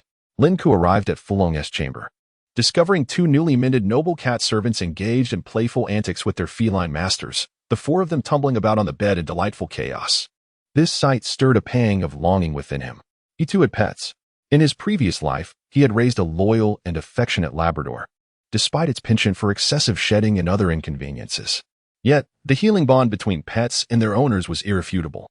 Thus, he instructed John to fetch his egg and summoned his teacher, who was exploring the mysteries of paper on the rooftop. You wish to establish a master-servant contract with this egg and then hatch it? Alf remarked, pointing at the pale yellow speckled egg, a rare frown crossing his brow. What troubles you, teacher? Lin Ke inquired, taken aback. Little Lin Ke, if you desire a companion, I can procure a well-bred young magical beast from the great marsh for you, Alf offered, affectionately ruffling Lin Ke's hair. One's soul capacity is finite. Unless one is a dedicated beast summoner or plant summoner, it is challenging to maintain many companions. Alf's tone turned serious. Bear in mind, your companions will extend beyond magical beasts. You will also have followers. The most common followers in Narsing are those who forge trust through master-servant contracts. However, one's soul capacity is limited. It is impossible to forge such contracts with everyone. Do not worry, teacher. I am confident, Lin Ke replied, omitting mention of his fortunate bloodline or the system's assurance of absolute loyalty, simply gazing at Alf. You must believe in me. Alf recalled how his astute disciple had never disappointed him, yet he still cautioned, "Remember, I once told you that dissolving a soul contract is a painful experience." Lin Ke nodded. In essence, the Master-esque experience of dissolving a contract feels akin to having strong adhesive ripped from one's S-like hair, while the servant feels as though a leg is severed. However, Lin Ke lacked absolute certainty regarding the loyalty of the creature within the egg, and since he had obtained the egg through serendipitous guidance, he wished to first establish a slave contract. By doing so while the beast remained an egg, it would foster a bond of familiarity before hatching. The master-servant contract was a complimentary offering from the acrylic shop, including the deep blue giant tiger cub belonging to Fulong, though the ordinary small leopard owned by the lady of the house did not have one. Very well, Alf pondered briefly before acquiescing. I have a friend who once exchanged a magical beast hatching array with me, capable of hatching beasts without harm. Hatching a magical beast is not as simple as sitting upon an egg as one would with a chicken egg. Here, many magical beasts, aside from birds, are oviparous. Generally, only the parents of the egg are aware of the conditions for hatching, until the advent of the human professions, summoner and handler. The versatile beast incubation magic circle has also emerged. And now, hatch the egg. Chapter 60. Has it hatched? At the castle's pinnacle originally, Antova and Fulong intended to witness the hatching ceremony. However, due to Alf's profound social anxiety, only Lin Ke and John were present to observe the event. Alf was prostrate on the ground, meticulously inscribing a magical array, a glimmering magical stone in hand, while the energy of his practitioner-esque power surged into it. He began by drawing a circle with his elbow as the center, followed by inscribing a hexagram within it, and finally filling the blank spaces with various ancient scripts, such as symbols for life, revival, and activation, all intricately intertwined with mysterious patterns. Each segment incorporated a distinct lineage of power, varying in intensity. Although Alf did not possess a profession directly associated with magical arrays, such as a rune master or array scholar, he was a qualified enlightenment teacher. Nevertheless, he was adept at crafting the most fundamental magical arrays. Once the array was complete, Alf rose and placed the egg at its center, nodding at Lin Ke. Proceed. A single drop of blood is all that is required. Lin Ke stepped forward, reaching for the egg, and as Alf gestured, a current flowed from her fingertip, drawing forth a droplet of blood that fell upon the egg's pale, yellow patterned shell. Little Lin Ke, channel your power into the egg, Alf instructed, stepping aside. Lin Ke summoned a minuscule amount of energy, characteristic of a novice practitioner, and infused it into the egg. Instantly, the magical array was activated, glowing with ethereal light. As Lin Ke's lineage power was depleted, she withdrew, and Alf promptly approached to inject his own magical energy. The activation of the magical array required considerable power, and Lin Ke's meager contribution served merely as a catalyst. Alf, an elder of several centuries, stepped forward, his overwhelming magical energy whipping up a miniature whirlwind around them. The teacher's power is truly formidable, Lin Ke marveled, filled with admiration. Surely, the future you shall surpass me. Alf smiled benevolently, remaining steadfast as the egg absorbed his magic. 3 minutes passed. Alf's energy continued to swell, prompting Lin Ke to smile at John. Look, John, we must strive harder. The teacher is our exemplar. Alf's beard twitched slightly, and with a hint of bashfulness, he tightened his grip on his staff. Indeed, a solid foundation is essential. John nodded, albeit with a vague comprehension. 5 minutes elapsed, and Lin Ke sighed in awe. John, I could barely sustain a few seconds, while Teacher Alf is truly remarkable. Yes, yes. John nodded vigorously, still not having reached the status of a novice practitioner. Alf concealed the now depleted magical stone in his left hand, feigning composure as he spoke. Little Lin Ke, your pet exhibits extraordinary talent, having absorbed nearly half of my magical energy. He relished the praise from Lin Ke, reminiscent of a grandfather recounting tales of yore, basking in the admiration of his grandchild. Being revered was a delightful experience, albeit he was on the verge of being drained. Teacher, are you all right? Lin Ke exclaimed, a mix of concern and joy flooding her. She worried about Alf's diminishing energy while elated at her pet's evident potential. No worries, Alf reassured, discreetly swapping for another stone, his heart racing. His late mentor had once gifted him a pet, an ancient dragon egg, which, despite its remarkable lineage, had only absorbed the energy equivalent to level 12 or 13. Yet now, this egg had absorbed energy akin to that of an 18th level practitioner. Thus, he was compelled to utilize magical stones to replenish his energy, having already consumed 4 or 5.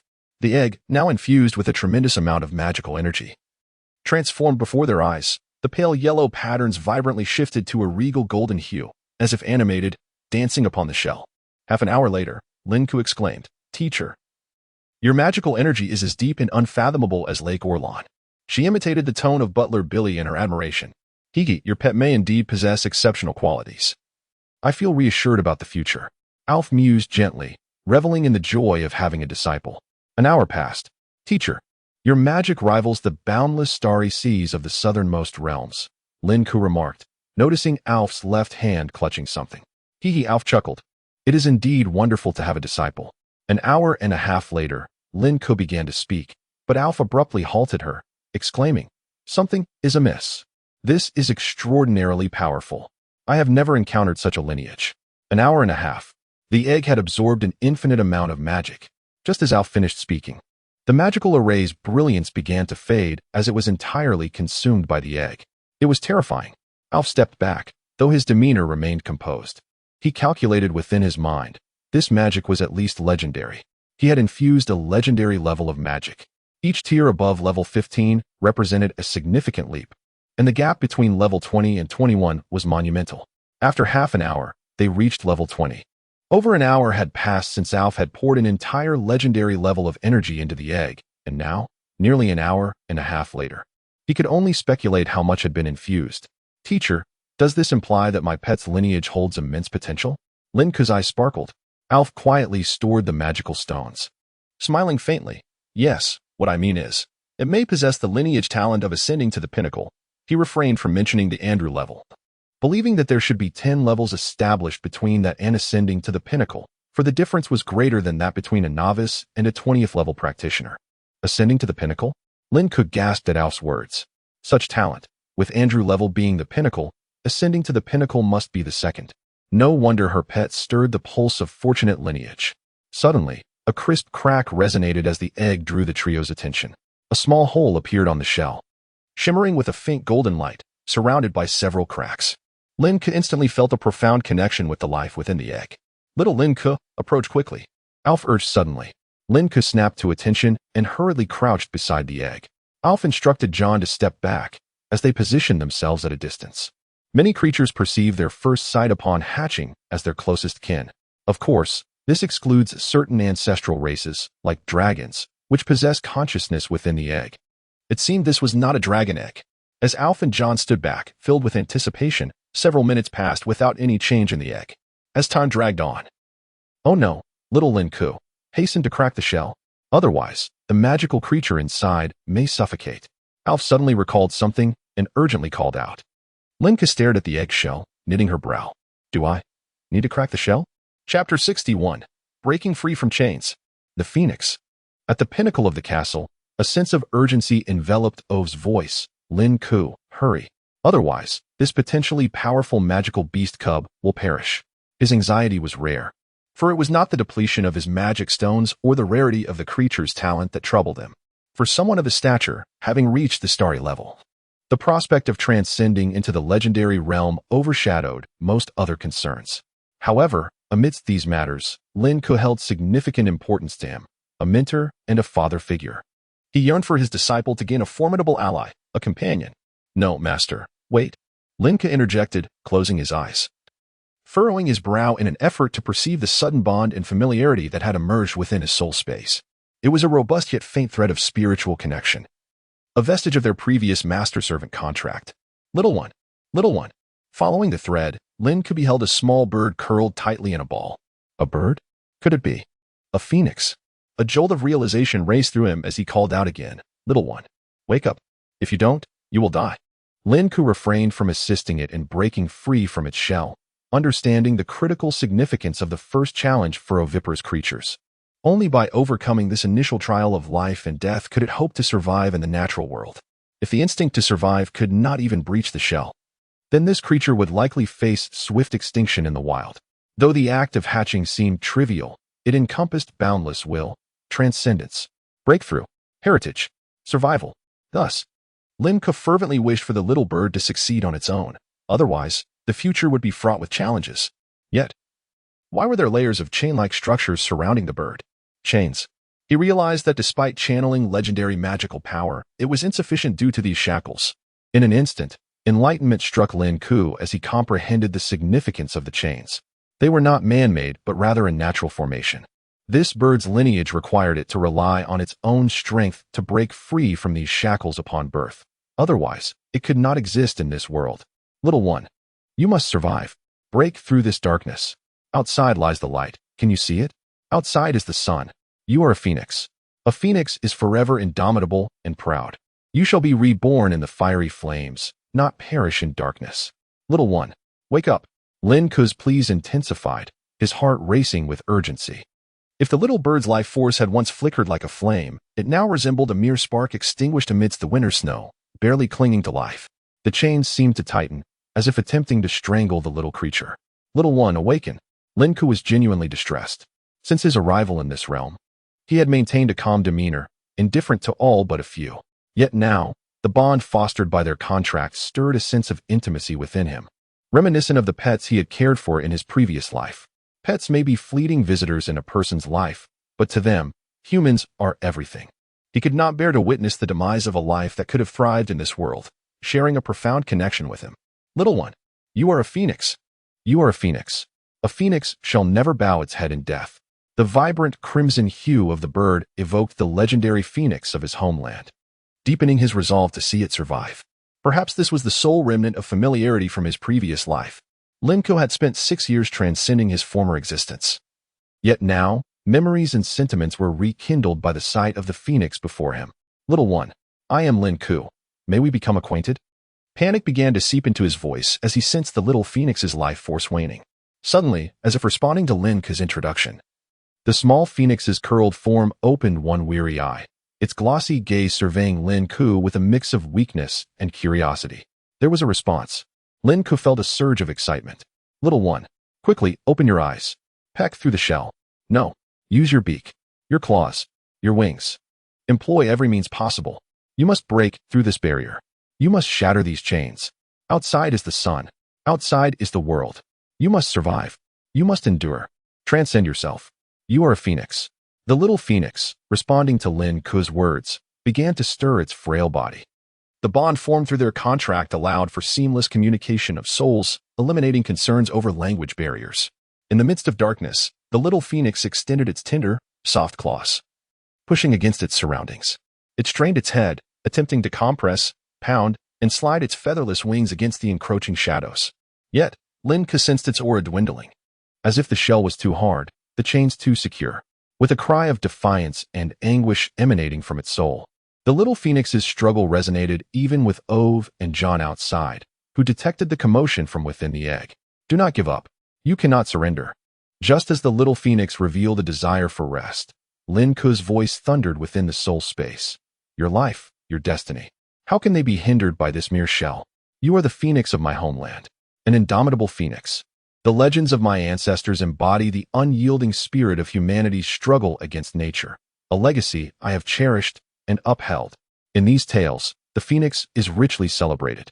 Unbeknownst to Lin Ke, his reluctance to witness the demise of the little phoenix stemmed from a desire to preserve the spirit encapsulated in the myths of his homeland.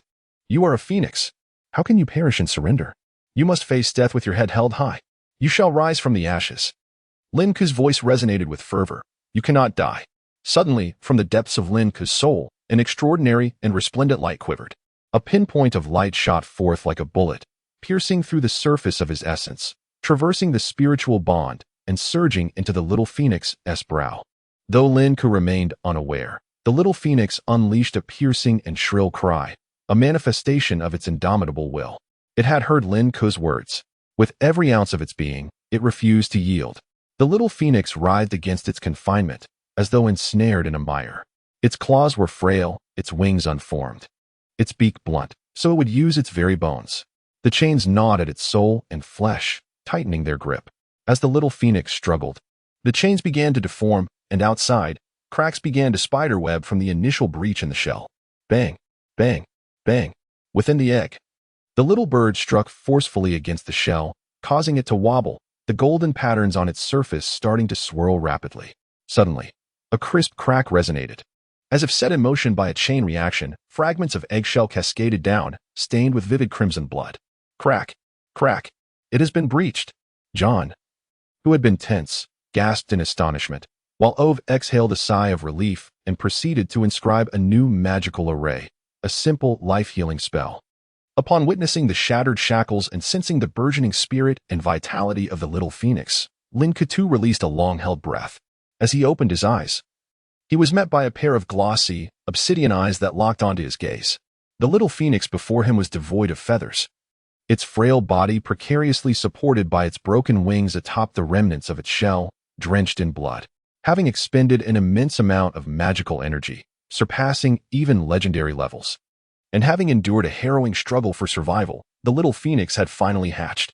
Ga? The little creature tilted its head, scrutinizing Lin Ke with one of its tiny eyes. Dear little one, you have done splendidly. It seems that nothing shall hinder your path in the future. I mean, no adversity can obstruct you. Lin Ke felt no aversion to the bloodied state of the phoenix.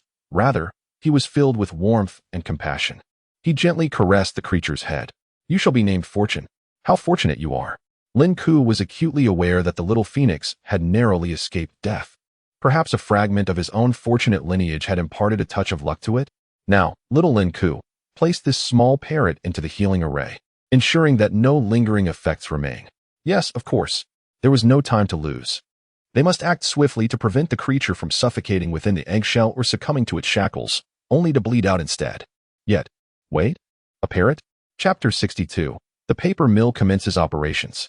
Little Fortune was placed within the life-healing magic circle, and then, amidst a glow of emerald light, it closed its eyes. At that moment, Lin Ke realized that this small phoenix, which he had assumed to be a mere chick, actually had a curved beak. Quite the surprise. In his previous life, he had never encountered a bent beak among his friends, yet now his bird was indeed different. Nevertheless, he accepted it without disdain. Whether it was a phoenix, a parrot, or even a humble country chicken, this creature would undoubtedly become his future companion. A child does not disdain its mother-esque appearance.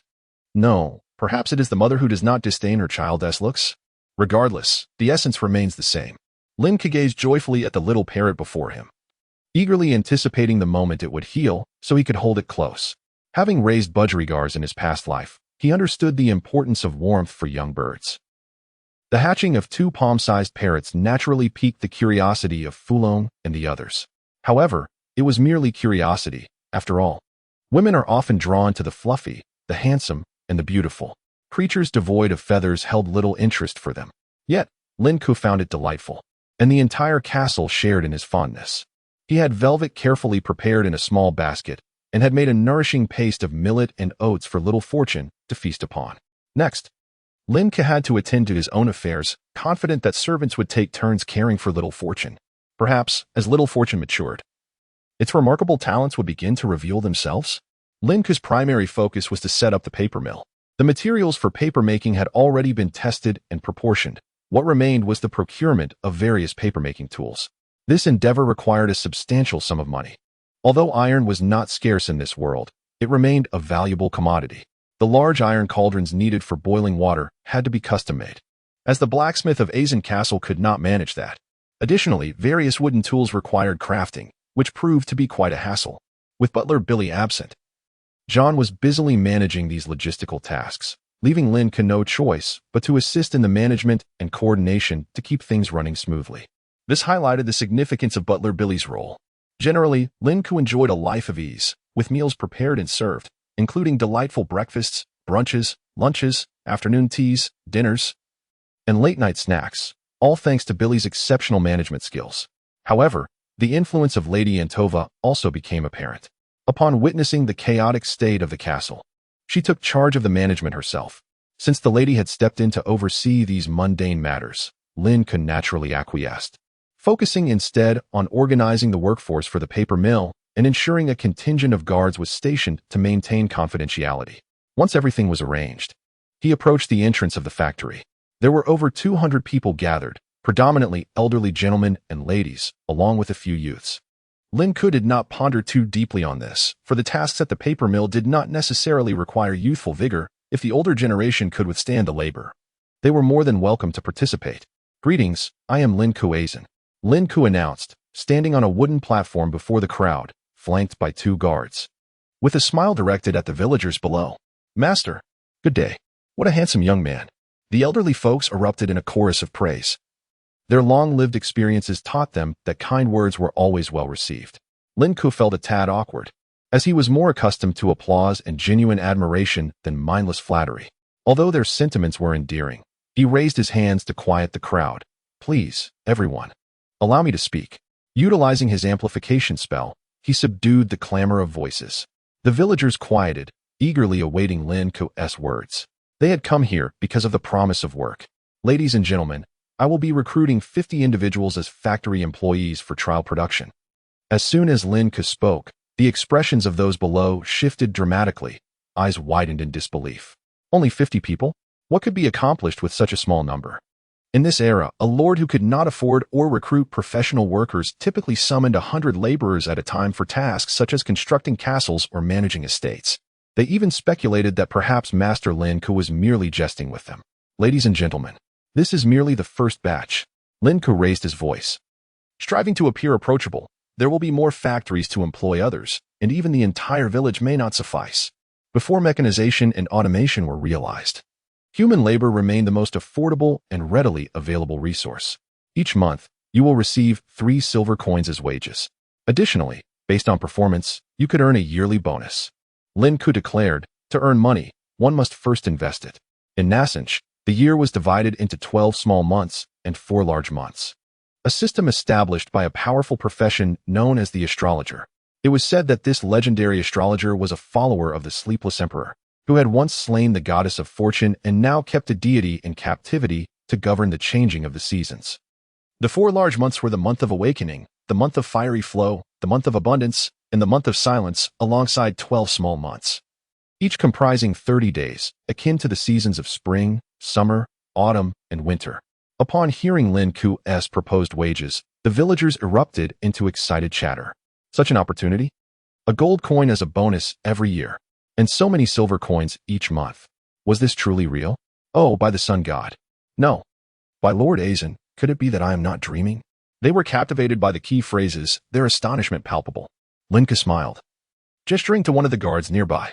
"Everything I have mentioned is being recorded by the memory stone, and I guarantee it in the name of Aizen." The villagers collectively turned their gaze toward the guard, who held a dark stone that emitted a faint glow. Yet, the villagers were hardly concerned with the memory stone. Upon hearing Lin Ke's vow in the name of Aizen, they had already placed their trust in him. Nobles, as a rule, do not prioritize their honor over life itself. In other words, a noble would willingly risk their life to uphold the dignity bestowed upon them by their lineage. However, Lin Ke spoke once more. The villagers fixated intently on him, holding their breath in anticipation. They were emotionally stirred by Lin Ke's words, fearful that he might deliver unwelcome news. However, the process of selecting workers involved certain protocols, and they must sign a confidentiality agreement. Otherwise, employment would not be granted. After explaining what a confidentiality agreement entailed, he paused to allow the villagers to absorb the information. Surprisingly, the villagers showed little interest in the confidentiality agreement. Instead, they warily scanned their surroundings, viewing everyone as a rival candidate for the job. In their eyes, serfs were merely the property of the lord, and the concept of confidentiality seemed inconsequential. Of course, Lin Ke perceived it differently. Agreements had existed for some time, but currently, verbal agreements were the most prevalent in Nasanj. Oral contracts made in the name of nobility were sometimes deemed more reliable than those inscribed on paper. Naturally, some invoked their deities as witnesses. Many gods could validate countless contracts with just a fraction of their divine power. For instance, a previous god king seemed intent on tricking him into signing some inequitable treaties. Yet, to the people of this era, written contracts appeared outdated. It was far more convenient to swear an oath in the name of a deity. However, Master Lin may proceed as he wishes, for the villagers are now fixated on the positions of those 50 individuals. Thus, let the interview commence. Chapter 63. Talents in the interview. In a brightly lit small room, Lin Ke rubbed his sore waist and stood up to stretch, nodding to the guard beside him. Next, the guard called out to the door. In the next moment, a hunchbacked old woman burst in, taking her seat with the swiftness of an assassin. "Young master, I am the most capable Granny Shisai. In my youth, I could farm 2 large plots of land all by myself. Now, all the household chores are handled by my little Lin Ke. The old woman launched into an enthusiastic monologue, knowing that the previous interviewees had shared what they discussed. Villagers are never foolish. Once they discern what the Lord favors, they consciously tailor their behavior accordingly. Granny Shisai, how old are you? Lin Ke asked, observing her snow-white hair, sparse wrinkled skin, and hunched back, directly posing a crucial question. Granny Shisai's eyes darted. I can't quite remember, perhaps around 50 or 60. But let me tell you, I am quite formidable. Some young men in their 40s cannot match my capabilities. With that, Granny Shisai proudly placed her hands on her hips, tilting her face upward. Lin Ke closed his eyes and massaged his temples. Granny Shisai, we cannot employ anyone over 70 here. Good heavens, this is not a past life. With poor nutrition and inadequate medical care, living to 70 is indeed a rarity. However, perhaps due to the existence of magic or some other reason, these ordinary folk, despite their age, maintain a certain vitality.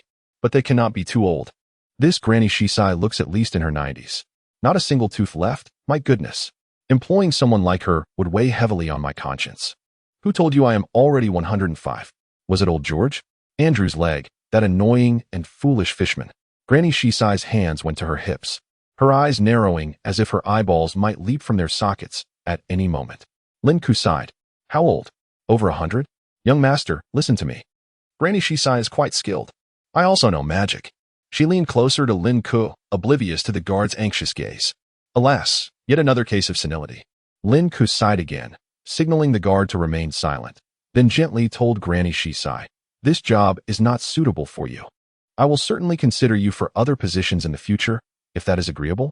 Papermaking requires some physical strength, and a centenarian should enjoy the sun and play with her grandchildren instead of risking injury.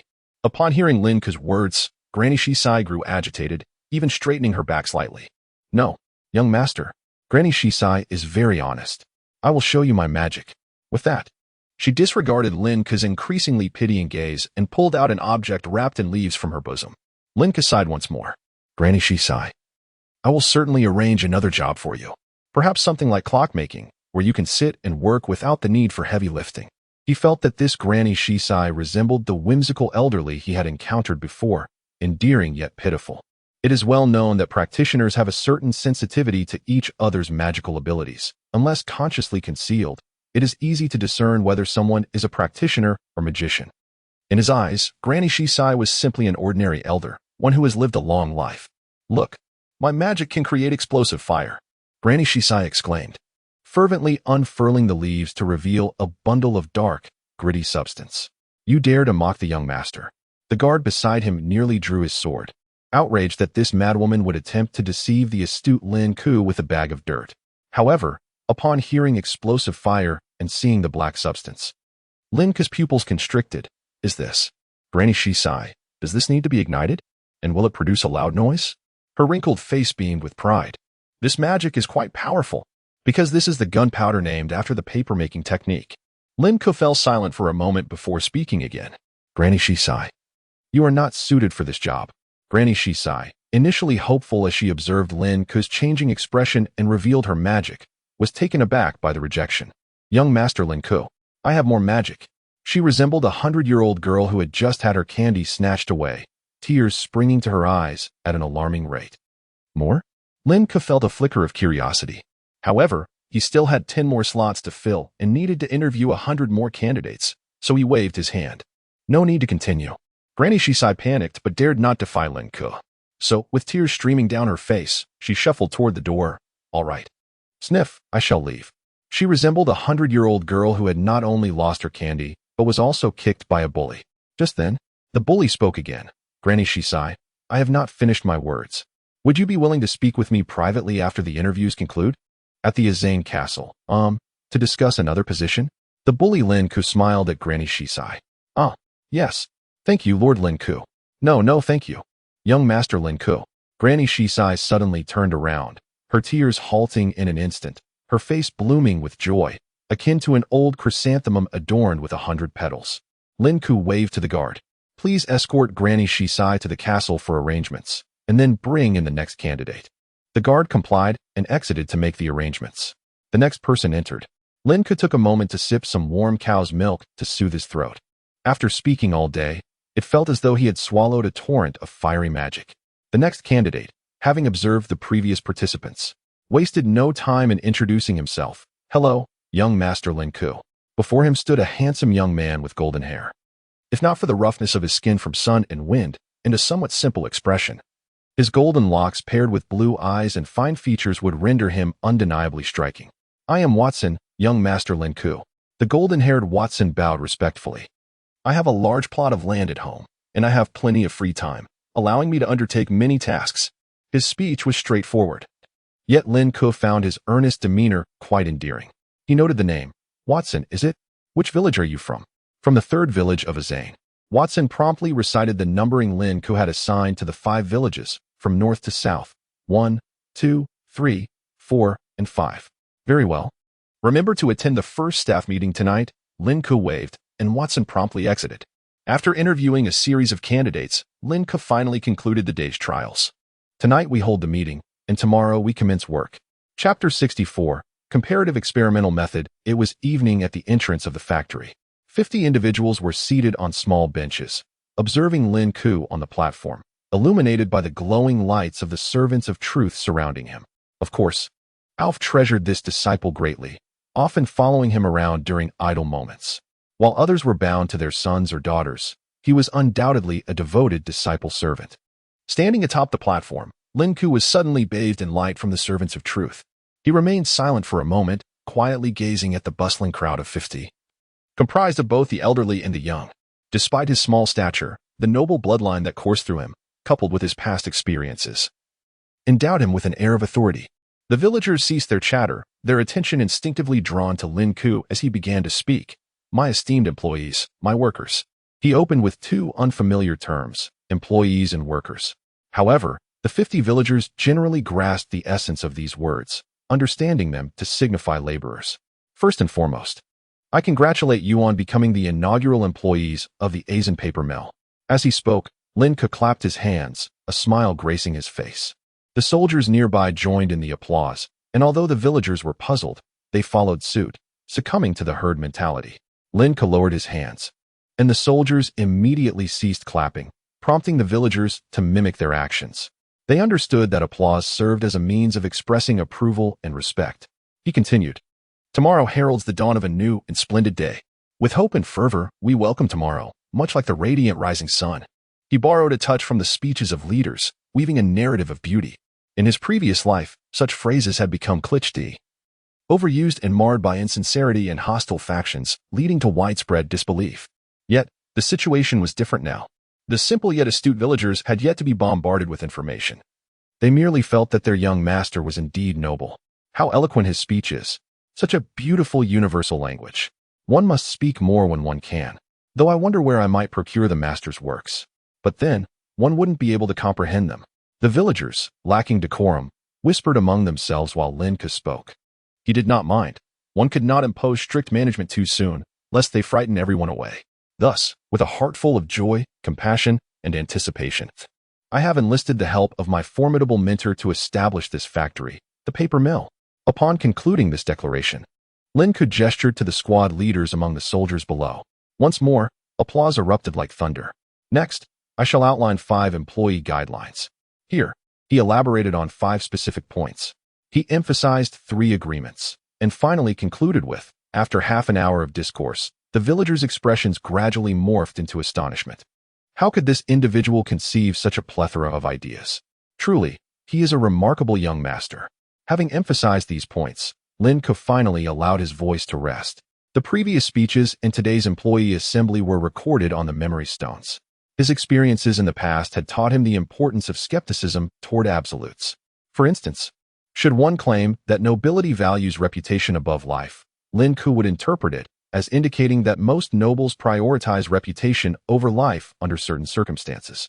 Should disputes arise in the future, today's memory stones would serve as evidence. Meanwhile, preparations for the upcoming celebration were underway at the castle, with John bustling behind Antova. They were organizing the grand birthday banquet for Lin Ke, set to take place in 3 days. As the sole heir to the Azane territory, each of Lin Ke's birthday celebrations demanded a significant display of grandeur. although it was uncertain how many guests would attend. Such occasions were vital for showcasing noble status and could not be trivialized. For instance, in previous years, not a single noble had attended, including other lesser nobles of the Azan lineage. Lin Ke felt no disappointment, nor did Fuluin. Only Antova displayed a vexed demeanor whenever this topic arose.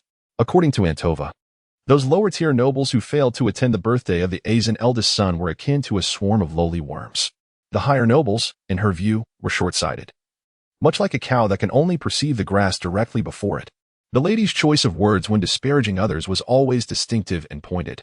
As Lin Ke traversed the corridors, the previously stark stone walls now adorned with framed oil paintings. These artworks were typically stored away, reserved for specific celebratory occasions. Given that the Azan title was merely that of a viscount, it paled in comparison to the grand nobility of Nassenberg, akin to a minor official in a remote county. Ascending the spiral staircase at the heart of the castle, he noticed vibrant red Azan banners draping overhead. Lin Ke, could you elaborate once more on the comparative experimental method you previously mentioned? At that moment, Alf stood on the balcony of his room, awaiting his arrival. Lin Ke stepped inside, chuckling at the query. Previously, while researching papermaking techniques, he had employed the comparative experimental method, utilizing various control groups to validate aspects such as heat, materials, stirring intensity, and drying time. This had proven immensely beneficial to Alf. Upon inquiry, Lin Ke discovered that Alf's teacher had only reached the 10th level and had passed away long ago. The methodology passed down from Alf's mentor was quite simplistic, merely observation. For instance, Alf's centuries-long endeavor involved capturing a lightning bolt and observing it within his own dimension, fixating his gaze intently. This process entailed watching, touching, listening, and even tasting to derive sensations. Such was the research approach of individuals in this era, or rather, the majority of them, relying on the most rudimentary of sensory experiences. After all, the prevailing trend was to work in isolation. The only academic exchanges Lin Ke had encountered were disputes and even physical confrontations between materialists and idealists. There were no conventions, no academies or research institutions. Only teachings passed from master to disciple and from noble to heir. Even the royal family of the Gula kingdom had established a research institution, yet it operated entirely under the directives of the monarchy. The atmosphere for academic research was woefully inadequate, far removed from the vibrant intellectual climate Lin Ke had experienced in his previous life. Teacher, this is the comparative experimental method. Lin Ke reiterated the concept, this time emphasizing examples to ensure Alf's understanding. Alf, devoid of pretenses and never feeling embarrassed to inquire, absorbed the information attentively. Afterward, he stood on the balcony, eyes closed, lost in contemplation. Not wishing to intrude, Lin Ke retrieved a fragment of an artifact from his bedside cabinet, settling into a velvet-backed chair tailored for him, and began to meditate. Lin Ke had not concealed the artifact fragment from Alf, for it was merely a shard. Regardless of their relationship, Alf's level of power was sufficient to contend with even some weaker deities. Thus, after a brief examination, Alf had determined it posed no danger and returned it to Lin Ke. At Alf's level, the accumulation of magical power was of little significance. Moreover, the artifact fragment could only provide a minimal amount of larger wood elements, virtually inconsequential to him, so there was no need to encroach upon Lin Ke's usage time. For Alf at this stage, feedback from experiments was the key to his breakthroughs. A simple method such as the comparative experimental method was, in Alf's eyes, far more precious than a complete artifact.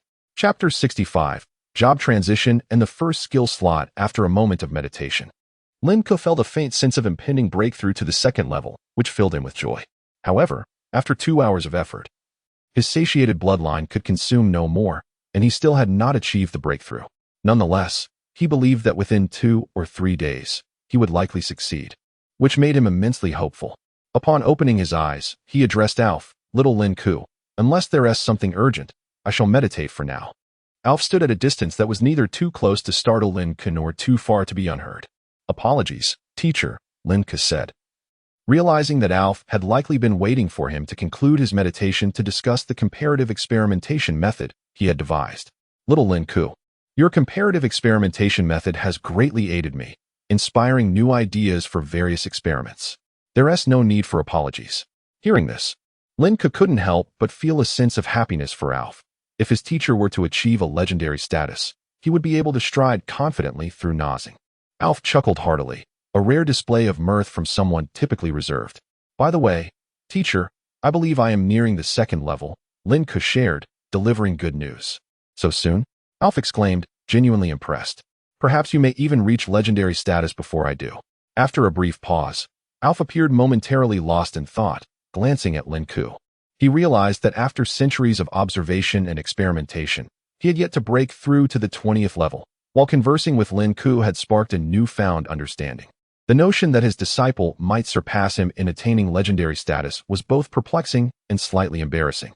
That's impossible, teacher, Lin Ke laughed, dismissing the idea as a joke, knowing full well he was still at the second level while his teacher was at the 20th. The thought of surpassing his teacher and achieving legendary status was absurd, a humorous notion indeed.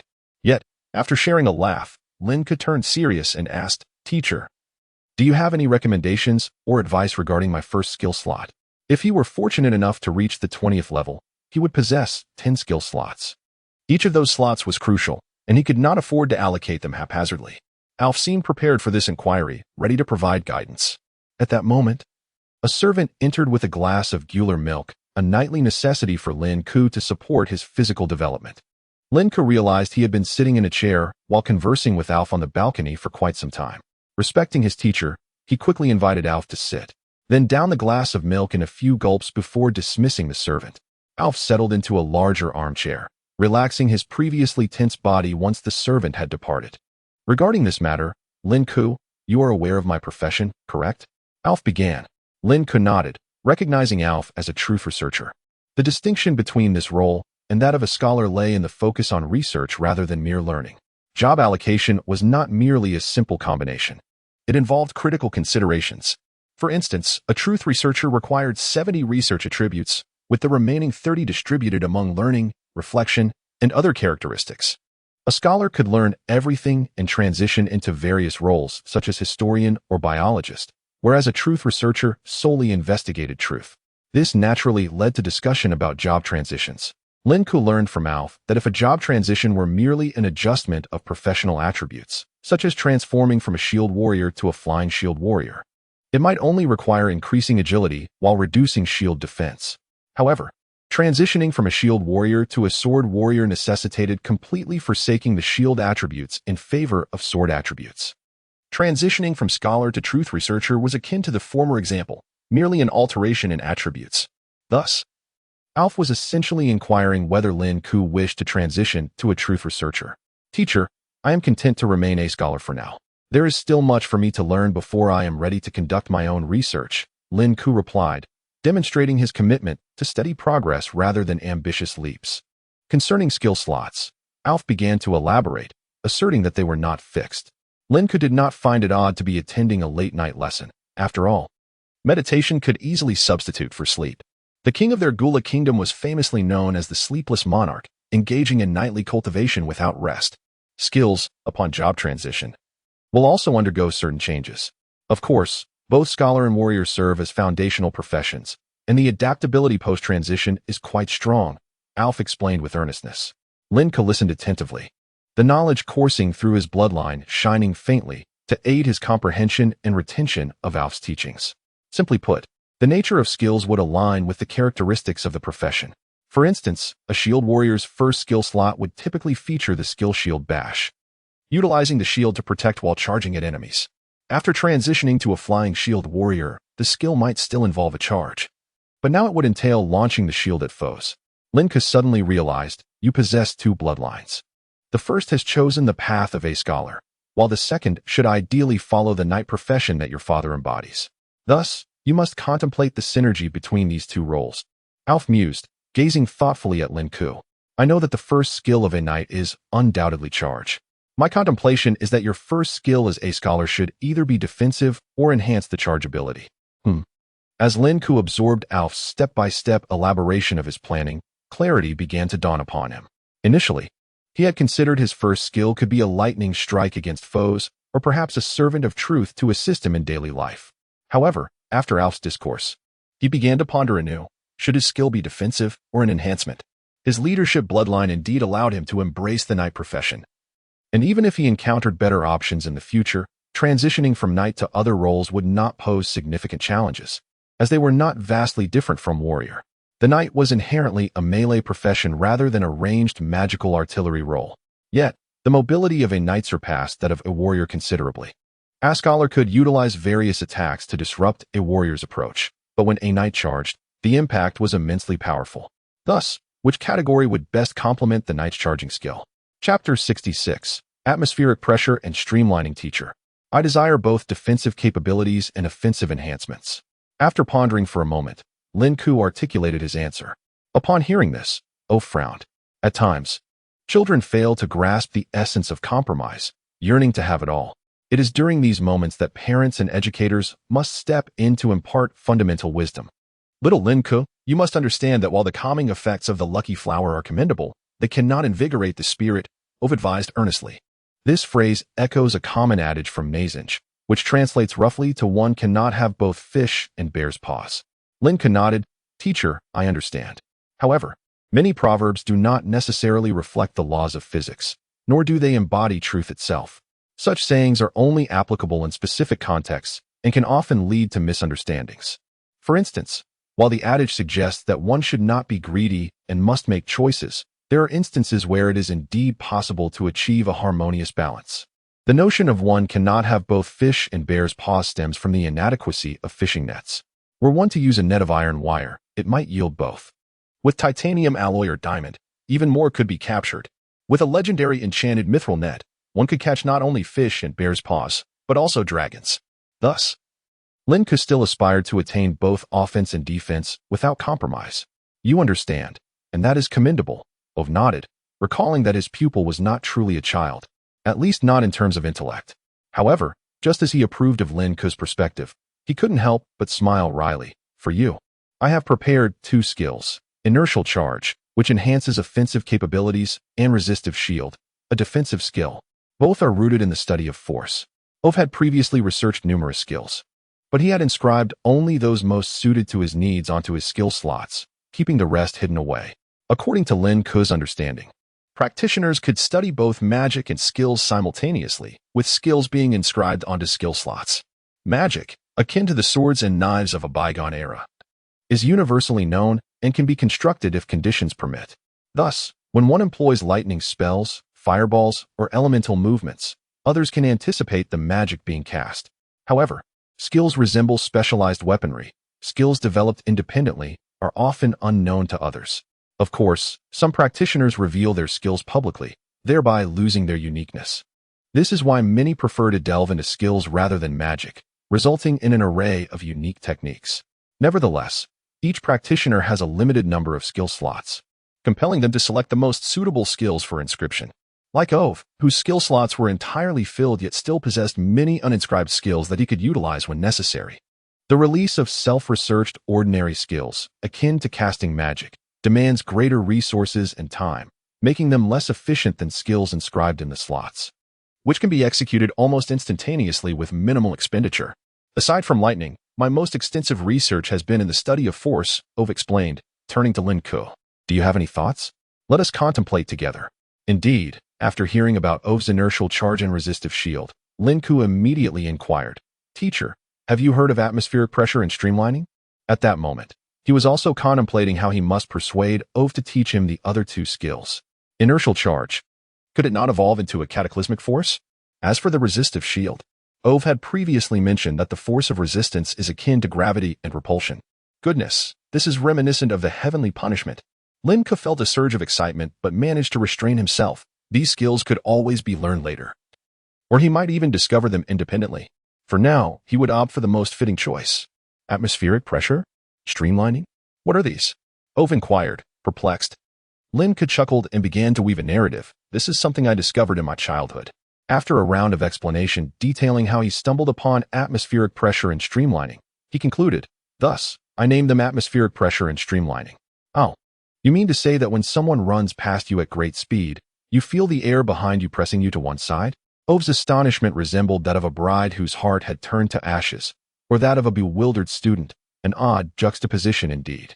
As for the streamlined body, you claim you discovered the optimal shape by experimenting with your hand against the water flow, arranging your fingers in various forms? Ove felt that having lived for centuries, he was outmatched by a child. Atmospheric pressure, streamlining. Is this truly what they are? Indeed. How had he not realized this? As a Starlight-level practitioner, he felt utterly embarrassed.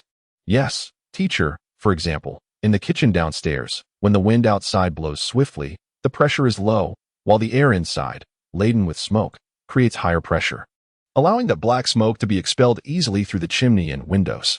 Lin Ke provided another example of atmospheric pressure.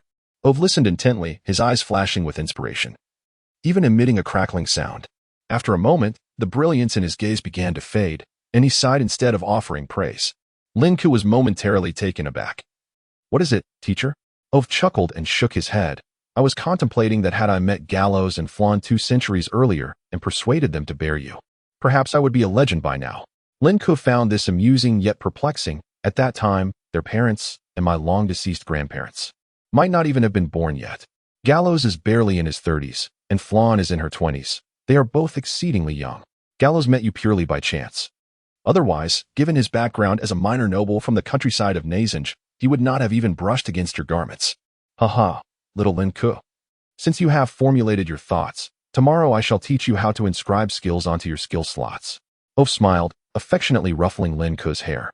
His earlier comment had merely been in jest, but as Lin Ke gradually opened up, Ove found himself embracing humor as well, even if Lin Ke did not find it particularly amusing. Suddenly, a loud squawking from nearby interrupted their conversation. It was Little Fortune, seemingly displeased at being awakened by Lin Ke and Ove's chatter. Little Lin Ke, you should get some rest, Ove said kindly. As the dark night proved an opportune time for experimentation, he planned to validate many of the assertions Lin Ke had made. Should these experiments prove successful, he might receive a substantial amount of learning feedback, for these discoveries belonged to Lin Ke, much like the knowledge Lin Ke had imparted to him. The feedback from the truth researcher in learning was far inferior to that in research, yielding minimal returns.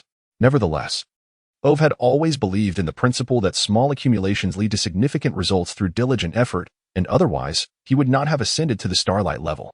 Good night, teacher. Lin Ke bowed respectfully as he bid Ove farewell, then gently coaxed the weary Little Fortune to sleep. Sensing the burgeoning vitality within Little Fortune, Lin Ke also surrendered to slumber, reassured. A night passed in silence. The following day, Lin Ke arose early, eager to check on the trial production at Azin's paper mill. Yet, at that moment, he suddenly recalled that he seemed to have forgotten something important yesterday. Never mind. It probably wasn't anything of great significance. Lin Ke hurried downstairs, casually summoned 2 guards, and departed without a glance at John, who had been busily occupied these past few days. Indeed, Lin Ke was quite occupied, or rather, everyone within the castle was engaged in their own pursuits. Antova and Frong were reveling in the pleasures of life, indulging in refreshments and surrounded by beauty, while the servants busied themselves with labor to support their families. Lin Ke was diligently striving towards wealth and power. Thus, one could observe that both the affluent and the impoverished were equally industrious. None were idle. All shared the same relentless spirit. However, upon reaching the corridor, he encountered a figure with bleary eyes and a hunchback. Young Master Lin Ke, the figure exclaimed with delight upon spotting him, limping forward. It was none other than the hunchbacked Granny Shisai. He had nearly forgotten. He had arranged for Granny Shisai to come to the castle yesterday. Young master, this old woman has managed to break 5 pieces of black stone from the toilet, a wooden bed frame made of elm, and 3 layers of goose-down quilts during her night stay in the guest room. Following Granny Shisai was a group leader from the guards, his expression darkened by displeasure. Lin Ke raised an eyebrow at this revelation and turned to Granny Shisai. Are you attempting to manufacture gunpowder? Have you been striking the nitrate from the toilet and the wood shavings from the bed frame? How did you know? Although Granny Shisai was unaware of gunpowder and nitrate, she comprehended Lin Ke's intent, having heard him speak of gunpowder the day before. Indeed, it is gunpowder. Where did you acquire your sulfur? It has a rather unpleasant odor. Lin Ke found himself intrigued by Granny Shisai. Additionally, what other skills do you possess? Shall we converse while we walk? Granny Shisai beamed with a radiant smile, her eyes narrowing into slits, resembling the creases of the surrounding wrinkles, akin to a network of winding ravines. Chapter 67. The exceptional chemist Lin Ke walked ahead, while Granny Shisai trailed a couple of steps behind, presenting herself as an ordinary servant in her advanced years. Yet, she did not appear naive or out of touch. She was astute enough to maintain her distance from Lin Ke. Young Master Lin, Granny Shisai has conjured various forms of magic, Do not dismiss me so easily. Lin Ke's curiosity was piqued. The discovery of gunpowder formulations could arise from numerous methodologies, and he was eager to ascertain whether Granny Shisai stumbled upon her findings serendipitously or through rigorous research. If it were the latter, it would indeed be remarkable. Such a spirit of inquiry and research aligns perfectly with scientific principles. Magic? What I possess far exceeds mere magic. Upon hearing Lin Ke's tone, Granny Shisai immediately retorted with her hands on her hips. It was unclear who had initially proclaimed gunpowder to be magic, only to now assert superiority over it. Lin Ke rolled his eyes inwardly. I can restore a rusted sword to its former glory or accelerate the rusting of a normal sword with a single punch. I could shatter it. Laughter erupted from the commanding officer of the guard, who could not resist teasing. You speak with more bravado than even the seasoned professionals. Granny Shisai was taken aback. What swords and flowers? She failed to grasp the meaning behind Lin Ke's words, as his pronunciation closely resembled terms in the universal language of Nathan, leading to her confusion. So how did you achieve this? Lin Ke rubbed his temples, realizing that many terms were lacking in this context. He would need to contemplate alternative terminology or even create new words to express the advancements in chemistry. Impressive, isn't it? Working in a factory like a beast of burden? How delightful. Lin Ke immediately discerned that Granny Shisai possessed a keen interest in chemistry and had already made some intriguing discoveries. Such talent would be best utilized in a research facility, not simply to be exploited, but to engage in meaningful work. Granny Shisai, you want to be going to the paper mill? He shook his head, and as disappointment flickered across her face, he added, however, I have a higher paying position for you. Would you be interested? Higher pay? Her eyes brightened at the prospect. She understood that pay meant silver coins and copper pieces. Realizing this could translate to a monthly wage of 3 silver coins and 2 copper pieces. Granny Shisai timidly presented her request, glancing warily at Lin Ke, fearing that such an audacious demand might lead to refusal. How cautious you are. What sort of life have you led, my dear chemist? Lin Ke sighed, merely nodding in agreement as he continued forward. He had already investigated Granny Shisai's background. She had no children, but some youngsters assisted her in farming. Moreover, she often crafted little trinkets she referred to as magic, which endeared her to the villagers. In summary, she was trustworthy. With that in mind, Lin Ke felt at liberty to discuss more advanced topics. After all, many chemical reactions could not be explained merely by precocity. Numerous reactions lacked tangible representation. How could one claim to be precocious about them? The existence of various substances in 2 worlds could differ significantly, and the periodic table of elements might vary as well, particularly regarding flora and fauna. To validate certain concepts, extensive chemical experimentation was essential, and such experiments required test tubes. Lin Ke quickened his pace, and although Granny Shisai was over 100 years old, her vitality resembled that of a sprightly 60-year-old, keeping pace with him. Soon, Lin Ke arranged the operations at the paper mill, and it began to function smoothly. Granny Shisai and the guard commander followed closely behind, observing. The paper mill, while termed a factory, was simply a small workshop. Upon entering, one would find 5 compartments, each responsible for a distinct step in the paper-making process. Water was channeled in from a ditch and subsequently drained away. However, unlike in his previous life, the paper mill did not employ numerous bleaching agents or chemical additives, resulting in negligible pollution. What are they doing? Granny Shisai's eyes widened in curiosity, wondering how the young master of Azen could seem somewhat unreliable. Cooking in large pots with inedible grasses? Surely this resembled the fanciful games of noble children that bards sang about. Granny Shisai felt a mix of anxiety and anticipation. Must you talk so much? The guard commander could no longer contain his irritation. This old woman prattles endlessly. If it weren't for young Master Lin's approval, she would have been sent away long ago. Questioning our master and instructor? Truly absurd. The commander fumed. Lin Ke gestured for them to remain calm, smiling reassuringly. After a short while, the first batch of dried paper was retrieved and presented to Lin Ke. He ran his fingers over the rough, pale yellow sheets, nodding slightly before raising his voice. Everyone, please continue. Lunch will be brought to us shortly. His tone revealed no discernible emotion. The quality of the paper was satisfactory, meeting the standards Lin Ke had established during his experiments with Alf. It could serve as writing material, though it brought him no particular joy. It was merely a routine trial production that achieved expectations. Is this paper? Upon seeing the sheets in Lin Ke's hands, Granny Shisai understood the purpose of the paper mill. They were producing paper. However, This process differed significantly from what she was accustomed to. She had known paper to be made through numerous intricate steps involving animal hides, not through the rapid output of over 50 individuals in just half an hour. You have much yet to learn. After examining the paper's quality to his satisfaction, Lin Ke beckoned Granny Shisai and the guard commander. Let us proceed to the next factory. Next up, the glassworks. Lin Ke had not anticipated the paper mill-esque trial production to be so seamless, perhaps underestimating the villagers' commitment to their work. As he instructed them on the paper-making process, each villager listened intently, their eyes wide with focus. These learners were unlike those from his past life, who often found knowledge less enticing than games. Here, the villagers yearned for knowledge, eager for Lin Ke to impart more. However, given the paper mill-esque success, he contemplated a swift production strategy. The initial goal was to satisfy the needs of Azen Castle and Parrot City. Should the response prove favorable, he could expand sales to various locations within the Azen territory. Yet, he had not yet considered a nationwide distribution across Nathan. After all, a mere barony lacked the capacity to control such a vast market. Nevertheless, he believed that the initial sales would suffice to alleviate the pressure of debt, and perhaps even allow for complete repayment. As Lin Ke reached the entrance of the paper mill, the manager, Watson, awaited him. The paper mill had but one door for entry and exit, with sheets of paper drying outside. I am pleased. Achieving this on our first attempt is commendable. Let us ramp up production. Moreover, remember to maintain confidentiality regarding the processes and raw materials of the paper mill. No one is to divulge this information, not even family. In a month, everyone will receive their wages. Lin Ke encouraged and cautioned the manager before departing. The person in charge is none other than the young man named Watson. With his golden hair and an endearing, honest demeanor, perpetually wearing a simple smile. In the paper mill, workers of all ages peeked out from their booths to glance at him, their expressions tinged with a hint of apprehension. Today marks the inaugural day, and they feared that the young master might have second thoughts.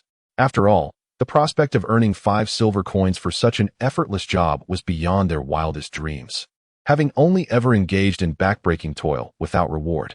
At this moment, Watson could no longer contain his excitement. Vigorously raising his robust right arm, Master Lin Ke has commanded us to produce vigorously. His joy was palpable. No, it was overwhelming.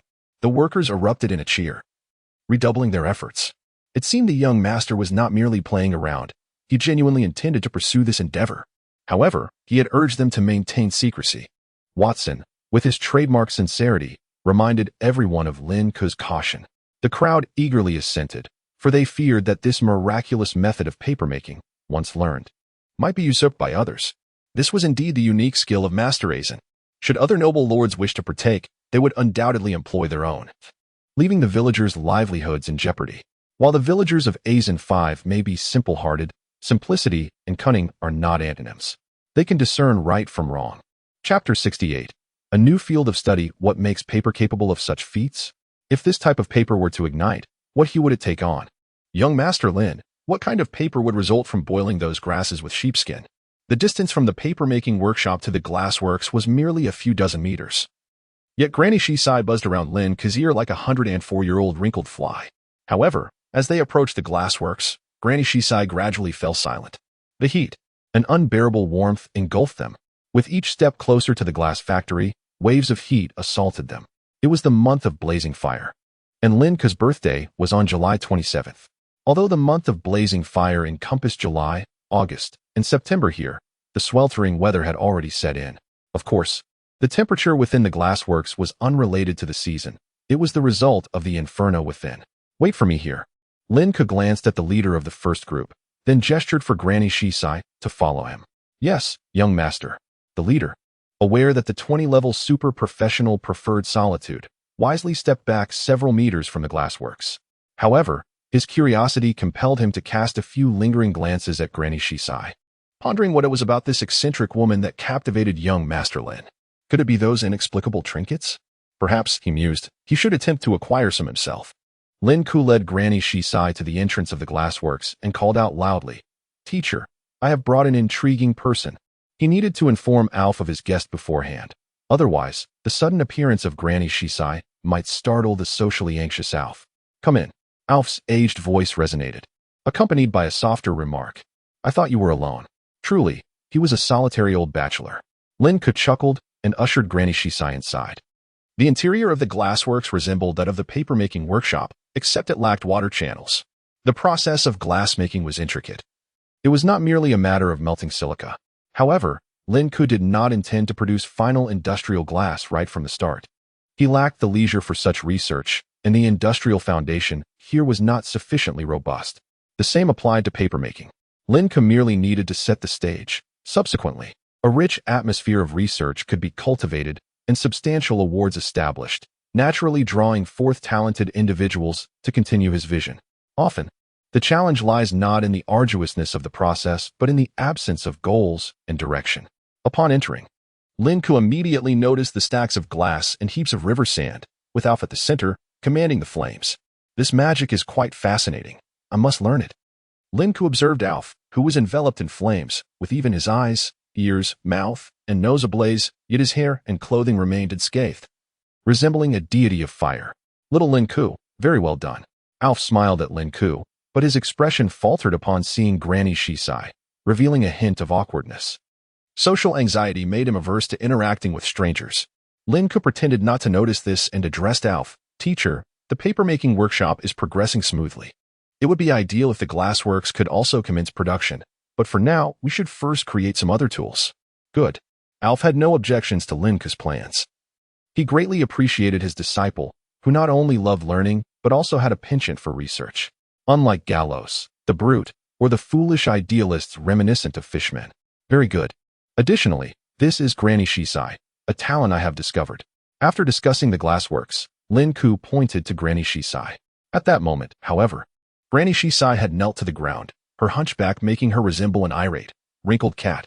She moaned and chanted a prayer, at this moment, kneeling on the ground. Granny Shisai bit her teeth, seemingly resolved. 5 coins. Just 3 silver coins and 5 copper plates will suffice. Lin Ke was taken aback. What sort of operation was this? Alf, too, was witnessing such behavior for the first time, though he had not encountered many people. Granny Shisai, please rise. This is my teacher, Alf, not the god of fire. Lin Ke suddenly felt that Granny Shisai's fervent prayers would cause even capitalists to feel a pang of guilt. Perhaps he should give her a couple more copper plates? Huh? Granny Shisai lifted her head, staring blankly at Lin Ke. Young Master Lin's teacher is a deity. To her, Alf, who was ablaze, wielding a staff, and seemingly standing in a realm of fire, appeared utterly terrifying.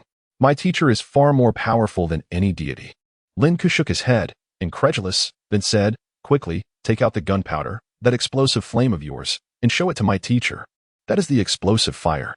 Granny Shisai immediately corrected him, her eyes brightening at the mention of her creations. She pulled out a pouch of gunpowder and opened it. Your Excellency, Alf, it is this.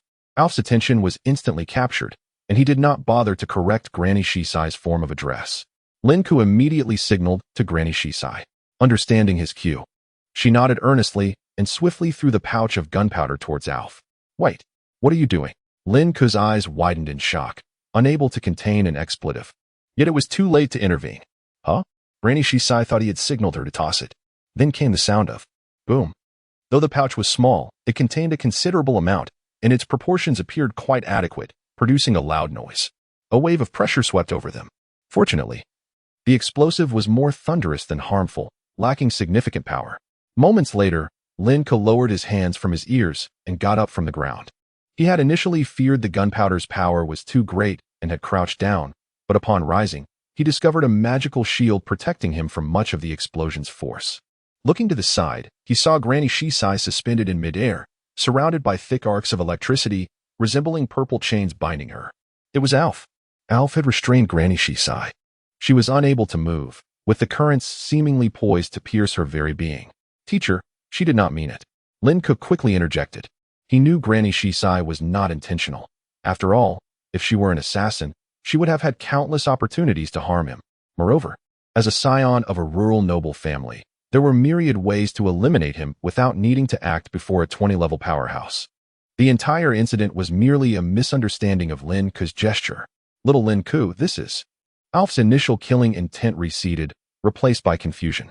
He had intended to meet a person, only to be greeted by a display of powerful magic.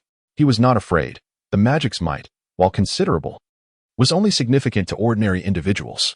He merely feared for his disciples' safety. Granny Shisai, from now on, Lin Ke intended to advise Granny Shisai to exercise caution, but he recalled that it was his gesture that had led to this misunderstanding. Perhaps it was best to let it go, seeing that Granny Shisai was unharmed. He turned to Alf and stated candidly, "Teacher, I have discovered a new research direction." Chapter 69. At long last, Alf joins. After some elucidation, Alf comprehended Lincoln's intent, a novel avenue of inquiry, chemistry, to explore the properties of matter through reactions between substances. As Lincoln suggested, this field should be known as chemistry in this world as well, the study of material transformations. Intriguing, Alf was instantly inundated with inspiration, eager to delve into the chemistry Lincoln described. So, that's how it is. Grandma Sissy, after being released by Alf, harbored no resentment but was immediately absorbed in the chemistry Lincoln had mentioned. Indeed, so much more can be accomplished. She reflected on her own practices over the years, which had been limited to combining and combusting or concocting various powders to produce her so-called magic. She had never imagined the vast array of chemical reactions possible, nor the ability to predict them through equations. Therefore, Master, I intend to transform that minor plane into a dedicated laboratory. After Lincoln finished explaining, Alf fully grasped his intention. Little Lincoln, you're determined to bind me to your family. Alf chuckled wryly. Grandma Sissy, standing nearby, was perplexed, unable to decipher the exchange between the two. Lincoln simply smiled. Master, it would be ideal to conduct research in Azen with peace of mind. He and Alf were not speaking in riddles. Previously, the Black Mountain proprietress of the pet shop had gifted him a minor plane containing a substantial ore deposit. He and Alf had ventured inside before. Some mining had taken place in the past, but there was still a significant amount of iron ore remaining. However, upon seeing the minor plane, Lincoln's first thought was not of the mine, but of its seclusion. This minor plane was perfect for a research laboratory. Much like Alf's own plane, the current issue was that leaving the iron ore untouched would be wasteful. It would be better to extract it all quickly and then transform the space into a secret laboratory. However, extraction required manpower, such as slaves, as well as various tools and considerable time. The most pressing issue was the lack of time. Moreover, even if time were not a constraint, Alf was unable to engrave teleportation arrays, meaning that access to the plane was limited to the key given to Lincoln by the Black Mountain proprietress. If slaves had to enter and exit under Lincoln's constant supervision, he would be overwhelmed and unable to accomplish anything else. Fortunately, Alf mentioned that 2 of the array discs from his personal plane were unused.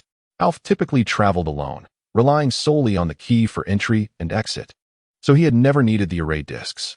Lincoln seized the opportunity. Teleportation array discs. One could be placed in Azen Castle and the other in the Iron Mine space. This would allow slaves to travel from Azen to Alf's personal plane and then to the Iron Mine for extraction. Perfect. However, this would effectively bind Alf to the Azen family's cause, making it difficult to extricate himself. Since both teleportation arrays would belong to Azen, Alf's personal plane would be exposed to Azen's view unless the arrays were destroyed. Master, you've been solitary for centuries. Perhaps it's time to settle down. Lincoln sighed. On one hand, he genuinely hoped that Alf would stand behind him, providing protection while his own wings were still developing. Alf was an elderly man of several hundred years, without a family or lineage. His only connection to humanity was the materialist school, and even that was not particularly strong. Perhaps, if not for the accidental friendship with Garros, Alf might have quietly perished in his personal plane while pursuing truth and legend. After all, could staring at lightning really lead to becoming a legend? Lincoln doubted it. Alf was rendered speechless by Lincoln's words. To be associated with the family of Garros, that reckless brute? He had been invited by nobles every time he emerged from his personal plane to interact with the materialist school or fight with the idealist school. He was a powerful level 19 existence. Even His Majesty, the sleepless Emperor of Gula, had inquired about his interest in joining the royal family, offering generous terms. However, it was always his strength that they sought, not his person. This had deterred the socially awkward Alf. Social awkwardness also meant a greater emphasis on personal feelings and increased sensitivity. But now Alf glanced at his disciple. With Lincoln's talent, his future achievements would undoubtedly surpass his own.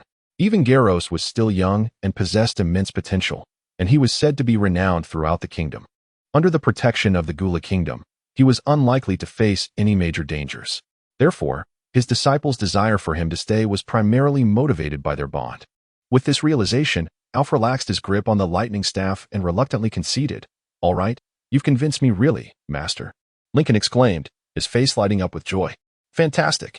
Master Alf is willing to stay. No problem. Lincoln readily agreed. As long as Alf had a home, he would not be inclined to leave. What are you two talking about? Grandma Sissy asked, confused. Nothing. I've found you a job, Grandma Sissy. You can sell those 2 plots of land you own. Lincoln was in high spirits. Grandma Sissy nodded at first, then exclaimed in surprise, but I can't. I still need to rely on that for food. Lincoln waved his hand dismissively. No need. Are you willing to follow me? To become my follower?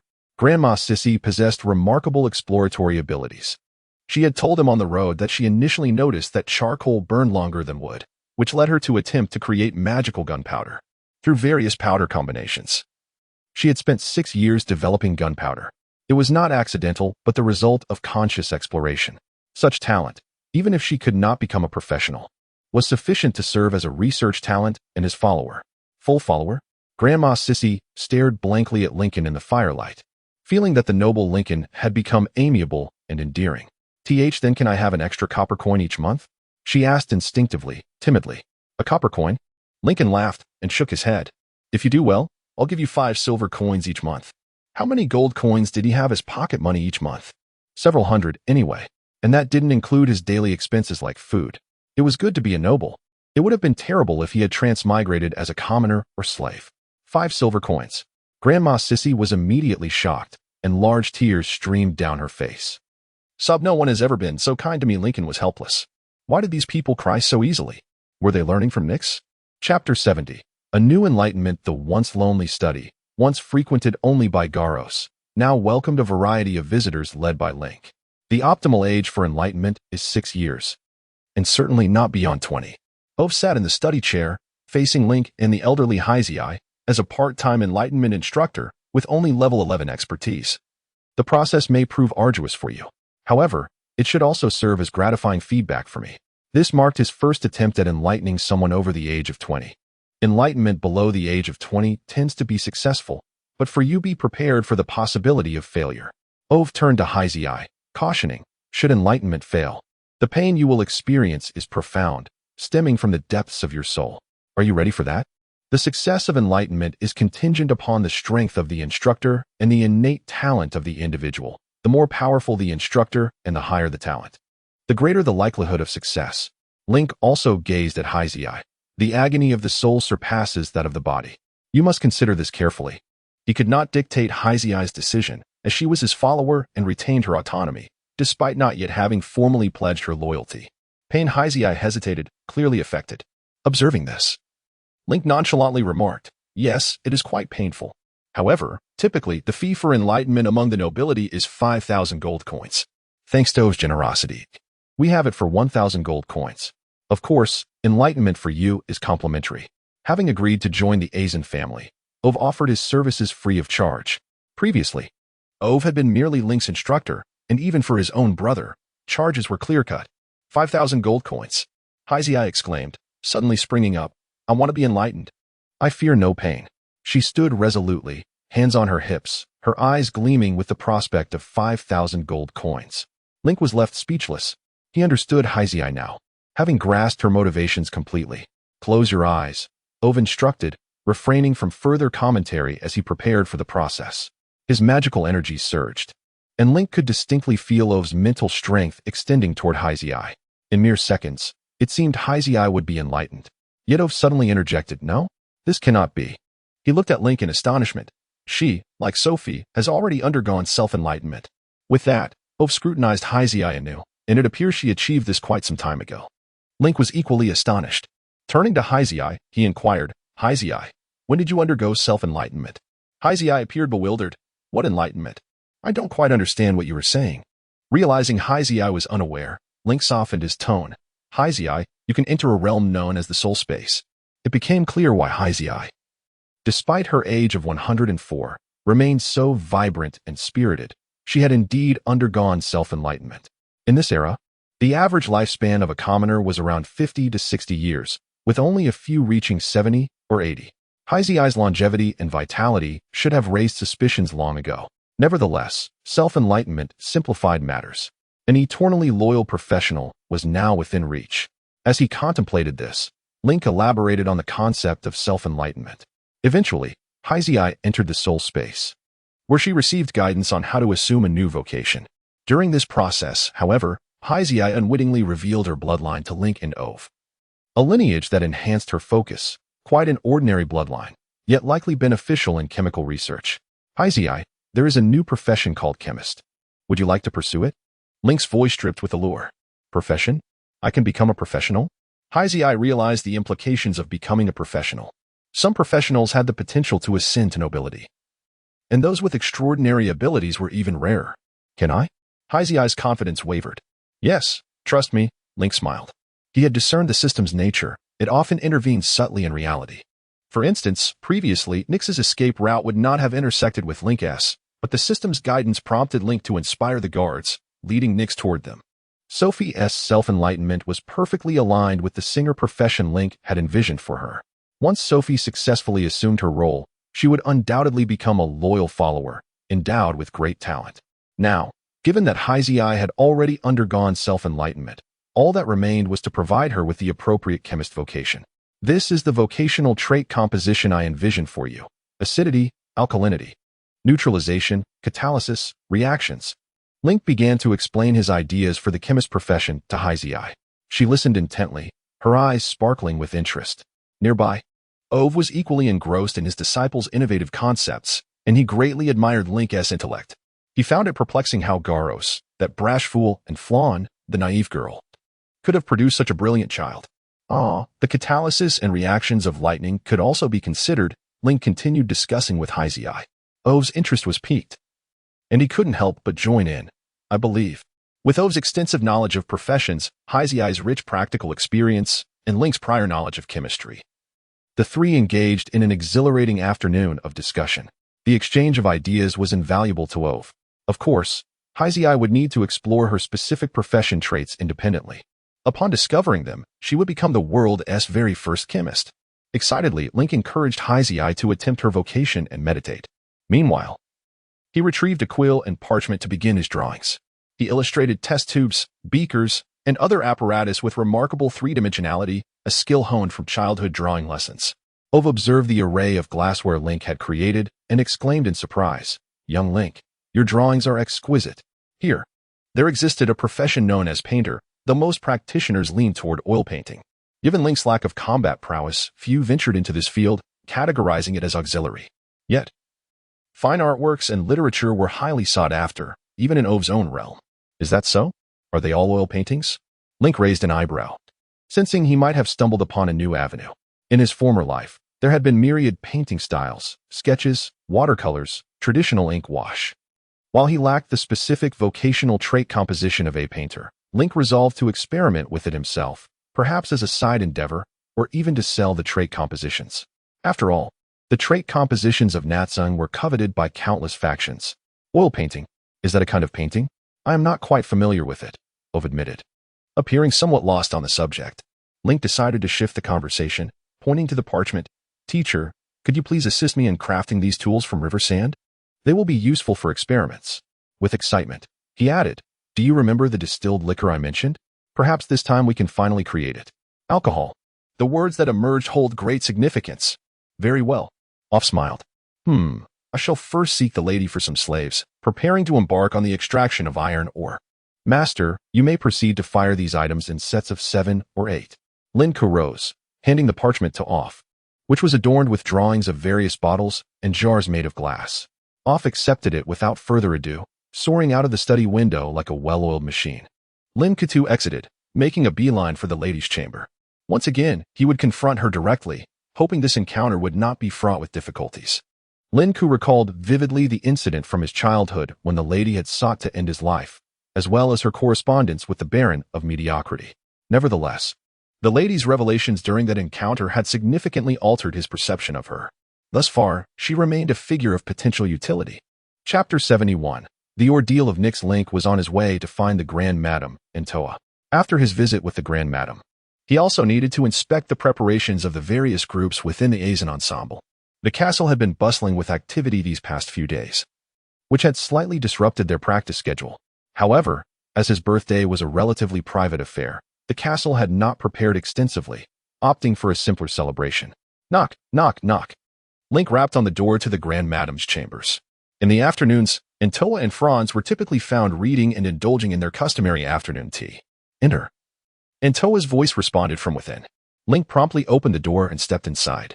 As expected, Antoa was engrossed in a book, seated at a table on the balcony. Two maids stood attentively behind her, and a small cheetah rested on her lap. Antoa took a bite of a gooseberry and wheat flour tart, then offered a morsel to the cheetah, gently stroking its fur with her other hand. In a mere matter of days, the cheetah had transformed from a fiercely roaring predator cub in an iron cage into a pampered, purring pet on a noblewoman's lap. "Little Link, what brings you here?" Antoa inquired, a hint of delight flickering in the depths of her eyes, though it went unnoticed by others. Link, who was in the midst of organizing his thoughts, immediately replied, "Grand Madam, I require all the castle serfs to assist me in mining an iron ore deposit." "Oh, an iron ore deposit?" Antoa raised an eyebrow. "I was under the impression that Azen Castle did not possess any iron ore deposits. Where do you intend to mine?" "Near my teacher's estate." He presumed that Link had acquired the iron ore deposit. Link shook his head. "It was a gift from my teacher." "Very well." Antoa's interest waned at this revelation. Content as long as no money was being squandered. She waved her hand dismissively. "The serfs are at your disposal. Just ensure that the castle's normal operations are not disrupted." Serfs typically required overseers, usually servants. However, Link would dispatch guards, so the castle's operations would remain unaffected. Having concluded his conversation with Antoa, Link proceeded to arrange for the serfs. Only once, on that particular evening, had Antoa broached the subject of money with Link. Now, even with his possession of an iron ore deposit, Antoa refrained from suggesting its sale to amass funds for debt repayment. Considering this, the Grand Madam possessed a certain sense of responsibility, refraining from burdening Link with worries. "Alas, if only you hadn't sought to kill me in the past," Link mused, shaking his head as he strode out. Meanwhile, in the village, Nyx, clad in simple cloth attire and carrying a small knapsack, ventured forth. Within the knapsack, he carried his paper money, a collection of herbs, and the Azen garments he had shed. After all, within the Azen territory, donning Azen attire would attract undue attention, hindering his pursuit of the doctor trait. Suddenly, as Nyx ambled along, he detected a commotion ahead. "Hurry, hurry. Little Yale has been gored in the chest by a gula bull." The tip of the horn pierced right through Andrew's leg. Blood. His chest is covered in blood. A cacophony of noise erupted, accompanied by the shrieks and cries of several women. Nyx furrowed his brow, his furry ears perked up, and his form transformed into a streak of white as he dashed toward the source of the commotion. Upon arriving, he found 7 or 8 individuals carrying a frail, diminutive cowherd, seemingly preparing to transport him to the distant parrot city in search of the professional witch doctor for treatment. Impossible. He'll be cold in his grave by the time he gets there. Nyx, halting a short distance from them, called out in a clear voice, "Lay him down. I am Dr. Nyx." The burly men abruptly ceased their movement upon hearing his words. "A doctor? A doctor? This is the doctor who is as skilled as a professional. Quick, quick, let the doctor examine him. Woe is me, noble doctor, please save my son." The group descended into disarray, hastily bringing the cowherd forward. The villagers had heard tales of a rabbit-man doctor from Azen Castle who roamed the 5 villages, tending to the sick. Nyx unfastened his pack and extracted 4 or 5 types of herbs that he had been diligently preparing. First, his hands became a blur as he tore open the cowherd's shirt, clearing away any stray foliage or pebbles. Next, he poured a vial of gooseberry wine onto the boy's chest. The previously unconscious boy immediately groaned in pain. The hearts of the onlookers clenched with anxiety. This was merely a 6-year-old child. Nyx, however, remained tight-lipped, his brow furrowed in concentration. The child's injury was severe, the wound on his chest nearly penetrating through.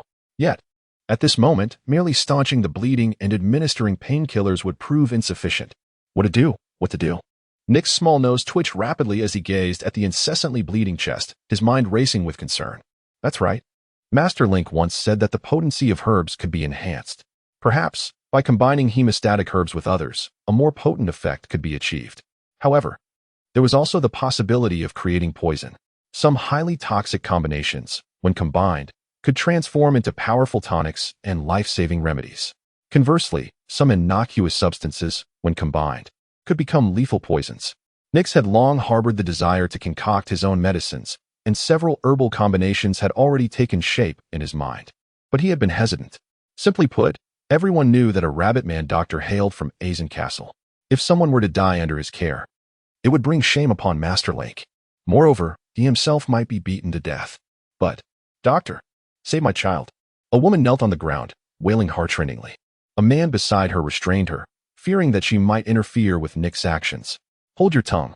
The rabbit man doctor is a member of the young master's household. Have faith in him. The man scolded loudly. Yes, yes. Alas, how pitiful. The scene was chaotic. Yet, Nix found himself calming down amidst the tumult. He recalled the first time he had met Master Link, the radiant and gentle sunlight filtering through Link's chestnut hair, illuminating his face. Warm without being scorching. Dazzling without being blinding. If he were to use a new medicine to treat the child and the child were to die, Master Link's reputation might be tarnished. If he were to refrain from treatment, claiming helplessness, the villagers would not overthink it. Instead, rushing the child to Parrot City and paying a hefty sum for the services of the professional, witch doctor. However, Nix knew that the child would likely succumb to blood loss along the way. To save, or not to save. Nix clenched his fists, his brow furrowed. As he chewed simple herbs and applied them to the child's wound, his mind deep in thought. The onlookers, influenced by Nick's earnest and solemn expression, gradually quieted down. And ultimately, Nick's thoughts turned to Link. Link had rescued him after his family had been destroyed and had taken him in. He had sworn an oath. He, Nix, would defend Link's honor with his life. Until the stars fell, the world crumbled, and the laws of nature were shattered, even unto death. Chapter 72, Deadly Poison. Help? Nix gritted his teeth. If the treatment for the child failed, he was willing to bear the consequences himself, striving to preserve Lin Ke's reputation. He could not bear to witness a life slipping away before his eyes. With a quick mental inventory, he recalled the herbs: water hemlock, purple flying flower, yellow grapevine. Perhaps a touch of lucky flower as well. Nix rummaged through his pack, breaking and crushing some herbs with his hands, while others he chewed quickly. Eventually, he formed a thick, dark green paste. Taking a deep breath, he smeared the paste onto the child's chest. Before long, a miraculous scene unfolded. The blood that had been oozing from the child's chest ceased, and the child's expression transformed from agony to relief, with his previously pale face gradually regaining color. The effect was instantaneous. He lived. He lived. Oh, Dr. Rabbit, thank you. Your aid shines brighter than the stars above. You must be a powerful practitioner. Suddenly, a voice cried out, Wait, Doctor, what's wrong? The crowd, which had been rejoicing, watched in horror as Nick staggered back a few steps and collapsed to the ground. His once pure white hair began to darken, starting from his mouth, with the inky blackness spreading across his body. Water hemlock. It's water hemlock. A sharp-eyed man pointed to the small black plant that had fallen to the ground, eliciting gasps from the crowd. Water hemlock. It's the deadliest of plants.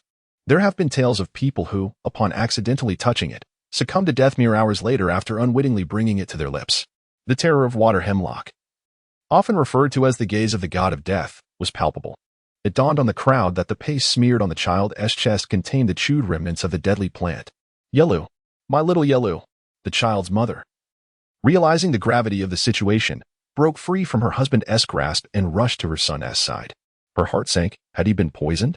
Surely he was doomed. A man, presumably the child's father, widened his eyes in rage, picking up a stone to hurl at Nix. Despicable rabbit. You intend to poison my little Yelu. The stone was raised high, aimed at Nix's head. In their panic, the crowd failed to assess the child's conditions, instinctively blaming Nix for the perceived threat to their child's life. Calm down. Put it down, urged others. That's the doctor favored by the young master. We should consider how to explain this rabbit doctor's demise to the young master. Fearing the wrath of Lin Ke, they worried their village would face dire consequences. In the face of such peril, little Yelu's fate seemed trivial to them. They even feared Lin Ke would mistakenly believe they were responsible for the rabbit doctor's fate. I don't care. If I crush this rabbit, I'll just kill myself afterward. The man, fueled by his wife's anguished cries, was consumed by rage, while others continued to plead with him. Just then, the child on the ground let out a faint groan, his voice raspy. Mama, Mama, who is calling me? The weeping woman froze, as if she had heard a ghost. Yelu? Little Yelu? She could hardly believe her ears, suspecting it was a figment of her imagination. Mom, it hurts. The child's eyes cracked open, locking onto the woman beside him. Joy erupted within her, disregarding her tears. Little Yelu lives. Little Yelu lives. Those who had initially kept their distance from the child, wary of the poison, turned their attention toward him, drawn by the mother's ecstatic proclamation. To their astonishment, Yelu's complexion was rosy, and rather than bleeding, his chest appeared to be healing visibly. The crowd stood agape, while only Yelu's parents remained by his side. In the realm of the soul, Nyx found himself in a peculiar space, where his bloodline resembled a towering stone pillar adorned with intricate patterns. How did I end up here? He pondered, feeling disoriented. Suddenly, the pillar representing his bloodline began to change. A wave of darkness surged upward from its base, spreading rapidly like ink diffusing in water. The pillar was tall, yet the patterns only extended to its base, indicating that Nyx had ample potential for growth. However, the speed of the encroaching darkness was alarming. This pillar represented his very soul. What is happening? Nyx exclaimed, rushing forward to touch it with his furry hand. Poison. Toxic traits. The traits of a scholar were being overwhelmed by the poisonous essence, dissipating like bursting bubbles. Research, exploration, one by one, his attributes were vanishing from his soul, symbolizing his deepening comprehension of poison, even at the expense of his scholar traits. Is this a job change? How could this be? A poison trait? Panic enveloped Nyx. It was too evident. He had never experienced poison before, but after tasting water hemlock, he had forged a profound connection with its essence. Yet, through Ulf's teachings, he understood that the initial profession would be the primary one, drawing abundant energy from his bloodline, while subsequent roles would receive minimal support. If he inadvertently became a practitioner defined by poison, he could never realize his aspiration of becoming a doctor, healing, diagnosing, herbal remedies. He had always attempted to transition from scholar to doctor, but had failed repeatedly. This time, indeed, the traits he absorbed did not seamlessly coalesce to form a profession. Instead, they remained disparate, unable to merge. What to do? What to do? Nyx was in a frenzy, as the scholar traits were entirely overrun by the poison traits, leaving only the learning trait barely holding on. Doctor. Lin Ke urged me to comprehend what it truly means to be a doctor. Have I grasped it? Doctor? Life? Why are they intertwined? Nyx suddenly felt a spark of insight. Lin Ke had explained that life was a personal pronoun, as in young master or old master. Meaning a doctor is one who possesses the skills to heal others. Yet now, Nyx contemplated that perhaps the name of this profession held deeper significance. He recalled the moment he had saved Yelu. To rescue him, he had chosen to take a risk. Success would be glorious. Yet failure would see him willing to sacrifice himself without tarnishing Lin Ke's reputation. In that moment, his unwillingness to let life fade before him had spurred him to chew on the water hemlock. A doctor, one who heals life. Preserving the living from death, that was the essence of a doctor. Simultaneously, he had chewed the potent water hemlock. This deadly plant had first caught his attention when he discovered it could restore vitality to severely injured wild dogs when combined with certain herbs. Thus, he believed that while water hemlock alone was lethal, its effects could be enhanced through specific herbal combinations. Perhaps it was precisely because he ingested the Lujiang grass that he instantaneously comprehended the essence of the poison trait. After all, personally experiencing poison allows for a deeper understanding of its nature. However, from resolving to heal little Yale to inexplicably finding himself in the soul space. And now with a clear understanding of the intrinsic meaning of the word doctor, he suddenly grasped the other two traits: mutual generation and overcoming, and the sanctity of life. These were the traits the young master had mentioned, albeit with a tone of uncertainty. But now it seemed, let's give it a try. Thus, Nyx closed his eyes and infused his bloodline with the insights of these two traits, adding poison and incorporating learning. The blackness on the stone pillar abruptly converged towards Nyx's palm. The patterns on the pillar all contracted, merging with the black poison trait to form a brand new, pale green pattern. In the eyes of a doctor, saving the life before them is of paramount importance. And with this realization, a novel profession was forming within Nyx's bloodline. This was doctor. Nyx opened his eyes, filled with elation. Success. Through misfortune, he had finally become a doctor. However, it seemed it could also be transformed. This was, should it be called, Poison Master? Chapter 73, A Sudden Sense of Crisis Then. The world around Nyx transformed into pure black, only to shift again to a pristine white. Ultimately, his ears and the circles around his eyes turned black, while his left hand and right leg followed suit, before he abruptly opened his eyes. Upon doing so, he found himself being stared at by a dozen or so individuals, which startled him greatly. What is going on? Nyx exclaimed, leaping to his feet. The group recoiled several steps in unison, having initially thought Nyx was lifeless and preparing to use a wooden pole to prod him away. After all, he had been completely enveloped in black, unmistakably indicating he had succumbed to the poison of the lethal plant. They dared not touch him. However, just as they had procured a pole, Nyx's body began to change color, deterring them from approaching and compelling them to merely observe from a distance. "Nyx, my lord," one man called out hesitantly. They could not ascertain whether this Nyx was indeed alive or had transformed into a specter. They were but simple farmers, utterly oblivious to the situation. "What happened? Did little Yelu survive?" Nyx inquired, more concerned about the well-being of the young herdsman. As soon as he voiced his concern, the crowd realized that Nyx had not perished. The man who had spoken rushed forward and knelt, exclaiming, "Thank you, my lord Nyx. Thank you. Little Yelu has come back to life. He has returned." The man was overwhelmed with emotion, tears streaming down his face, a mix of gratitude and fear evident in his demeanor.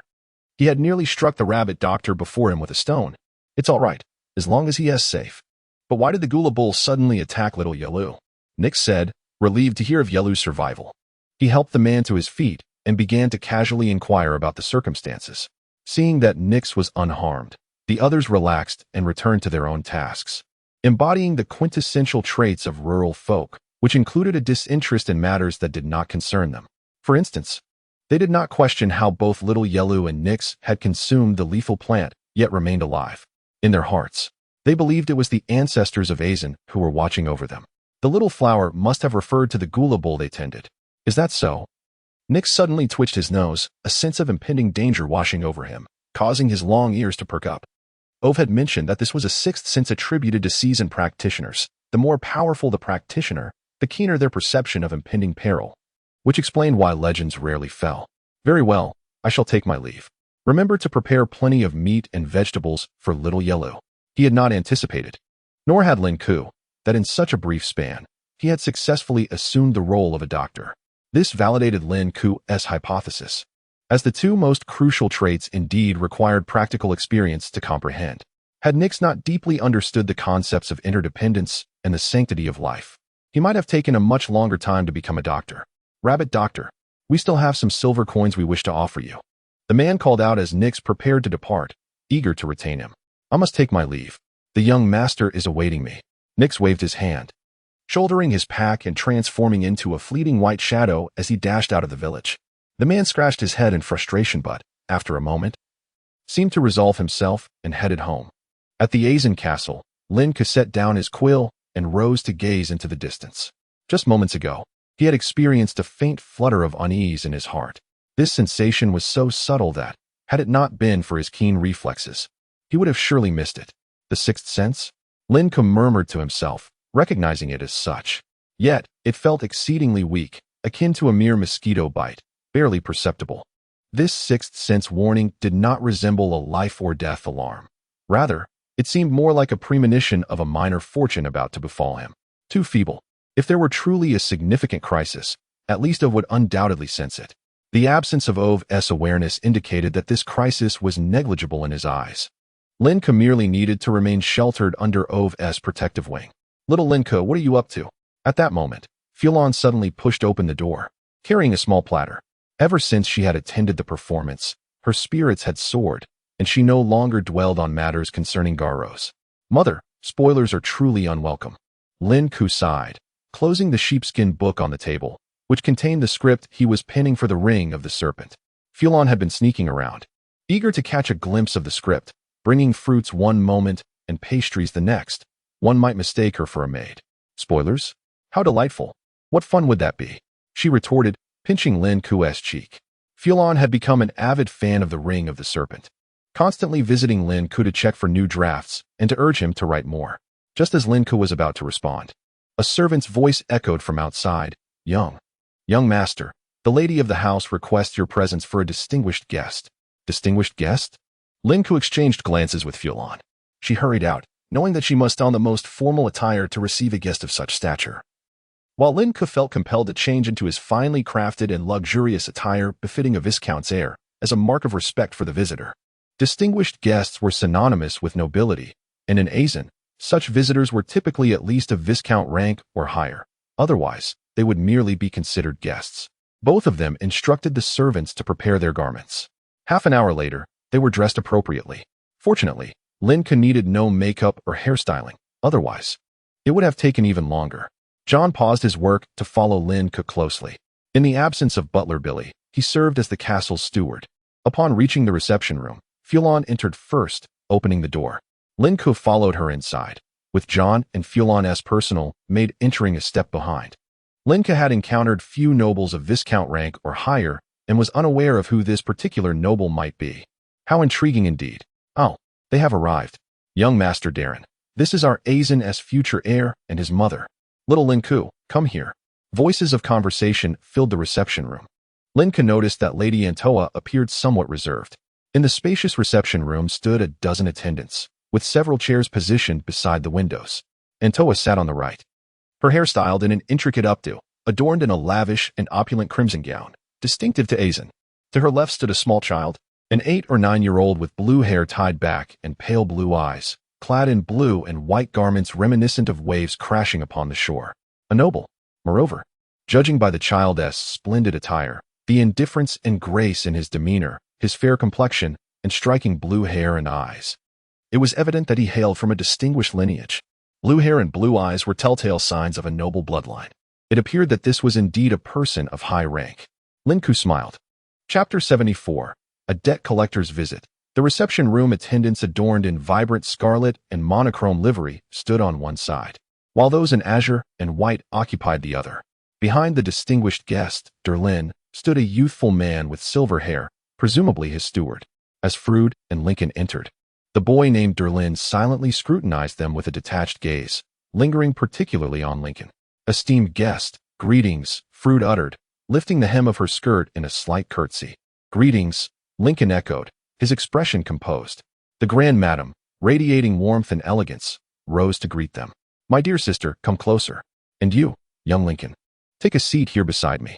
As the prospective heir, Lincoln was expected to sit next to Derlin. However, observing Lincoln's placid demeanor, Derlin emitted a dismissive snort. I hear you've undergone the awakening? What lineage do you possess? Is it of at least middling quality? His tone was laced with condescension and arrogance. Lincoln, taking his seat, felt a wave of disappointment. Is this the extent of the nobility here? He mused. This noble child is utterly ill-mannered. Just who do you think you are? Interrogating me with such impertinence? My lineage is confidential, you understand? It's a secret. However, dealing with such inexplicably haughty children was often quite simple. Lincoln offered Derlin a humble smile, akin to a rabbit submitting to a tiger. Yes, I have undergone the awakening. Seemingly gratified by Lincoln's obsequious smile, Derlin nodded sagely and pressed, indeed. And what lineage do you possess? Sir Derlin, shouldn't one's lineage remain confidential? Lincoln responded, his smile now that of a hedgehog. Subservient yet guarded. Sensing Lincoln's reticence, Derlin burst into laughter. Ha ha ha, you amuse me, you bumpkin. Truly a bumpkin. Uncle Fiddler, these bumpkins know nothing. It is their privilege to bring you joy, the steward, Fiddler, responded, a subtle smile playing on his lips. At this, the surrounding attendants visibly bristled. Bumpkins. Did he just call our young master a bumpkin? The attendants of Azan glared, but could only lower their heads, helpless.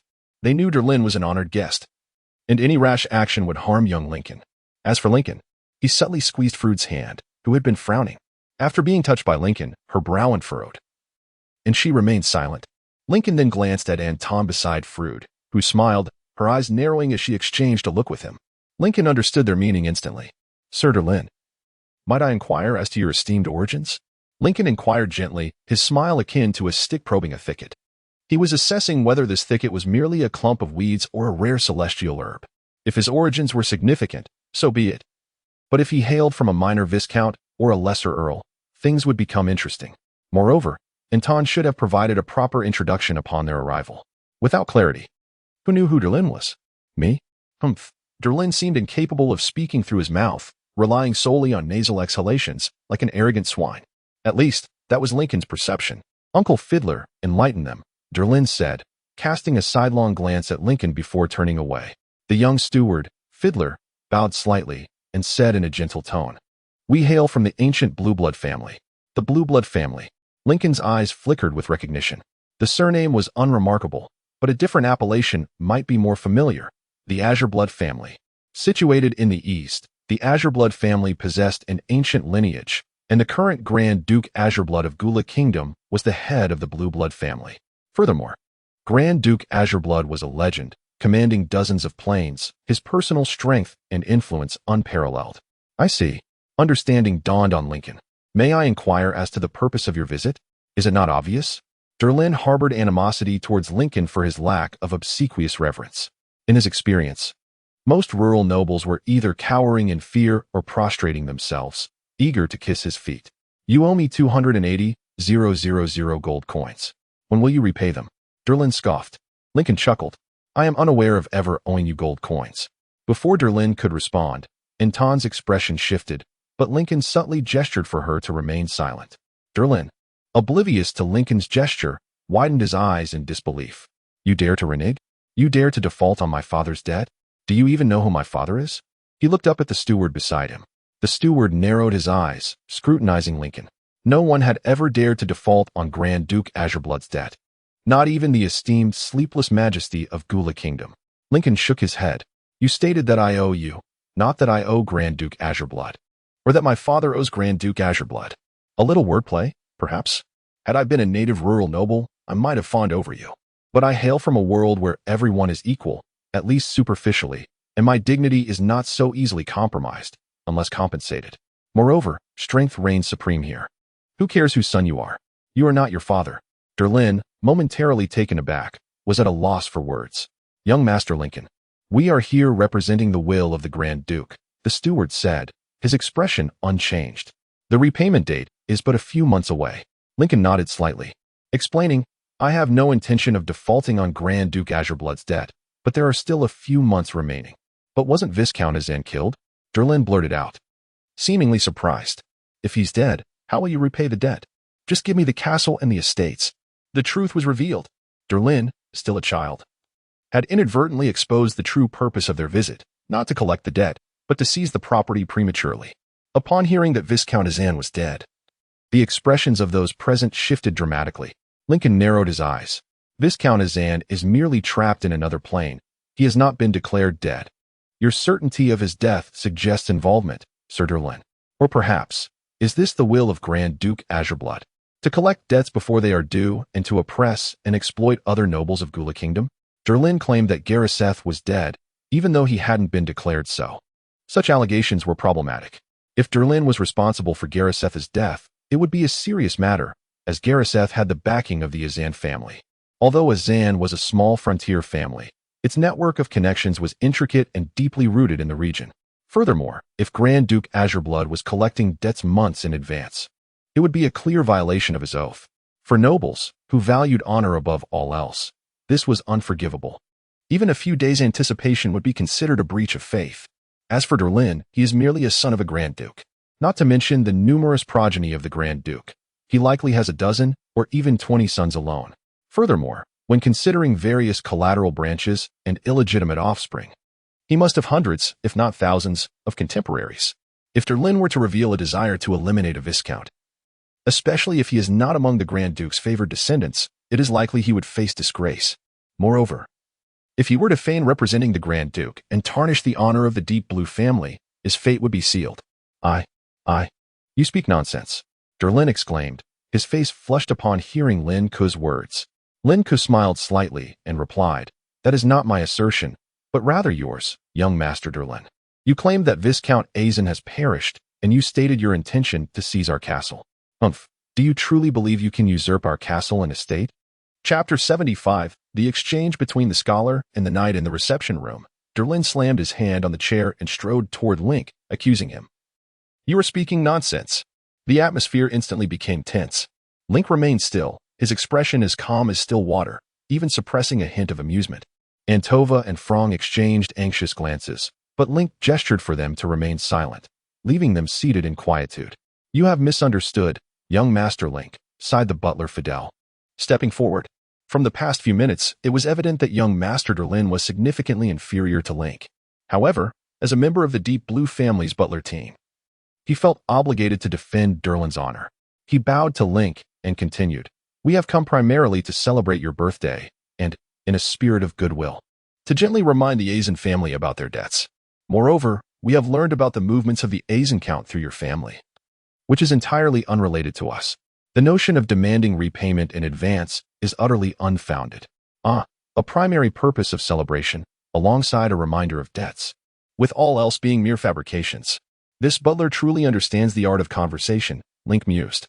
Meanwhile, Lin, feeling ignored, grew more irate. Country bumpkin, I challenge you to a nightly duel. Is the child angry? Link thought to himself, though his expression darkened.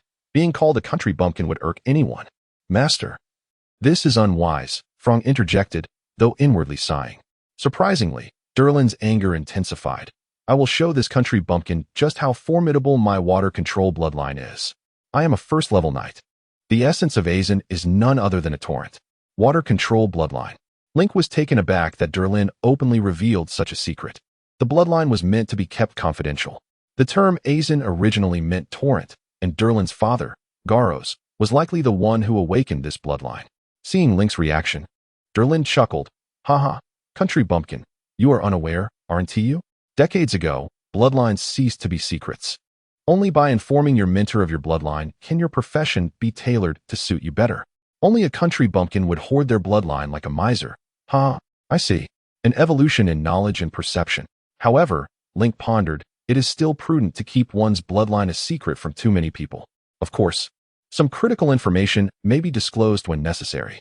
Link maintained his smile. Mr. Lin, I am a scholar. Are you certain you wish to duel with a scholar? Not that scholars were weak, but typically, in early confrontations, they held a disadvantage against close combat knights. A scholar? You are a feeble scholar? Ha. Uncle Fidel, did you hear? This fellow is a laughable scholar.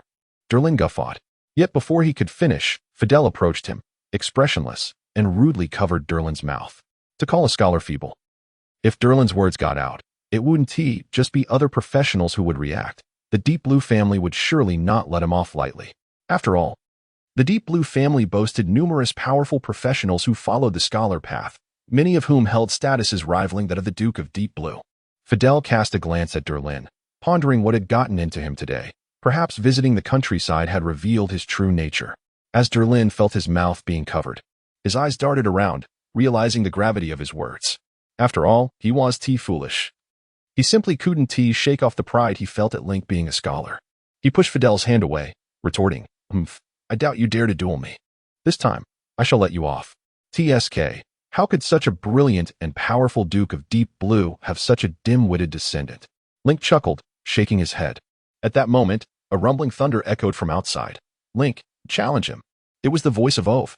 Simultaneously, Ove, clad in the black and red attire of the Azen family, leapt through the window, crackling with electricity. A formidable presence. Fidel's pupils constricted as he recalled the rumors he heard on the way, that the Azen family had an individual of over level 15. Now, sensing Ove's overwhelming aura, Fidel speculated that this elder was at least level 18. Upon entering, Ove immediately regretted his grand entrance, as every gaze in the reception room turned to him. He felt a wave of unease wash over him, but steeled himself against their scrutiny, addressing Link. Link, someone has insulted the scholar. You must defend the honor of the scholars. Link thought, What honor does the scholar possess? It's not like we shout about knightly glory and charge to the forefront daily. Aren't we scholars rather subdued? However, since Ove had requested it, Link found himself intrigued by the prospect of testing his combat skills. The Azen family was too remote, the guards were mere commoners, and Ove was too powerful, while John was too weak, currently not even at level 1. Thus, Link eagerly anticipated this exchange. He had yet to practice his skills since becoming a first-level professional. Let us proceed downstairs, Link smiled, gesturing invitingly. Lin snorted, striding ahead, with the butler closely following, along with a procession of attendants in blue attire. Victory is assured. Ove glanced at Link, nodding solemnly, before transforming into a bolt of lightning and darting out the window. Link pondered, what does his nod signify? He found himself bemused, perceiving his mentor as somewhat childlike, a touch juvenile. Yet, considering the stakes of noble honor, Link knew he could not afford to fail. After all, many, especially the common folk, viewed the early weaknesses of a scholar with disdain. A loss would simply be a loss, devoid of excuses. A tarnished reputation would hinder future endeavors. By defeating Lin, he might elevate his authority and influence, especially since he would be besting a descendant of the Deep Blue family. Little Link, perhaps you should reconsider this duel. Feng expressed her concern. Despite Link's many accomplishments and cleverness, in her eyes, he would always remain a child. Previous incidents had shown that Feng often resembled a young girl, thinking of evasion and tears whenever faced with trouble, only confronting issues when escape was impossible. Have you made your decision, Link? Lady Antova inquired, her brow furrowed. I am on the brink of becoming a second-level scholar, Link reassured the two. A second-level scholar? So soon? Feng was taken aback, lacking a full grasp of the implications, but Antova regarded Link with a profound gaze. The group hastily descended, reaching the lawn not far from the castle's entrance. There, Lin awaited Link, his right hand gripping a slender sword pointed towards the ground, while his left hand rested behind his back, his posture striving for an air of nobility. The technique was uncertain, but his stance certainly exuded the essence of a noble duel. Link casually positioned himself 20 meters away, elegantly gesturing, "Shall we commence? By the way, where is your steed?" Link glanced around, noticing no mount in sight. Unnecessary. Lin huffed uncomfortably, then charged at Link, his short legs moving with surprising speed, sending dust and gravel flying. It appeared that Lin possessed impressive physical prowess, his speed surpassing that of an average adult male from Link's previous life. A first-level knight. While he couldn't cast a single first-level spell, he could employ several minor magical techniques. The approaching Lin swiftly drew near, emitting a somewhat juvenile roar. However, at that moment, Lin Ke pointed toward Lin's feet, and a surge of magical energy erupted from his body. The smoothing spell. This was a minor technique derived from the concept of friction.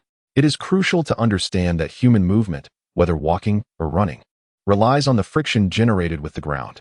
The smoothing spell, therefore, serves to diminish this frictional force. Consequently, as Lin charged forward, he immediately lost his footing and tumbled headlong to the ground. Chapter 76. Harvest. Though Darren was young, he remained a first-tier knight. In a moment of panic, he instinctively thrust his arm against the ground, executing a somersault and landing back on his feet. However, Lin Ke had already activated his smooth technique and dashed over. As Darren regained his balance, Lin Ke stopped in front of him and bellowed, Amplification technique. Still unsteady, Darren was momentarily dazed by Lin Ke's thunderous voice, his eyes glazing over in confusion. Lin Ke merely stood there, arms crossed and a smile gracing his face, exuding an air of effortless control. Darren, in his naivety, charged at Lin Ke without any protective measures, oblivious to the latter's capabilities and skills. His reckless speed, coupled with his inability to react to the inertia, rendered him vulnerable. The onlookers exchanged peculiar glances, especially the servants of Azen. Was it truly this simple? Could a seasoned professional be vanquished so easily? In their imagination, professionals should conjure fireballs and unleash sword energies, not trip and fall, only to be rendered unconscious by a shout from a nobleman. The servants of Azen felt their preconceived notions of professionals shatter before their eyes. Young Lin Ke is quite impressive. Observing Lin Ke's mastery of magic, Alf couldn't help but nod slightly. With Lin Ke's magical prowess, he could easily cast a small fireball or a flicker of flame, although the damage would be minimal. Lin Ke's combination of smooth technique and amplification technique, while not visually dazzling, proved to be exceptionally practical, albeit somewhat underhanded. Alf, lacking extensive combat experience, typically relied on his profound magical energy to triumph over foes. Furthermore, as a researcher rather than a battle mage, he had no need to ascend through combat. Indeed, he might consider developing a more cunning approach in the future. Lin Ke contemplated Darren, pondering the implications of the smooth technique, which was usually employed to enhance the speed of carts rather than to trip warriors. The amplification technique was typically used to convey messages, not to shout at someone. Nevertheless, Lin Ke's unique application of these techniques was undeniably effective. He wondered if the locals understood the art of irony inherent in the Huaxiao language. If they truly stayed for a meal, it would lead to a waste of food, especially after inviting such esteemed nobility, which typically required rare and expensive ingredients. Ingredients Lin Ke had scarcely tasted himself. You are cheating. Unexpectedly, Darren, recovering from the effects of the amplification technique and realizing he had lost, flushed crimson and charged at Lin Ke again with his sword raised. The crowd gasped in alarm. As a noble, particularly one descended from the great Duke of Deep Blue, how could he resort to such unsophisticated tactics? Young master, cried Steward Fidel. He was not concerned about Lin Ke's potential demise, as he was merely a minor noble from the countryside. If Darren were to kill Lin Ke, The Duke of Deep Blue would merely regard him with greater esteem, thinking his offspring brave and formidable.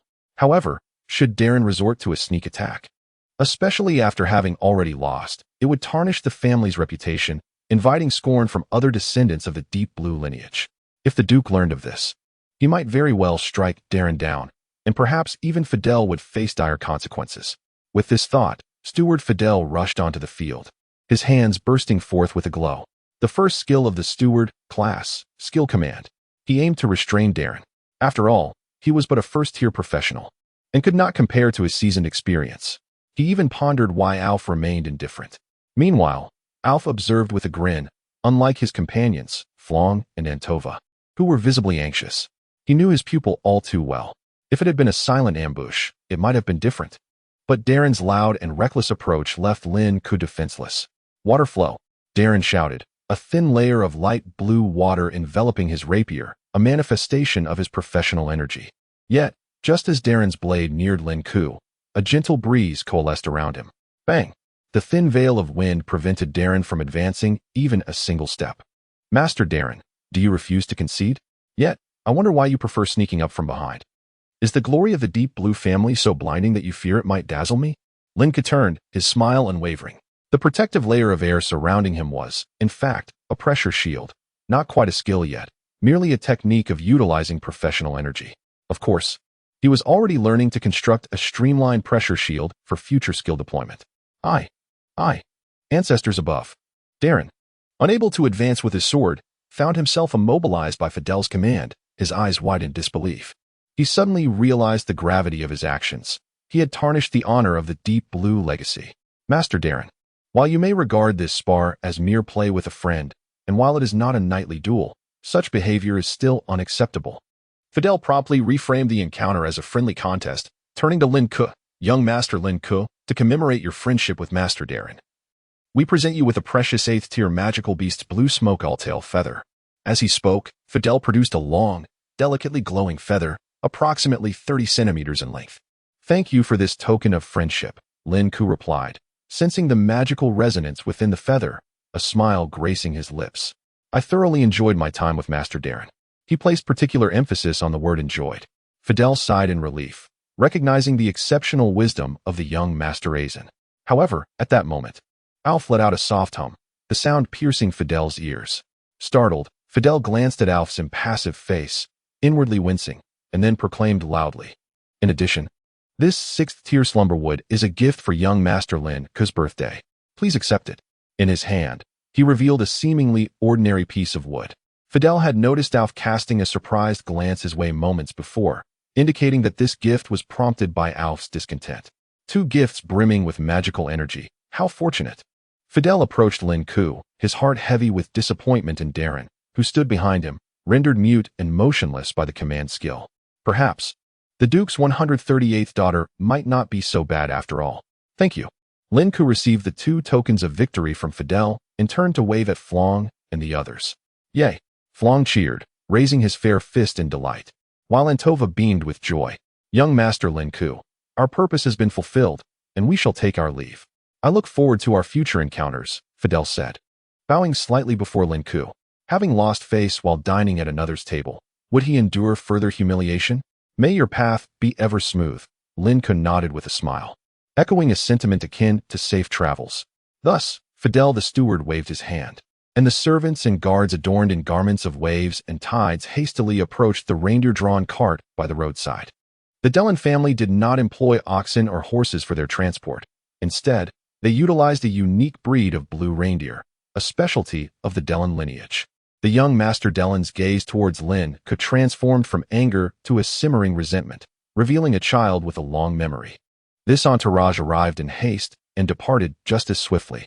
Lin Ke stood at the castle entrance, bidding farewell to friends who had journeyed from afar to deliver magical materials. Reflecting inwardly, truly, they are good people. Little Lin Ke, what an impressive feat. Meanwhile, Flan and the others gathered around, their faces alight with joy. Lin Ke presented the feather and wood in his hands to John, poised to speak, when he felt a sudden stir within his bloodline. What is this? He has broken through? Chapter 77. Skill slot in the study. Alf was instructing Lin Ke. Just moments ago, Lin Ke had achieved a breakthrough to a second-level practitioner during a brief sparring session. This demonstrated that mere dedication to research is insufficient for growth. Practical experience is equally essential. Professions like scholars require ample feedback from learning, research, or experimentation to break through. Conversely, for knights, the most effective method of advancement lies in rigorous training and life-or-death combat. Thus, for professions such as adventurers or explorers, a wealth of adventure and exploration is imperative for advancement. After discussing the intricacies of leveling up, Alf looked at Lin Ke with a smile, expressing his surprise at Lin Ke's swift progression. I never expected you to break through so quickly. Even though the speed of advancement at lower levels is generally rapid, your pace is remarkable. Your talent is truly exceptional. Alf's voice resonated with admiration tinged with a hint of envy. All credit goes to your excellent teaching, teacher, Lin Ke humbly replied, before expressing his curiosity. Teacher, why does Darren so openly embrace his bloodline? After a moment of contemplation, Alf responded, well, I have been detached from human society for many years, and Arzen is quite remote. To grasp the latest research and developments, one might need to venture to the larger cities of the Gula Kingdom. Now, Lin Ke, you have comprehended the construction of skills, have you not? Why not give it a try?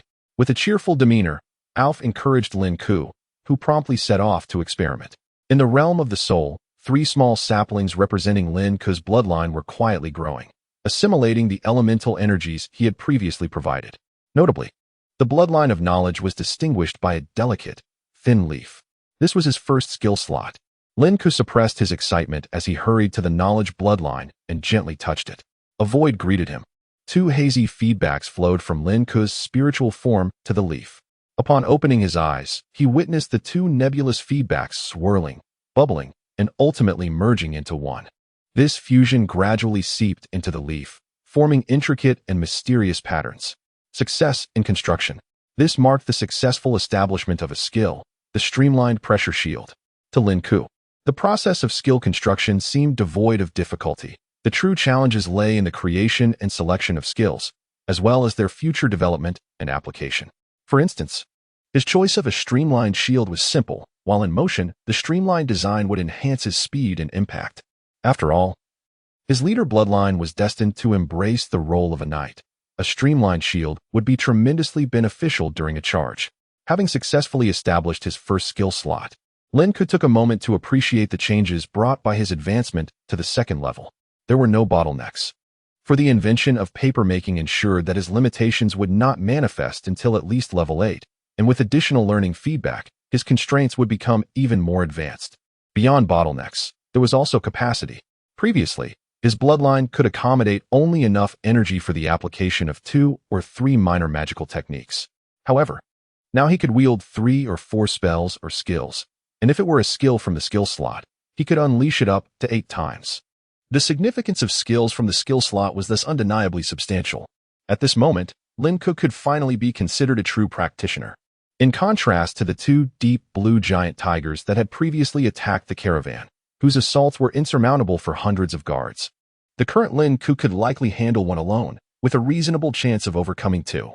After a moment of contemplation, Lin Ke withdrew. How did it go? Were you successful? Alf inquired, concern evident in his gaze. Indeed, I succeeded.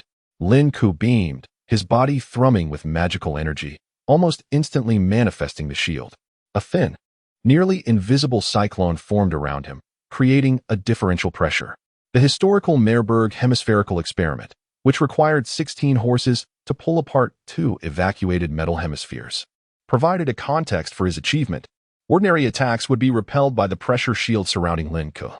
As he grew stronger in the future, he would be able to generate even greater pressure, rendering anything that approached the shield utterly obliterated, truly invulnerable. Ah, indeed, as you mentioned, pressure is a remarkably practical skill.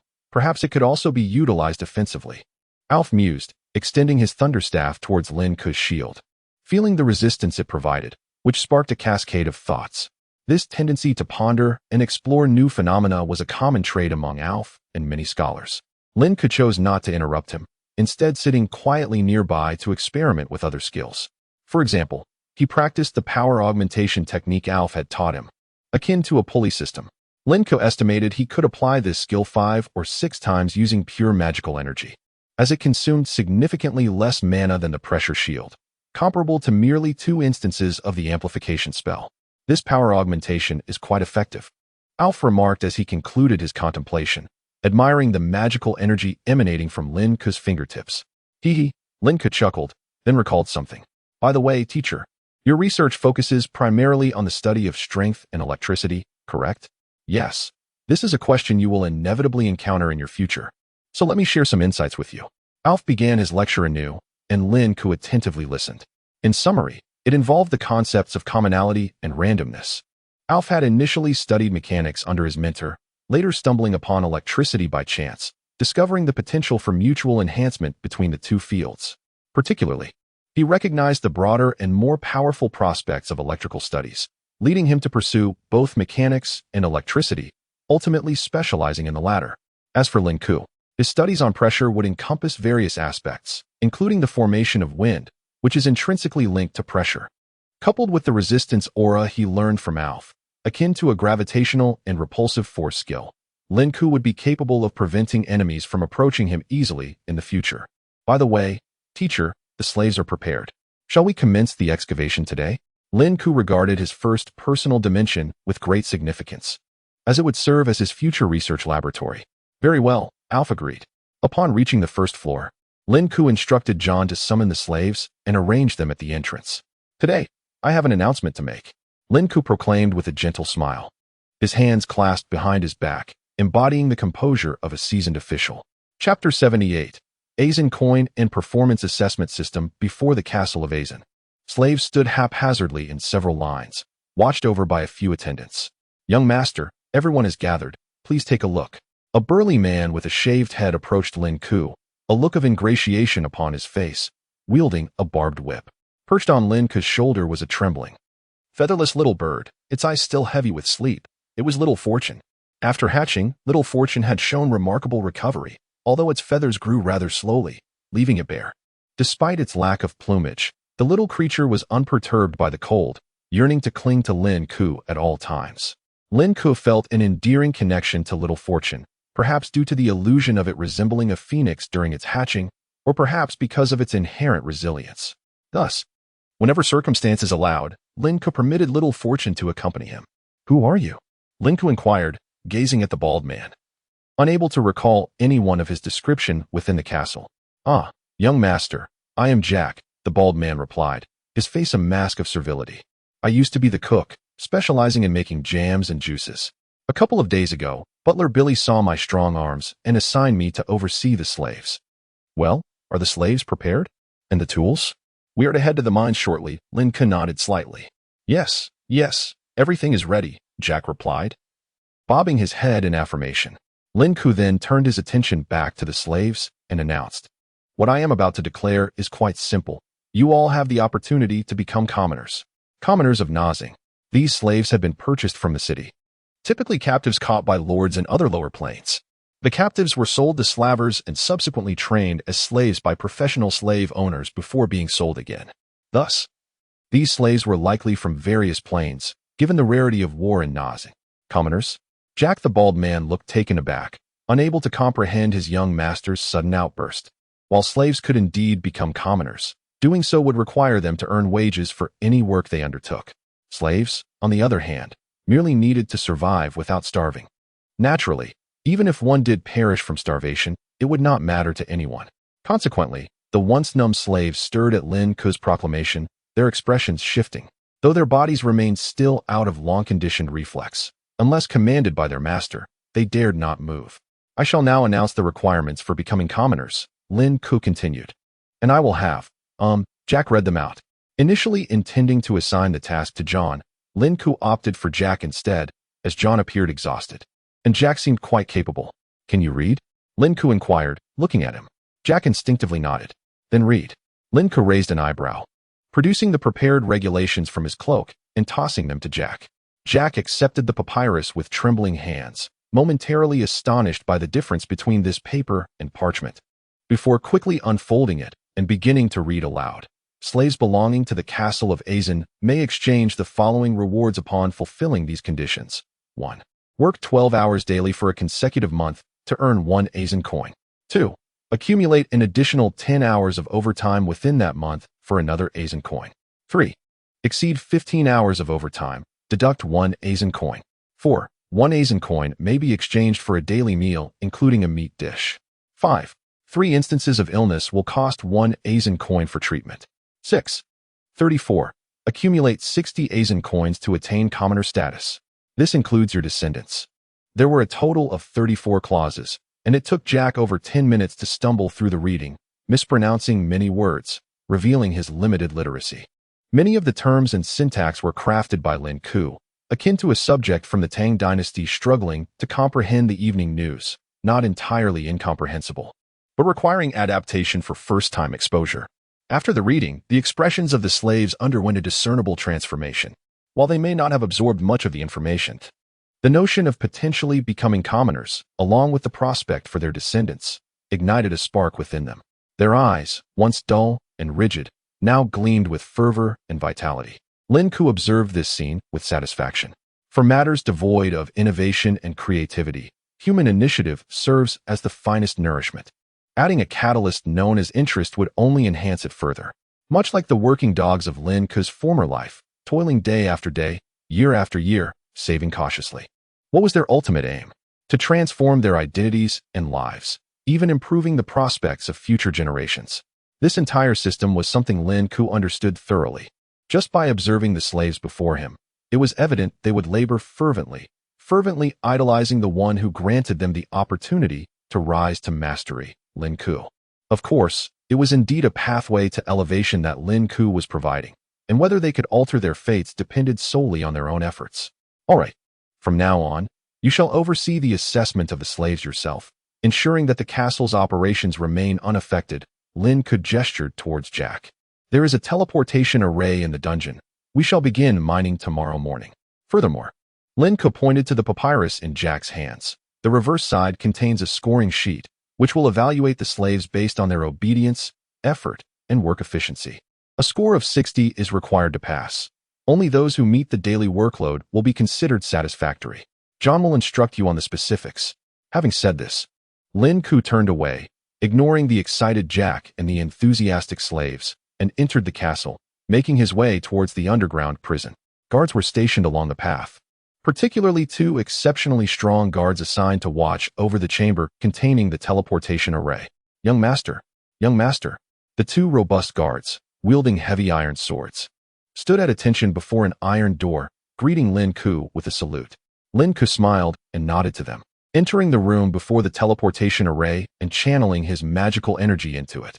The energy required for teleportation depends on both the power of the transporter and the magical potency of any enchanted items they carry. Currently, Lin Ke was alone, accompanied only by Little Fortune, as his artifacts remained in his chamber. However, perhaps due to Little Fortune's presence, it took almost half of Lin Ke's magical energy to activate the array. A brief flash of light enveloped him, and he vanished from sight. Above the sky, amidst flashes of lightning and booming thunder, loomed an immensely tall cliff adorned with several small wooden cabins. At the mountainside, a teleportation array awaited, and Lin Ke materialized from it. This was the domain of Ove, a self-created plane, or perhaps a semi-plane, which Ove had named the Realm of Thunder Power. Realm of Thunder Power. Young Lin Ke, come here, Ove's voice echoed from ahead. Lin Ke glanced at the sky and the surrounding landscape, his heart filled with admiration. Beyond the mountain, a vast expanse unfolded, inhabited by various magical beasts captured by Ove. This place resembled an independent little world. Should Ove meet his demise in the future, perhaps this small world would be inherited by Lin Ke, much like it had been passed down from Ove's mentor, and so on. Of course, Lin Ke now possessed his own plane, gifted by Lady Black Mountain. Ga Little Fortune, perched on his shoulder, blinked sleepily, glancing around at the new surroundings, and, finding no cause for alarm, promptly closed its eyes once more. Chapter 79. Accompanying or Strategic Resource. Lin Ke, accompanied by Alf, arrived at the small plain where the mine was located. Have you thought of a name for it? Alf gestured towards the expansive clearing ahead. Before them lay a world shrouded in mist, dotted with small hills, each revealing deposits of black iron ore. This fog-enshrouded flatland in the open veins of, or resembled isolated islands amidst a vast ocean. A name? How about Research Laboratory? Lin Ke casually proposed. Research laboratory? Alf shot him a sidelong glance. It is said that scholars who name their planes this way are far more numerous than those mushroom folk of yore. The mushroom folk, akin to the fishmen, had also faded from the annals of Narsang's history. While fishmen were notoriously foolish, mushroom folk were infamous for their unparalleled reproductive prowess. Alf frequently used these terms to describe and mock others, a habit he seemed to have inherited from his teacher. Never mind, names are trivial, Lin Ke remarked, scratching his head. According to Alf's assessment, this small plane lacked growth potential, hence Lin Ke intended to establish only a modest chemistry laboratory here. Any name would suffice. However, a laboratory the size of a city should hardly be considered small. Yet, he dismissed the thought. Names were inconsequential. Are you planning to set up a furnace here? Those are quite costly. However, I have heard that the Sleepless Emperor possesses many. Would you like me to assist you in procuring one? Alf surveyed the flatland, seemingly calculating the size of the furnace that could be accommodated here. A furnace? Lin Ke mused thoughtfully. Narsang had furnaces, but they primarily catered to military manufacturing. The exploration of planes yielded endless resources, while battles necessitated the support of equipment. A furnace was essential for smelting iron. But how much do they cost? Lin Ke couldn't help but inquire, burdened by his father's debts. It should be under 100,000 gold coins, right? Alf appeared uncertain, having never purchased a boiler himself, given that he had no need to wage war in other planes. 100,000. A large boiler costs that much. Lin Ke exclaimed. Well, it could be around 70 to 80,000. Alf speculated, gauging Lin Ke's reaction. 70 or 80,000. Lin Ke felt exhausted. Surely it shouldn't cost more than a few thousand gold coins. What about 30 or 40,000? Alf ventured cautiously. Lin Ke shot a disapproving glance at his teacher. Surely you're not jesting, are you? Alf cleared his throat. I haven't bought one, but I recall the Sleepless Emperor mentioning that it should be over 10,000 gold coins.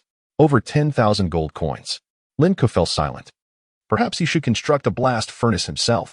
While purchasing a boiler was convenient, it was prohibitively expensive. However, crafting a furnace would be arduous. Designing from scratch and forging. Neither he nor Alf were professional blacksmiths, and blacksmithing was no easy task. Well, if all else fails, we can extract the ore for now and buy the boiler later when funds permit. We are heavily in debt at present, with no spare money for such purchases. That sounds reasonable. Alf nodded slightly, then suddenly his eyes lit up. Oh, I just remembered. There is a level 15 lava sorcerer within the materialist faction who has made significant strides in fire manipulation. 15 levels. Truly, one converses with scholars of great renown, mingling with no mere commoners. Alf's acquaintances are all remarkably powerful. However, Lin Ke scratched his head, feeling slightly embarrassed. Teacher, are you well acquainted with that professional? It seems. Alf shook his head. I merely met him once. All right. Lin Ke decided not to pursue further conversation with his teacher. He stepped forward, and Alf followed suit, unperturbed. Upon reaching the open iron ore vein, Lin Ke's expression shifted to one of astonishment. This doesn't appear to be iron ore. No, it must be more than just iron ore.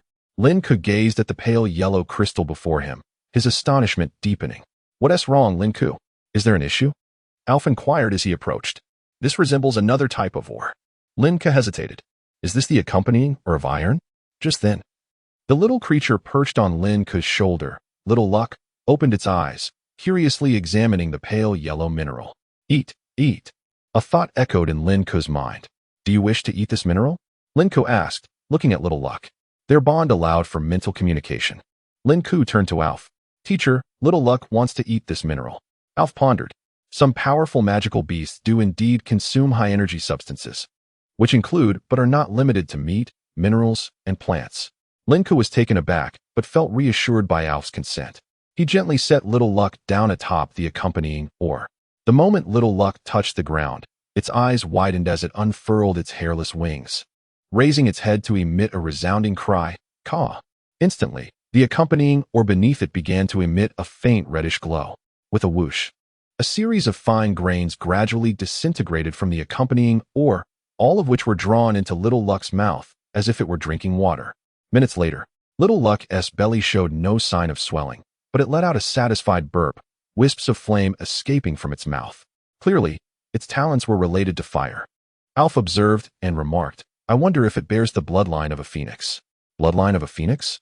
Lin Ke inquired, intrigued. Is it powerful? The phoenix, referred to here as the immortal bird, seemed to share similarities with what Lin Ke had learned in his previous life. Indeed, Alf nodded. However, the immortal birds I have encountered lack the exceptional talents of Little Luck.